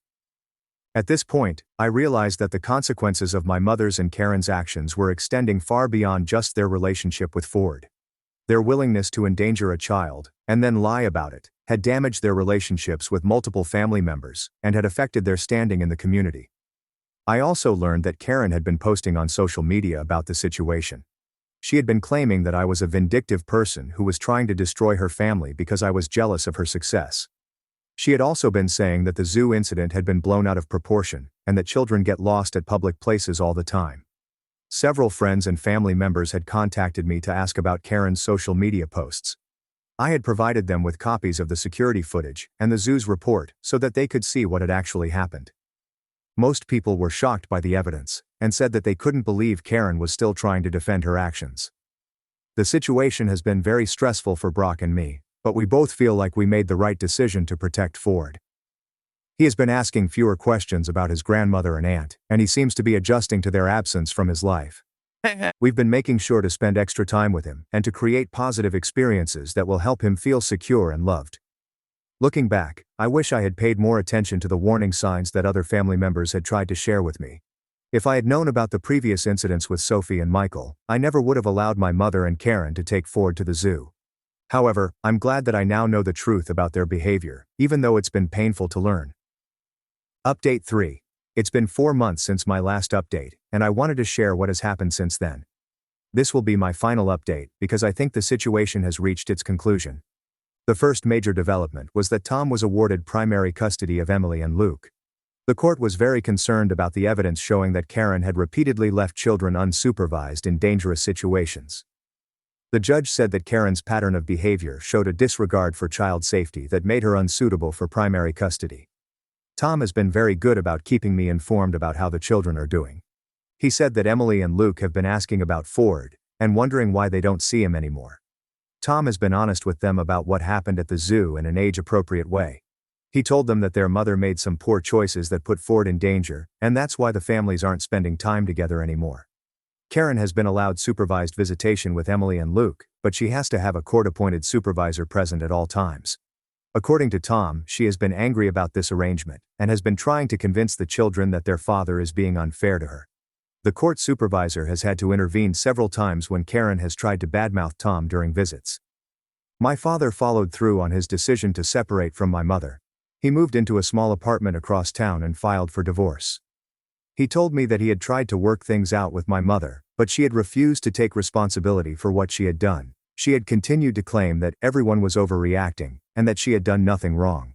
According to my father, my mother had become increasingly isolated after losing her volunteer position at the animal shelter. She had been asked to step down from several other community organizations after word spread about what had happened at the zoo. My father said that she had been spending most of her time at home and had been refusing to see friends or family members. About 6 weeks ago, my father called me with concerning news. He said that he had gone to the house to pick up some of his belongings and had found my mother in a very poor state. She had not been taking care of herself properly, and the house had been in disarray. He said that she had been talking to herself and making comments that didn't make sense. My father had convinced my mother to see a doctor, and she had been diagnosed with early-stage dementia. The doctor said that the condition could have been affecting her judgment and decision-making for some time. This news made my father feel guilty about leaving her, but the doctor assured him that dementia doesn't excuse dangerous behavior and that he had been right to protect himself and others. Learning about my mother's diagnosis made me feel conflicted. On one hand, it provided a possible explanation for her behavior at the zoo and her inability to take responsibility for her actions afterward. On the other hand, it didn't change the fact that she had put Ford in danger and that I needed to continue protecting him. My father asked me if I would be willing to visit my mother now that we knew about her condition. I told him that I would need to think about it. I discussed the situation with Brock, and we decided that we would not allow Ford to spend time with my mother, even with her diagnosis. We felt that her condition made her even less suitable to be around children unsupervised. However, I did decide to visit my mother one time to see how she was doing. I went to the house with my father, and I was shocked by what I found. My mother seemed confused and disoriented, and she kept asking me the same questions over and over. At one point, she asked me where Ford was and why he hadn't come to visit her. When I reminded her about what had happened at the zoo, she seemed genuinely confused and said she didn't remember anything about it. This visit was very difficult for me. Part of me felt sad to see my mother in such a deteriorated state, but another part of me was still angry about what she had done to Ford, regardless of whether she remembered it or not. I realized that I had spent months processing the betrayal and the lies, and seeing her confusion didn't erase those feelings. My father has been working with social services to arrange proper care for my mother. She is now living in a memory care facility where she can receive the supervision and medical attention she needs. My father visits her regularly, but he has said that she often doesn't recognize him or remember that they are divorced. Karen's situation has been different. She has not been diagnosed with any medical conditions, and she continues to maintain that she did nothing wrong at the zoo. According to Tom, she has been telling people that I manipulated the security footage and that the zoo's report was falsified. She has also been claiming that my mother's dementia diagnosis proves that she wasn't responsible for what happened.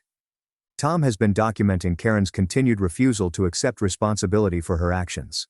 He said that this behavior has been helpful in his custody case because it shows that Karen is not capable of making good decisions about child safety.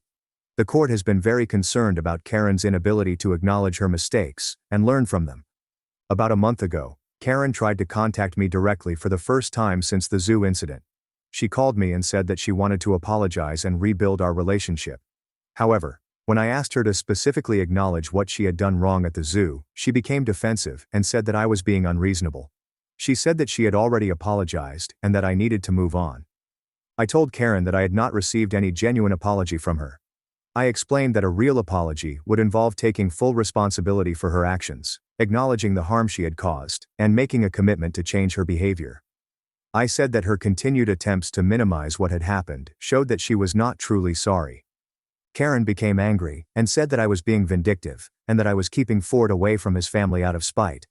She said that she missed him and that he probably missed her too. I told her that Ford's safety was my priority and that I would not allow him to spend time with someone who had shown such poor judgment about child safety. Since that conversation, Karen has been posting on social media about how I've turned the family against her. She has been claiming that I am a manipulative person who has brainwashed other family members into believing lies about her. Several mutual friends have contacted me to ask about these posts, and I have shared the security footage with them so they can see what actually happened. The extended family has essentially split into two groups.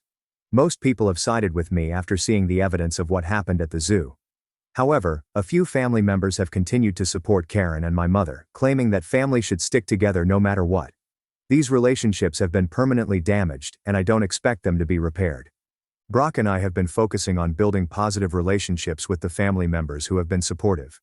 We have been spending more time with Brock's family and with my father when he is available. Ford has been thriving with these relationships, and he rarely asks about his grandmother and aunt anymore. Ford will be turning 6 next month, and we are planning a small party at our house.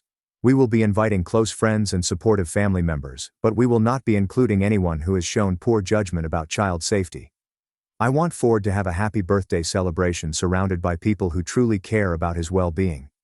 Looking back on this entire situation, I am grateful that I discovered the truth about my mother's and Karen's behavior before something worse happened. The security footage from the zoo provided undeniable evidence of what they had done, and it prevented them from continuing to lie about their actions. I have learned that it's important to trust my instincts when it comes to protecting my child. I had felt uneasy about allowing my mother and Karen to take Ford to the zoo, but I had ignored those feelings because I wanted to maintain family harmony. Now, I know that my child's safety is more important than keeping other people happy. The situation has also taught me that some people are not capable of taking responsibility for their actions, even when faced with clear evidence of wrongdoing. Both my mother and Karen showed a pattern of endangering children, and then lying about it afterward. This behavior is not something that can be easily forgiven or forgotten. I have had to accept that my family will never be the same after this incident. The relationships that were damaged may never be fully repaired, and some family members will always be excluded from our lives. However, I believe that protecting Ford from people who have shown poor judgment about child safety is worth the cost of these broken relationships. Brock has been incredibly supportive throughout this entire process. He has never questioned my decision to keep Ford away from my mother and Karen, and he has been willing to deal with the family drama that resulted from my actions. Having a partner who prioritizes our child's safety above all else has made this difficult situation more manageable. Ford seems to have adjusted well to the changes in our family structure. He has stopped asking about his grandmother and aunt, and he appears to be happy with the family members who remain in his life. We have been careful not to speak negatively about my mother and Karen in front of him, but we have also been honest about why certain people are no longer part of our lives. I want to thank everyone who commented on my previous posts and offered support and advice. Reading your responses helped me realize that I was not overreacting to the situation, and that protecting my child was the right thing to do. Your encouragement gave me the strength to stand up to family members who were trying to minimize what had happened. For anyone else who might be dealing with similar situations, I want to emphasize the importance of trusting your instincts and prioritizing your child's safety. Family relationships are important, but they should never come at the expense of a child's well-being. Sometimes, the most loving thing you can do is to keep your child away from people who have shown they cannot be trusted. I don't expect to post any more updates about this situation. My mother is receiving the care she needs for her dementia, and Karen is dealing with the consequences of her actions through the court system. Ford is safe and happy, and that's what matters most to me. We are moving forward with our lives, and building positive relationships with people who truly care about our family's well-being.